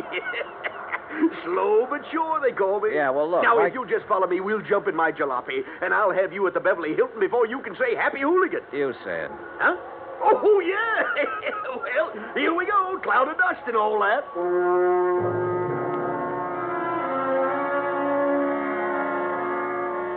The ride from the air terminal to the hotel was hot, silent on my part, and unproductive so far as the case was concerned.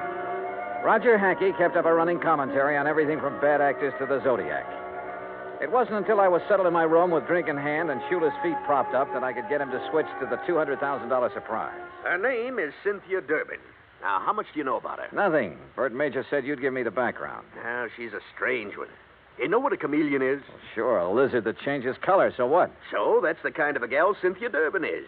At least she is now. You're losing me, Roger. Begin at the beginning. Now, you're the doctor. As the Siamese twins said after the operation, what's missing? Yeah. Yeah. How did you meet Cynthia Durbin? Well, she came into the office yesterday. No call, no appointment. There she was. Oh, what's she like? Trim. Real trim. And expensive. Just casually announced she wanted to buy $200,000 worth of insurance, huh? Well, not exactly. She started asking about various policies, endowment, straight life, etc., and how and when they paid off. And she kept giving me the big eye and cross-leg routine. She tell you anything about herself? Oh, didn't have to. I already knew. She's practically a fixture in the society section of the Sunday papers. Garden parties, opening nights, and all that. Yeah, but only lately. Her husband? Peter Durbin. He's been a public figure ever since they got married about 3 years ago. But she hasn't. No, just the last couple of months or so. How old is she? Oh, around 25.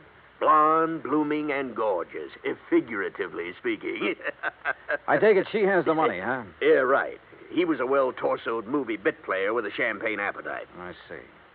Now, what about this surprise angle? Well, she came right to the point. Said her husband had just had a complete physical. Asked if his doctor's report would be acceptable. If so, okay. But you didn't sign her up. Why? She didn't give me the chance. What do you mean? All of a sudden, she reached in her purse and pulled out a piece of paper with a name and address on it, announced this was her attorney. See him, she said, smiled big, and walked out. Did you go and see the attorney? Right away. A guy by the name of Crane Collins. Has big plush offices downtown, old senior partner type. What did he have to say? Oh, nothing except routine questions about filling out the forms, expediting the procedure, importance of secrecy for the surprise. Well, why didn't you ask a few questions? Couldn't. What do you mean, couldn't? She was there. Doing what? Sitting back in a corner, all huddled up like a mouse waiting to be pounced on. Didn't say a word, while Collins and I filled out the papers. Yeah, she signed them as if they were a death warrant. Went back to the corner and stared at the wall. Now I see what you meant by that comedian remark. Yeah, she's too much for me. Yeah. A leopard can change its spots, too. Expense account item 2, $3.25 taxi fare to the offices of Crane Collins. So far, all I knew was that the wealthy young woman wanted a pot full of insurance on her husband. If it hadn't been for the surprise request, it would have been routine. Now it wasn't. And the people involved, one of them at least, were not routine. I was ushered into an oak panel office high above the streets of Los Angeles. Good afternoon, Mr. Dollar. Mr. Collins? Your card identifies you as an insurance investigator, Mr. Dollar. I don't believe I understand. Cynthia Durbin is your client? Why, yes.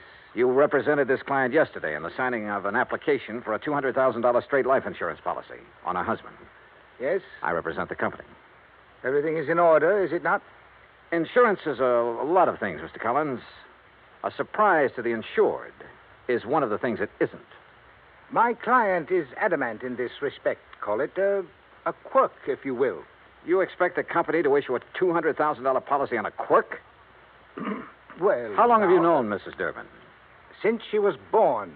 Then you know her father? Knew him. I am his executor. Uh-huh. Mother? Also deceased.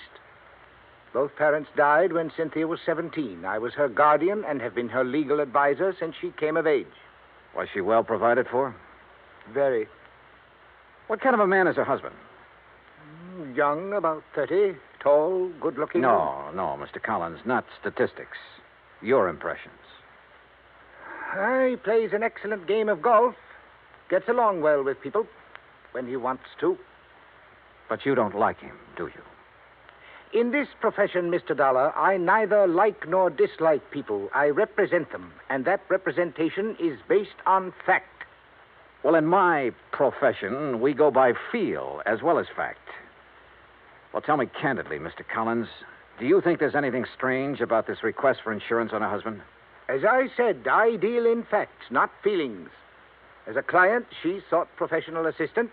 Ergo, I supplied it. Where do the Durbins live? I'd rather Oh, not. now look, I can get it from any society editor in town. My secretary will give you the information. All right, thank you. By the way, don't tell Mrs. Durbin or anyone else that we've had this discussion. If you do, there will be no insurance issued. Interference with investigative procedure. Fact, Mr. Collins. I understand. Expense account item 3, $2.60, phone call. Then taxi to Roger Hackey's office. A neat one-story building in the Miracle Mile on Wilshire Boulevard. Purpose? To borrow Roger's company car. The Durbins lived in one of those colonial mansions out in Beverly Hills, surrounded by curving driveways, spacious lawns, swimming pool, and cabanas, all of it enclosed by thick, high walls and electronically controlled gates. The mention of insurance on the intercom got me in. Cynthia Durbin was everything Roger said she was. The first time he met her, that is. Please excuse my appearance, Mr. Dollar. I've been swimming. Oh, I don't mind at all, Mrs. Durbin. Really, you shouldn't have come here to deliver the policy. What if my husband had been home? No surprise. No, and that would have spoiled everything. Well, may I have it, please? The paperwork has not been completed yet. Then what are you doing here? What do you want? Get to the point. Well, just a few questions, Mrs. Durbin. My colleague, Mr. Hackey, should have handled these details yesterday, but he was somewhat rushed. Oh, then there's nothing wrong with... Would you care for a drink, Mr. Dollar? Thanks. The bar's out by the pool. Shall we?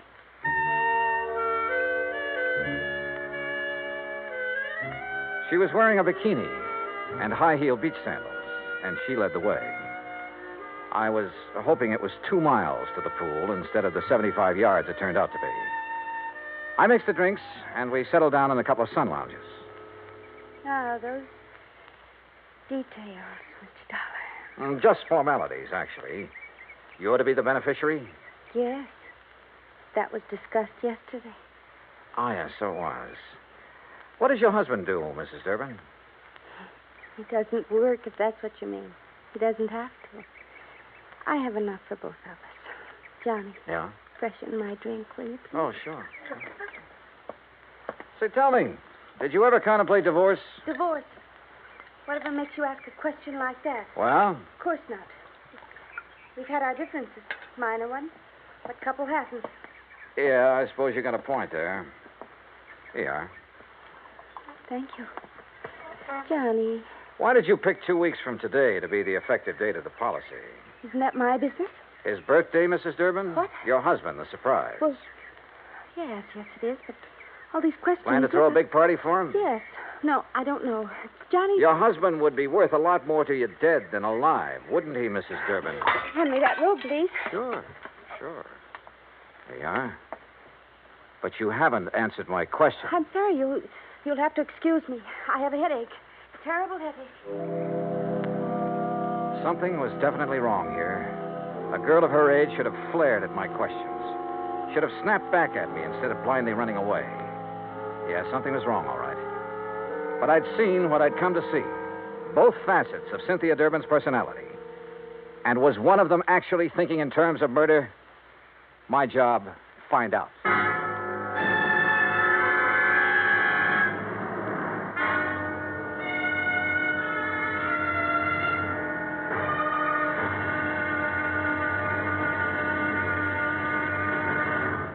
Act Two of yours truly, Johnny Dollar, in a moment.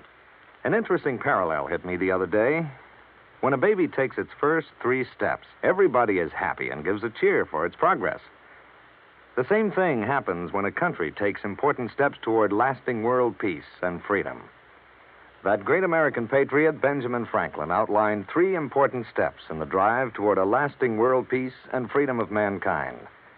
The last and most important of these steps was, and is, to get the people of the world to talk to each other and to help each other. This is the essence of the people-to-people program that Americans have put into operation all over the world. It has been such a great success that it is beginning to work both ways. Not too long ago in Korea, Tom Lawrence, a yeoman in the United States Navy, lost his wallet on a street in Seoul. The wallet was found by a 15-year-old Korean boy who gave it to his father. The father promptly returned it to Lawrence with nothing missing. Tom Lawrence decided that this kind of honesty should pay off. He visited the 7 members of the Korean family and gave them 80 pounds of rice. He then promised to bring the family 50 pounds of rice each month he remained in Korea. The Korean father said, "I think this is much more than I deserve." Maybe it was, and maybe it wasn't. But who can put a price on better understanding among the peoples of the world? For through better understanding of each other comes an understanding of freedom, the right of all men, everywhere. And now, Act Two of yours truly, Johnny Dollar, and the Poor Little Rich Girl Matter.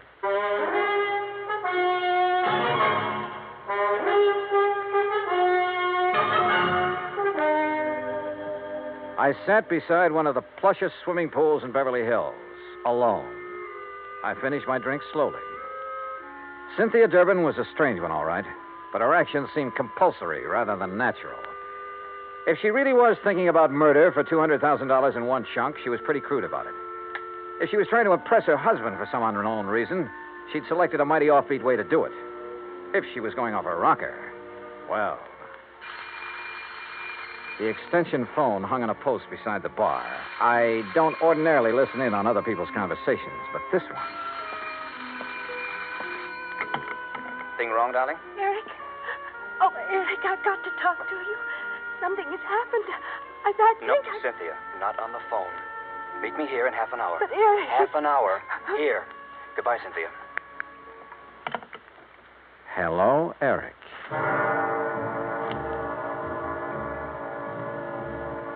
As I strolled to my car, nobody asked me to come back again sometime. Not that I expected it. I parked a block down the street, adjusted the rearview mirror, and got comfortable.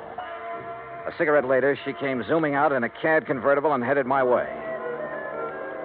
I've tailed a few cars in my time, but this kid was either scared silly or she'd learned her evasive tactics from Bull Halsey.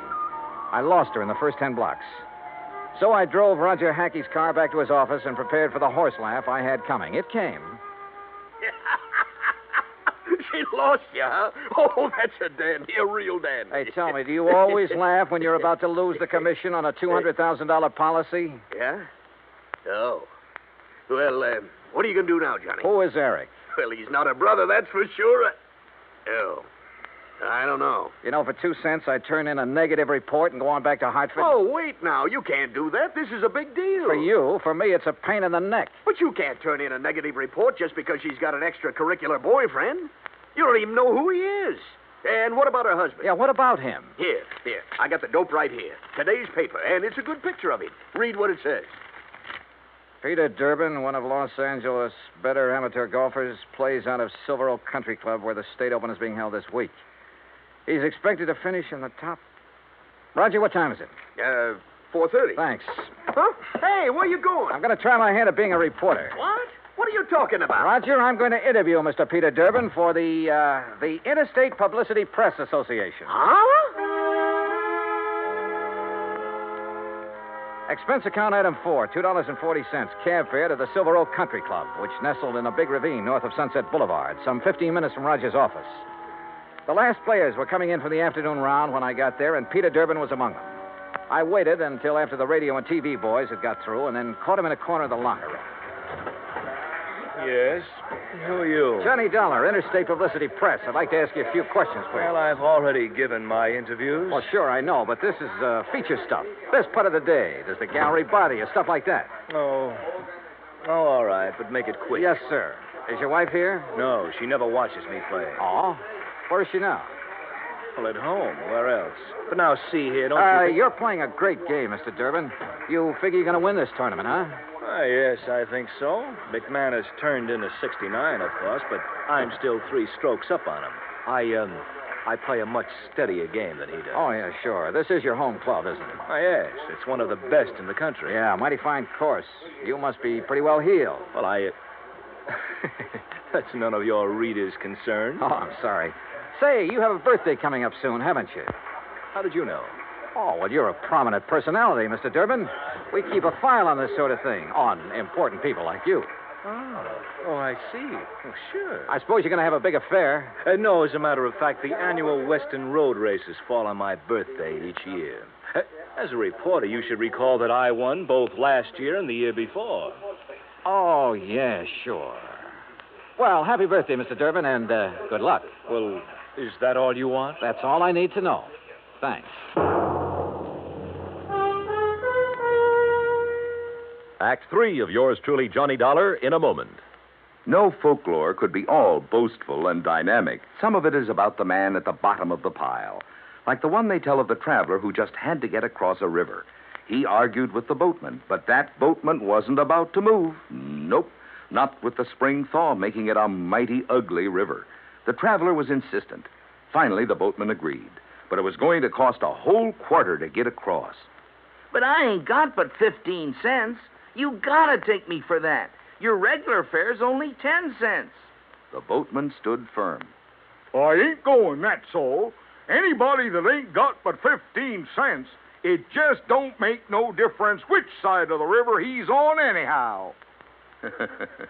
Folklore belongs to every nation's legendary past. And I guess we Americans have our share of some good ones. Like the one about... but we'll have to save that one for the next time we travel your way. See you then. And now, Act 3 of yours truly, Johnny Dollar, and the poor little rich girl matter.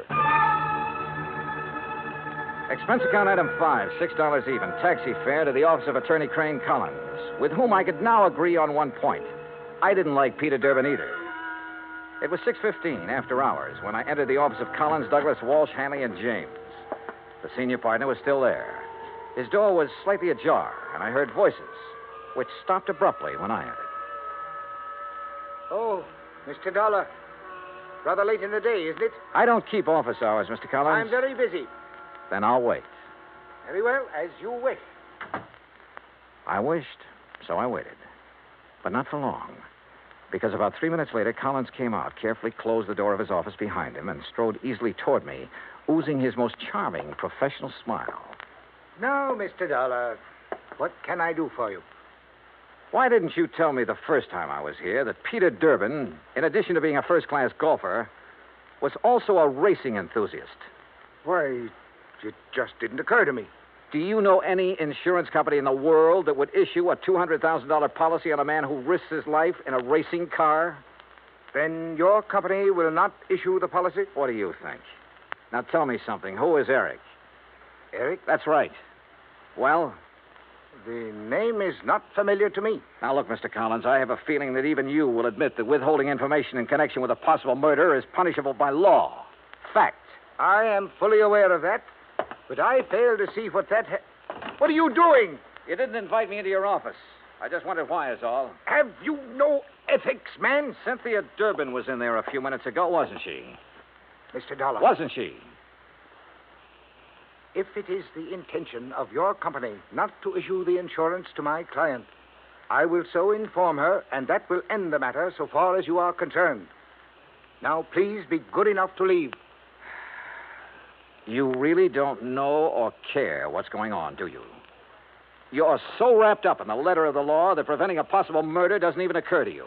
Another one of your feelings? Well, I don't have the remotest idea what you're talking about. Good night, Mr. Dollar. Good night, Mr. Collins. Expense account item 6, $9.50, cocktails and dinner. I should have written my report negative and hightailed it back to Hartford. But when you see in your mind's eye the possibility of a racing car careening off the road at 125 miles an hour exactly 2 weeks from now, you don't just stick to business and call it quits. Eric, wherever he tended bar, was the key. But how to find him? I was on dessert in the evening paper, giving my subconscious mind a chance to work it out when all of a sudden I was looking at it on the society page. Expense account item 7, $19, including taxi fare to Los Angeles Police Headquarters, where I had a pleasant chat with the captain on duty. Then a tuxedo rental in the same taxi to the Statler Hotel. A special pass let me in as guest at a crowded and bejeweled society benefit. Enjoying the party, Mr. Collins? Dollar, what are you doing here? Enjoying the party, too. Have Mr. and Mrs. Durbin arrived? You are the most annoyingly persistent individual I have ever... Please, no compliments. See you later. After a few minutes, I spotted her, dressed to the teeth. She turned suddenly and saw me. I expected surprise, chagrin, fear, most anything but what I got. Mr. Dollar, Johnny, I am glad to see you. I was such a bore this afternoon. Forgive me. Well, your exit was rather sudden. My headache's all gone. Isn't that wonderful? Fine. Will you dance with me? Pleasure. Dollar. That's such an exciting name. Is your husband with you tonight? No, poor dear. He's playing in a golf tournament and has to get his rest. You came alone? Yes. Don't you find it warm in here, all these people? Let's go out on the terrace, hmm? Sure. Why not? Once more, I was following her. And it was just as interesting as the first time. But my mind and eyes were elsewhere. Somewhere in this crowd was the Eric I was looking for. He had to be. Then I spotted him. 35, big and broad, hawk nose, circling toward the terrace from the left. She threaded her way to a potted palm in a far corner of the terrace, turned and looked at me. Her eyes were feverishly bright in the moonlight. She was beautiful. You're a very charming man, Johnny. I wish... You wish what? Do you find me interesting? You haven't answered my question. Oh, I find you interesting, Cynthia. Who is Eric? Eric? The man you went to see this afternoon after you left me. This afternoon? You know who I'm talking about. Because you and Eric, I don't know how, were planning to kill your husband 2 weeks from now and collect $200,000 insurance. 2 weeks from now in the road race. Make it look like an accident, no doubt. No, Eric! No! I ducked and whirled around as a fist grazed past my ear and brought up one from the floor with all I had. Oh! Cynthia stood there a moment, then quietly folded up and lay on the floor in a heap, sobbing. Oh, there you are, Dollar. What have you done to this poor girl? And that man? Very simple, Collins. I've been combining feel and fact.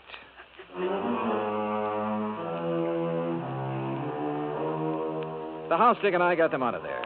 Hawk-nosed to police headquarters, Cynthia to a hospital. Eric turned out to be a quack psychiatrist who preyed on unstable rich women and who was wanted in both New York and Florida. He had a perfect setup in Cynthia Durbin until he went for murder and the big money. Mrs. Durbin, well, the doctors tell me she ought to be normal mentally in a couple of years with proper psychiatric treatment. Expense account total, $317.75. Yours truly, Johnny Dollar.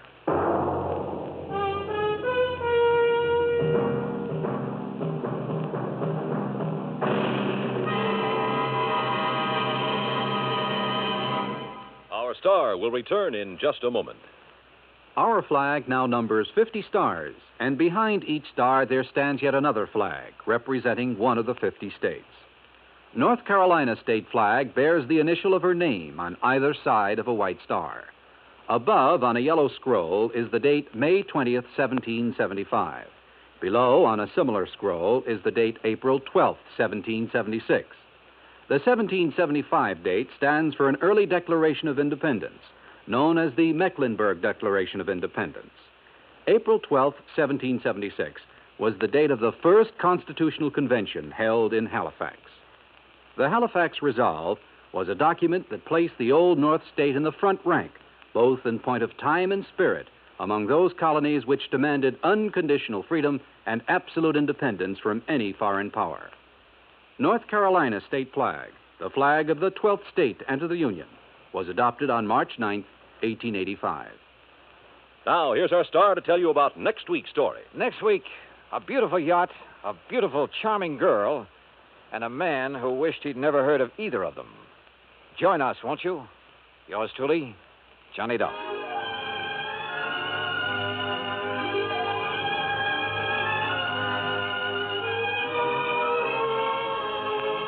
Yours truly, Johnny Dollar, starring Bob Bailey, originates in Hollywood. Written by Alan Botzer, it is produced and directed by Jack Johnstone. Heard in our cast were Virginia Gregg, Herb Ellis, Frank Nelson, Marvin Miller, and Peter Leeds. Be sure to join us next week, same time and station, for another exciting story of Yours truly, Johnny Dollar. This is Bud Sewell speaking.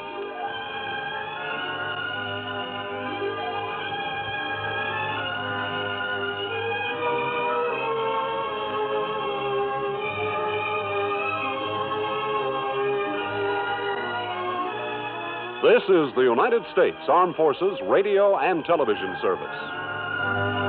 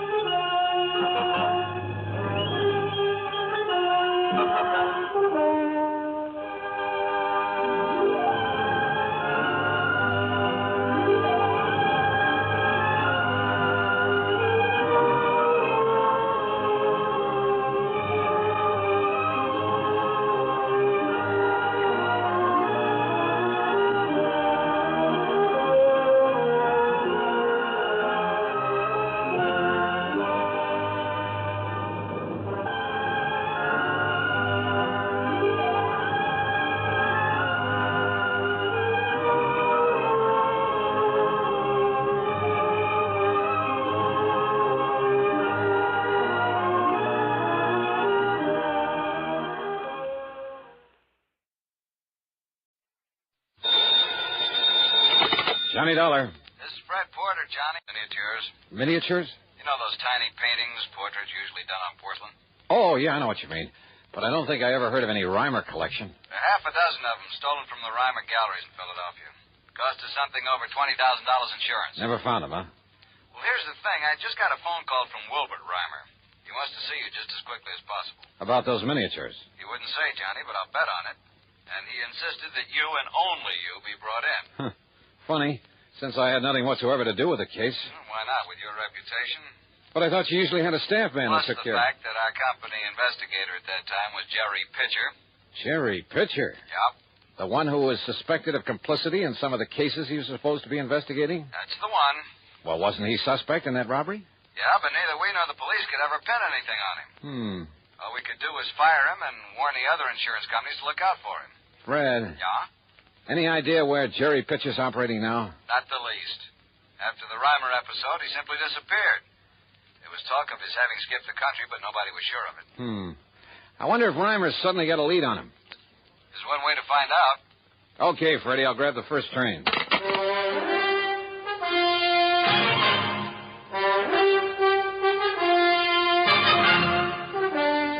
CBS Radio brings you Bob Bailey in the exciting adventures of the man with the action-packed expense account, America's fabulous freelance insurance investigator. Yours truly, Johnny Dollar.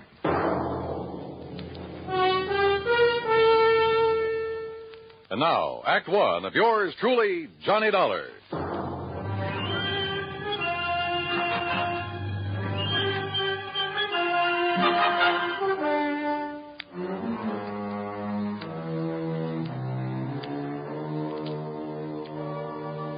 Expense account submitted by Special Investigator Johnny Dollar to the Mono Guarantee Insurance Company, Philadelphia office. The following is an account of expenses incurred during my investigation of the Reimer collection matter.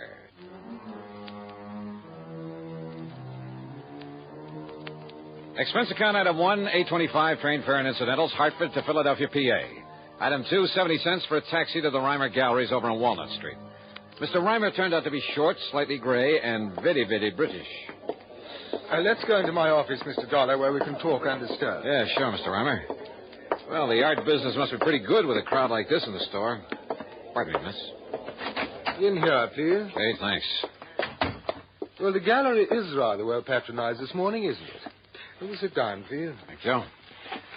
I must say, Mr. Dollar, that I many times wished that you had been assigned to the case when these priceless miniatures that I brought to me from Europe were stolen a year ago. Oh, how so? Well, they were so vastly uninsured, sir. A man of your capabilities would have been able to find them for me. Yeah, maybe. You, instead of that Jerry Pitcher. I understand that, although nobody could prove anything, you suspected him of somehow being involved in that loss. Oh, yes. If only because of his failure to investigate it properly. But now look here, son. This check has a direct relationship with the unusual number of people visiting the gallery this morning. Uh-huh. This check was made out by you? Yes. I intend to put it in the mails before the day is over. To the Mono Guarantee Insurance Company. $4,050? The exact amount I received for the loss of one of the miniatures, a genuine Pellegrini.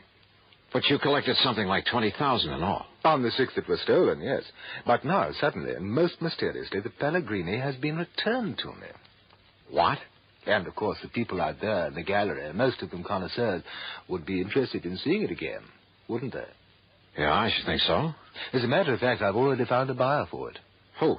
Mr. Charles Cunningham, one of my regular clients. Well, just how did you happen to get this one back? 2 days ago, when I opened the place, I found it lying inside the door, on the floor, under the letter slot for the morning mail. Just lying there? But it was wrapped in a bit of coarse wrapping paper, the sort a greengrocer might use, and it was tied up with a piece of dirty string. No note or anything with it? Nothing. They're very mysterious. But why was it returned? Who knows? Would you call it a pretty well-known piece, one that might easily be recognized? Oh, definitely. And of course, there were pictures of it in the papers and of the others at the time that they were stolen. In other words, anybody having it stood a pretty good chance of being caught if he tried to sell it. But that does seem to be a logical conclusion, doesn't it? Yet there's always the black market. I mean, abroad, in Paris. A lot of fine art that was stolen during the war has suddenly shown up over there. Yes, and I understand that otherwise perfectly honest collectors haven't hesitated to purchase it. Things taken from the Louvre, from various museums in Germany, and... Hello, but Mr. Dollar, if the thief were caught smuggling the miniatures out of this country... Yeah, I know what you mean. But now, why return these to you? One of them, Mr. Dollar. Okay, one of them, but why? Well, there is, of course, one possibility. Yeah? Like what? If the thief himself were a connoisseur, one who would fully appreciate the value of the miniatures, well, I'm certain that he would never bring himself to simply destroy them. That is, after realizing that he couldn't very well dispose of them without being caught. So rather than destroy them, he decided to give up and return them to you? Well, it is a possibility, isn't it? But he returned only one of them. And, of course, this theory of yours rules out Jerry Pitcher. Well, yes. But it's puzzling, isn't it? Yeah. Wait now, the paper and the string you found wrapped around it. What? Where are they? I'd like to see them. Well? Oh, how utterly stupid of me. What do you mean? I'm afraid I threw them out with the trash, Mr. Dollar. It was taken away yesterday. Oh, great. You might have found fingerprints on them, mightn't you? Yeah, and they might have given us a lead on whoever stole those things in the first place. I'm terribly sorry. It was terribly stupid of me. My reason for sending them for you, I hoped that by finding who returned this one, you might find the rest of them. Sure. In which case, your insurance company, well, needless to say, I would gladly return all of the money they paid to me. Make them pretty happy, wouldn't it? But now... Yeah, they might even feel like handing me a nice big fat commission. Now I've destroyed the one possible clue. Well, there must be others, if I can dig them up. Oh, I hope so, Mr. Dollar. Or, of course, we could just sit here and wait for the other 5 to be returned to you. I presume you're jesting, sir. Yeah, I'm afraid so. Yes. So how will you proceed? Well, I'll tell you something, Mr. Reimer. Yes? Yes, Mr. Dollar? I haven't the least idea.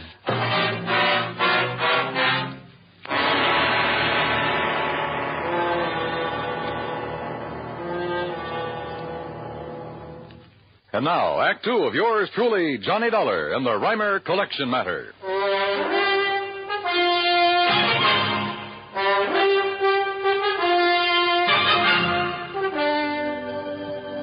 Expense account item 2, 60 cents for a cab to Fred Porter's office at Mono Guarantee Insurance. And it was about the stolen miniatures that Mr. Reimer sent for you. And it was, Freddie. Over $20,000 worth, Johnny.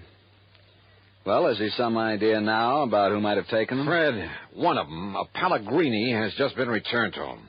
What? Yeah. Reimer's sending you a check in the amount your company paid him for that particular one. Well, who returned it to him? I don't know. He doesn't know. It was simply pushed through the letter slot in the door of the gallery. No clues, no nothing. Johnny, whoever returned it must have been the thief. Or someone who knows the thief has contact with him. So if you can find this person, whoever brought it back, we may be able to recover the other miniatures. Yeah. Did the police really do a job when they were stolen a year ago? Yes, and the only suspect was that so-called investigator we'd mistakenly assigned to Reimer because he seemed to know something about art. He was familiar with Reimer's place. That was Jerry Pitcher. That's right. But they couldn't prove a thing against him. And after all, it was only Reimer's theory that Jerry might have been mixed up in it. Why? I don't know. It may have been because of the sloppy way he handled his end of the investigation. And don't forget, it was about that time we learned that Pitcher's reputation wasn't all that it might have been. Have you got any idea where Jerry might be now? As I told you over the phone, Johnny, there was talk that he'd skipped the country. Reason in itself to be suspicious of him, if you ask me. I'll tell you this, Fred. If he did skip, and if he had those miniatures with him, the one place he might have gone to... Listen, mind if I use your phone? It's right beside you. Help yourself. Okay, thanks.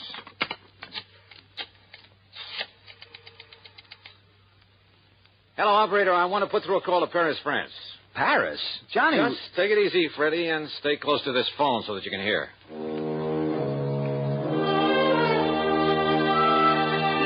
My call was to a strange little character whose name is de Marsac, but who calls himself a Chat Gris, the gray cat. His knowledge of the Paris underworld and everything that goes on in it is nothing short of fabulous. Yeah, because he himself is very much a part of it, of what goes on there. Not a single important work of art could ever hit the black market without his knowing about it. How oui, Monsieur Darlin. This is your oldest, your dearest friend, Le Chat Gris. Oldest and dearest friend, huh? But of course. Oh, sure. Now listen to Marsac. I want some information. Maybe you can give it to me. For a small fee, perhaps? Perhaps. See, $1,000 American? 1,000? You're out of your mind. Oh, 500? Maybe a couple of hundred, if it's worth anything. Now, take it easy, Johnny. Let me handle this. Now, listen to Marsac. Well, speak, monsieur. Well, I'm looking for a man named Jerry Pitcher. Ever see or hear of him? Jerry Pitcher? Oh, no, monsieur. You're sure? Yes, I'm sure. Then what about the Reimer collection of miniatures? Oui. Yeah, there's some tiny paintings on porcelain. Yeah, but of course, they were here on the black market. You get that? I sure did. Go on, Johnny. Monsieur? When, de Marsac? When did you see them? Well, it is important. You kidding? Of course it is. Then you will pay me, 400, perhaps? 200. Now, when? Oh, me. Well, 3 years ago. 3 years ago? We when they purchased for the gallery there in the United States. Oh, well, that's a lot of help. But who brought them for the Reimer Gallery? Who purchased them, do you know? Well? Uh-huh. So that is the question. That's right. Well, then 300, perhaps? Oh, it's worth it, monsieur. Okay, 250. Now, tell me who. Well, it was Monsieur Reimer himself. What? Reimer himself bought them there in the black market? Oui, monsieur. Ah, I see. Well, so perhaps it is really worth 400, monsieur? No, on second thought, de Marsac, I'm afraid it doesn't mean a thing. I'll mail you a check. Well, of course, the last time I saw it... What? What's that? Well? Okay, 400. Bien. It was 6 months ago, June. In June? Oui, June. At the shop of my very dear friend... Oh, that scoundrel, that terrible crook, Francois Dubesson, defense. But not for long. What do you mean? Because he could not sell them. They were what you call too hot. Huh? because they were known to have been so recently stolen from the gallery there in America? Too hot, huh? So whoever had them brought them back here. Excuse me, monsieur? All right, de Marsac. Who was that fence that Dubuisson... who was he trying to sell them for? This man Pitcher? Oh, no, monsieur. I told you I never heard of him. Well, who then? Well, alas, I do not know. And with a clever man like Dubuisson, well, perhaps for you, my oldest, my dearest friend, and it might take some time and expense. Then no bother, yet. Well, monsieur... Forget it. I'll send you a check. Only you can send it to him, Fred. Save putting it on my expense account. Oh, wait a minute, Johnny. If he can find out who was trying to peddle the miniatures over there... Oh, you underestimate Le Chagris. What? If he's seen them, he knows what they're worth. So what? By the time he got that information, you'd have to pay him $1,000, maybe $2,000. Well, even so, Johnny, if it leads us to the thief and the other miniatures that were stolen... Leads us to him or merely tells us who he is? What's the difference? And I thought you were convinced it's Jerry Pitcher. Well, who else? Why? I don't know. Ask the police. Ask Reimer. Maybe I will. Or maybe I got a better idea. Item 4, $1.50 for a taxi out to the Museum of Art, where I finally ran down one of the curators, a man by the name of Kingman. Well, of course I know the Reimer miniatures, Mr. Dollar. Priceless. And such a shame that they've been lost to the world of art. Stolen. Yeah. Stolen by a fool. How do you mean, sir? Well, I mean the thief would never dare to try to sell them, but such well-known pieces, anyone, anywhere would recognize them, would see that he was brought to justice. Maybe. How much would you say those 6 little paintings are worth? About? 2 or 3 years ago, not very much. But now that their history is known, well, this often happens with works of art, Mr. Dollar. How much, Mr. Kingman? Well, somewhere, I would say, that is, if they're ever found. Yes? Somewhere in the neighborhood of $200,000. You're serious? Well, among them is a body, for instance, and a genuine Pellegrini, yes. A Pellegrini? Pellegrini the Elder. And one of our wealthy collectors, Mr. Charles Cunningham, would pay almost... Listen, do you know where I can find him? I believe I have his address and phone number in my office. Good. Come on. But why all this interest, Mr. Dollar? I'll tell you about it on the way to your office, Mr. Kingman. Item 5, 10 cents for a phone call, only to learn that Mr. Charles Cunningham was out of town for the day. So item 6, $14 even, is for a dinner, a room, and some breakfast at the Bellevue Stratford. Then early the next morning, item 7, another dime for another phone call. Insurance investigator, did you say? That's right, Mr. Cunningham. Well, what can I do for you, Mr. Dollar? Just answer one question, please. How much are you paying the Reimer Galleries for a Pellegrini miniature? You mean the one that was stolen a year ago that has been recently recovered? That's the one I mean. What's the price? Oh, well, now, I'm afraid that's something... How much, sir? It was a private sale, Mr. Dollar, a confidential transaction, and, Well? I don't know whether you realize it or not, but only recently has the value of those miniatures become... Yeah, I know all about that. How much, Mr. Cunningham? Now, look here. Would you rather be hauled in as accessory to a fraud? You mean the Pellegrini isn't genuine? Oh, it probably is. But you said I might be involved in a fraud. How much? I'm giving Reimer $20,500 for it. Maybe you'd better call your bank and have them stop the check. Stop the Thank you, Mr. check? Cunningham. It looks as though my hunch was right. What? Goodbye, sir.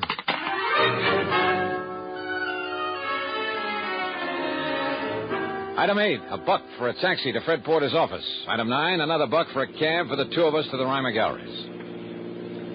Will you please tell me what this is all about, Johnny? Have you got on the trail of Jerry Pitcher? No, Freddie, I haven't even bothered trying. Hey, listen, do you handle all of Reimer's insurance? When are his premiums due? Well, as a matter of fact, a rather large one, slightly overdue now. Oh. Why didn't you tell me that? What difference does it make? Well, if business were good for a man like that, wouldn't he keep up his insurance payments? Wonder how much else he owes. What are you getting at? Plenty. Looks like we've arrived, though. You know, you still haven't told me why we've come here to the gallery at the crack of dawn. Yeah, buddy. Now, keep the change. Yeah, fair. See, Mr. Reimer's already opened shop. Johnny? Come on, Fred.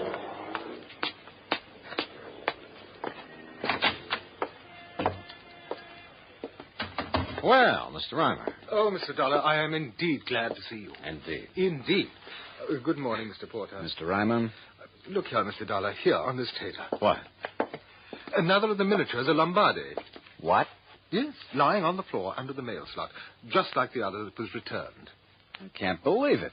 Here, let me see. No, don't touch it. And you see, Mr. Dollar, this time I saved the string and wrapper for you. Oh? Why? Fingerprints? Yes, of course. Only I doubt if we'll find any. But you were most explicit. Matter of fact, if you didn't wear gloves in wrapping it up, you were pretty stupid. I beg your pardon. Asked that I be dragged in so that nobody would suspect you, huh? Suspect me? Johnny, what of Jerry Pitcher? Who knows what Jerry is, Jan? Who cares? Mr. Reimer, when was your last trip to Europe? In June, wasn't it? I make many trips to Europe in order to... In June?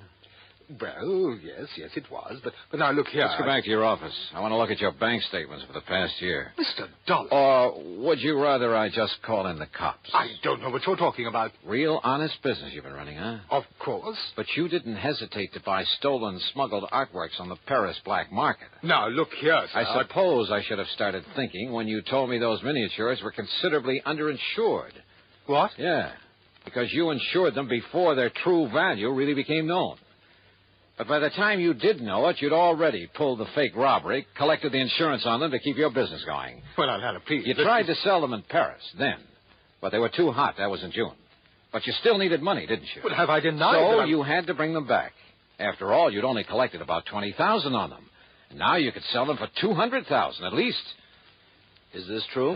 Pretty nice profit, even after you got through returning what you'd collected from the insurance company. Mr. Reimer? And how to get them back? Have them mysteriously reappear one at a time and give out that cock and bull story about the thief not daring to sell them without being caught. Well, Mr. Reimer? Well, do you think, if I produce the others, if I write and sign a full confession, the authorities will be more gentle with me?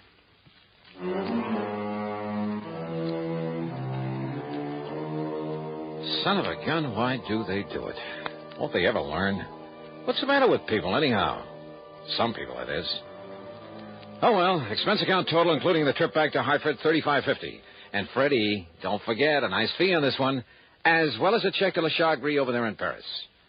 Yours truly, Johnny Dollar.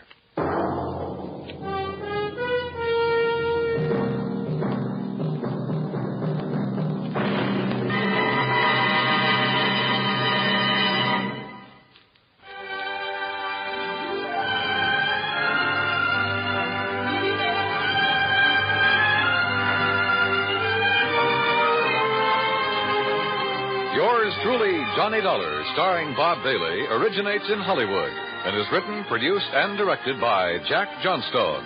Heard in our cast were Harry Bartell, Ben Wright, Forrest Lewis, Junius Matthews, and Marvin Miller.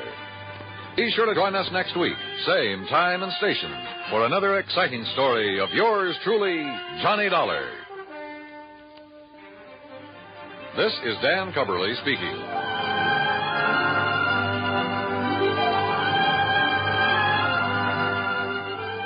Johnny Dollar has come to you through the worldwide facilities of the United States Armed Forces Radio and Television Service.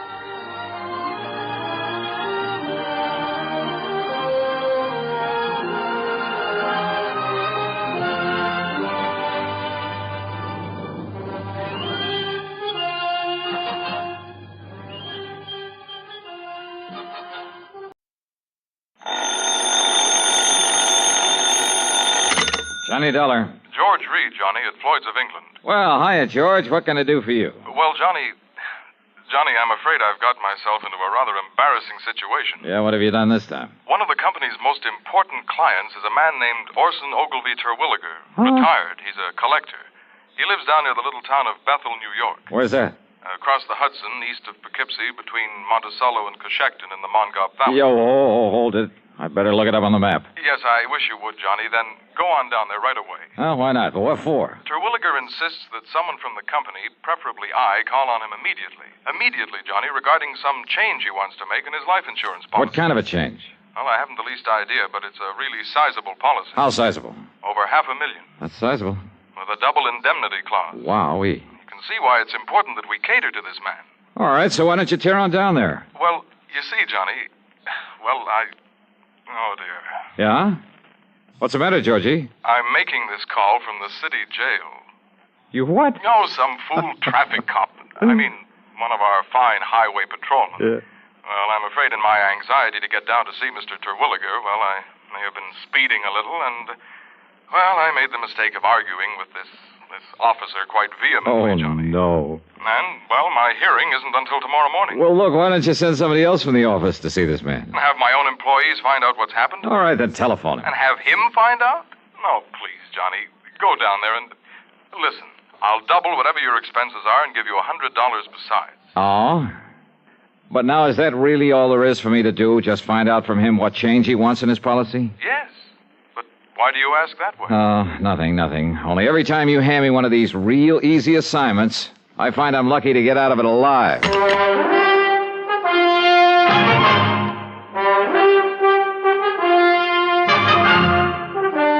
CBS Radio brings you Bob Bailey in the exciting adventures of the man with the action-packed expense account, America's fabulous freelance insurance investigator. Yours truly, Johnny Dollar.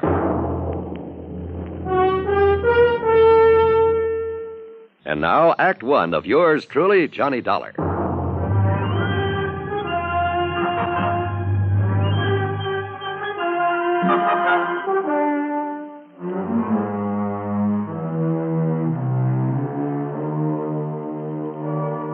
Expense account submitted by Special Investigator Johnny Dollar to Floyd's of England, North American Office, Hartford, Connecticut. Following is an account of expenses incurred during my investigation of the collector's matter.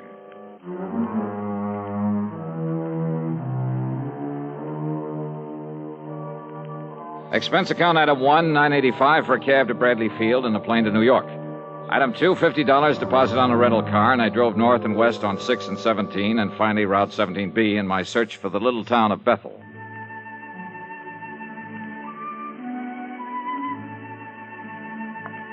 The foot of the Catskills country is mighty beautiful this time of year. I wonder it's a famous vacation spot for thousands who spend most of their lives in the noise and dirt of the big cities. Lots of mountains, trees, fresh air, and flowers. The so-called town of Bethel was little more than a crossroads with a couple of general stores and gas stations and Emma's Hotel. At Emma's, I asked directions to the Terwilliger place. Oh, you mean the big place over the lake? Well, I don't know, is it? Yeah, it's a beautiful place. And if they do decide to sell it, well, you know the rumors about it. Yeah, well, how do I get there? Well, you see that road right across the highway? Yeah, I see it. Well, first you pass Lake Superior, the Scott place. Yeah. About a mile and a half, maybe 2 miles. You see a turn to the left. Uh-huh. It takes you up the side of the little mountain to the big house. Okay, thanks. Such a narrow, twisting road, though, so be careful when you drive. Oh, sure, and I'm but not surprised. Such a beautiful view it gives of Mr. Terwilliger's private lake. Oh, that's fine. I'll give it a good look. And maybe he'll show you his wonderful collection of guns and weapons that he has. Yeah, beautiful guns. Yes, I'll ask him about them, and thanks and again. when you come back, if you feel like a nice cool beer on this hot weather. Yes, I'll stop by again. Thanks.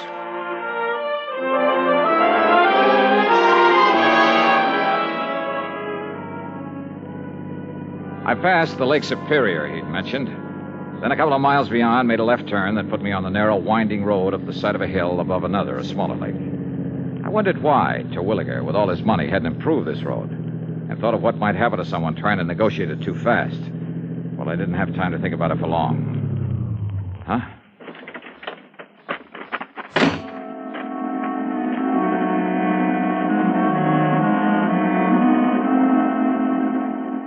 The other car must have been coming down the hill, but apparently had taken the narrow little turn much too quickly, then skidded and rolled over to land against a huge boulder that stuck out on the side of the hill just below the road. After a struggle with it, I managed to get one of the doors open to see if the man inside was still alive. He wasn't, though his body was still warm. I reached into his pocket, pulled out a billfold, looked at the driver's license in it. Yeah. Orson O. Terwilliger. In the history of America, the inventor has had a place of importance equal to that of statesmen and other national leaders. Indeed, our inventors, many of them mechanics, craftsmen, or even thoughtful tinkerers, have strongly influenced our destiny. They have contributed greatly to our amazing development from a barren outpost of civilization to the foremost industrial nation in the world. Incidentally, When we think of great inventions, it's natural to think of involved mechanisms like the McCormick Reaper, the sewing machine, or the phonograph. However, some inventions are so simple, one wonders why they weren't thought of centuries before. An invention in this category is, of all things, the universal, all-important safety pin. This was the invention of Walter Hunt, who lived in New York in the first half of the past century. Between 1832 and 1859, he created and patented more original and worthwhile inventions than any man in the country. A revolver, a repeating rifle, and a bullet with a metal cartridge containing its own explosive charge. But of all his simple inventions, the safety pin is the most useful. It was patented in 1849, and he gave the patent to a draftsman in discharge of a very small debt. Perhaps it is safe to say that Walter Hunt's little invention has been known and used from infancy to old age by more people than any other mechanical contrivance in the world. In recognizing the need for a safety pin, Walter Hunt had the viewpoint of so many American inventors. Somehow there must be a way. Let's find it. Now, Act Two of yours truly, Johnny Dollar, and the Collector's Matter.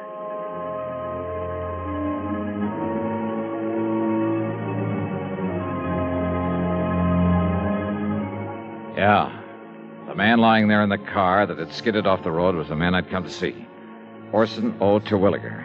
And he was very dead. Not knowing what sort of police or medical facilities the town of Bethel had to offer, I decided to poke around a bit. But before I could lift the body out of this car, another one came down the narrow road from the direction of the big house on top of the hill.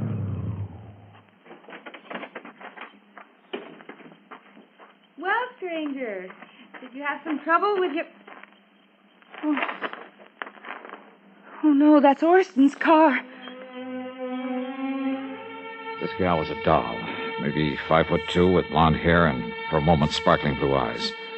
And a figure inside her tight blue capris and yellow silk shirt that would have made any man turn his head. She stood there a moment, staring at the body, a look of utter disbelief on her lovely face. Then I caught her as she started to slump to the ground, hands covering her face, her whole body shuddering with her sobs. I'm sorry. I'm terribly sorry. Why did a thing like this have to happen? Just when Orson and I were... Easy now. Easy. Just take it easy. If it makes you feel better, go ahead and... No. What good is it to cry over him? It won't bring him back to life. No, I'm afraid nothing will now. Why does it have to happen to people like... I'm terribly sorry. I didn't mean to throw myself into your arms. That's perfectly all right. The shock of suddenly... I'm Blanche Terwilliger, his wife. Who are you? My name is Johnny Dollar. Johnny Dollar? The insurance investigator? Yes, that's right, Mrs. Terwilliger. Your husband had asked that someone for the office. Sounds like a terrible thing to say, Johnny. Yeah? But I'm glad it was you who found him there. Oh? After all the awful things that people... Only they aren't true at all. They never were. Well, I suppose we'd better call Dr. Parker and the police and... Shall we go up to the house, Johnny? Yeah. Sure.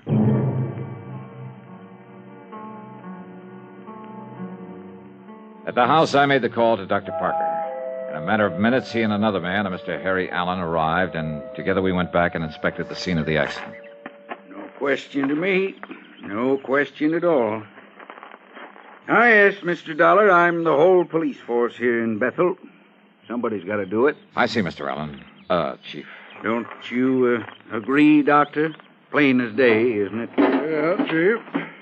Mr. Dollar, it's just an unfortunate accident. Those marks on his head and body are simply a result of the car rolling over. All of them, Doctor? Why Orson didn't know better than to take this turn too fast is... What did you say, Mr. Dollar? Well, this bruise on his forehead when he struck the windshield. That's right. Killed him instantly. And here, on his chest, from the steering wheel. Uh-huh. But that round contusion, I guess you'd call it, there behind his left ear. Small, a perfect circle. Something inside the car when it rolled. Was it? Yep. Maybe. Suppose you show me one thing, anything, inside the car that could have made that clean, clear mark. Now, you look here, Dollar. Yes, Chief. It was pure accident that killed him, no doubt about it. The doc knows it, I know it, and you know it. Just because you're one of these high-powered, big-city-type special investigators, just don't let your imagination run away with you. Chief is right, Mr. Dollar. Sure. Now, come on. Let's haul the body up to the house and help Mrs. Terwilliger make arrangements with that funeral home down to Monticello. Anything else we can do. Very good idea, Chief. And, say, Dollar, you're a healthy young buck with a sharp eye. Now, what's that supposed to mean? Well, now you tell me the truth. Don't you think Terwilliger's wife is one of the prettiest girls you ever did see? Yeah, she is. Such a shame that she and him never really... Rumor, Chief. That's just a lot of idle gossip. Yeah, Doc. I guess you're right. Is he, Chief? Huh? I wonder.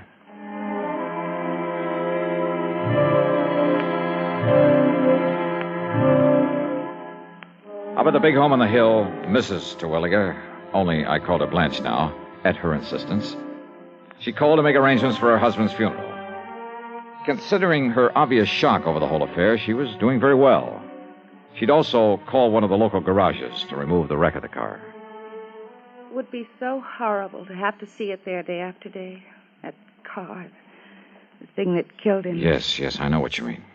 You're very understanding, Johnny, and I like you for it. Yeah, well, Yeah, I guess there's nothing further that we can do now. I've made out the death certificate and, Blanche, my dear.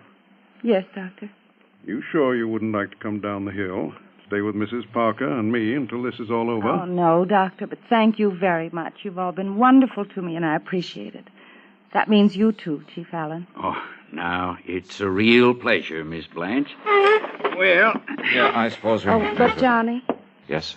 would you stay and help me make out the insurance? Oh, it sounds terrible to talk about it at a time like this. Yeah, but all those things have to be done, my dear. So, Mr. Dollar, if you'd like to stay here... No, I'd better run on down to Emmer's Hotel and arrange for a place to stay overnight. A hotel when we have this nice big house with plenty of... Oh, I'm sorry. I forgot that I'm alone now. You really shouldn't be, my dear. Johnny, maybe you'd come back to tell me what I must do about the insurance. And maybe have dinner with me? Well, that would be a good idea. Yeah, maybe it is.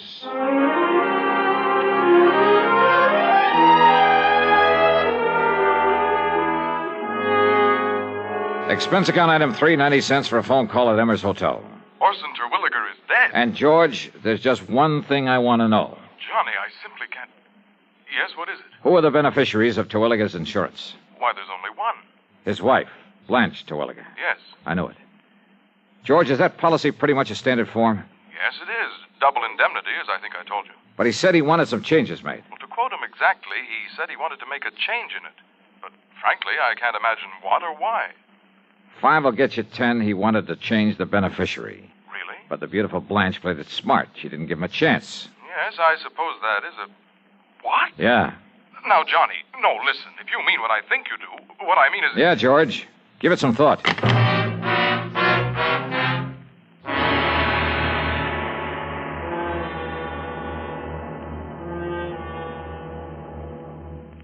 Who administers the oath of office to the President of the United States? And for that matter, what is the oath of office? You may not know the answer to the first question. You should know the answer to the second. Because before a man can become president, he must pledge himself to do 2 things. First, he must pledge that he will in fact perform the duties of the president. And second, that he will perform them in accordance with our Constitution. This pledge is called the oath of office. It is very short and reads as follows. I do solemnly swear, or affirm, that I will faithfully execute the office of President of the United States and will, to the best of my ability, preserve, protect, and defend the Constitution of the United States. That is the oath of office. The President takes it. But who administers it? The answer is that the Constitution does not say. Washington was sworn in by an official of New York City. Calvin Coolidge took the oath of office before his own father in the family homestead in Vermont. Frequently, it's administered by the Chief Justice of the Supreme Court. But the important point is not who administers the oath, but that the president, before he becomes president, shall swear to preserve, protect, and defend the Constitution. Because it is the Constitution which ensures that your country and mine shall be our country under God. Now, Act 3 of yours truly, Johnny Dollar.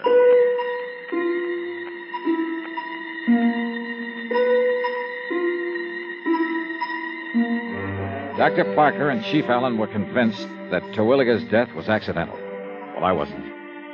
Yet, all I had to go on, some talk the Terwilliger place might be put up for sale, meant nothing in itself unless I could find out why. Or perhaps the reason might tie in with the rumors, the gossip that had been mentioned to me. Rumors of what? That Blanche and her husband weren't getting along? As for actual evidence that he was murdered, all I had to go on was that funny little mark behind his ear. I borrowed a flashlight there at the hotel and drove back to the scene of the so-called accident. I went over the ground with a fine-tooth comb. Nothing. Then I went up to the place where the car must have started its skid. I searched the bushes all around, and then... Wait a minute. What under the sun is... And more important, where did it come from? It's much longer than an ordinary. As for the fletching... this thing's been used all right, and recently. And instead of a point, it has the heavy, round stone head. Who is it? Speak up or I'll shoot. Oh, that's a nice way to welcome a dinner guest. Johnny, you had me frightened. Oh, well, I'm sorry, Blanche. I saw your flashlight down here and couldn't imagine who it was. And since you hadn't come up to dinner as you promised... Oh, I was on my way. I hope I'm not too late. Hey, do you always wander around carrying a gun? Oh, I'm sorry. Here, you'd better take it. Yeah. I'm not used to these things, though heaven knows I've seen enough of them. Your husband's gun collection. But why'd you stop here, Johnny? What were you doing, and what in the world's that? Oh, just a... Well, there must have been some Indians around here at one time or another. Oh, yes. I understand this was great Indian country. But now, Johnny... Yeah? My invitation to dinner still stands. Great. I'm starving.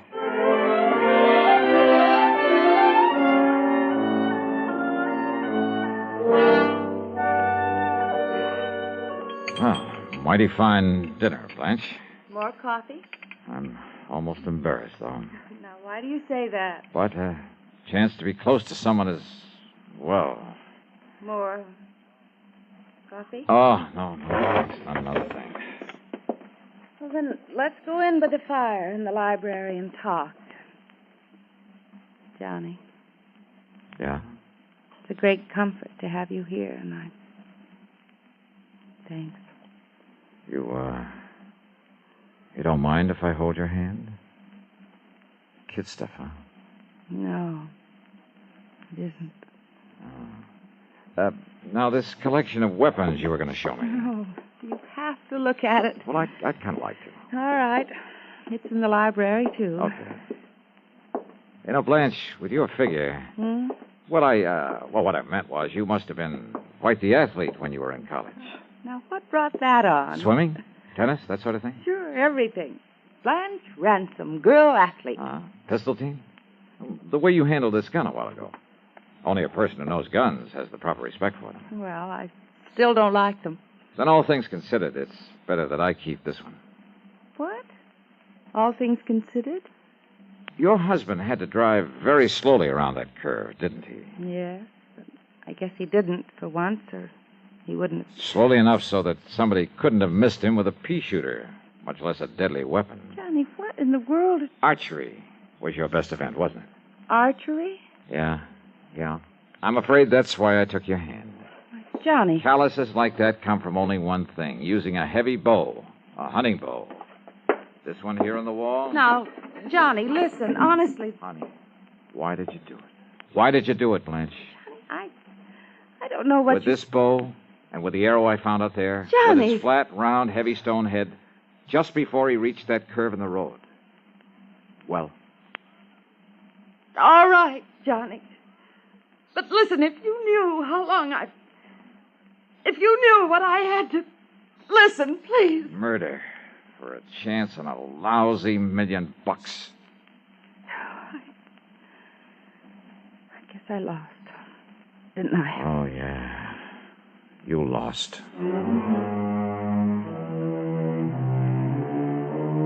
And according to the law, no person convicted of the murder of the decedent shall be entitled to any portion of the estate, including the insurance.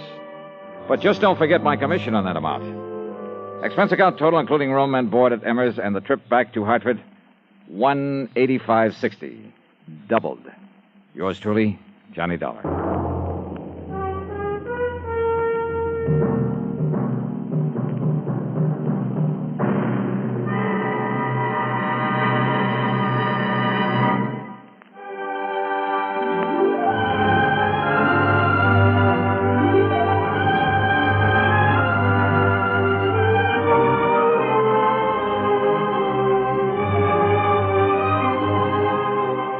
Yours truly, Johnny Dollar, starring Bob Bailey, originates in Hollywood and is written, produced, and directed by Jack Johnstone. Heard in our cast were Virginia Gregg, G. Stanley Jones, Forrest Lewis, Vic Perrin, and Bart Robinson. Be sure to join us next week, same time and station, for another exciting story of yours truly, Johnny Dollar.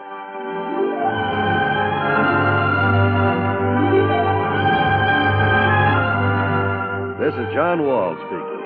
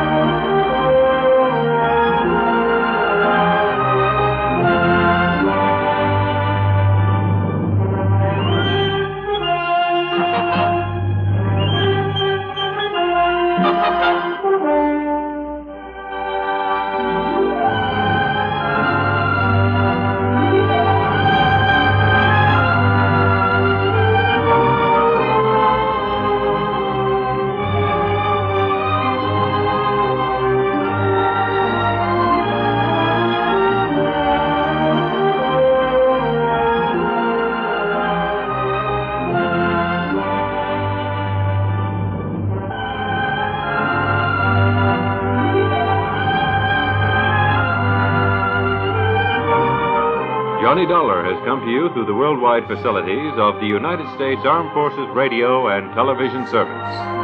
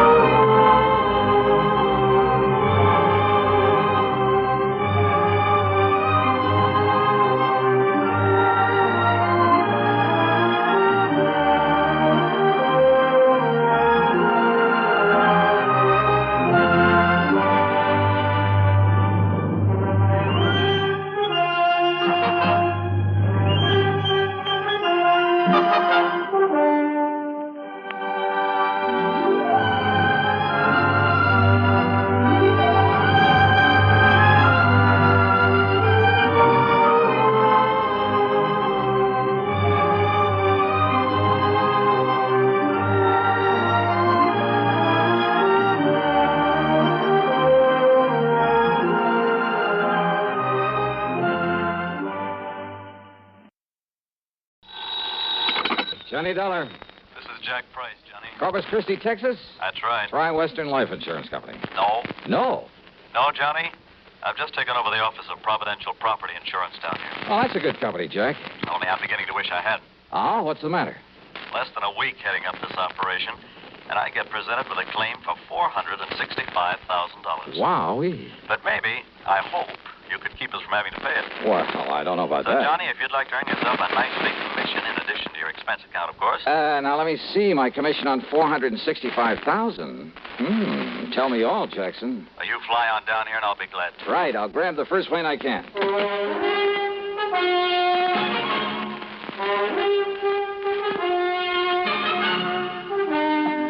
CBS Radio brings you Bob Bailey in the exciting adventures of the man with the action-packed expense account, America's fabulous freelance insurance investigator. Yours truly, Johnny Dollar.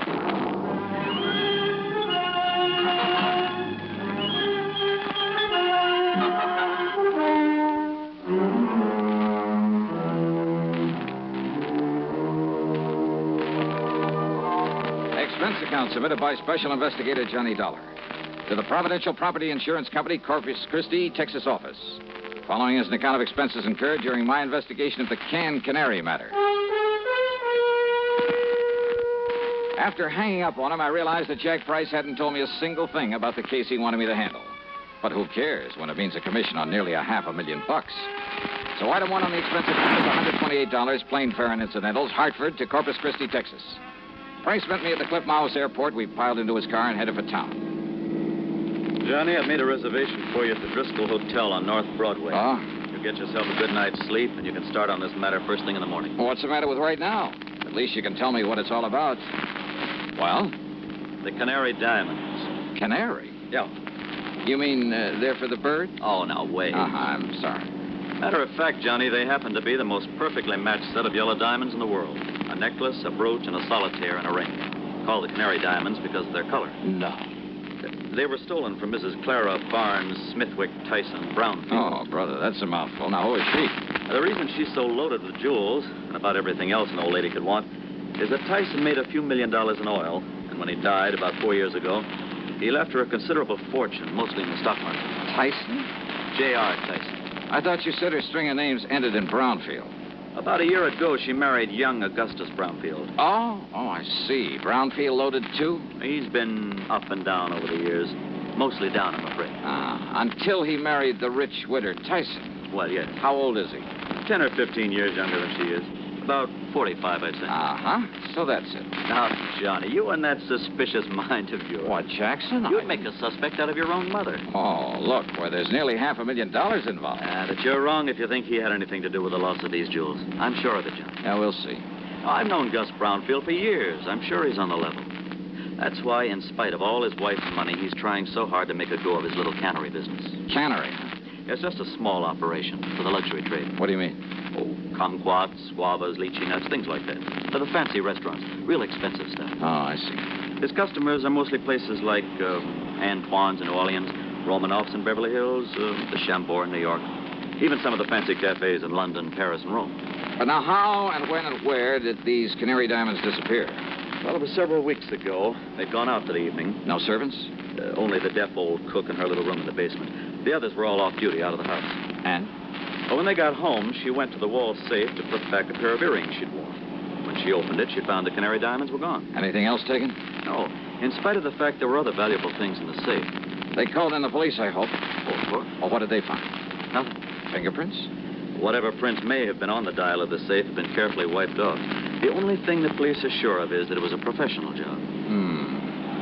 Hey, Jack, who knows the combination of that wall safe? Only the two of them, Mr. and Mrs. Brownfield. You're sure of that? That's what she told me when she reported the loss. Oh, she reported it? Yes. And he was the only other person who knew that combination? Johnny, they were out together that evening. Where do they live? Let's go over and see them. At this hour? Sure, why not? Well, besides, I told them I'd bring you over in the morning. So what? And if they don't expect us, well, who knows? Maybe we'll learn more than when they do. Johnny, if this is because you suspect Gus Brownfield... Now, did I say that? It's what you mean, isn't it? Come on, Jackson, let's go see him. Well? All right, Johnny. Whatever you say. The Brownfield home was a mansion, a beautiful place, worth plenty of money. Mrs. Clara Barnes Smithwick Tyson Brownfield was about 60, I'd say. She was a lady in every sense of the word, with the sort of quiet dignity that goes with wealth and good breeding. Her husband, Gus, was at least 10 years younger, and, well, he seemed like just an ordinary, hard-working, nice, good-looking guy, sincerely devoted to his wife. Yeah, I must admit I liked him immediately, but then sometimes that's a danger sign. Anyhow, he pretty much repeated what Jack Price had told me, including the fact the police had gotten nowhere. So, if there's any way I can possibly be of help to you, Mr. Dollar? It's not so much the money, Mr. Dollar. Though heaven knows the diamonds do have monetary value. That is the understatement of the week. Well, yes, I suppose it is.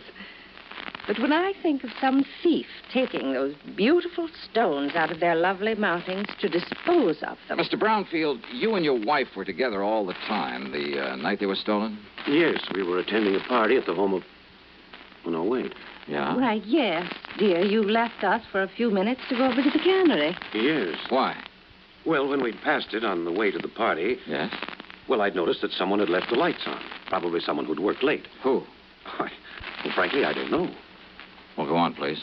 Well, the party'd been rather dull, so I used that as an excuse to leave for a while. Yeah? I drove on over to the cannery, took care of a few odds and ends at my desk, turned out the lights, and then drove back to the party. Then we came home and found that the diamonds... Mr. Dollar. Yes? If you're thinking what I think you are... That your husband had plenty of time to come here during his absence from the party? Well, now, look here, Plus the fact that he knows the combination to the safe? Young man. No. What? No, Mrs. Brownfield. I was thinking of something you said a minute ago. About the thief disposing of those jewels. But, Dollar, if you think for 1 minute... Just hold your horses, please, Mr. Brownfield. Young man, this is outrageous. I refuse to listen to anything more from you. Yeah? Yes. Well, I think you'd better, Mrs. Brownfield. If you want the Canary diamonds back.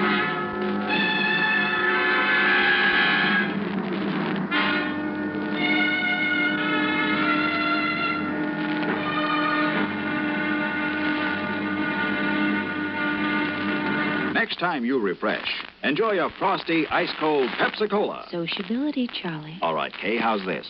Pepsi is light, refreshes without filling. You like to refresh? Have a Pepsi right now. Well, offer it to everybody, Charlie. I will.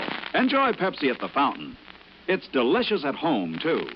Have one at lunch or with a snack. Charlie. At the beach or at dinner. Wherever you go, wherever you're thirsty, Pepsi is there. It's here, too, in our Be Sociable song. Be sociable, look smart, keep up to date with Pepsi. Drink light, refreshing Pepsi. Stay young and fair and debonair. Be sociable, have a Pepsi. For the weekend, have plenty of Pepsi around. Pick up an extra carton today. CK, I'm sociable. With Pepsi, everyone is. And now, Act 2 of yours truly, Johnny Dollar.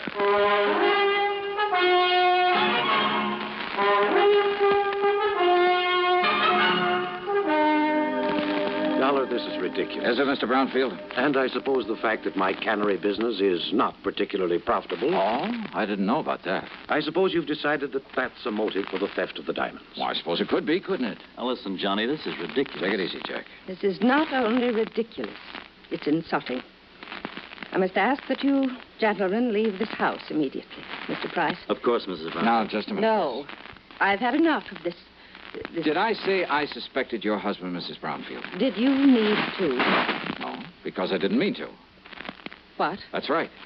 But I did say that your talk about how a thief might dispose of the stones gave me an idea. You mean about how someone else might have taken them and will try to get rid of them? Something like that, Jackson. But who, Johnny? Yes, Doc. Young man, I still resent your implication, deliberate or otherwise. On the other hand, Mrs. Brownfield, since your husband might seem to be the one logical suspect... Young man. Perhaps I'd better play a little hunch I have before talking any further with you folks. Young man. Come on, Jack. Take me over to my hotel. My snide suggestion that Gus Brownfield at least could have taken the stones had got a reaction, all right. But it only convinced me that he was in the clear. The police had decided the whole thing was a professional job, and it would have taken a pro to crack that wall safe. And a pro would have sense enough not to try disposing of such distinctive stones in this country, in or out of the original settings. A pro would have some way of getting them out of the United States. But to where? And heavens knows he'd had plenty of time to get them almost anywhere. So there in my hotel room, still acting on a hunch, I was about to make a transatlantic phone call, but I didn't. Not then. Yeah? Johnny? Who's that? Doc. Doug Johnstone? That's right. Well, Johnny. come in, Doug. Come on in. Well, so you couldn't stay away from our fair city, huh? Yeah, how'd you know I was here? Hey, sit down. Oh, thanks. Oh, I just happened to run into Jack. Jack Price. He told me he just dropped you off and told me why you'd come. Oh? I knew that if I didn't step in and give you a hand, why, that other Jack would never forgive me. The, other Jack? Yeah, Jack Johnstone, that wayward brother of mine out in L.A. Oh. Dramatizes all these wild cases of yours, puts them on the air. Hey, you know something, Doug? I've often wished I could drag that brother of yours into some of these cases to see what it's really like. You know, all he does is write them up and put them on tape. If he'd help me figure some of them out for a change. Won't I do? Huh? Matter of fact, I have figured this one out. Oh, so now I have competition. Hey, you're serious? That's right, Johnny. The man who stole the Canary Diamonds is now resting comfortably in a local Who Scout. You're kidding. Then I'll keep this clean. Oh, sure. Look, Johnny, Gus Brownfield's an old friend of mine. So when the stones were stolen and looked as though Brownie might be suspect, well, I decided to play detective. Yeah, well, keep talking, Doug. And I hope you haven't put me out of business. I've tried. Who knows? Maybe I have. Anyhow, I'm pretty familiar with Gus's cannery and the people who work in it. Yeah? And there was one man in his shipping department. Well, when I heard about the robbery, I started digging through old newspaper files down at the library. It took me weeks, Johnny, but I knew I'd seen that guy's face before. And sure enough, I found his picture alongside the story of a jewel heist that took place 15 years ago. Who is he? Les Murdoch. That means something to you, huh? Fingers Murdoch. Sure. Safe man for that International Gems gang back in 45. That's the guy. Yeah, but I thought he got 20 years. Well, good behavior got him off nearly 2 years ago. And he was working in Brownfield's cannery? In the shipping department. Oh. Well, I told the police about it. We descended on him a couple of hours ago, gave him a cock and bull story about having found some of his fingerprints around, and he confessed. Well, good. Good work. Well, now that I've solved the case for you, you can buy me a drink and be on your merry way back to Hartford. Sure. And the jewels? The jewels. Well? Well, Johnny, the police have tried every trick in the book on him. He won't say what he's done with them. In other words, my end of this case is only beginning. What do you mean? Bring the dirty criminal to justice? That's for the police, not me. What I'm hired to do is get those diamonds back. Johnny, if Murdoch won't say what he's done with them, and believe me, there's nothing in the world that's going to make him. You got any bright ideas? What'll you do? Well, you want to know something, Doug? You got a good question.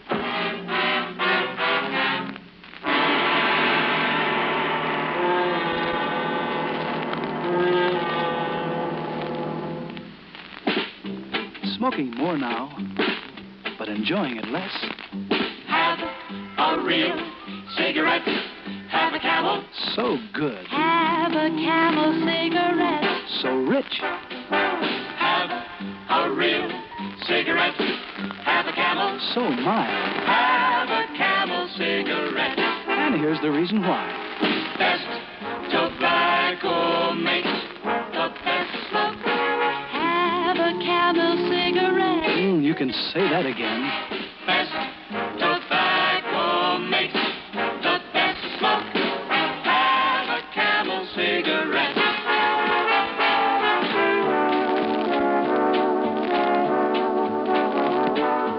If you're smoking more these days, but enjoying it less, then change to Camels, the best tasting cigarette of all. Start to really enjoy smoking again. Now back to yours truly, Johnny Dollar, and the canned canary matter.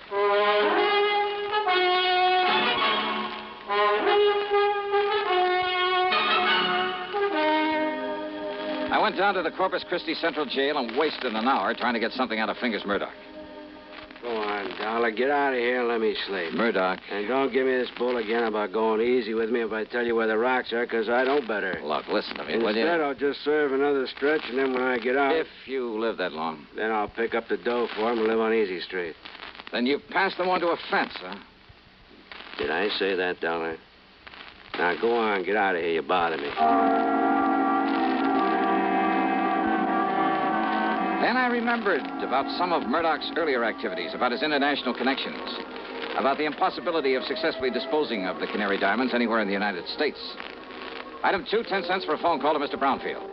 Yes, there had been a shipment of canned goods the day after the robbery to an outfit in Paris called Imperial Import Company. The shipment was supposed to arrive there late today. Item 3, $12 for a transatlantic phone call to Paris. to a wormy little character named Louis Dumassac, who had another name for himself. Oui, monsieur. This is your oldest, your dearest, your most devoted friend, Jacques the Great Cat. Yeah, devoted friend, huh?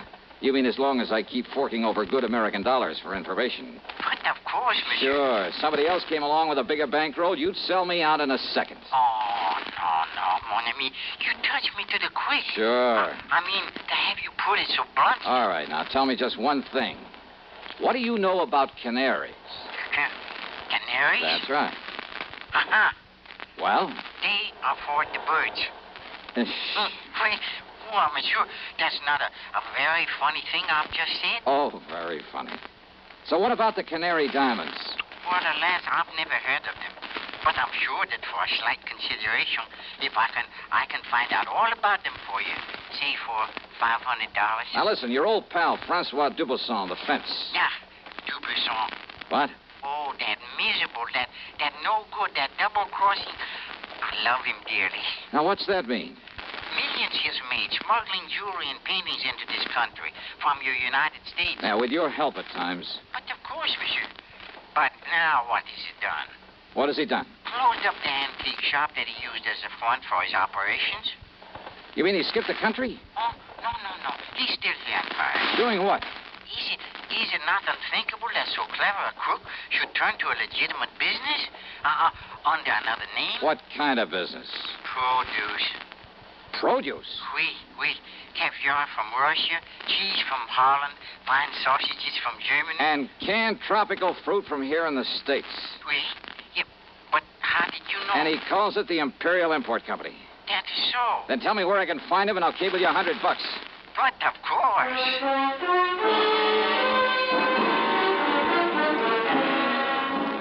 Item 4, a real wild one. $488, transportation to the airport, to Chicago, to Paris, France. Then a cab to the little warehouse called the Imperial Import Company. And somewhere along the way, I picked up a 39-cent kitchen item that just might help solve this case for me. Francois Dubuisson was more than a little surprised to see me. Monsieur Dolin? Yeah, surprise, huh?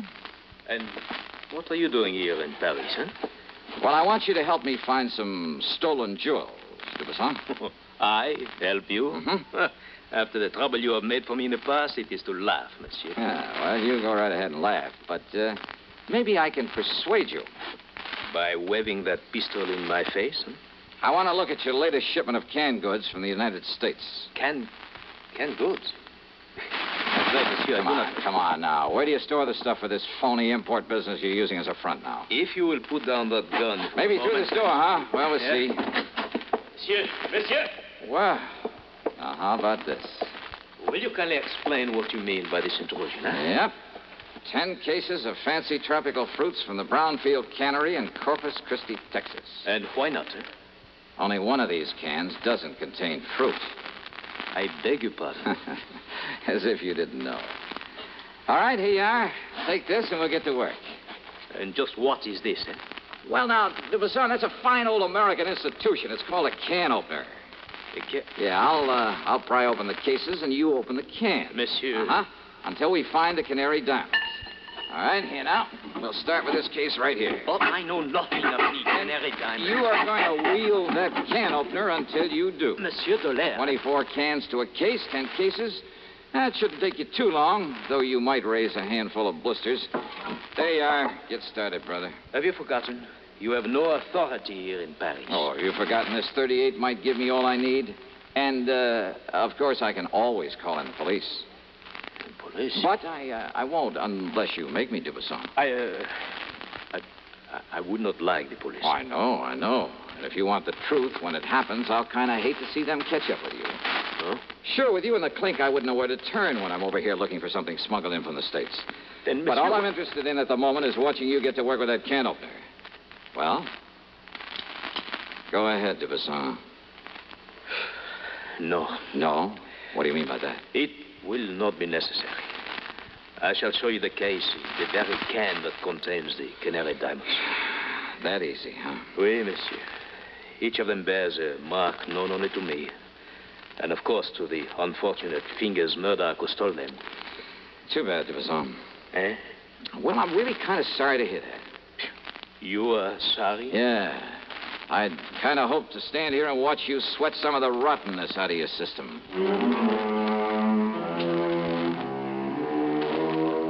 Thanks to its Paris representative, the company was able to arrange for getting the stones back to the U.S.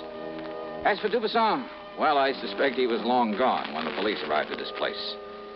Expense account total, including the trip home, $1,121 even. And, don't forget my commission on this one. Yours truly, Johnny Dollar.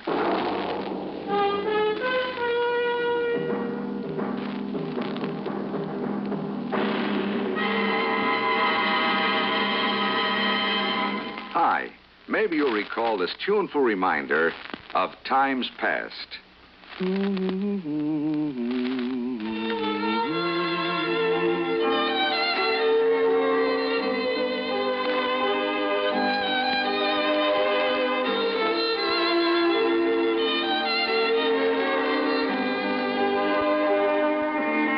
This is Dennis James with something else worth remembering. It's this. You're so right to stay regular with Kellogg's All-Bran. See, it's the normal, natural way to youthful regularity. The whole brand content of Kellogg's All-Bran supplies your system with all the bulk-forming food that you need every day. There's only one All-Bran. It's Kellogg's All-Bran. So relieve irregularity from lack of bulk, as millions do, with a bowl full of Kellogg's All-Bran each morning. ALL-BRAN. It's Kellogg's All-Bran. Now, here's our star to tell us about next week's story. Next week, a wild flight across the country after a beautiful girl, and possibly a murder. Join us, won't you? Yours truly, Johnny Dollar.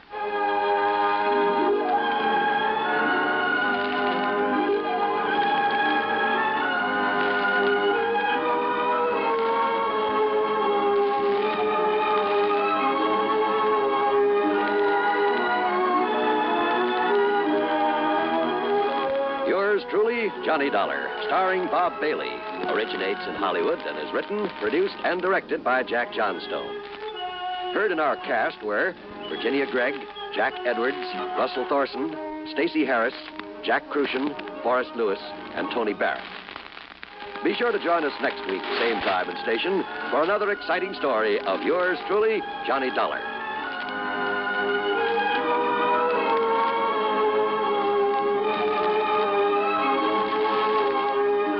This is John Wall speaking.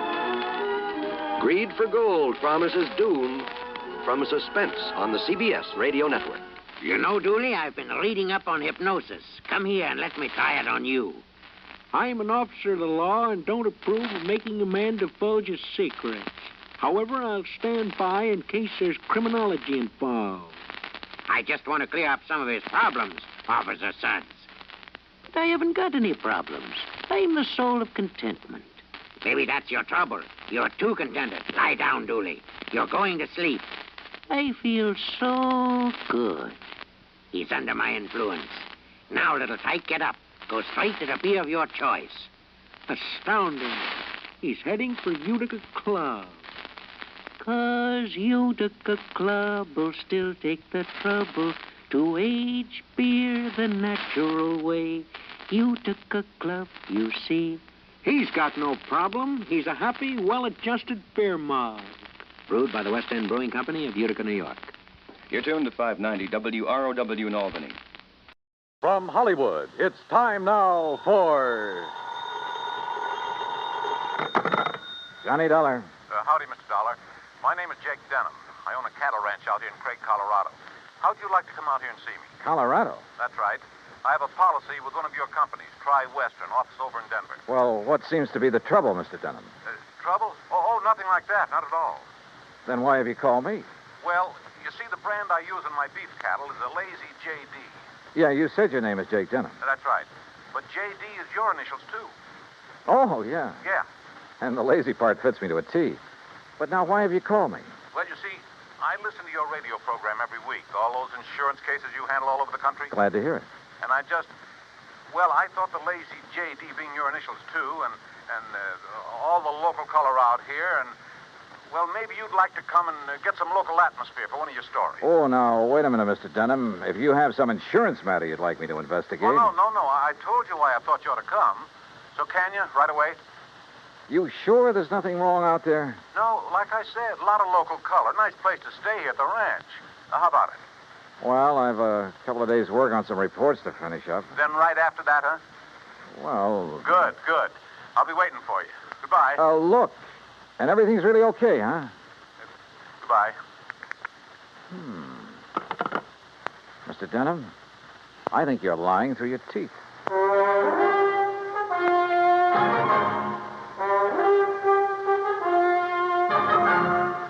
Bob Bailey in the exciting adventures of the man with the action-packed expense account. America's fabulous freelance insurance investigator. Yours truly, Johnny Dollar.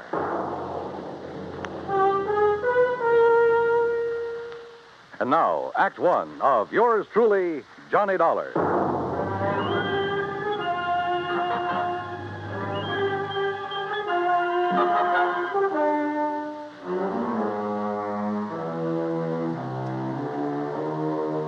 Expense account submitted by Special Investigator Johnny Dollar to the Tri-Western Life and Casualty Insurance Company, Home Office, Denver, Colorado. Following is an account of expenses incurred during my investigation of the bum steer matter.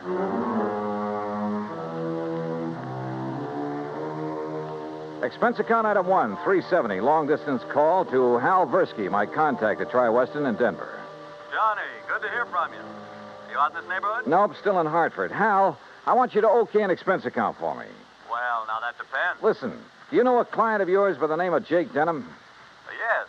As I recall, he owns a big cattle ranch over near the little town of Craig. Uh-huh. Carries a straight life for something like 40, 50,000. Well, look, I got a phone call from him begging me to come out there and see him. Oh? Something wrong? He says not, but I don't believe him. Well, have you any reason to think something is wrong? Well, only the half-baked excuse he gave me for wanting to see me.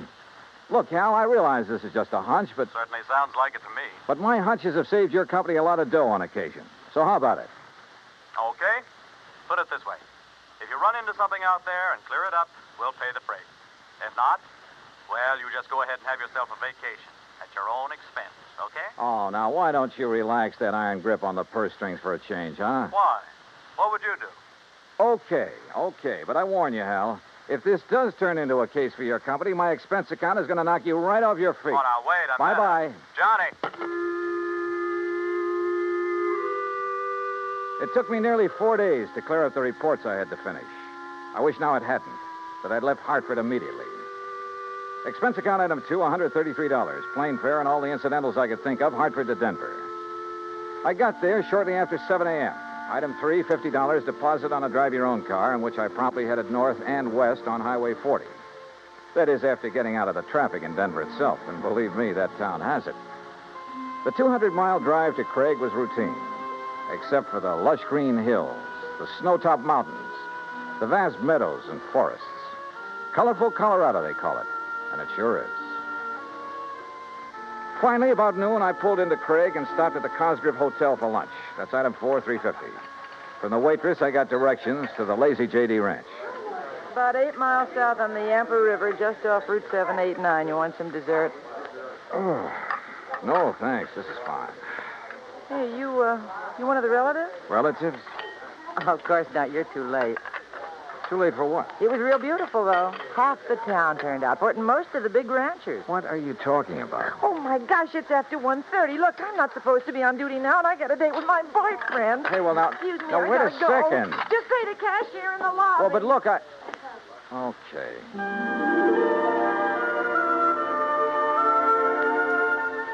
I paid my check to the cashier, went out to my car, climbed in, and headed for the Lazy J.D. There must have been several thousand acres to the ranch, all rich, green, healthy-looking pasture land, and Lord knows how many head of beef cattle. The main ranch house was a rather small but well-kept affair near the gate to the road from the highway.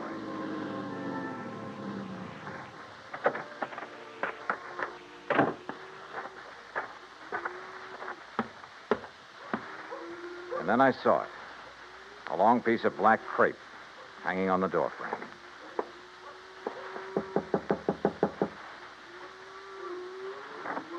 Yes?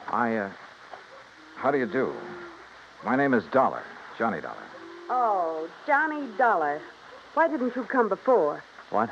He begged you to come, didn't he? To come right away? Mr. Denham? Yes, but I Then told why him. didn't you? You might have saved him. Saved him? Yes, saved him. We buried him this morning. And I think he was murdered.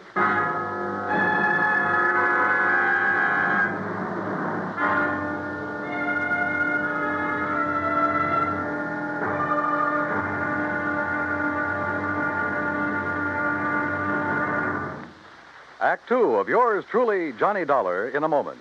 The American writer Christopher Morley once wrote, "When you sell a man a book, you don't sell him just 12 ounces of paper, ink, and glue.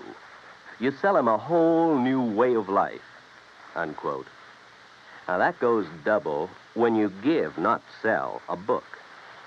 But the gift of 550 books to little children increases the legacy tenfold. Near the end of 1960, the employees of the Chase Manhattan Bank started a people-to-people program with such a gift to school children of a town in Tanganyika. That's on the southeast coast of Africa. To give you an idea how the books were received by the children, let me first quote from Francis Bacon. He's an English writer of a few centuries back. He said, "Some books are to be tasted, others to be swallowed, and some few to be chewed and digested." In the past, children in Tanganyika may have done a little tasting and chewing and a little swallowing and digesting. But there's one certain thing.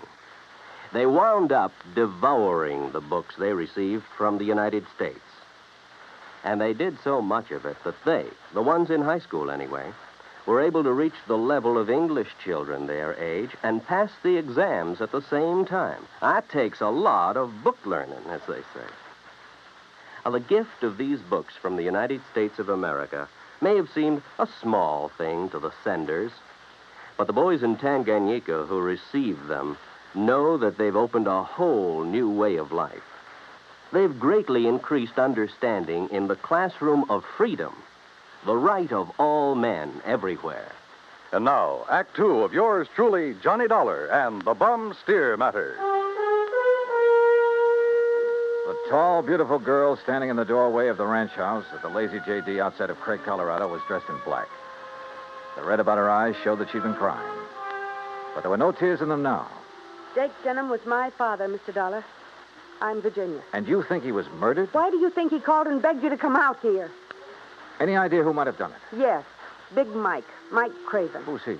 He owns the Sea Lucky Star and wants to own every other ranch around here, and he will unless somebody stops him. How did your father die? Anthrax. That's what they said it was. I thought that was a disease of cattle. People, too, if they get infected from the cattle. And that's what happened to your father? That's what they say, but there's no anthrax around here. Our ranch is clean. Look, let's go inside and sit down and talk about this. Sure, I'll talk about it. If only somebody will listen. And here, John. Oh, thanks. Are you, all alone? Now that Dad's gone, he and I ran the ranch. Now it's up to me. Sit down. Thank you. Virginia, were you trying to tell me out there that you think somebody tried to infect your herd with anthrax? What would you think? Who was your father's doctor? Dr. Regis Ross from in town. Who are you? Well, my name is Dollar, insurance investigator. Say, you fellows act pretty fast, don't you? Sometimes. Feeling all right now, honey? I guess so. I told the hands that you're in full charge now. They'll take their orders from you. Or from me. Or from... Sure. Sure, I guess that's best. Thank you, Pete. They might as well get used to it, because after we're married... Look, honey, why wait any longer? I know this is a bad time to talk about Yes, it, but I Pete. also know, and you know, that this is no time for you to try to go it alone. But what about your medical school? I'll give it up. This is a lot more important than... Well, you're a lot more important. Oh, look, Jenny, you've stalled me for a long, long time. I know, Pete, because Don't you see I can run this ranch alone? No. You need me, honey. And I'm here to help you. Do you know how Dad felt? Sure. That all I wanted was this ranch. The same as he felt about anybody else who ever came here. Just who are you, Pete? This is Pete Kermer, Johnny. My fiancé, I guess. That's right. Didn't I see a Kermer ranch on the way out here, a small one? That's right. My pa's. He's Carl Kermer. Well, what do you think caused the death of Virginia's dad? Just what everybody says, Mr. Dollar. Galloping anthrax from that Hereford. Then why did he send for Mr. Dollar to come? I'm afraid we'll never know, honey. Well, I do. It's because he knew something was going to happen to him. Where is that steer now? Buried. On orders from the vet and the state inspector. Mr. Dollar. Yeah? You said investigator. Hadn't you better talk to Dr. Ross? Yeah, I guess so. Want to let me have his address? Sure. I'll write it down for you. And, while you're at it, tell me where I can find the veterinarian. And that state inspector, too. Huh? Sure. Why not? When I left them, a few minutes later, Pete was still making a quiet, but I must say effective pitch for Virginia's hand. Expense account item 5, 10 cents for a phone call to the state inspector. He told me he'd never seen the infected steer on the Lazy JD, that he was confined to his bed at the time. I called the vet's office, and he was expected back shortly. So I sat around the hotel lobby and glanced over some magazines. And then, in one of them, I found an article that made my eyes fairly pop out of my head. Item 6, I called the vet again. He was in. You caught me just in time, Mr. Dollar. I was about to drive over to the Sea Lucky Star Ranch for dinner. Mike Craven and I are old friends. That's so? Yes, ever since we roomed together at college. Oh, I see. I understand you're the man who spotted the anthrax out at the Lazy JD. Yes, sir, that's right. Just that one Hereford. How it ever got to him, I'll never know. The rest of that herd's absolutely clean. Got poor old Jake Denham, too. You think he became infected from that steer? Well, how else could it be? Galloping anthrax. Just like that. Doctor, where is that steer buried? Do you know? Yes, I had it buried myself. It's some miles out in the far corner of the Lazy JD property. Then phone the Sea Lucky Star and call off your dinner date. You and I are going out to take a look at that carcass. Oh, no, just a minute, young Investigator, did you say you are? That's right. Well, I suppose you have some authority. What I don't have, I can get. Tell me, Doctor, is there some reason why you don't want me to see the carcass of that steer? No. Well, let's go. Along the way, we picked up two fellows who were handy with pick and shovel. It was almost dark now, so I bought a couple of powerful flashlights at one of the local hardware stores. That's item 7, 925. It took a couple of hours for the two men to dig down to the carcass of the steer, but they finally exposed one flank of the unfortunate animal. Yeah, you sure planted this critter deep, Doc. There's part of him. Give us a few more minutes, and we'll have it. No, wait. Huh? Mr. Dollar, come down here into the hole. Sure. Oh, what's the matter, Doc? The color of that carcass. I don't understand this. What are you talking about? Well, this doesn't make sense. The deterioration and putrefaction that always occurs, well, it simply isn't here. You mean it's possible it wasn't anthrax killed this steer? But I'm sure that all the symptoms, the swellings in the subcutaneous connective tissues, in the interstices of the muscles and lymphatic glands, and in the membranes of the mouth and tongue, they were all there, and they were edematous, too. Could some poison have possibly produced those symptoms? Poison? Yeah, look. I read in a magazine this afternoon that strychnia often produces symptoms very much like those of tetanus, lockjaw. Yes, that's true. But a poison that would... Good heavens. Yeah? Why, I haven't heard of it since my college days. Quintanogen sulfide. But why? Good question. No, Dollar. Because it wouldn't explain the death of old Jake Denham. If it was anthrax. What? Or was he poisoned, too? Good heavens, you mean you think that he... Wait a minute. Doctor, the brand on the rump of this animal. Well, that's Denham's own brand, the Lazy JD. Yeah, but it looks to me like it was put on over another brand. Yes. Yes, you're right. Any way of finding out what the original brand was? No. Yes, Mr. Dollar. The other side, the inside of the hide might show it. Then, Doctor, you got a skinning job to do. All right. Hand me my bag there, please. Okay, here you are. Go to it, Doc. Thank you. Oh. That poison, how much to infect a man? Well, even a small scratch on the skin could absorb enough to be fatal. No wonder the Dr. Ross... Ross was the one who treated Jake Denham. Yeah. No wonder we couldn't understand why death came so... Well? No. Can you see what the original brand was? Yes. Yes, I can. I'm afraid so. Let me hold the light a little. Oh, I see. But I can't believe it, Mr. Dollar. Pretty clear, though, isn't it? See Lucky Star. Act 3 of yours truly, Johnny Dollar, in a moment. A couple of 1,000 years ago, the ancient sage Diogenes remarked that all things are in common among friends. Well, he didn't mean that only material goods were in common among friends, but that they shared their troubles as well. For a long time, the United States Armed Forces have been a friend in time of need, during fires, floods, and pestilence all over the world. Many peoples of the earth have come to believe in the friendship which the U.S. military personnel have spread for so many years, and the calls for help they answer in time of personal emergency, a response which has always been immediate. Not long ago, a Korean Buddhist nun was suffering from beriberi, an advanced form of acute malnutrition. But she was living in an isolated monastery deep in the Korean hills and valleys. Her sister nuns contacted the nearest Army Signal Corps relay station, and wheels began turning. In no time, an Army helicopter landed at the station's helipad. American soldiers carried the stricken nun to the copter. She was flown to a waiting ambulance and whisked away to the hospital. Her recovery was rapid, thanks to the United States Army, her newfound friends. Army helicopter men helped in many other ways. Over the 108 islands of the Ryukyus that spread from southern Japan to northern Formosa, Army helicopters are constantly whirling their blades as they hop from one island to another on missions of mercy. They bring food donated by American women on Okinawa, or they bring vital medicine to save a life. They also bring friendship and understanding and freedom, the right of all men everywhere. And now, Act 3 of yours truly, Johnny Dollar and the Bum Steer Matter.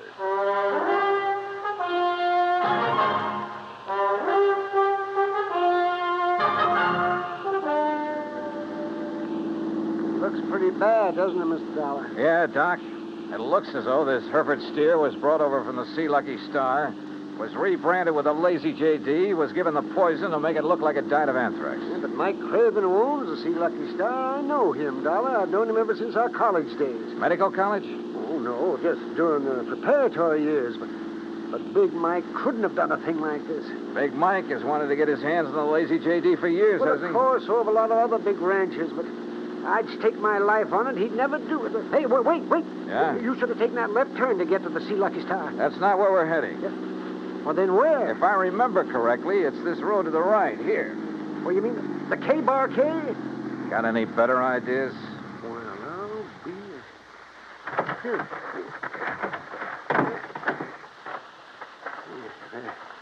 The ranch house is dark. It won't be for long. Would you call this a good ranch, Doc? No, old Carl has been just a hanger-on. He hasn't made the place pay for quite some... What's going on out there? Who is it? Johnny Dollar, Pete. Oh? I want to talk to you. Oh, sure. Door's open. I'll be right down. Come on, Doc.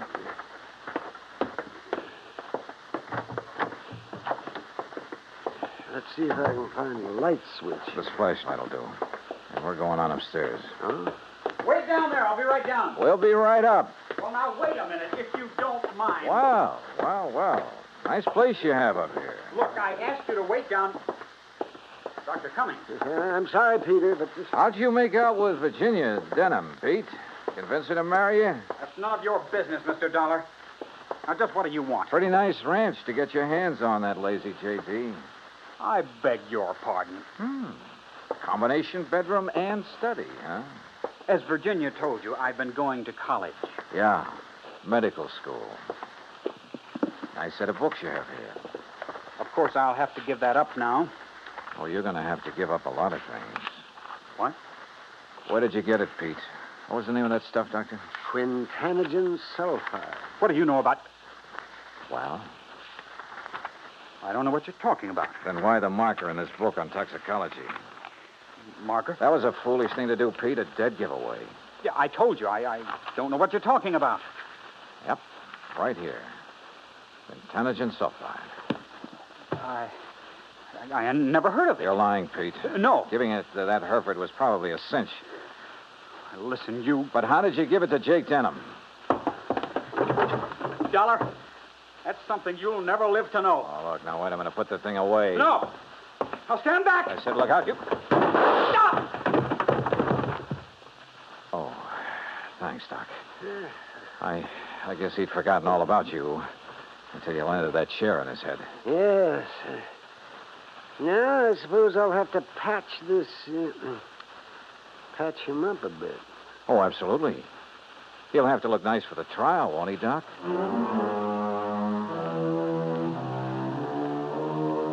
Expense account item 8, $55.95. Living expenses in Craig while waiting for the autopsy on Jake Denham. And yes, the same drug was used on him as on the Hereford steer. A small bottle of the rare drug was found in Pete Kermer's trunk. So Pete's not only lost a chance for a nice ranch, but for living very long. Expense account total, including incidentals and fare back to Hartford, $618.50. On second thought, how's about just sending that check to the community chest? Then I'll feel a little better about this case. And about myself, too. Yours truly, Johnny Dollar.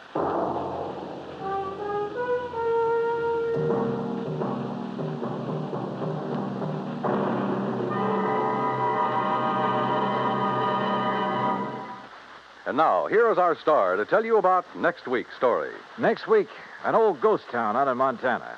But one of the ghosts carries a .38 Colt. Join us, won't you? Yours truly, Johnny Dollar.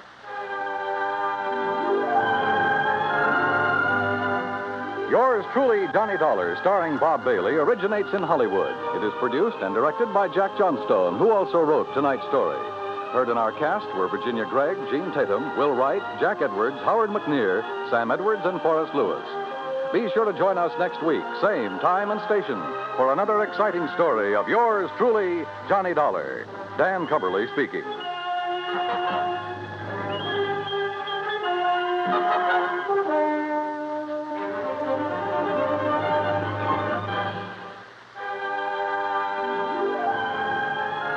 This is the United States Armed Forces Radio and Television Service.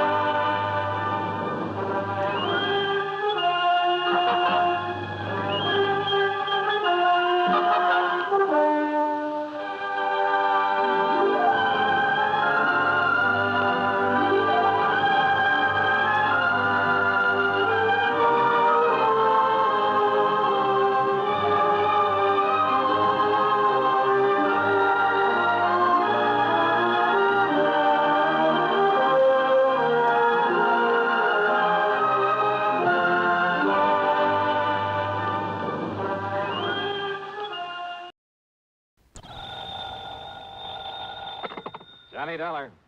Dollar, the investigator? That's right, insurance investigator. Then you're the man I want, the man I need, immediately. Well, it just happens I'm late for an appointment, Mr. What did you say your name is? I didn't, but it's Lynch, Walter E. Lynch.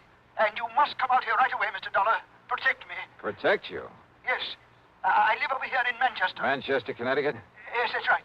My address is 13421 Peachtree Lane. 13421 Now, can you come out here right away? Well, I told you I have an appointment to keep. Well, then I hope it's a brief one. You'll come here as soon as you're through with it? Well, that depends, Mr. Lynch. What seems to be the trouble? Well, I thought I made it clear to you, Dollar.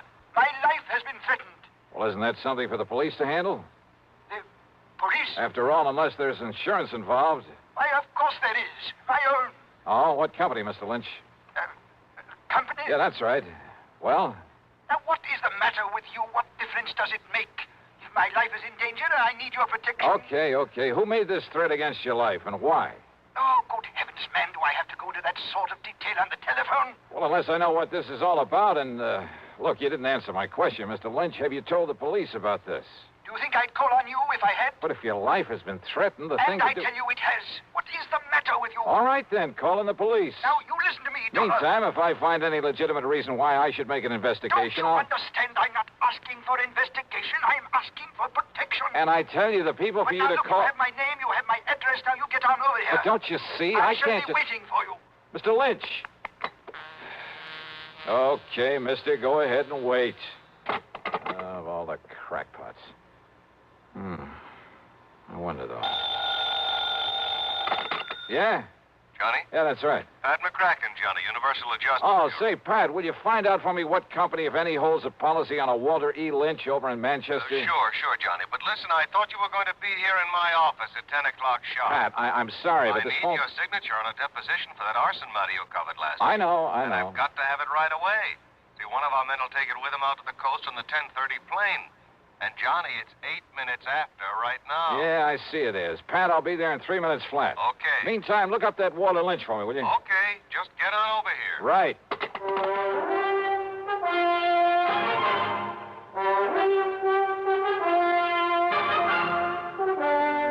CBS Radio brings you Bob Bailey in the exciting adventures of the man with the action-packed expense account, America's fabulous freelance insurance investigator. Yours truly, Johnny Dollar.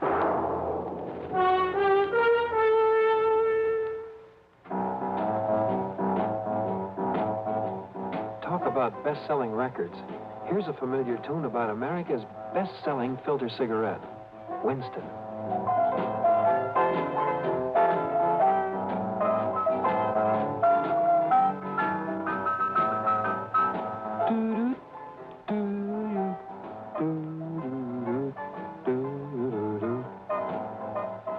Winston gives you real flavor, full, rich tobacco flavor.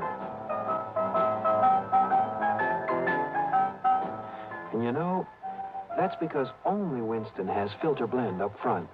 Choice, flavorful tobaccos, specially selected and specially processed for filter smoking.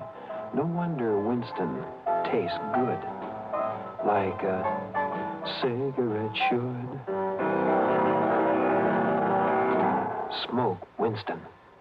And now, Act One of yours truly, Johnny Dollar.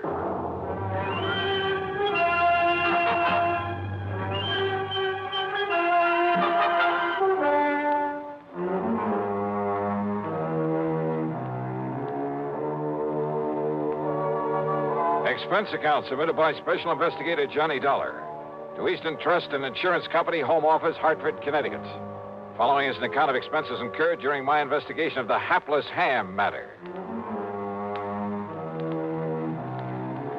Expense account item one, $1.20 plus another $1 for the cab driver who got me from my apartment to Universal Adjustment Bureau in record time. I barged in on Pat McCracken without being announced. Put my John Hancock on the deposition, after which he witnessed my signature. All right, there we are. Now, here you are, Miss Dulcie. Give these to Mr. Peterson and tell him happy plane trip. Yes, sir, right away. Oh, and see if Bartell has found any of that Lynch information I asked him about. There's been a lynching, Mr. McCracken? No. Just do as I say. Now, go ahead. But I thought I heard you... Yes, sir. Hey, what is the worry on this man Lynch, Johnny? Well, Pat, he sounded like a crackpot. He called me on the phone just before you did, said his life is being threatened. Oh, another one of those things, huh? Yeah. Who was threatening him? Oh, I don't know. He was a bit evasive about it, same as he was about naming his insurance company. Well, I know I never heard of him. What did you tell him? I told him to call the police, that unless there was some insurance angle that required investigation, you know. Right, exactly right. Although, of course, if Bartell does find something on him, if he is a client of one of the companies we It's serve... still a police matter. Why call on me to play bodyguard? Well, you know, Johnny, if you would have your telephone number unlisted, you'd save yourself a lot of these nuisance calls. Yeah, I know. Oh, yes? Here's a photostat of the Lynch policy Mr. Martell said you asked him for. Oh, then there is one. Thank you. And I thought you were talking about some kind of a lynching somewhere, Mr. McCracken. Isn't that fun? Yes, yes. Thank you. Thank you, Miss Elsie. That'll be all. Well, I was only... Yes, sir. Now, let's see, Johnny. Walter E. Lynch. Policy issued 1954, Eastern Trust and Insurance. Face value. Yeah, I see. 50,000 smackers. A lot of money. Let's see the name of the beneficiary. Oh, well, a nephew, Fred Lynch, New York City address. I wonder, Johnny. So do I. How well Freddie and his uncle get along. Named him as beneficiary. 5 or 6 years ago, things can change, Pat. There's one way to find out. And with $50,000 to be paid out if anything does happen. Yes, yes. Go ahead, Johnny. Go ahead and pay Mr. Walter Lynch a little visit. At company expense? Well, now, Well? Oh, sure, why not? I'll notify Eastern that we've assigned you to this, but that you'll send your expense account directly to them. Okay? Okay.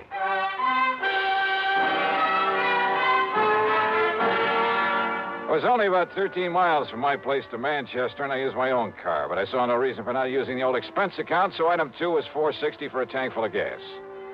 The address Mr. Lynch had given me turned out to be in a rather nice residential section.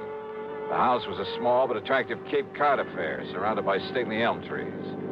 And then I saw them, in the shade of the elms at the front of the place. A couple of police cars.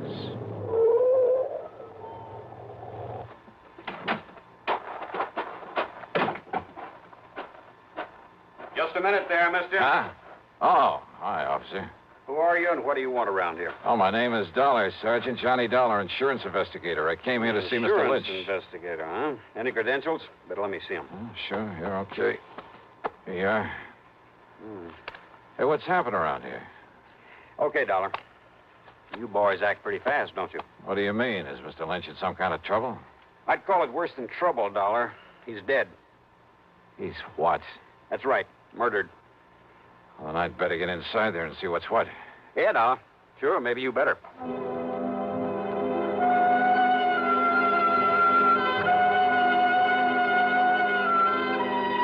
Inside the Lynch home, the police medico and my own eyes confirmed what Sergeant Beakley had told me outside. Walter E. Lynch was dead, all right, and there was no question about his having been murdered. As you can see, Mr. Dollar, the knife, obviously a long, very sharp one, plunged into his body here, directly back of the heart. Yeah, Doctor, I see. No doubt penetrated that organ. Death must have been virtually instantaneous. Yes. Any sign of the murder weapon? We haven't found any sign of it here in the house, Dollar. Conroy's out back looking for it. And for any footprints that might give us a clue. That little rain we had last night ought to help in the footprints department. Only it doesn't. Now, whoever did this must have come right in the front door. Hi, Dollar. Hi, Conroy.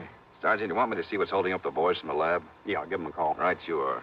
Meantime, Dollar, if you have any ideas... No, wait a minute. Too late, I guess. What? Were any fingerprints on that telephone? Conroy's probably covered them up. Probably covered up. Anyway. Huh? Well, it wasn't the killer who called us about this. It was the old character who lives next door, a man named Halsey. Right now, he's back home in his rocking chair at the corner window, muttering to himself, trying to recover from the shock. Maybe when he does recover, he'll be able to give us some help. How did he find out about this? Seems he came over here to talk to Mr. Lynch about his nephew. Fred Lynch. Nobody answered his knock. The front door was wide open, so he walked in here and found this. So he picked up the phone and... You, know about Fred Lynch? I know he's beneficiary of his uncle's insurance. Another good motive gone to waste. What do you mean? You don't know about a couple 3 years ago when Freddie's mother died, left him a pile of money, only made the mistake of leaving it in charge of this one, this stiff we've got lying here? What happened? Well, this old crook finagled that young kid out of every cent of it, so that by the time Fred was 25, entitled to it. That was about 6 months ago. Why, Dollar, Freddie ended up with nothing. His own nephew. That surprise you, Dollar? It's because you don't live here in Manchester. Don't know anything about the Lynch family, what's left of them, which is only Freddie now. What's that supposed to mean? Not one of the Lynch tribe was any good. Ask me, the town will be glad to see this one out of the way. Oh, I get it. Oh, what'd they say, Conroy? Somebody on the way over? Harker will be over as soon as he clears up a hit and run over on the east side. Okay. Well, I guess there's nothing more we can do. Go see who it is. Yes, sir. You about finished, Doc? Sergeant, this knife wound puzzles me greatly. Yes. What do you mean, Doc? Very unusual instrument. Very long, thin, with a two-edged blade. Yeah, both edges very sharp. That's so? Yeah, very unusual. Sergeant, you said a neighbor, Mr. Halsey, found him here? Yeah, did somebody speak my name? Here's the man who was knocking on the door. Oh, Mr. Halsey, come in. I don't know that I want her, Sergeant. With that poor man laying there dead. Mr. Halsey, this is Johnny Dollar, insurance investigator. Eh? Insurance investigator? Yeah, I understand you came over here to talk with Mr. Lynch about his nephew, Mr. Halsey. Freddie. Why, that worthless young wastrel, that... Why do you say that? Well, because he never did a day of honest work in his life. The theater, that's all he cares about. Theater? In New York City, that pit of iniquity spends all his time with sinful people, actors, chorus girls, and the like. I take it you don't have much use for people in show business.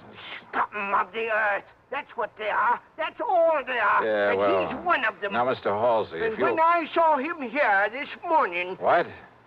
He was here? No doubt come to beg some money from his uncle. Why didn't you tell me that, Mr. Halsey? Of course his uncle cut him off from the money his mother left him.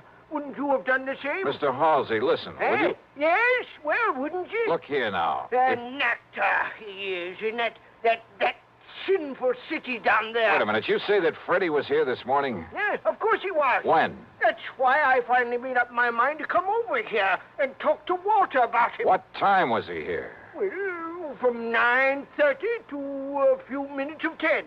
Doc, have you been able to fix the time of death? Very close, Sergeant, yes. By the body temperature. What time would you say, Doctor? About 10 o'clock. Mr. Halsey, are you sure it was a few minutes of 10 when Freddie left here? Well, of course I am. How sure? I was sitting by the window listening to my radio like I always do. Thought you didn't like anything about show business. Radio is different. Oh, thanks.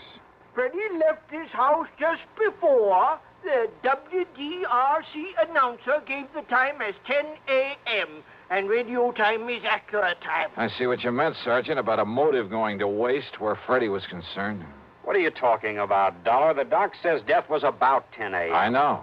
So? And Mr. Halsey, you're sure that Freddie didn't come back here after 10? What's the difference? Of course I am. These eyes of mine may be pretty old, but they never miss anything.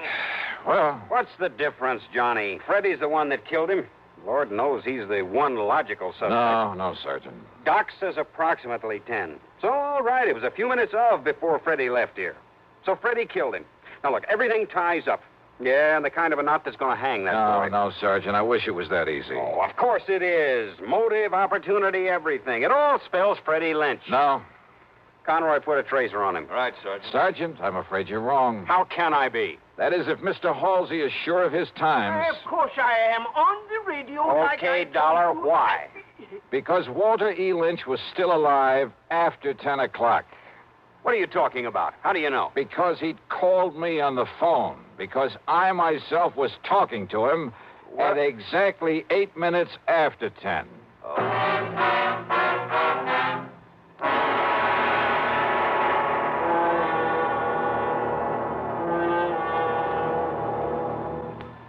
We'll continue with Act Two of yours truly, Johnny Dollar, in exactly 1 minute. Here's Hollywood star Mona Freeman. Who feels like acting with a miserable cold? I relieve cold distress the fast way with 4-way cold tablets. Yes, tests of all the leading cold tablets proved 4-way fastest acting. Amazing 4-way starts in minutes to relieve muscular pains and headache, reduce fever, calm upset stomach, also overcomes irregularity. When a cold strikes, do what I do. Take 4-way cold tablets. It's the fast way to relieve nasty cold distress and feel better quickly. 4-way, only 29 cents. Now, here's a word about another fine product of Grove Laboratories. Had dandruff for years? Now get rid of it in 3 minutes with Fitch Dandruff Remover Shampoo. 3 minutes with Fitch regularly is guaranteed to keep unsightly dandruff away forever. Apply Fitch before wetting hair. Rub in 1 minute. Add water, lather 1 minute. Then rinse 1 minute. Every trace of dandruff goes down the drain. 3 minutes with Fitch, embarrassing dandruff's gone. Fitch can also leave hair up to 35% brighter. Get Fitch Dandruff Remover Shampoo today. And now, Act Two of yours truly, Johnny Dollar and the Hapless Ham Matter.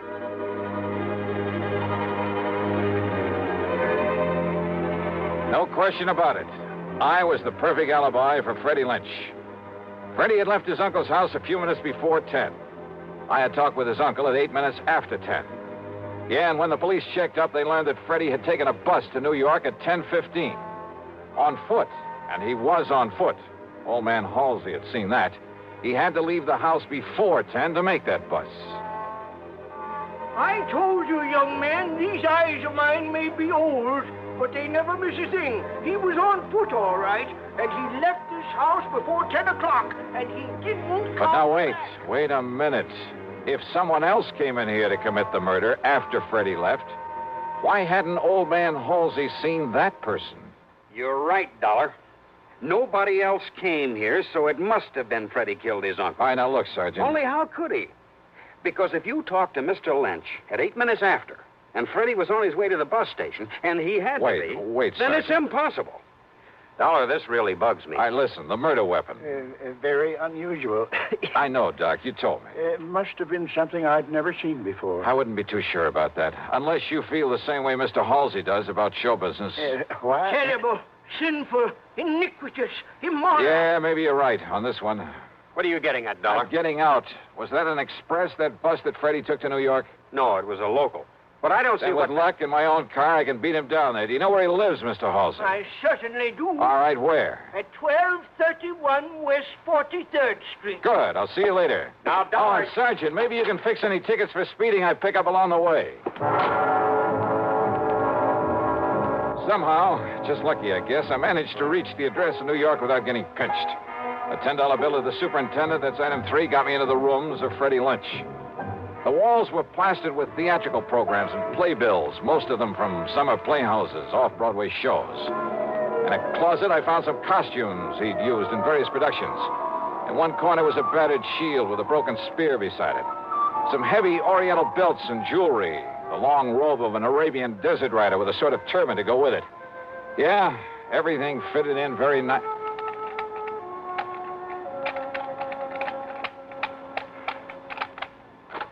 Hey, yeah, wide open, Freddie, wide open, just the way you left it. Come in, kid. I beg your pardon? Kind of careless, but it's all right. It's okay. Hey, who are you? You kidding? Jerry Allen, the agent, you know. Agent? Yeah, where you been, Freddie? When you didn't answer the letter and the telegram I sent you, where you been, huh, kid? Oh, you're a theatrical agent? What else? Listen, look, hey, kid, get this. I got a part for you, great part, a great one, a good salary, too. Of course, you got to let me represent you in the deal, but all I want's the usual 10%. Well, how about it, huh, kid? Jerry Allen, you say? Yeah, sure, that's right. Oh, we never been introduced, but I caught you in half a dozen things, and you're good, boy, good, real good. Well, I like to think so. Sure you are. And being it's my business, I got to keep adding to my stable of actors, see what I mean? So if you want this part, well... I don't think so, What? Mr. Allen. What are you talking about? Well, I'm thinking of giving up the theater. Oh, now, wait a minute. Wait a minute, kid. You fallen heir to a fortune or something? Why do you say that? Of course, if you don't want the part. No, wait. Perhaps I'd better do another play or two. Good. And you'll let me represent you? Well, Freddie? Oh, why not? Well, if the part is good. Is the part good? It's great, kid. It's great. And if this thing doesn't hit Broadway the first time out... Hey, listen. It's a new play written by Johnstone. You get that? Johnstone? No, I'm afraid I don't recall ever... Oh, sure you've heard of him. Why, man, he's had more hits. Oh, and listen, Freddie, listen to this part. All right. I'm listening. Okay, starts out a young man, just about your age. Second act is 20 years later. Hey, you think you can do it? Why? Of course, my good man. Good. And the third act, well, now that part may be a little tough. You got to kind of make like you're about 60. Why, there's no problem at all, Mr. Allen. No problem at all. Oh, only it's a shaky old man, like he's scared to death all the time. All right, listen. All fear has clutched me by the throat. The overpowering terror. Willing up. Oh, hey, that's great, that's great. Come on, keep it up, Freddie boy, keep it up. Well, see, of course, if I had a script, Scared, remember? Scared. Say something like, you must come here right away to protect me. You must come here right away to protect me. Oh, that's great, great, great, great. Now, say my life is in danger. I've been threatened, Mr. Dollar. My very life is in What? What? Dollar? That's right. Johnny Dollar. Why, this was all a trick. Yeah, and you fell for it like a ton of bricks. The same voice you faked over the telephone to sound like your uncle. Oh, no, listen. Killed Dollar. him, left his home knowing that nosy old neighbor would swear as to when you left. Then ran to the bus depot and called me up with that phony voice to make an airtight alibi. To make me ready to swear your uncle was still alive after you left him there dead. But, Dollar, listen. See, I'm his only kin. I'll be coming into a lot of money. His insurance and whatever money or property there is. Oh, why don't you drop dead? I see. But you see this. So that's what you did it with. Yeah, that's right. Arabian, isn't it? I stand back. Long, thin blade with a double edge. From one of your costume plays? I'll stand back, I say. Sure. I don't need to be close to you to use this. Oh, oh, my hand. You've broken my hand. Funny. I didn't think I was that good a shot.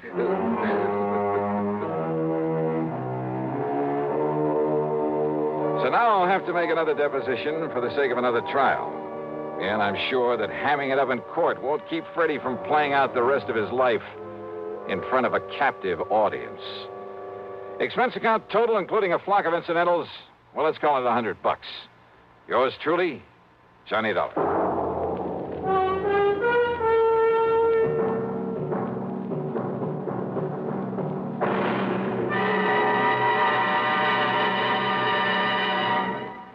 Now, here's a word from our star about the case he'll investigate on next week's program. Thanks, Daniel. It's called The Unholy Two Matter and involves a pair of characters who fit that description perfectly. One of them a killer. And if you're at all curious about what to do when you've got the situation well in hand and then suddenly a gun is shoved into the middle of your back, well, join us, won't you? Right here on your favorite station at the usual time on Sunday. Yours truly, Johnny Dollar.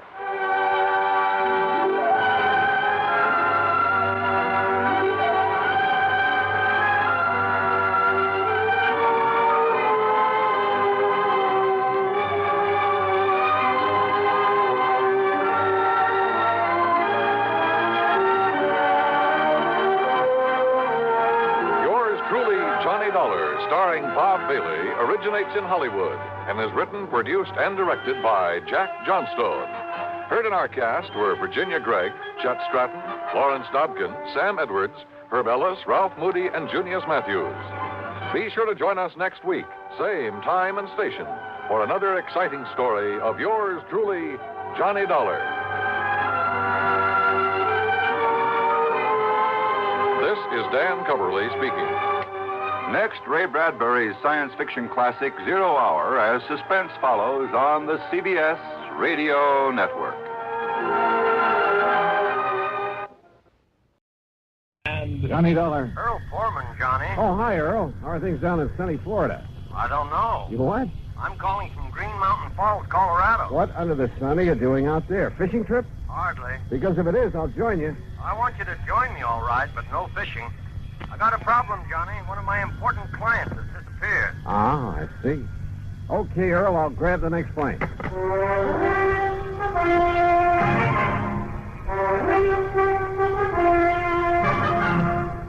Bob Bailey, in the exciting adventures of the man with the action-packed expense account, America's fabulous freelance insurance investigator. Yours truly, Johnny Dollar. And now, Act One of yours truly, Johnny Dollar.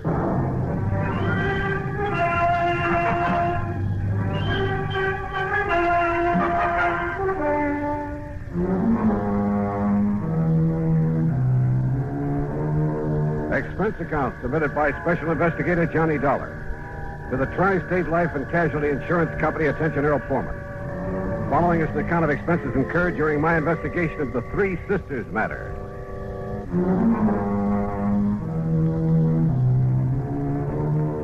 Expense account item 1, $151.80, transportation to New York, then airfare and incidentals to Colorado Springs.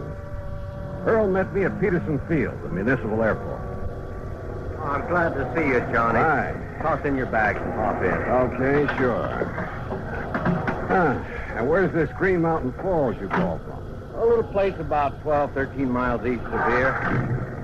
I'm staying at the Lucky 4 Ranch. One of the last places Rolinov was seen. Rolinov? Misha Rolinov, the concert pianist. Oh, no. Oh, sure. Yeah, I've heard of him. He has a little place up on the mountain just back of the Lucky 4 where he and his daughters live when he's not on concert. Daughters? How many? Olga, Maria, Ada. Now, here's what happened. Rolinov and the girls, well, they're really stepdaughters, by the way. Oh, where's the mother? She died some years back. Well, anyhow, they arrived up here about 10 days ago, right after his last concert swing over in Europe. Well, what does he do when he's up here? He and the girls just loaf. Oh, he has a piano in his cottage to keep him practiced, that's all. And now you say he's disappeared. You see, Johnny, he was fond of taking long walks. This is pretty good hiking country. Well, I can see that all right, if you're part mountain goat. Yeah. Well, anyhow, 3 days ago, right after breakfast, he started out on his usual morning walk. He stopped in for a second cup of coffee with Ray Schmishny and his wife. Who are they? Ray and Glee run the Lucky 4. Oh, yeah. Well, go on. Well, that's all. That was the last time Rolinov was seen. Well, has any kind of a search been made? Yes, and that's not easy terrain to search. There's been quite a bit of snow, too, enough to cover up any tracks he might have made. All right.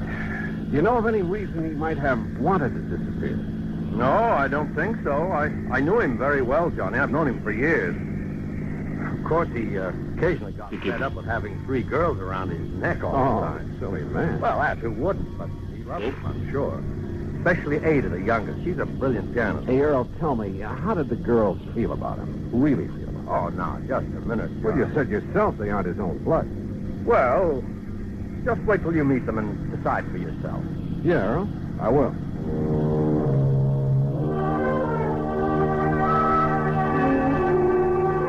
The Lucky 4 was on a level spot on the side of a mountain. It consisted of half a dozen neat, modern, comfortable cottages, and from the front window of the one we shared was a beautiful view of Pike's Peak.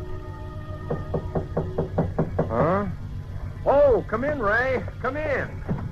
You see us come up the drive? I want you to meet the man I've been telling you about. Ray Schmishny, this is Johnny Dollar. Hi, Ray. Johnny, only I'm afraid he got here too late, Earl. Oh? Well, what do you mean? Well, just a few minutes ago, before you got back here in a gully up on the West Meadow, way up where I dumped the trash, you know where I mean? Yes. Remember the bear cave I pointed out to you one day when you went up there with me in the Jeep? You mean that bear got Rolinov? No, but that's where I found him. Rolinov? Dead, Earl. Dead? A bullet hole in the back of his head. Act 2 of yours truly, Johnny Dollar, in a moment. Act 2 of yours truly, Johnny Dollar. Question. Was Misha Rolinov, the eminent concert pianist, murdered? Or was he shot accidentally up near the Bear Cave on the mountain, back of the Lucky 4 Ranch at Green Mountain Falls, Colorado? We went up there in Ray's Jeep. A careful inspection of the body and the gully in which he found it revealed nothing by way of clues to the riddle. One thing, Johnny. Yeah, what's that, Ray? Well, like I told Earl here, I was planning to shoot that bear myself. Yeah. Letting him get nice and fat on the garbage from the ranch. So what? What's that? He used to come down every day, regular as clockwork, and tip over the pails and gorge himself. Well, what are you trying to say? It's been over a week now since I've seen him. Well, I don't see what you're getting at, Ray. Well, it could mean only one thing, Earl. Somebody else got to that bear before I could. And it must have been some time before Rolinov disappeared. That's right. So his being killed here couldn't have been accidental by somebody gunning for that bear. Look here, Johnny. This cartridge case I picked up. Oh, let's see. Here. 257 Roberts. Where'd you find it? Behind that tree there down the slope. You know anybody around here who shoots a 257 Roberts? All the hunters in these parts use a 30-06 or a 270 or a 30-30. Only 257 I've... Well, what's the matter, Ray? You look sick. Yeah. There's a 257 up in the Rolinov cottage. And one of the girls, she's a pretty good shot. Ray, you know what you're saying? Which one, Ray? Olga? Maria? Ada? No. No, I won't do it, Johnny. I won't accuse myself. Look, this is no guessing game. This is murder. No, Johnny, I can't believe it. Not one of them. Besides, look, I got to drive into Colorado Springs, notify the coroner and the police. But if you know something that'll help us... No, Johnny, because if I was wrong, I'd never forgive myself. Don't you understand? Oh, all right. Earl, do you know the way up to the Rolling-Off place? Yes, Johnny. Road all right for my car, Ray? Yeah. Yeah, it's okay. Then let's go.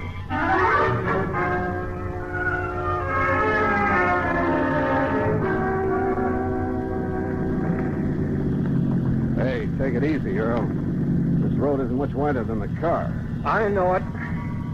Rolling-Off Cottage is right up in that clearing, middle of that big meadow. You know those daughters, stepdaughters. You figure which one of them might have wanted to kill Rolling-Off? Oh, no, Johnny, no. Who's the beneficiary of this policy? Well, it's a very unusual policy. Now, what do you mean, unusual? There's no beneficiary specifically named. What? The beneficiary or beneficiaries are to be the same as the heirs that are specified in Rolling-Off's will. Well, who? Nobody knows. Well, where is his will? Same answer. Well, now look But here, he Earl. always made it very clear that his will would show up at the proper time. I assume, of course, that his stepdaughters will be his heirs. Oh, but if they're not... Oh, this is the Rolling-Off Cottage. Well, quite a lot of cottage. And just as nice on the inside as it is on the outside. Rolling-Off used to complain now and then about some of the feminine frippery all around him, but, well, he liked it. And you're sure they all got along well together? Well, of course, every family has a little spat once in a while.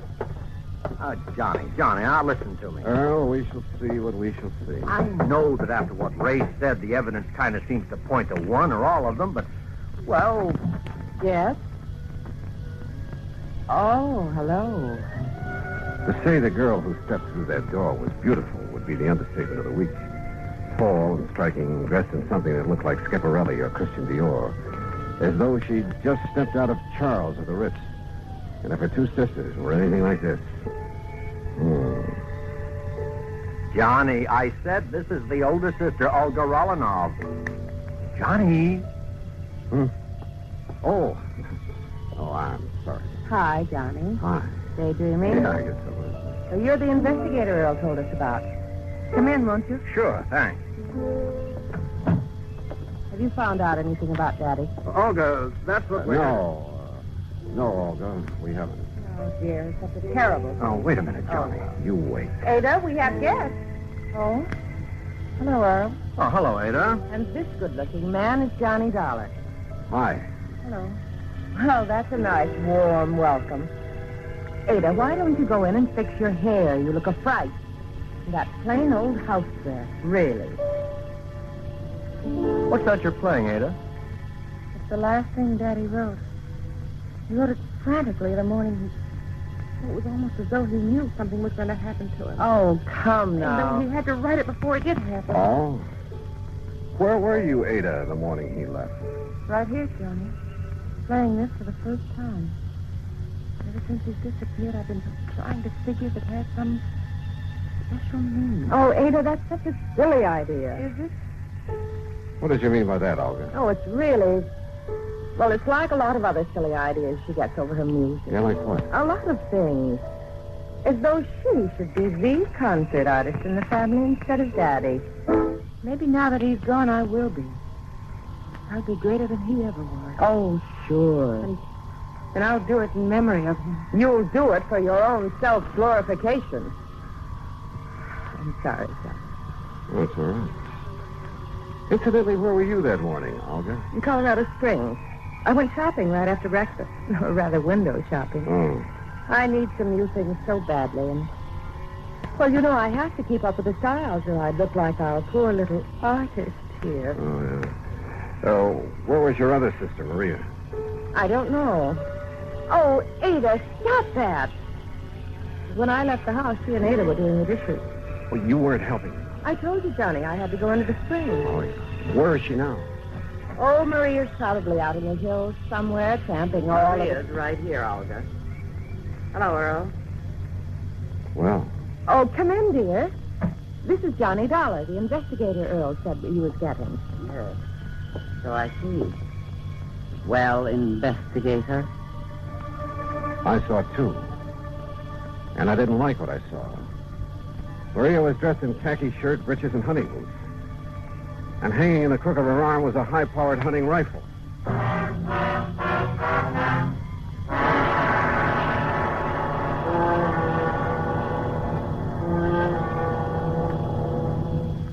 Act 3 of yours truly, Johnny Dollar, in a moment. Act 3 of yours truly, Johnny Dollar, and the Three Sisters Matter.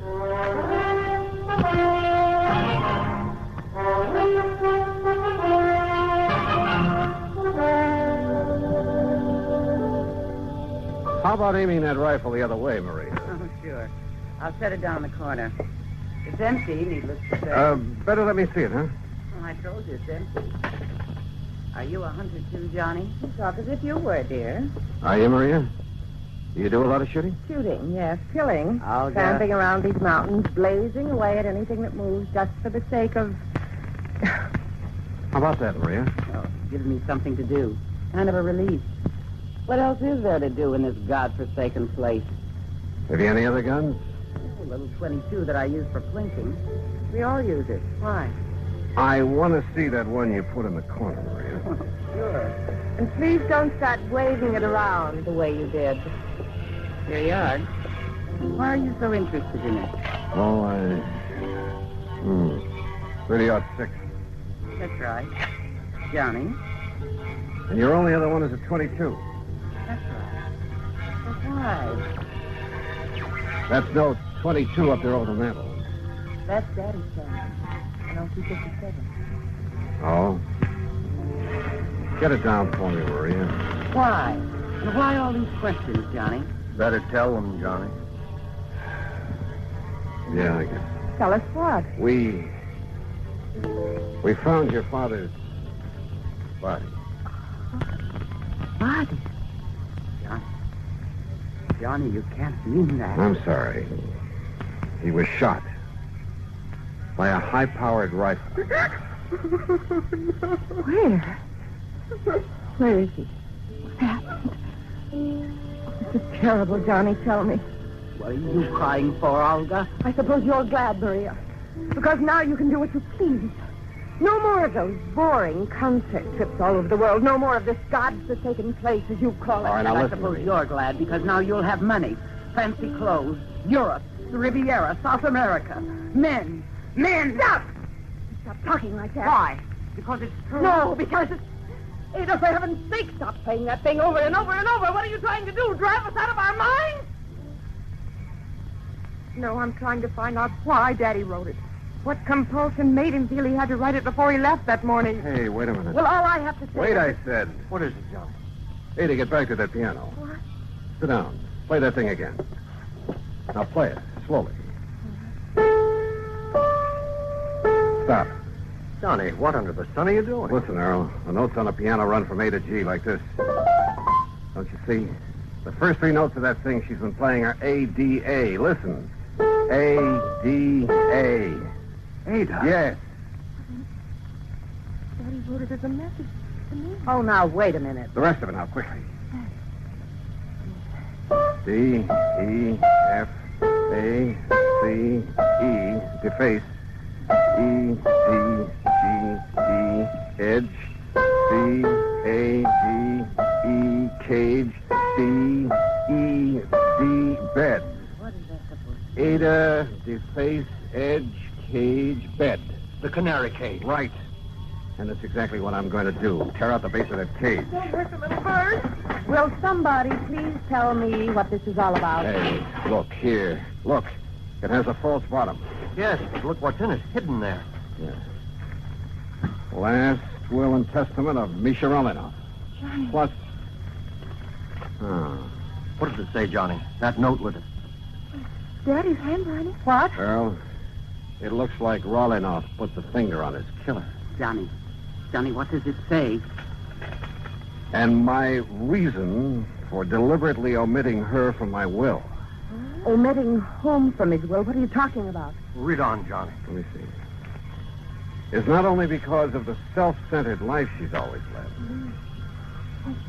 not only because of her constant, completely selfish extravagance. I'm afraid that could apply to all of it. An extravagance which finally led her to forging my name on checks.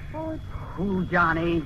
Then, when I discovered that she was sneaking out and practicing with the old rifle that's kept over the mantel. The 257. It was kept over the mantel. Don't move. Oh, no, put it down. All right. So he cut me out of his will. And if I can't have what I wanted, you won't have it either. Now, look here, I'll Don't go. move. This gun holds 5 shots. I know because I reloaded after I killed him. Olga. And now you all know that I killed him. All right. 1 shot is for you, Maria. 1 is for Ada. 1 is for you, Earl, and 1 for Johnny. Olga, listen. And that leaves 1 for me. So that when I've finished, no one will ever know. Olga, you're out of your mind. Maybe so. But what difference does that make now? Because now there's no other way out for me. There's nothing else. I can't stand still. Because this is the end. For all of us. No. No.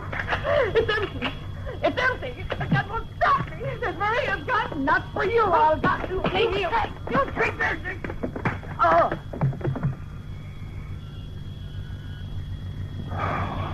Thank God somebody emptied the bullets out of that gun. Yeah. Maria? Yes, Johnny.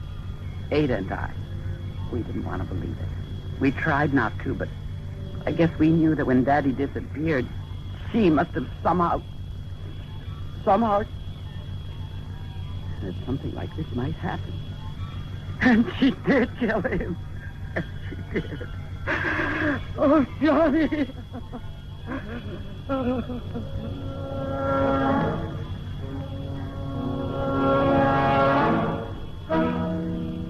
Why?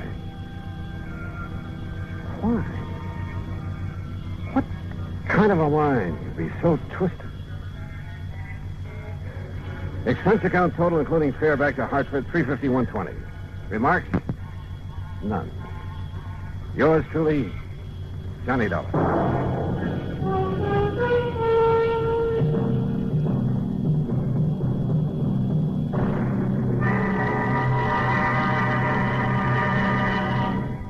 Our star will return in just a moment to tell you about next week's story. Star to tell you about next week's story. Next week, a beautiful girl, a model, in fact, and unfortunately, a model crime to go with her. Join us, won't you?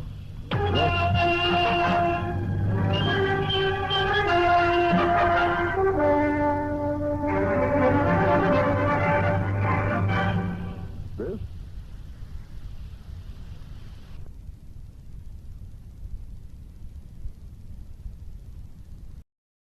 From Hollywood, it's time now for Johnny Dollar. Johnny, this is Ed Barrett at Tri-State Life and Casualty in New York. Oh, hi, Ed. How are you? A little sick at the moment. Oh, what's the matter? I was planning to go up to the fishing lodge of a friend of mine over the weekend, Tommy Hargrave. Oh, but now you've had to call it off, and, brother, I know exactly how you feel. No, Johnny, I don't think you do. Look, Ed, I'm a fisherman myself, and when something interferes with going... What was that? I just received word that Tommy had a car accident up there. Car rolled over on him. He was killed instantly. Oh, I'm sorry, Ed. Yeah. And company policy being what it is, since he carried $70,000 in insurance, double indemnity, since there was an accident involved, well, I got to order the usual investigation. Yeah, sure, I see. Who's the beneficiary? His wife, Mary. They get along all right? No, as a matter of fact... Now, look, Johnny, don't get any crazy ideas. Just go on up there and help her all you can. Oh, sure. Where, Ed? The place is called Shadow Hill, near the little town of Bethel. New York? Yeah, up in Sullivan County. The police department is a man named Skinner. Police? If everything's okay? It was Skinner who called me, that's all. Oh, yeah. Okay, Ed, I'm on my way. And if I dig up anything... Johnny, I assure you that everything's all right about this one. Oh, sure. You say that as though you don't believe it. Well, just my suspicious mind showing, I guess. Forget it.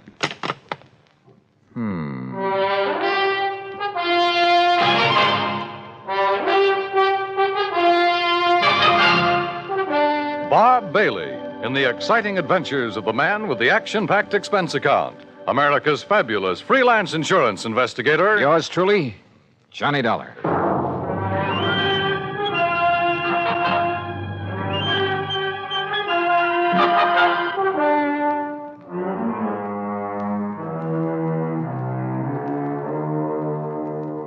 Expense account submitted by Special Investigator Johnny Dollar to the Tri-State Life and Casualty Insurance Company, New York, New York. Following is an account of expenses incurred during my investigation of the gruesome spectacle matter. Expense account item 1, $620, fare and incidentals, Hartford to New York. Item 2, $50 deposit on a rental car. I swung north, crossed the George Washington Bridge, then picked up Highway 17 through Goshen with its famous racetrack, through the summer resort town of Monticello, then past White Lake, a good fishing spot, to the little town of Bethel. It really isn't much more than a crossroads, a couple of filling stations, a general store and post office, and Emmer's Hotel, where I park my bags. Shadow Hill, however, turned out to be a beautiful summer lodge sitting high above the edge of a nearby private lake. From the highway, I could see the narrow winding road that led from the lodge down to the lake shore. I could also see the spot where a car had apparently taken a corner too quickly, skidded, and rolled over to where it lay on its side. Then, shortly after pulling off the highway, I could see something else. Another car, just short of where the accident had occurred. It was half hidden in a clump of trees that bordered the road. And as I slowly pulled up to it, a man suddenly jumped out and leveled an old .30-30 rifle at me. Stop right there. Don't come any closer. Oh, well, now, just a minute, mister. Who are you? What are you doing around here? Stranger, huh? Yeah, I guess you'd call me a stranger, but look, Then maybe you're the stranger I'm looking for. Get out of that car with your hands up over your head. And don't try no funny business. Hey, what is this, a holdup? Do like I tell you to. And be quick about it. Okay, whatever you say. Come Come on. Can't seem to... This door doesn't seem to want to... You trying to pull some trick? No, Open that door. Well, it's stuck. I can't... Here, I'll do it. Now then. Thanks. Yeah, now I'll take that gun. Oh, no, you won't. All right. Now, All right, up on your feet. now, just a minute, son. Turn around. Go on, turn around. You just look here, son. You just take it easy, old man, and remember I have the gun now. I'll lock you up for this. That's what I'll do. You what? Yes, sir. Interfering with the law this way. The law? You? That's right. See? Here's my badge. See? Oh, okay then. Look, Mr. Skinner. You look, you... Hey, how'd you know my name? You are Mr. Skinner, aren't you? Well, sure I am. Amos Skinner. Only it's Chief Skinner to you. Police Chief Skinner. And if you think you're going to get away with this, you... What's your idea? Oh, Chief, it looks like you're just the man I came to see. Huh? Only, maybe you'd better have your gun back. Here. Well, all right. All right, now, you just put your hands up and... Say, now, just a doggone minute.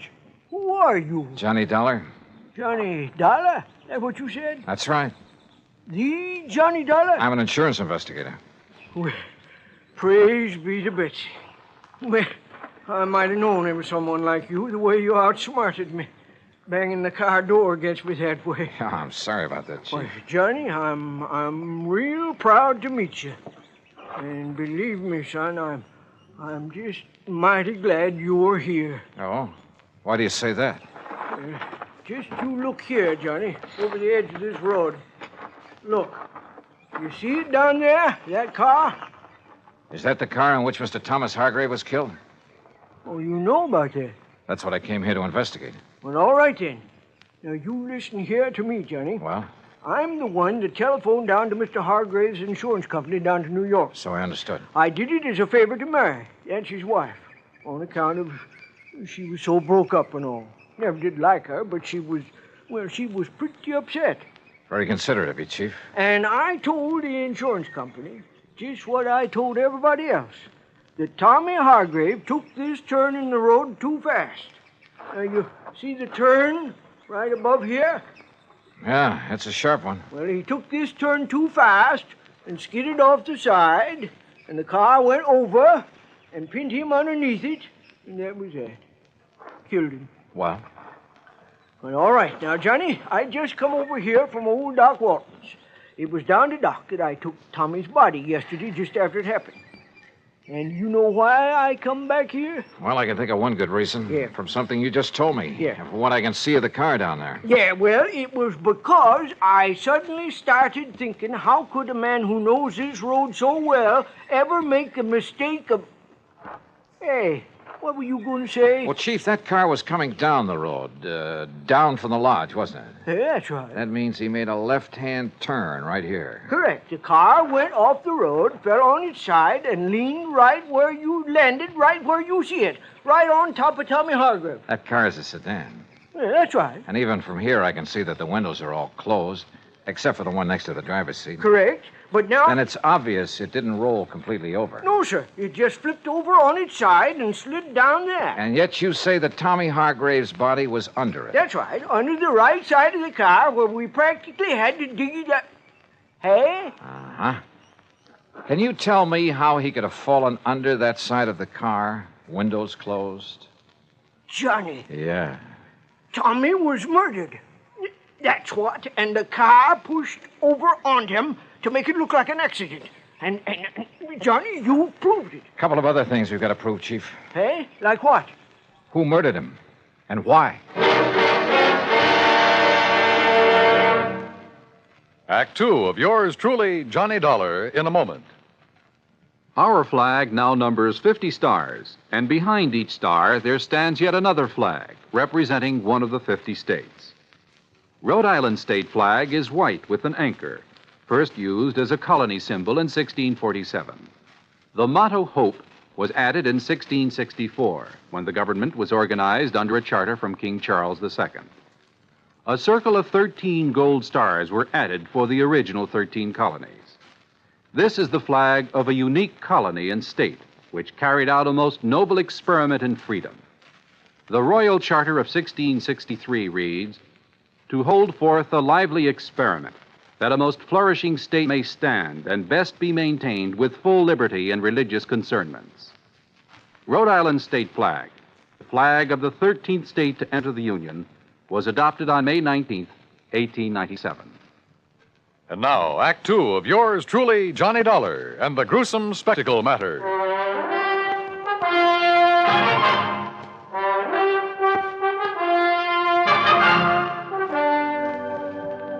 All right, Chief, tell me this. When and how did you learn of this so-called accident that killed Tommy Hargrave? Well, from Mary, his wife. Oh? It was like this, Johnny. I was sitting down at Bob and Ernie's and... Who are Bob and Ernie? Well, they run that mobile gas station down the highway you pass on the way. Oh, go on. Well, we were just sitting there talking about the Hambletonian and all the money... What do you mean, the Hamiltonian? Well, you know, the big harness race they run down to Goshen every year. Oh, yeah. Why, it's world famous. Bigger than the Kentucky Derby. Yes, I know. Go on. Well, we was talking about how much money Barney Marson has made taking bets on those races, and we... Oh, well, Chief. You mean you have a bookie here in Bethel? Well, now, Johnny... And that you, as chief of police, condone such goings-on? Well, now, we... Oh, I'm surprised at you, Chief. Oh, well, it's just a little sort of harmless betting is all. Oh, sure. Every man's entitled to a little... Well, you know how it is. Yeah, I sure do. Now, let's get back to the subject. Yeah, sure. Well, like I say, we was sitting there talking... And we seen Mary Hargrave driving by on her way back from New York, where she'd gone to do some shopping that day. She wasn't here when it happened? Well, no, sir. She couldn't have been. You're sure? Well, like I told you, she was in New York. Anyhow, she drove on up here, saw what had happened, and drove right back to tell us at the gas station. We came up here, dug Tommy's body out from under, took it down to Doc Walton's office, and that was it. How carefully have you inspected that car down there? Well, that's what I was about to do when you come. All right, come on. Let's take a look at it. Well, sure. Have you any way of proving Mary Hargrave was actually in New York? Well, no, I guess not. Hey, look here, Chief. Huh? Keys are still in the ignition, but the ignition's turned off. You're right, Johnny. You're right. This car wasn't rid over the side of the road. It was pushed. Here, let's see if we can get this door open. Yeah, I'll give you... Now, let's see if some of this Yeah, very good. Well, what are you doing to that handful of dust? Well, it's not very professional, but some of this fine dust ought to bring out any fingerprints on the steering wheel, and we'll be... Yeah. No prints there that I can see. No, you're right. Chief, this wheel has been carefully wiped off. So whoever did it... Huh? What'd you find? Did Tommy Hargrave wear glasses, spectacles? Tommy? No, sir. What? Come on, Chief. First thing I want is a look at his body. Doc Walton just say... That's right. Then let's go.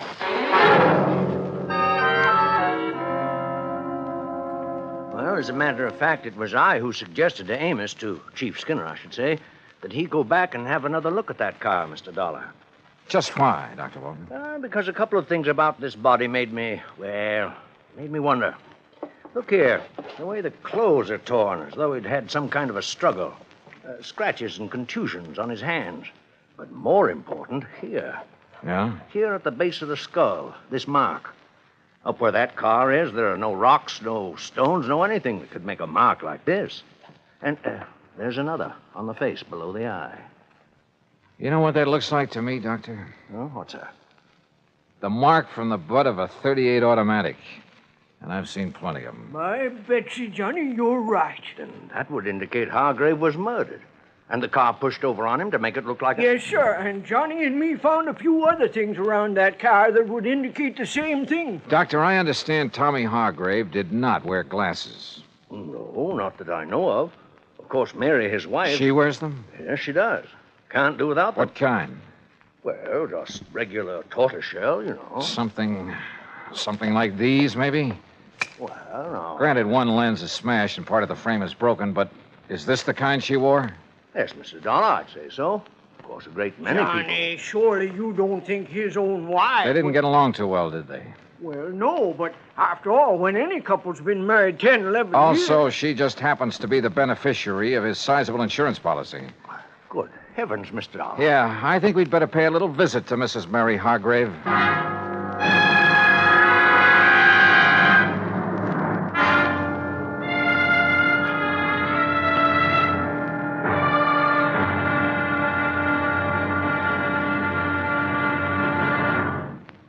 Act 3 of yours truly, Johnny Dollar, in a moment. Many times in the history of mankind, nations have pooled their forces to exert a greater strength against a common aggressor. This happens not only in the face of a world war, but between such giant holocausts, as during the Boxer Uprising in China in 1900. 6 nations combined their forces to come to the aid of their citizens. In the thick of the fight, undaunted by devastating enemy fire, Chief Bosun John McCloy of the United States Naval Contingent distinguished himself by meritorious conduct above and beyond the call of duty. For his valorous action, he was awarded his first Medal of Honor. But a man of action doesn't get the job done because of possible awards. It is the spirit of his code of conduct that guides him. John McCloy was guided by that code again and again. In June 1914, during the Mexican campaign, when the government of the United States was put upon once more to aid its persecuted citizens, Chief Bosun John McCloy was constantly risking his life. Our landed troops were in danger of being annihilated on the beach at Veracruz, when McCloy voluntarily filled 3 picket launches with riflemen and led them along the seafront to draw the enemy fire. Though badly wounded, he remained at his post and gallantly directed his part of the campaign. For this action, Chief Bosun John McCloy was awarded a second Medal of Honor. But he hadn't been concerned with medals. His only concern was conducting himself as a man should, and that is according to the code of the American fighting man. And now, Act 3 of yours truly, Johnny Dollar, and the gruesome spectacle matter. The 3 of us, Dr. Walton, Police Chief Amos Skinner, and I drove up to the lodge outside the little town of Bethel, New York, to see why Mrs. Mary Hargrave had killed her husband, made it look like a car accident. That is, if she did it. And what little evidence we had pointed right straight at her. The obvious fact the car had been pushed over on him after he was killed. The marks showing he'd struggled for his life, had been struck with the butt of a pistol. The fact he and his wife hadn't got along too well, that she was his beneficiary. And finally, there were the glasses I'd found in the car.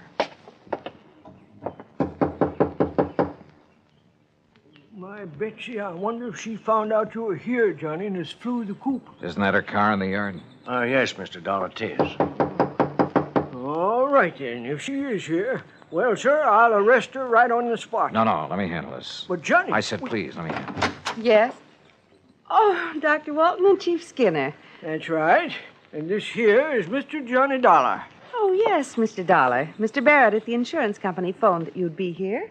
Won't you come in? Well, Surely. Thank you. I'm sorry to have been so slow in answering the door, but I seem to have mislaid a pair of my glasses. Yeah, that, Johnny. I'm blind as a bat without them. Won't you all sit down? Thank you. Yes, thank you, Mary. I've been using an old pair of steel rims with an old prescription, but they look so terrible. When did you lose your glasses? Oh, I must have mislaid them a couple of days ago. Ha! Now, what do you mean by that, Amos? You know very well what I mean. You don't seem terribly upset about your husband's death, Mrs. Hargrave? Why should I, Mr. Dollar? We haven't been exactly getting along for years. All he seemed to care about was his fishing and betting on the horses day after day. Oh? And I never did care about spending every summer up in this stodgy little town with all its stodgy people and... Oh, I didn't mean you, Dr. Walton. Oh, yes, thank you. The first thing I'll do when I collect the insurance is sell this place and go back to the city where my friends are, where there's some excitement and... Mr. Dollar, are those my glasses you have there? Are they? Well, they look like mine. Only what happened to them? Sure, they are hers, Johnny. What? No, Dollar. No, I don't think they are. Let me have them, please. Sure. Here. What's going on here? Johnny, we're just wasting time. No, wait. These can't be hers. I should have realized. Sure they are. Gentlemen, please. I've seen your glasses, Mary, many times. Very thick at the edges, very thin in the center of the lens. Well, isn't this pair? This lens, the one that's still intact, bears no resemblance to yours at all. Oh? No. Wait a minute, wait. Listen, Mrs. Hargrave. Will somebody please tell me what's... Listen, will you? You say your husband was always playing the horses. Yes, of course he was. But do you mind telling me what Even while he was up here? Yes, all the time. Mr. Dollar, I don't see what you're driving at. I sure don't. Oh, brother, this is probably the wildest hunch I've ever had. What? Mrs. Hargrave, did your husband owe a lot of money on his betting? Owe a lot? I should say not. Just the opposite. He's been going around for nearly 2 weeks boasting about the big killing he made, if he ever collected. Doctor, let me have those glasses. Oh, yes. Look, here, this little mark inside the temple. Oh, that's the mark of the optometrist over in Monticello. Here, you see? The same mark as in mine. Yeah, okay. Now, just sit tight, the three of you. Oh? No, Mr. Dollar. Now, you look here now, Johnny. And Amos, don't try arresting anybody while I'm gone. But, it Johnny... might make you look a little foolish when I get back. Back from where, Dollar? I'll see you all later.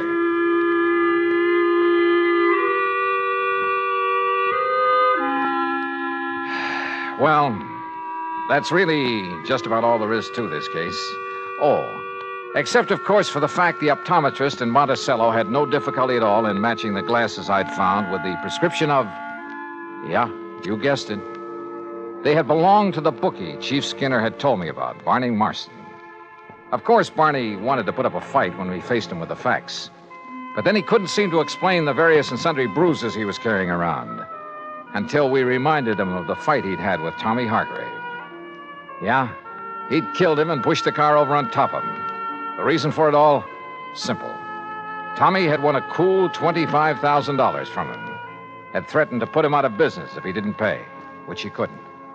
So, Barney killed him and tried to fake the accident. And you know something?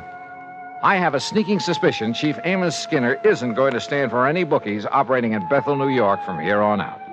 Oh, and Mary Hargrave found the glasses she'd mislaid. Expense account total, including mileage on the rental car and the trip back to Hartford, $148 even. Yours truly, Johnny Dollar.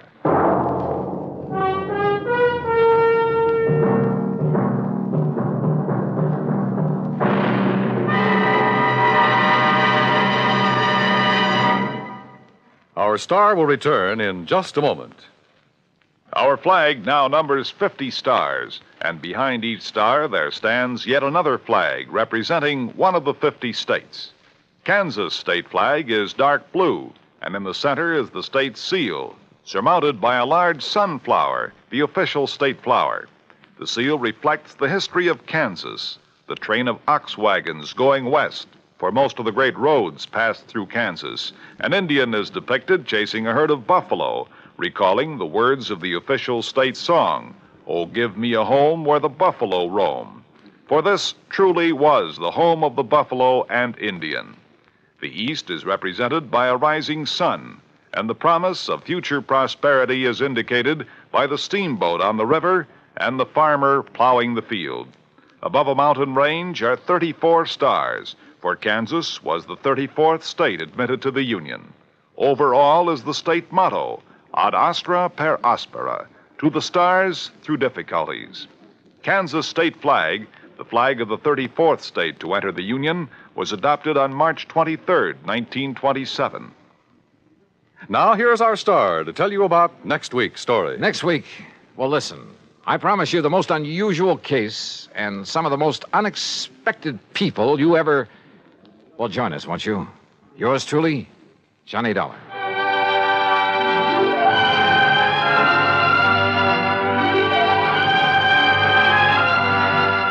Yours truly, Johnny Dollar, starring Bob Bailey, originates in Hollywood and is written, produced, and directed by Jack Johnstone.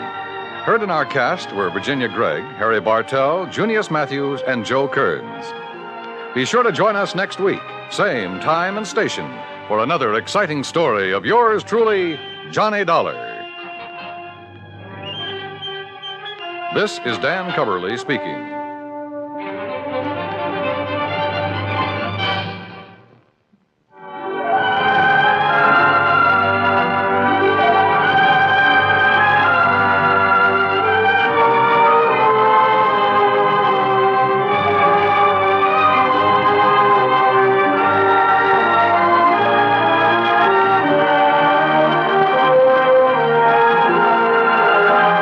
This is the United States Armed Forces Radio and Television Service.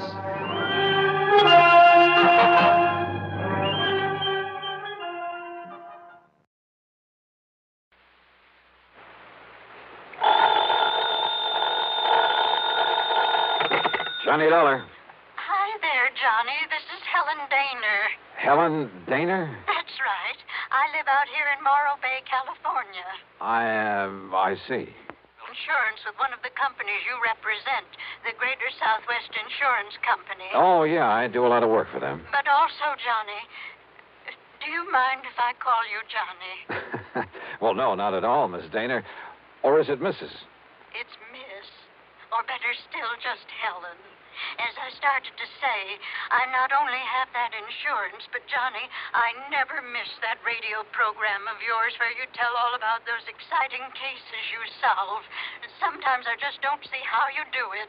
Well, I hope you never find out about the ones I miss out on. But now, Miss Daner... I don't think I've missed a single one of your programs. Good.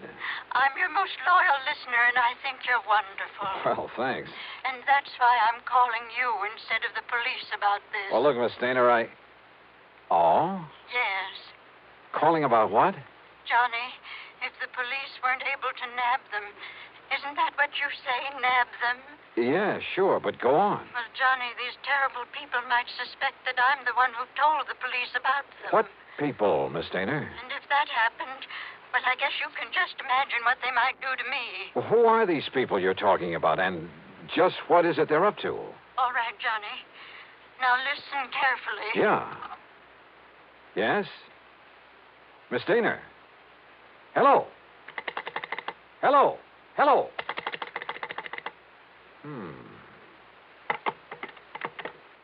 Oh, come on now, Dollar. Don't be a sucker for a... And yet... I wonder...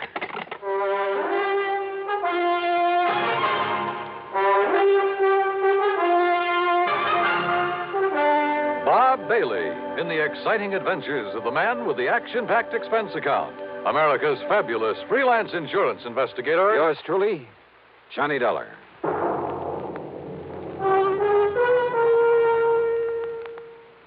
Oh, Act One of yours truly, Johnny Dollar.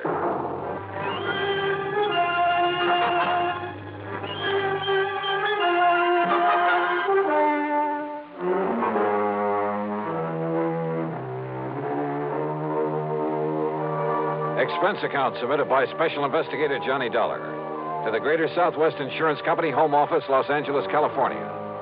Following is an account of expenses incurred during my investigation of the Big H matter. Expense account item 1, 275, long-distance telephone call to Hollywood 82124. That is to say, the office of Royal J. Harkins, contact man at Greater Southwest Insurance in Los Angeles. It was late in the day, but luckily he was still in his office. Nice to hear from you again, Johnny. What can I do for you? Roy, I'm putting this call on expense account. Oh? But that ain't all. If I could make connections down to New York, well, let's see. There's a plane leaving for the West Coast a little after midnight, so I'd arrive in L.A. early in the morning. You coming out here? Unless somebody's been pulling my leg. Roy, do you have a policy holder named Helen Daner? Yes, somewhere up we certainly do.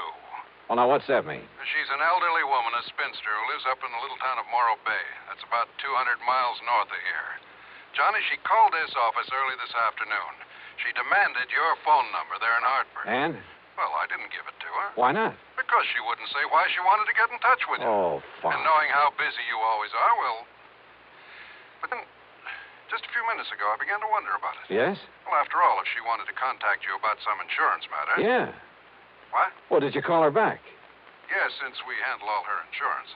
That is, I tried to, but I got no answer. Then, Roy, I'm going to grab that plane I was talking about. Well, now, wait. Did she get to you? Did you talk to her? Yes.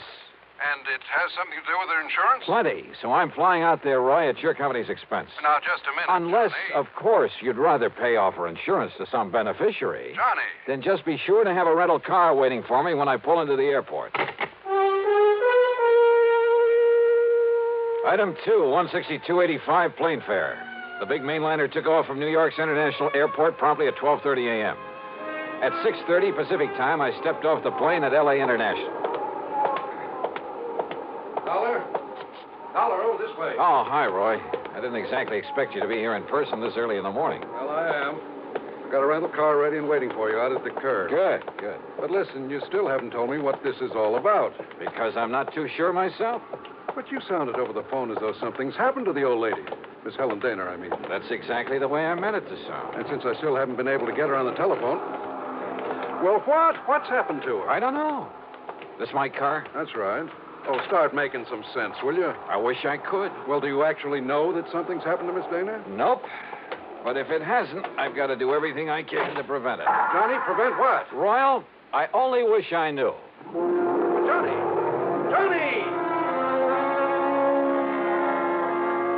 Thanks to an excellent highway and light traffic, I made good time through Santa Monica, then Santa Barbara, even past the famous Pismo Beach. It was just afternoon when I pulled into Morro Bay. When I stopped for gas, that's item 3, 420, I looked up Miss Helen Daner's address in the local phone book. It turned out to be a modest little frame house about half a mile south of Morro Rock on the landward side of the bay. It had some nice, well-kept flower beds in front, and at the back I could see a small, rather decrepit dock that stuck out into the bay. A brand new, expensive automobile was parked in the street in front of the place. Hardly the kind of car you'd expect a sweet old lady to be driving along. Well, there was only one way to find out.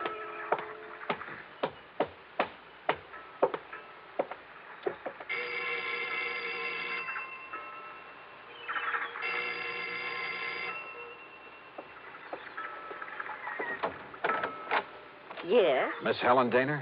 No, I'm Bessie Daner, Helen's sister. And who are you, young man? Johnny Dollar. I'm from Hartford, Connecticut. Is your sister? Oh, yes. I've heard Helen speak of you. You're an old friend of hers, aren't you? Well, yes, I guess. Won't you come in? Well, is she here, Miss Daner? Well, she ought to be back from the market any minute. The market? But she hasn't been at all well, you know. That's why I've come to live with her, sort of take care of her. I see. But I did think it was all right to let her walk down to the market this morning. Would you like to come in and wait for her? Which market, Miss Daner? Well, it's the first one down the street. Now, do you see it? That little supermarket just 2 blocks away. Oh, yeah, I see. So if you'd like to come in and wait... No, thanks. I'll pick her up there. Well, but Mr. Dollar... Thank you very much. Mr. Dollar...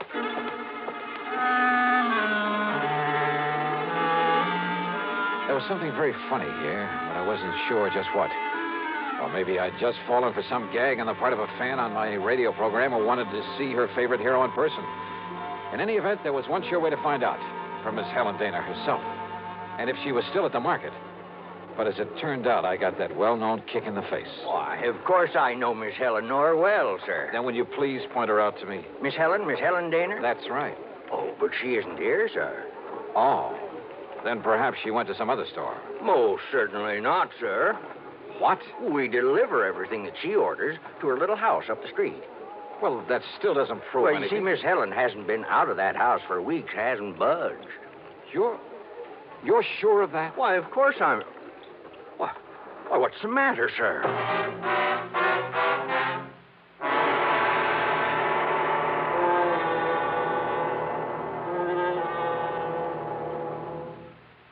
And now, Act Two of yours truly, Johnny Dollar and the Big H Matter.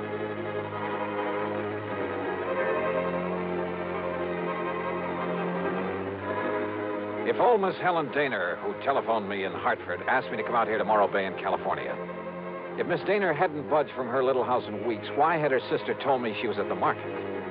Could all this somehow tie in with the terrible people she tried to tell me about on the telephone? I jumped into my car and drove back to the little home on the bay.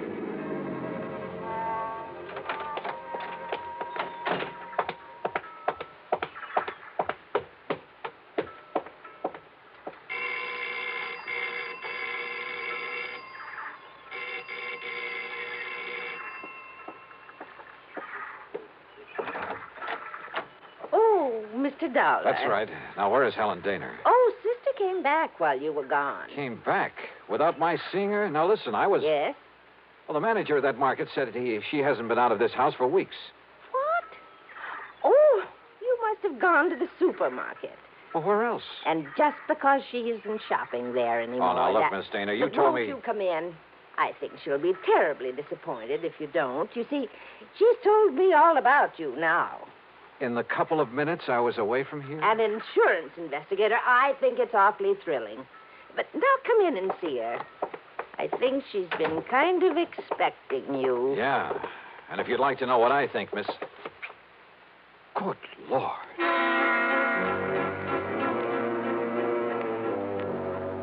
In the middle of the tiny living room was a heavy open armchair. Sitting in it, tied down to it, was a sweet-looking gray-haired lady of maybe 70 or 75. A handkerchief was lashed tightly across her mouth, and the eyes behind her old-fashioned steel-rimmed glasses were filled with tears and a look of utter despair. I swung around to her so-called sister and was struck by two things. She seemed to have suddenly lost about 20 years. Her face wore an unpleasant smirk, and in her right hand was a .38 aimed at me. Don't move, Mr. Dollar. This gun is not only loaded, but cocked, and it has a hair trigger. Stand perfectly still, because it'll be right in the middle of your back. So, while I take away your gun... All right. Now, sit over there in that chair against the wall. You'd better do as I say, Mr. Dollar.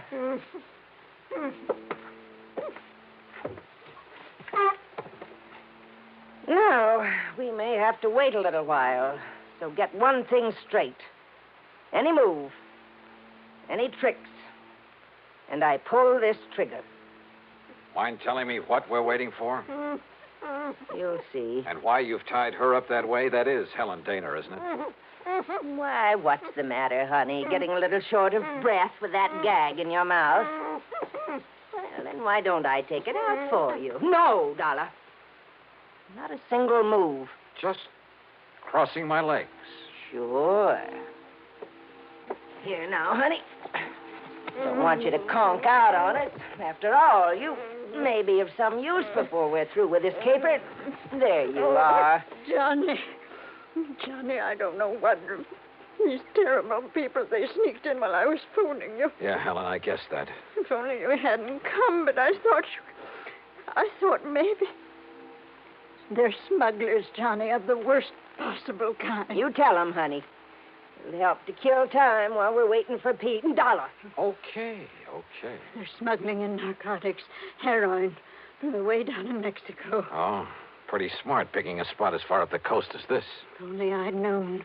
When this man, Pete, asked if he could use my dock. He said it was to tie up his boat at night when he came in from fishing. How did you get onto them, Helen? When they saw I turned my lights out so early every night, they thought I was asleep. That I wouldn't notice he wasn't taking fish off his boat, but little cans of Of heroin. Heroin. Then Bessie here, who can look so sweet when she wants to. Why, Helen, I thought I was pretty sweet. Then Bessie would meet him with her car. How did you know it's heroin? Because they told me they'd use it on me if I don't behave myself. Which is a lot better than you'll get, Dollar. And besides, Johnny, Yeah. I found a little of it that was spilled on the dock. And I remembered how you described it once when you caught a man bringing in the terrible stuff. Yeah, she's a real smart old biddy. Except when she phoned to you, Dollar, and we caught her at it. We can handle her all right. With a little H in her veins, we can even let the neighbors see her now and then. And with me acting as her sister, taking care of her.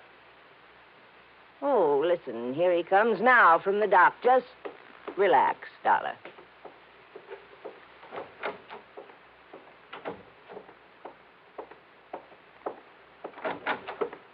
Well, what a charming little party. Johnny, this is... Nice work, Bessie. Dollar, huh? That's right. You want to take care of him, Pete? So you made the mistake of coming out here. Believe me, mister, it was a mistake. I said, are you going to take care of him? Why, of course, right away. We don't want him lying around here. Which is to say, Dollar, we're going to do something I haven't thought of since the old days in Chicago. You and I are going to take a little ride.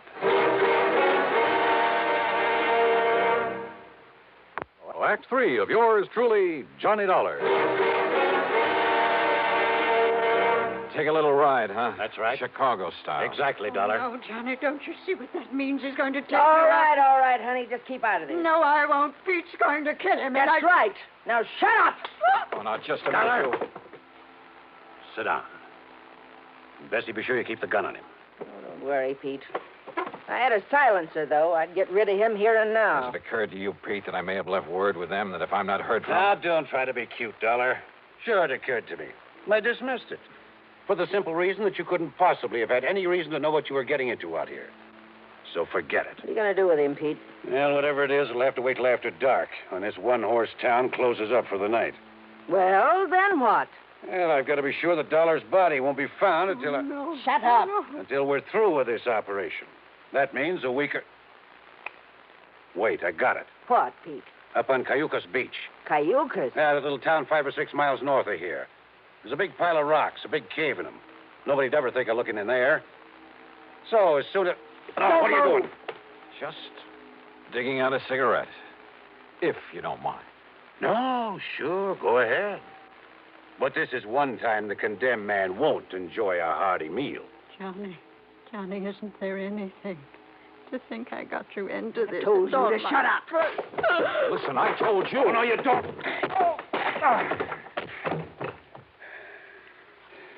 Finish him off, Pete. No.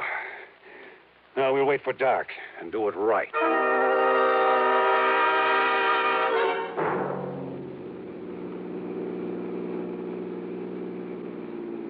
I guess he had really slugged me, because by the time I fully came to, it was night.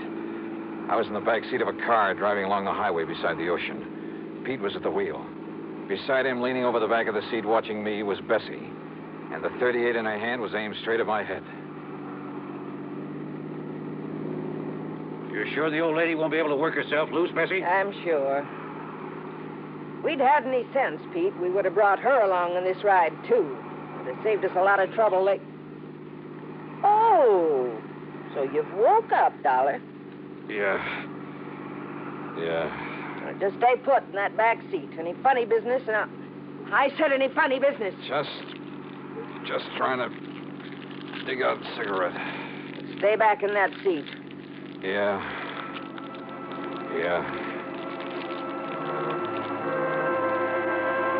She didn't take her eyes off me for a second, or the gun either. As clumsily as possible, I struggled with a pack of cigarettes, rolling and squeezing it, and hoping the tobacco was plenty dry. Then, having apparently failed to pull out a cigarette, I turned the pack upside down over my hand. And the fine tobacco poured into it. I took a deep breath. What's the matter, Dollar? You need some help with that. Oh, no! No, my eyes! Bessie! My eyes! Oh! Instinctively, she dropped the gun, put her hands to her eyes, now filled with tobacco dust. With what little strength I had, I picked up the gun and slammed it against the side of Pete's head.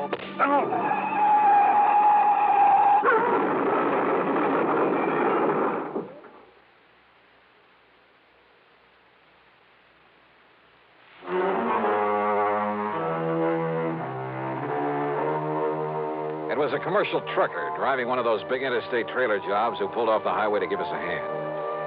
Yeah, somehow those boys are always around when you need them. And he used his head. When he found my credentials in my pocket, he saw the whole picture in a flash.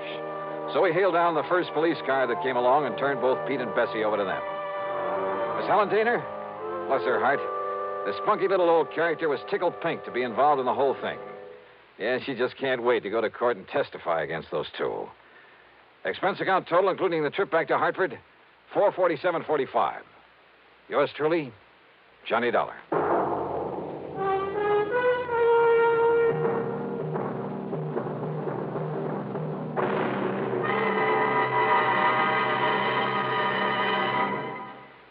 Now, here is our star to tell you about next week's story. Next week, well, so help me, it's the wildest case I ever got messed up with. Join us, won't you? Yours truly, Johnny Dollar.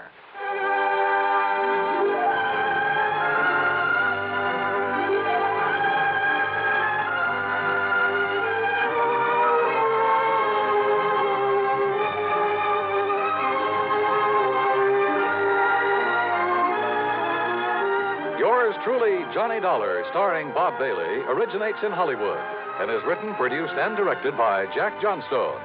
Heard in our cast were Peggy Weber, Virginia Gregg, Bartlett Robinson, Joseph Kearns, and Russell Thorson. Be sure to join us next week, same time and station, for another exciting story of yours truly, Johnny Dollar.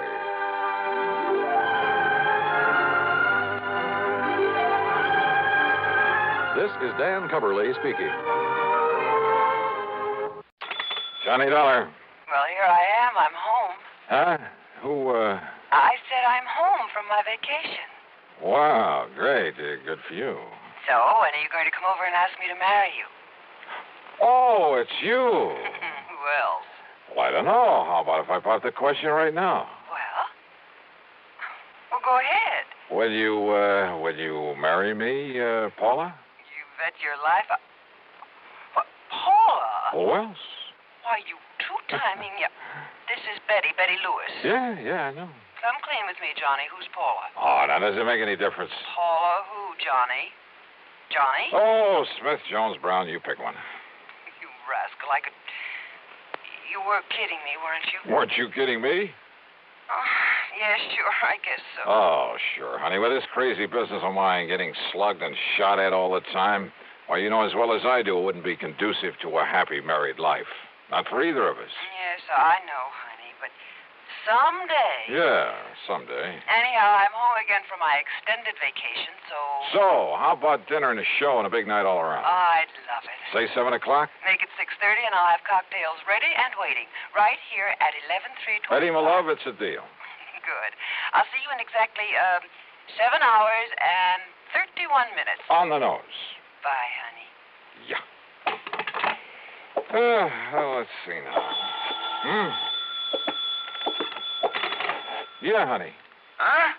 Don't give me that honey stuff. This is Randy Singer. Randy, how's the old New York Police Department these days? Johnny, I gotta see you. Okay, I'll run on down there first thing in the morning. No, I mean now, right now. Oh, well, now, look, Randy, I got a date tonight, important one. And I gotta go out of town with the chief on a murder case, leaving in a couple of hours.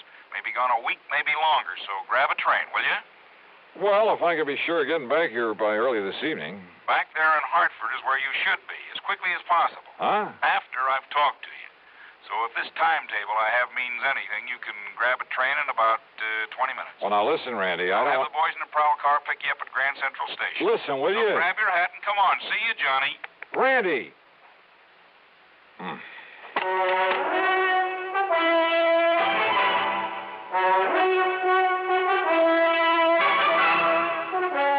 CBS Radio brings you Bob Bailey in the exciting adventures of the man with the action-packed expense account, America's fabulous freelance insurance investigator. Yours truly, Johnny Dollar.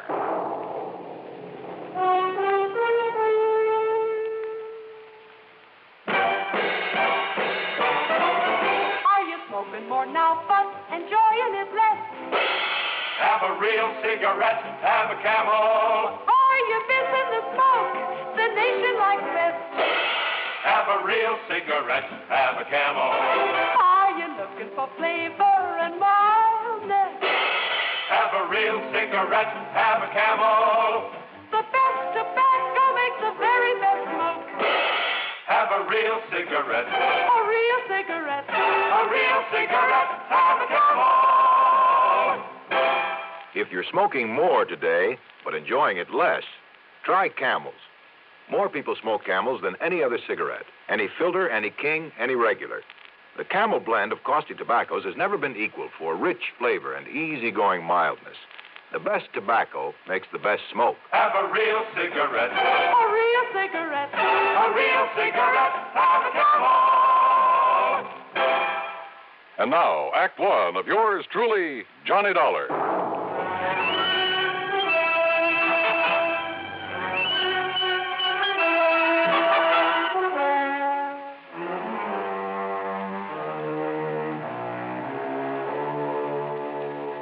Expense account submitted by Special Investigator Johnny Dollar. To the Universal Adjustment Bureau, Hartford, Connecticut. Attention, Mr. Pat McCracken.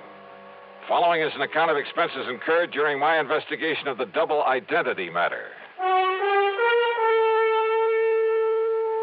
Pat, you haven't assigned me to this case, but it does concern some of the insurance companies that Universal Adjustment Bureau services. And if there's any question about reimbursing me for whatever charges I may run up, I'll read on. Expense account item 1, $495, taxi to the station and a train down to New York. As promised, Lieutenant Randy Singer had a prowl car waiting for me at Grand Central, and a few minutes later I barged into his office in the Homicide Division of the 18th Precinct. Okay, Conroy, okay. Just go tell the chief I'll be ready to leave by the time he is. Now, go ahead. Yes, sir, Lieutenant. Sit down, Johnny.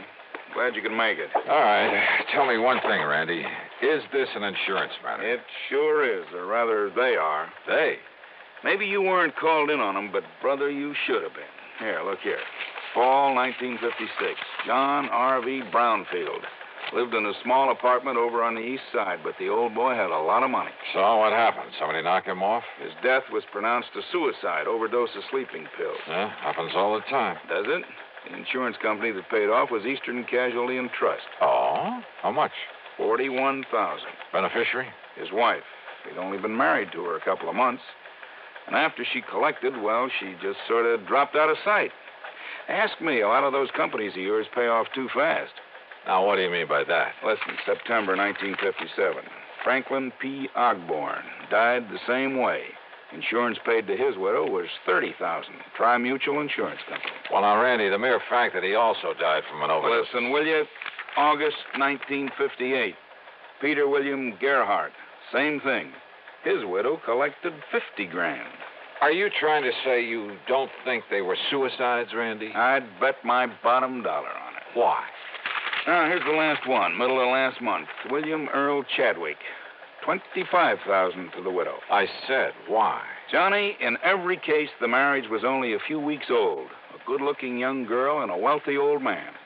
Also, circumstances of death were exactly the same. Exactly. You investigate them all yourself? No, they all occurred in different precincts.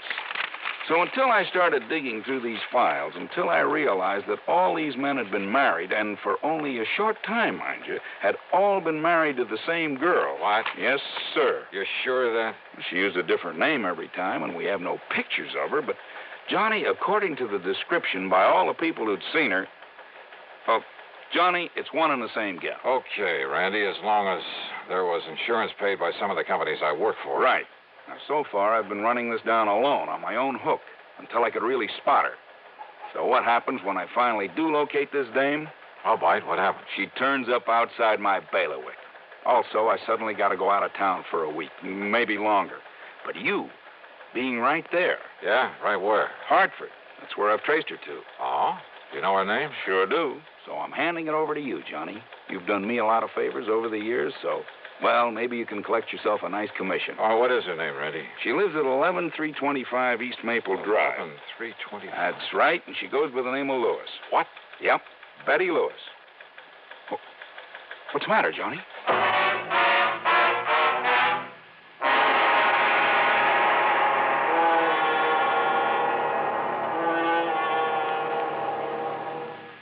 Act Two of yours truly, Johnny Dollar, in a moment. Are you looking for a career with a lot of bright job opportunities and a chance to be someone? Then by all means, look into professional nursing. Young women between 18 and 35 who are high school graduates in good physical condition can qualify for nurses training. There are many fascinating outlets for nurses' talents. They can work in hospitals, private homes, doctors' offices, in research, industry, or the armed forces. There's a great need for women to teach nursing, too. Women under 50 are also needed as practical nurses. Practical nurses require less training than professional nurses. They assist in hospitals and perform countless valuable services in private practice.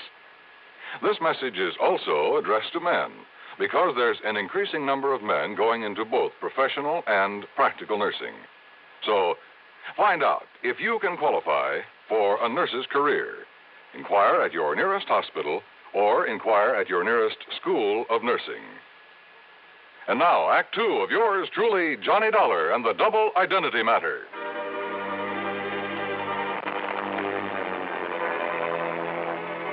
I went over the files on the so-called suicides word for word. I read and reread the descriptions of the widows. They all were the same. No question about it, the same girl had been married to each of the 4 victims, had been married to each of them only a very short time. Then after death, from an apparent overdose of sleeping pills, she had collected the insurance and quietly dropped out of sight. But Lieutenant Randy Singer, NYPD, had tracked her down and traced her to Hartford. And according to him, according to the description, she was Betty Lewis of 11325 East Maple Drive. Betty Lewis, the girl I knew and palled around with. The girl I had a date with that very night. The one girl in the world I almost took seriously. What is it, Johnny? You know her? You know this girl? Yeah.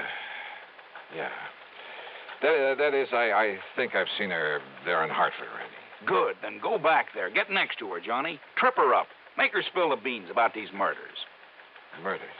Well, don't you agree she must have fed those old codgers all those sleeping pills just to collect their insurance? Kind of looks that way, doesn't it? What's the matter with you, Johnny? It's as plain as the nose on your face. And boy, how those descriptions of her all tie together. Yeah. Height, weight, build, complexion, eyes, everything. Of course, she dyed her hair differently a couple of times. Blonde. When she married her last victim, she was a redhead. What'd you say? She's a blonde? She's a blonde now? Randy. Yeah? How'd you get onto her? It's a long story, Johnny, but somewhere along the line, I got suspicious about those sleeping pills. They were all the same, a special prescription. Are you listening to me, Johnny? Yeah, I'm listening. Well, then I found out that not one of those old men had been given a prescription for them. So to make a long story short, I finally ran down a kid working in a drugstore who'd been getting him to her. I see. But instead of nabbing him, that would have spread the alarm, you see. Johnny, I got real lucky. In the trash barrel where the kid lives, I found some letters for her, all written within the last month, telling him to start making some more of the stuff for her. In other words, Johnny, as soon as she can trick some other guy into wedding bells, somebody up there in Hartford. But if you can grab her first, pin those 4 murders on her, huh? Hey, Lieutenant.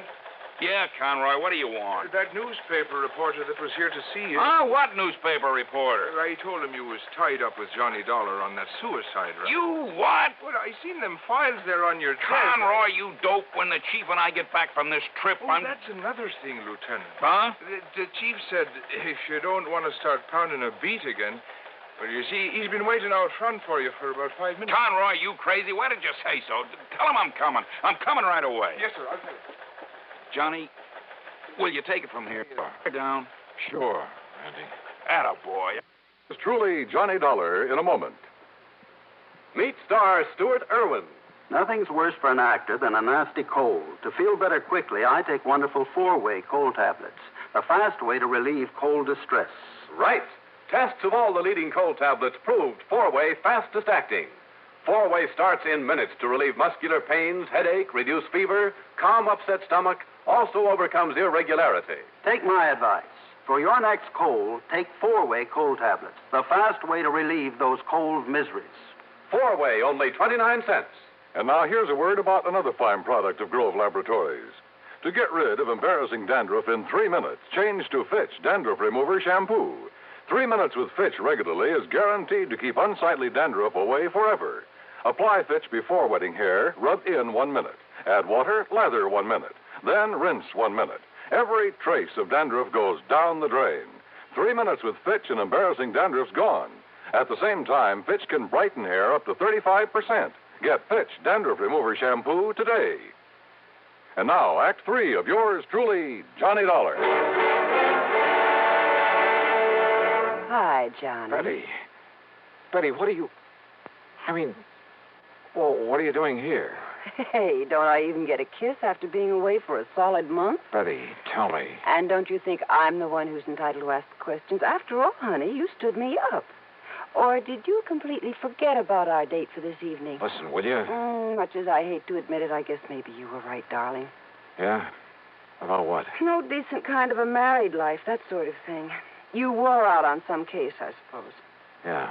But you know something? I'm just not going to give up on you, Johnny Dollar. One of these days... Yeah, Betty. Now, listen. Well, what is it, Johnny? What's the matter? How did you get in here, Betty?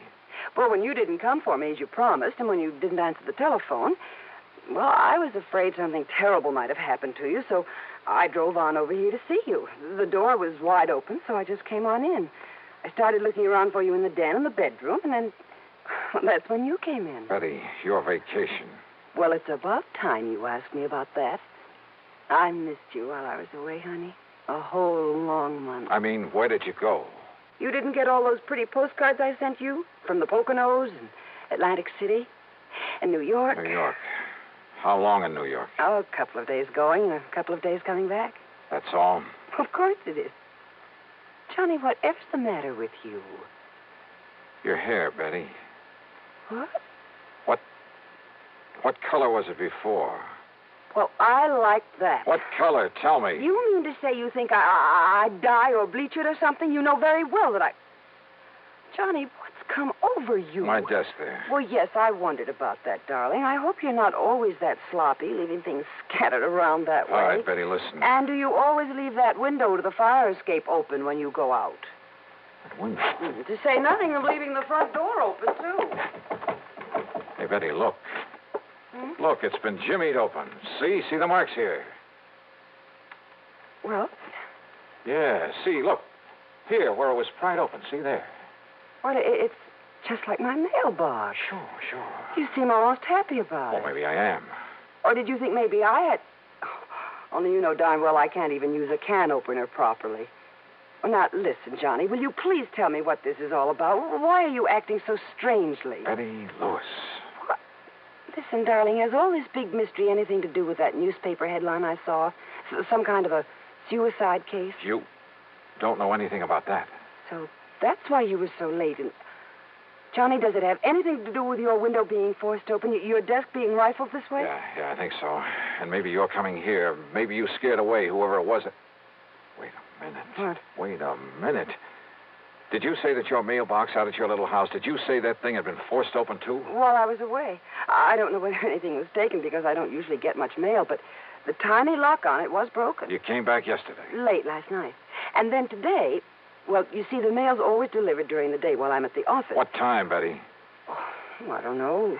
10, 11 o'clock in the morning, I think. So what happened today? Well, you know that rain, that drizzle we had this morning? Yeah, go on. Well, I got back from the office and went out to see if there was any mail. Now, you love mysteries, Johnny, so maybe you can solve this. Go on, Betty, go on. All right. Well, there in the mud around the mailbox were the marks from those big clodhoppers the mailman always wears. Well? And right on top of them were some other footprints.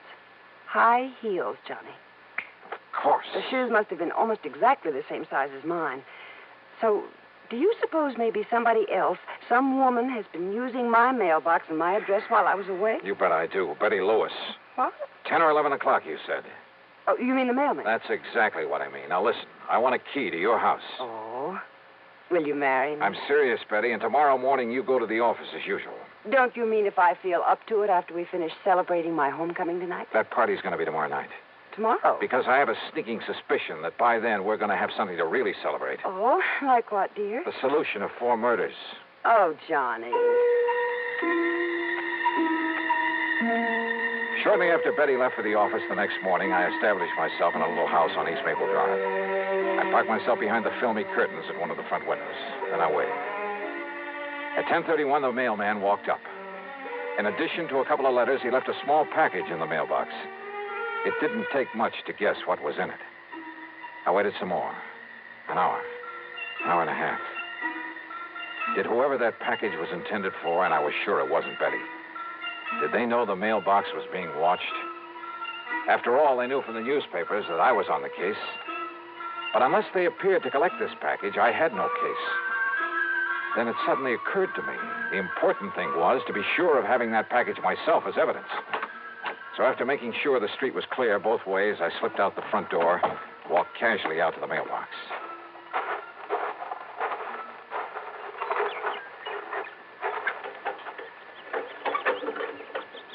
Aha. Miss Betty Lewis, 11/3/20. Huh? Just a minute there, you. Yes? Just what do you think you're doing poking around my mailbox that way? By golly, you do look like her. What are you talking about? The real Betty Lewis.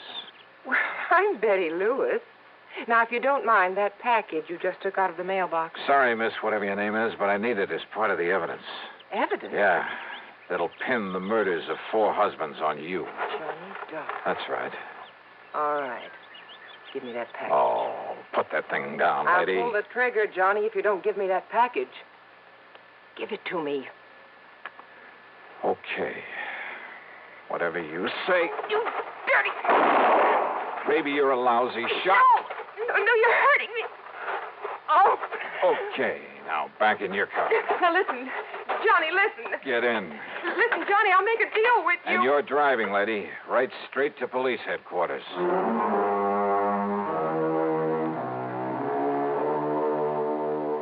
Sure, there's a lot more to be done, only by the police, both in Hartford and down in New York.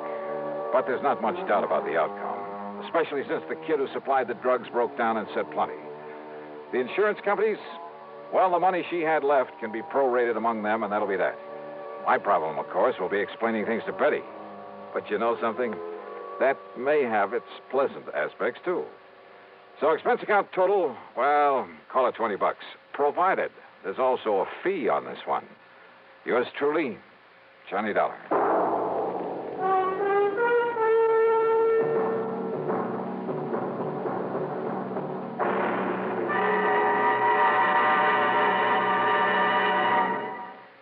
Our star will return in just a moment.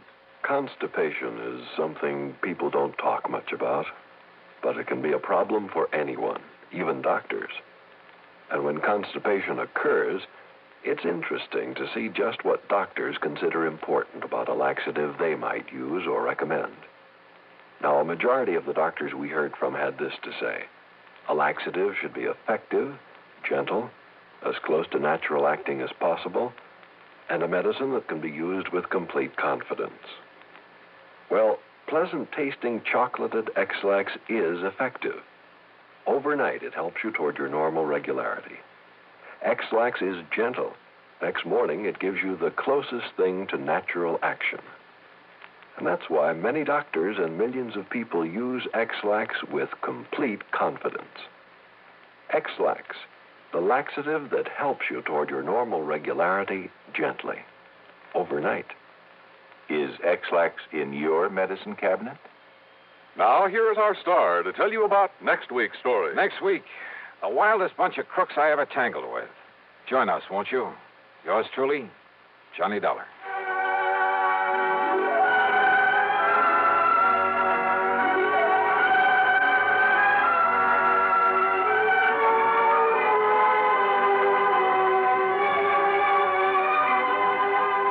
Yours truly, Johnny Dollar, starring Bob Bailey, originates in Hollywood and is written, produced, and directed by Jack Johnstone. Heard in our cast were Joan Banks, Lillian Baeff, Herb Vigran, and G. Stanley Jones. Be sure to join us next week, same time and station, for another exciting story of yours truly, Johnny Dollar. This is Dan Cubberly speaking.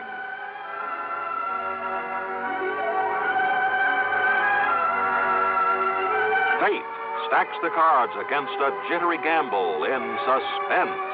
Next from the CBS Radio Network.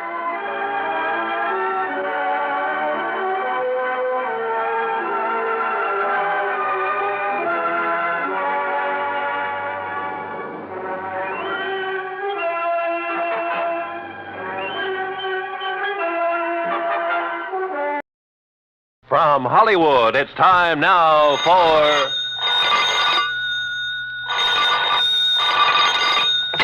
Johnny Dollar. Here's your number in Kingman, Mr. Dollar. Oh, thank you, operator. One moment. Jake Kessler. Johnny Dollar, Jake. So you found out I was right. You've left our fair state of Arizona and gone back to Hartford. Wrong. Huh? You mean you're still at Lake Mojave Resort? I sure am. Then I'm still betting that you haven't found anything to indicate Elmer Hobbs' death wasn't accidental drowning. Jake. So your expenses will have to come right out of your own pocket instead of the company. Listen. As for that crow you talked about eating, how do you want it cooked? Listen, will you? What? Have you mailed in the insurance claim yet? Oh, I was just about to run it over to the post office when your call came in. Tear it up. What? Because, Jake, Elmer Hobbs was murdered.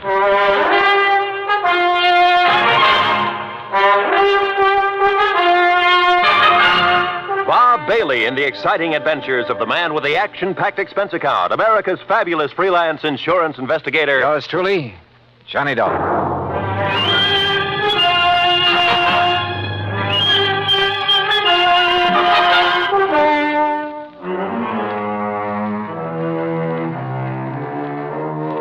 Expense account submitted by Special Investigator Johnny Dollar to the Greater Southwest Insurance and Liability Company, Kingman, Arizona office. Following is an account of expenses incurred during my further investigation of the Mojave Red matter.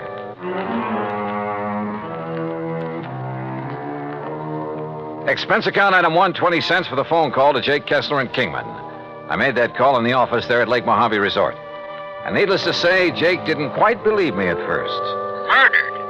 Elmer Hobbs was murdered? Jake, I'd bet my last buck on it. Yeah, but, Johnny, the police spent 2 or 3 days over there investigating. The coroner, too, and they all reported no evidence of foul play. That's simply because they didn't know where to look. What do you mean? You know Red Barrett, the old fishing guide over here? I've heard of him. Well, Red found the boat that Hobbs used that day. It was lying on the bottom of one of the coves up in the big basin. Sure, because of the storm that drowned Elmer Hobbs. Because somebody sank it. That boat had a couple of air tanks on it that would keep it afloat even if it was swamped. Oh? But, Jake, those tanks were cut open by whoever killed Hobbs. Good Lord. Yeah. But who did it, Johnny? That's what I'm going to find out. I'll call you later. I hung up on Jake Kessler, then walked on back to the dock where I found Red Barrett and Buster Favor waiting for me. You get your call to Kingman through all right, Johnny? Yeah, Red. Jake Kessler's holding up the claim on Elmer Hobbs' insurance. Good. That's good. Did you, tell Buster what we found up the lake? Yes, sir. Yeah, Johnny, he did. It's like I said in the beginning, I just didn't see how a man like Mr. Hobbs could ever get himself capsized up in the big basin, no matter how bad a wind came up. Buster was the only one that agreed with me, Johnny. Well, quite frankly, I don't see why everybody wasn't suspicious when Hobbs' boat wasn't found after the storm. Right, Johnny. But now that you and Red found it, sunk in the bottom of that cove and with the flotation tanks cut open, yeah, it sure looks like murder. Oh, that's what I thought from the first, Buster. That's why I telephoned all the way to Hartford to get Johnny out here. But who could have wanted to kill him? Any ideas, Buster? No, sir, Johnny, I certainly haven't. You sure there was nobody here at the resort who might have wanted him out of the way? Johnny, the other folks who were here at the time it happened, why, they didn't even know Mr. Hobbs. You're sure of that? Absolutely. See, he wasn't much of a mixer. He stayed by himself all the time. That's right, Johnny. Elmer used to go out fishing first thing in the morning, and he'd be the last to come in at night. He'd go to his room, cook his supper, and then go to bed. All right, listen. He was killed just before or during the big storm you had. That's right. Who else was out on the lake at that time? Nobody. Nobody from here, that is. All our people, all our boats were back here at the landing. They'd got the storm warning. So don't you see, Johnny, it must have been somebody from up the lake. What do you mean? From one of the other landings. What other landings? Cottonwood, Emery's, any one of them. Yes, sir. Somebody sank his boat and tried to sink his body with it. But we found his body washed up on the Nevada shore. You found it, Red. Yes, I did. My best friend. I dove down to that boat, Buster. And I found not only the bashed-in flotation tanks, but where the anchor line had apparently been lashed around the body to hold it there. And you remember, Buster, the rope marks we found on Elmer's body? Yeah, but the police, sheriff, and coroner, and the rest... What did they say? He probably just got tangled up in that rope when he was fighting the storm. But they were wrong. Yeah, apparently. Well, why do you say that, Johnny? Well, because so far this evidence of murder is, well, it's all circumstantial. As for motive... Motive? Well, I hadn't thought of that. Red... Well, the main thing is that cutting open the flotation tanks was done with some kind of an axe. I was asking about motive. And I know that Elmer didn't have any axe on that boat. Did you find the axe, Johnny? No. Now, Red... I'll tell you what he had in his boat, besides his clothes, I mean. Well, let's cover this motive thing. He had the anchor, of course. That went with the boat. Red. He had a nice new Silaflex rod with a Mitchell 300 on it. Yeah, but now look. He had a long-handled net that he'd picked up somewhere in L.A., and an old beat-up McKinney tackle box full of plugs and spoons and a fish stringer. And that was all, Johnny. No axe. That was all he had. Red, that bush you're beating around is getting pretty big. Well, Johnny, I don't know what you mean. Well, I asked you about possible motive, and so far all you've done is evade the question. Now, why should I do that? Well, that's what I want to find out. Well, now, Johnny... Do you know of anyone who might have wanted Mr. Hobbs dead? You say you knew him pretty well. And I did, yes, sir. Well? No, sir. No, sir, I certainly don't. You're sure? Why, Elmer... Well, nobody could want to kill a fine man like him, Johnny. He was one of my best friends. Yeah. At least while ever he was here, I mean. I never knew anything about him in L.A., I mean. He was in business back there, I understand. That's right, with a man he called Stu Manley. Wait a minute. What is it, Johnny? I'm going back to the office and call Jake Kessler again. Yes, sir. Elmer was my best friend. Come on. Come on up to the office with me, Buster. Well, you can use the phone here on the dock, Johnny. No. Come on. Red, we'll see you later. I'll be here, sir. You look like you just got hit with an idea, Johnny. Yeah, and I'm afraid it isn't a very pretty one. Oh? Morning, What Buster. is it, Johnny? Any of the early fishermen come in yet? Oh, yes, sir, Mr. Carson, and they picked up some nice bass up above the power line crossing. Good. I was thinking of going up that way myself. Yeah, well, good luck. Now, what were you going to say, Johnny? Were Red and Mr. Hobbs such really good friends? Well, they were always together when he came here. Of course, they were always fighting like cats and dogs over some silly thing or other, but didn't mean it. Oh, now, wait a minute, Johnny. Was Red alone when he found Hobbs' body? Yeah, he was, and he brought it back here. But now, look. There weren't any other boats up the lake? Yeah, there were, but Red was searching that particular part of the shore alone. But surely you don't Jake think... Kessler told me something about Hobbs' insurance policy, but not quite enough. Johnny, listen. Come on, let's get to that phone.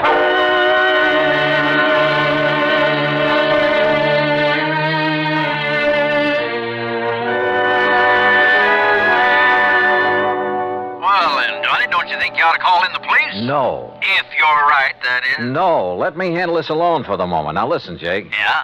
Didn't you tell me that the insurance claim was filed by one of Hobbs' beneficiaries, plural? That's right, by his business partner in L.A. Who were the others? Just one other. If you'd taken time to listen to me. Who is it? You were so all fired up when I drove you down Who there. is this other beneficiary, Jake? You're still sure Hobbs was murdered, huh? I'll bet on it. So now you're looking for somebody with a motive, huh? The beneficiary, Jake. Like I told you. One of them was his business partner, J. Stuart Manley. And the other? Red. Red. Yeah, Red Barrett. Act 2 of yours truly, Johnny Dollar, in a moment. Our flag now numbers 50 stars, and behind each star there stands yet another flag representing one of the 50 states. Illinois' state flag uses many of the symbols of our nation's great seal. The eagle, the symbol of our national strength, rests on a shield representing the states, indicating that the states and the nation are bound together, for in unity there is strength. The arrows in the eagle's talon indicate military preparedness, and in his beak is a scroll which reads, State Sovereignty, National Union, a reminder of the greatness of the state of Illinois and its pride in being a member of the United States of America. Illinois' state flag, the flag of the 21st state to enter the Union, was adopted on July 6, 1915. And now, Act Two of yours truly, Johnny Dollar and the Mojave Red sequel.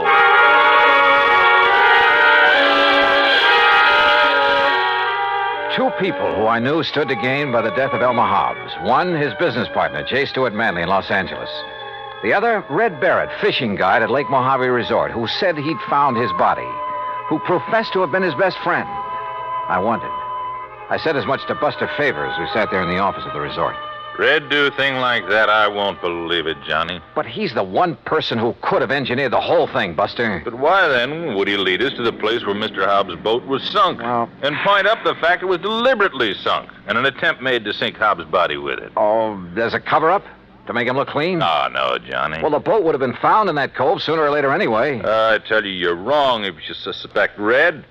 Look, if Hobbs' business partner is a beneficiary, too, why don't you look him up? I fully intend to, unless Red did do it. No. And I can prove it. No, Johnny. Let's go back to the dock so I can talk to him again and see... Buster, Oh, hello, Johnny.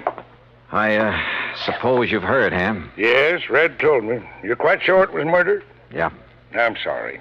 Listen, Buster. Yeah. Look, Ham, as manager of this resort, you know Red pretty well. I sometimes wonder. That's what I came up here to ask you about, Buster. Huh?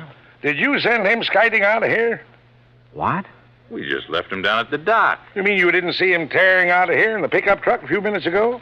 What? Ham. Red? Where'd he go? I don't know, but he certainly left in a hurry. Johnny. Yeah. No, I still can't believe it. What are you boys talking about? Nothing. Ham, is there a car around here I can use? Oh, sure. Take mine.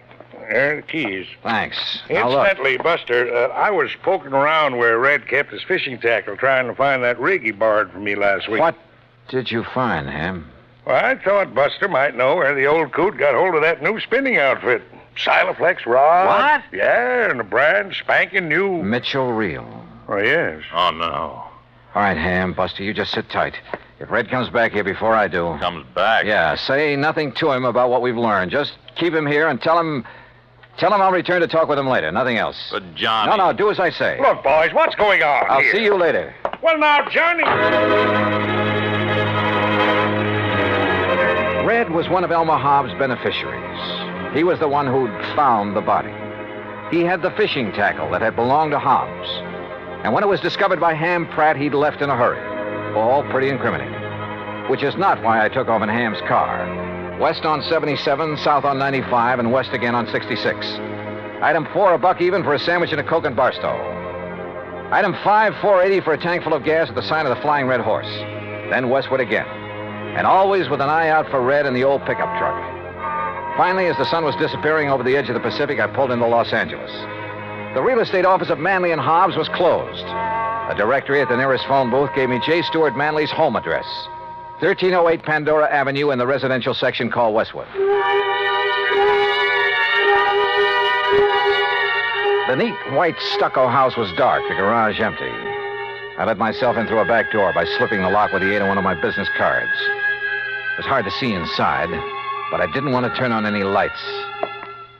And that was a mistake. Because as I quietly rounded a corner and started toward the den, I'd guessed wrong.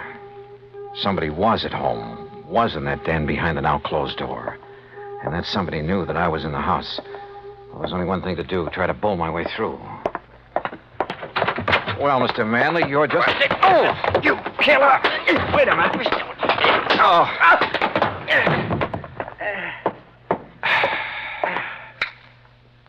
Red. Johnny Dollar. Well, it kind of looks like I made a mistake, doesn't it? Yeah, Red. The biggest mistake of your life.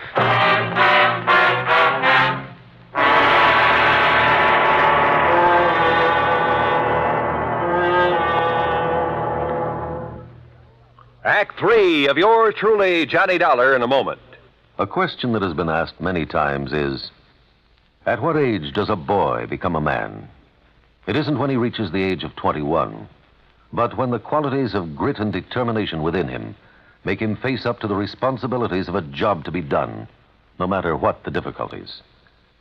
On May 21st, 1862, during the Civil War battle at Corinth, Mississippi, William H. Horsfall was serving as a drummer with Company G of the 1st Kentucky Infantry. During the furious and deadly engagement, he saw his captain fall wounded between the lines. Although, as a non-combatant, Horsfall was supposed to stay out of the range of fire, he rushed bravely forward at the risk of his own life to aid his wounded captain.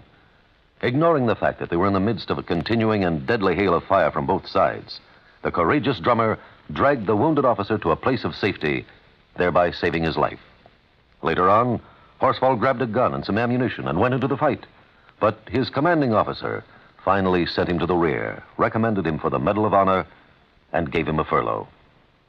Gallant as the drummer's valorous actions were, the officer felt that 14-year-old William Horsfall was still too young for battle. But Horsfall's personal code had already proved him a man. And now, Act 3 of yours truly, Johnny Dollar, and the Mojave Red sequel.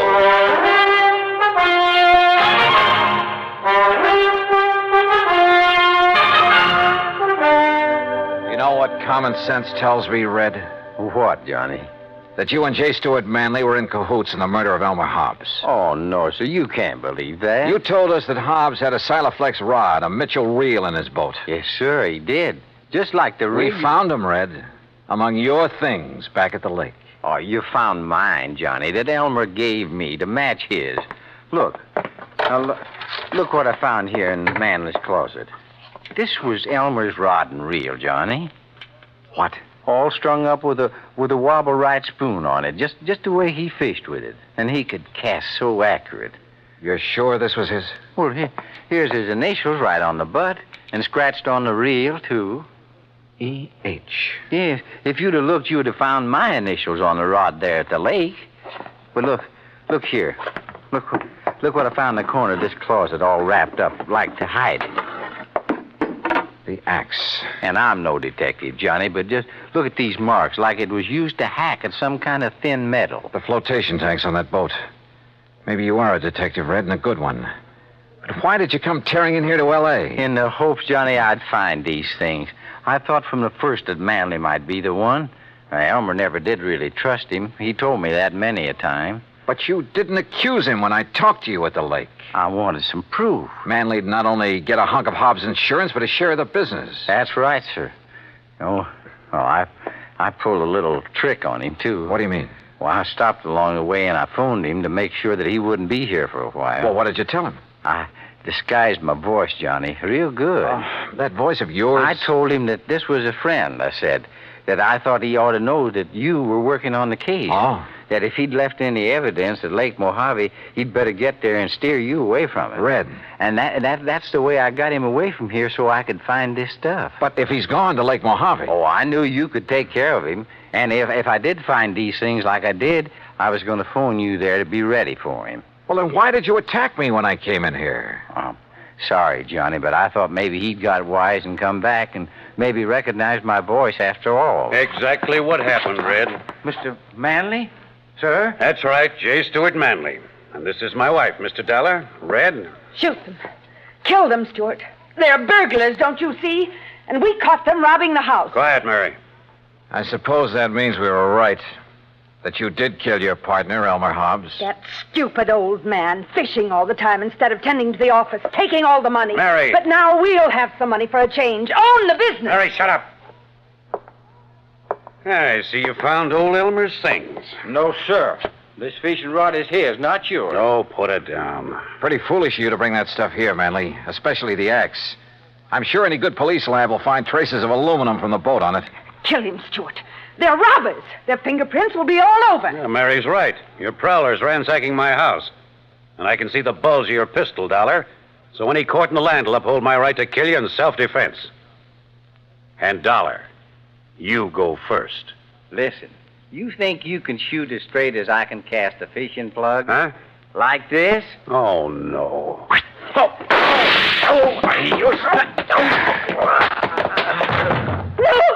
No! Oh, get back, Mrs. Manley. I'd hate to have to sock a woman. But you hurt him. Yeah, as badly as he hurt Elmer Hobbs. And look, that horrible fishing plug.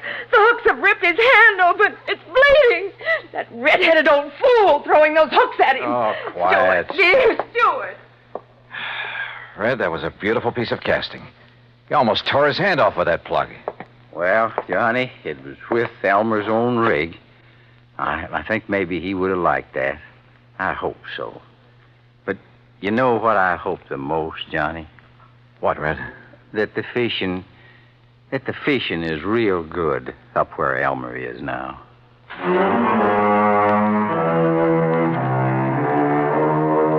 Manley and his wife. Yeah, Red had figured right. The morning of the day that Hobbs was killed, they'd rented a boat out of Cottonwood Landing, a few miles up the lake, then ambushed him there in the big basin. Bob Cole at Cottonwood had noticed the new rod and reel when they'd come back off the lake, just before the big storm. Had noticed the axe, too, when he'd wondered about it. Now he knows. So, from here on in, it's up to the sheriff's office and the courts. Expense account total, including return of Ham's car, a few days of fishing, and the trip back to Hartford, $307 even. Yours truly, Johnny Dollar.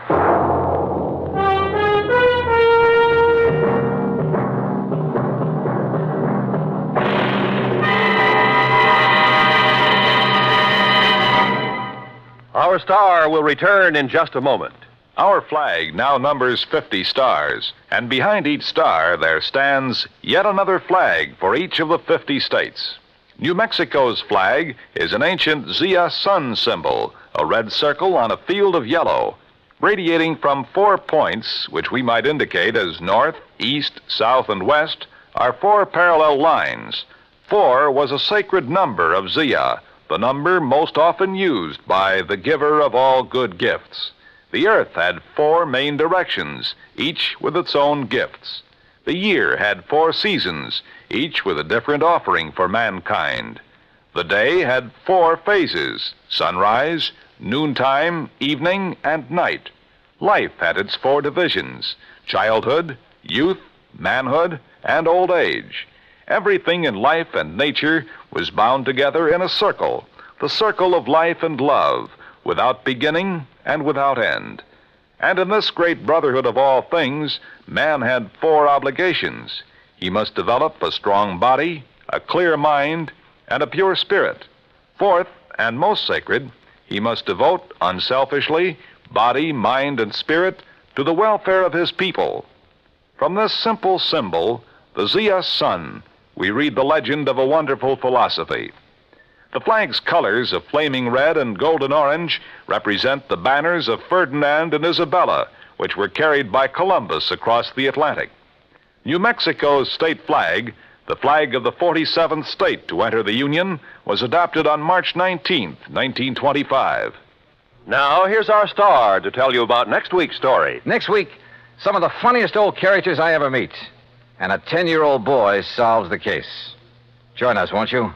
Yours truly, Johnny Dollar. Yours truly, Johnny Dollar, starring Bob Bailey, originates in Hollywood and is produced and directed by Jack Johnstone, who also wrote today's story. Heard in our cast were Virginia Gregg, Harley Bear, Forrest Lewis, Barney Phillips, Alan Reed, and Russell Thorson.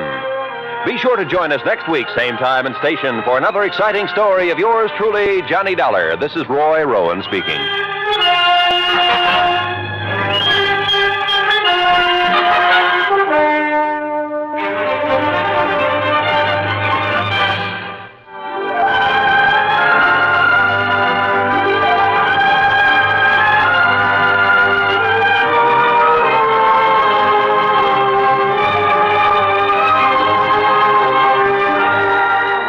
This is the United States Armed Forces Radio and Television Service.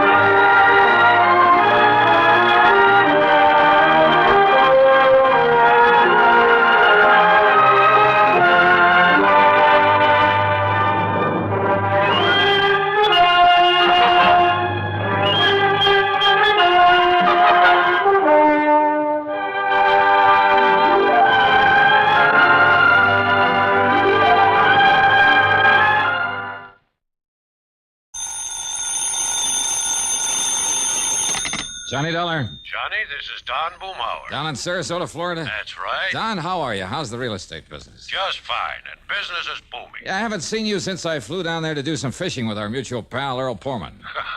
That one with his misguided sense of value. Now, what's that mean? Oh, his trips out to California all the time. Huh? And this time it looks as though he might stay out there. Don, I think all you